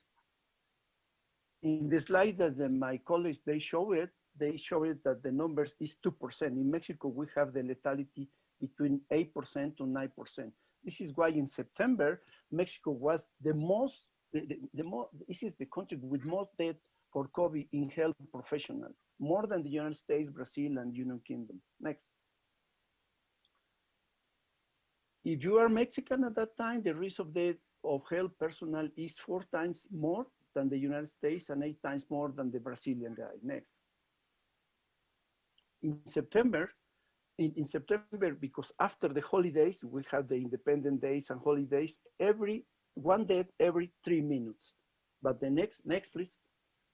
But the other 70% occur in men, and the age of group was between 15 and 40%. More states suffer the consequence, Mexico City, Puebla, and other ones. But the authorities' priority was that the hospitals are not saturated. Also, the cemetery is full, and the funeral can be given. But who is responsible for the deaths from the pandemic? Somebody needs to be responsible for that. The government all the time say different numbers. The deaths for the COVID will be higher, according with the economists, because sometimes the people outside, they need to come to tell you what's going on, because the government and the politicians, they don't say the truth, they say fake news. The deaths for the COVID would be higher than the official number. Next, please. And this is why the economy start to write some papers. And they say that they have the excess of mortality. They wrote one paper between April and August. This study said that the excess of the deaths at that time, next please, is more than 30,000. When you see in the shadow, in the left side is Mexico City. The shadow, the pink shadow show the accord with the government, but the excess of mortality is bigger. But not only in Mexico, also in Ecuador, Rio de Janeiro, and Peru, and other countries. Next one. Because sometimes it's the information for the government, another time is this. In this situation, when the Mexico City participate in the study, the COVID deaths, according with the government, deaths is 9,000, but the excess of mortality is 30,000 more than this. Next. And also the impact of the pandemic in the poverty affect the situation for the care. In this study, in these sources, Cenepal, and the UNAM, they wrote that the poverty increased in more than 9 to 10 millions, and the increase more than in the extremist poverty, more than 6 to 10 millions in the poverty. This is why, next please, the consequence for the people go into the hospital is hard. In the other hand, the politician and the government, the National Electoral Institute, approved 38% increase in financial political party. Why? Because they want to be election year. And you know that in the election, next please, in the election, they want to invest a lot of money to produce this. But according with the papers, in the 2020 is the year with the worst contraction since 1930 in Mexico. But what you see in January in 2021, you see the new cases. In 1 month, we have 33,000 deaths. Every day we lose 1,000. When you compare the holidays for the September 16, 19 and 16, and you compare for the Christmas and New Year in January, in September, we, excuse me, what's going on? In September, we have 1 death every 3 minutes, but in January, we have 1 death every 1.3 minutes. So we increase the number of deaths. Next, please. Next. The COVID deaths in the world in October, the last week, so we can see the first one. Mexico is in the fourth place. But when you put into the real numbers, an excess of mortality probably will be in the third or in the second place. Next one. Confirmed cases in Mexico is lower. Why? Because we low testing and high COVID positive according with this graphic. Next one. The real numbers confirmed for the COVID according with the Institute of the Statistics said that the COVID is almost 50% higher than the report of the daily report for the government. Next. So with this situation, COVID is the second cause of death, only behind of the heart disease. Next. 50% of the people die outside of the hospital. They are afraid to go into the hospital because they go to the hospital in case that you die, they don't give you the body because they give you only chance to go into this. This paper is interesting. The BBC wrote one paper for the excess of mortality reported by the government. Finally, next one, the government recognized that they have excess of mortality. We just see in the first line, the number for the government notified is 200,000. But in the real numbers, we have almost 300,000 deaths associated with the COVID. So they start recognized because the pressure for the outside of the country is hard to push them to say that they don't have other numbers because they have. So the government admit finally that we have excess of mortality. Next one, and with this number, at that time, we have the second country with most deaths ahead to the Brazil. But who are the responsible for this? Two merolicos. They are liars all the time. In the morning, the president, they have the mañaneras in the morning show,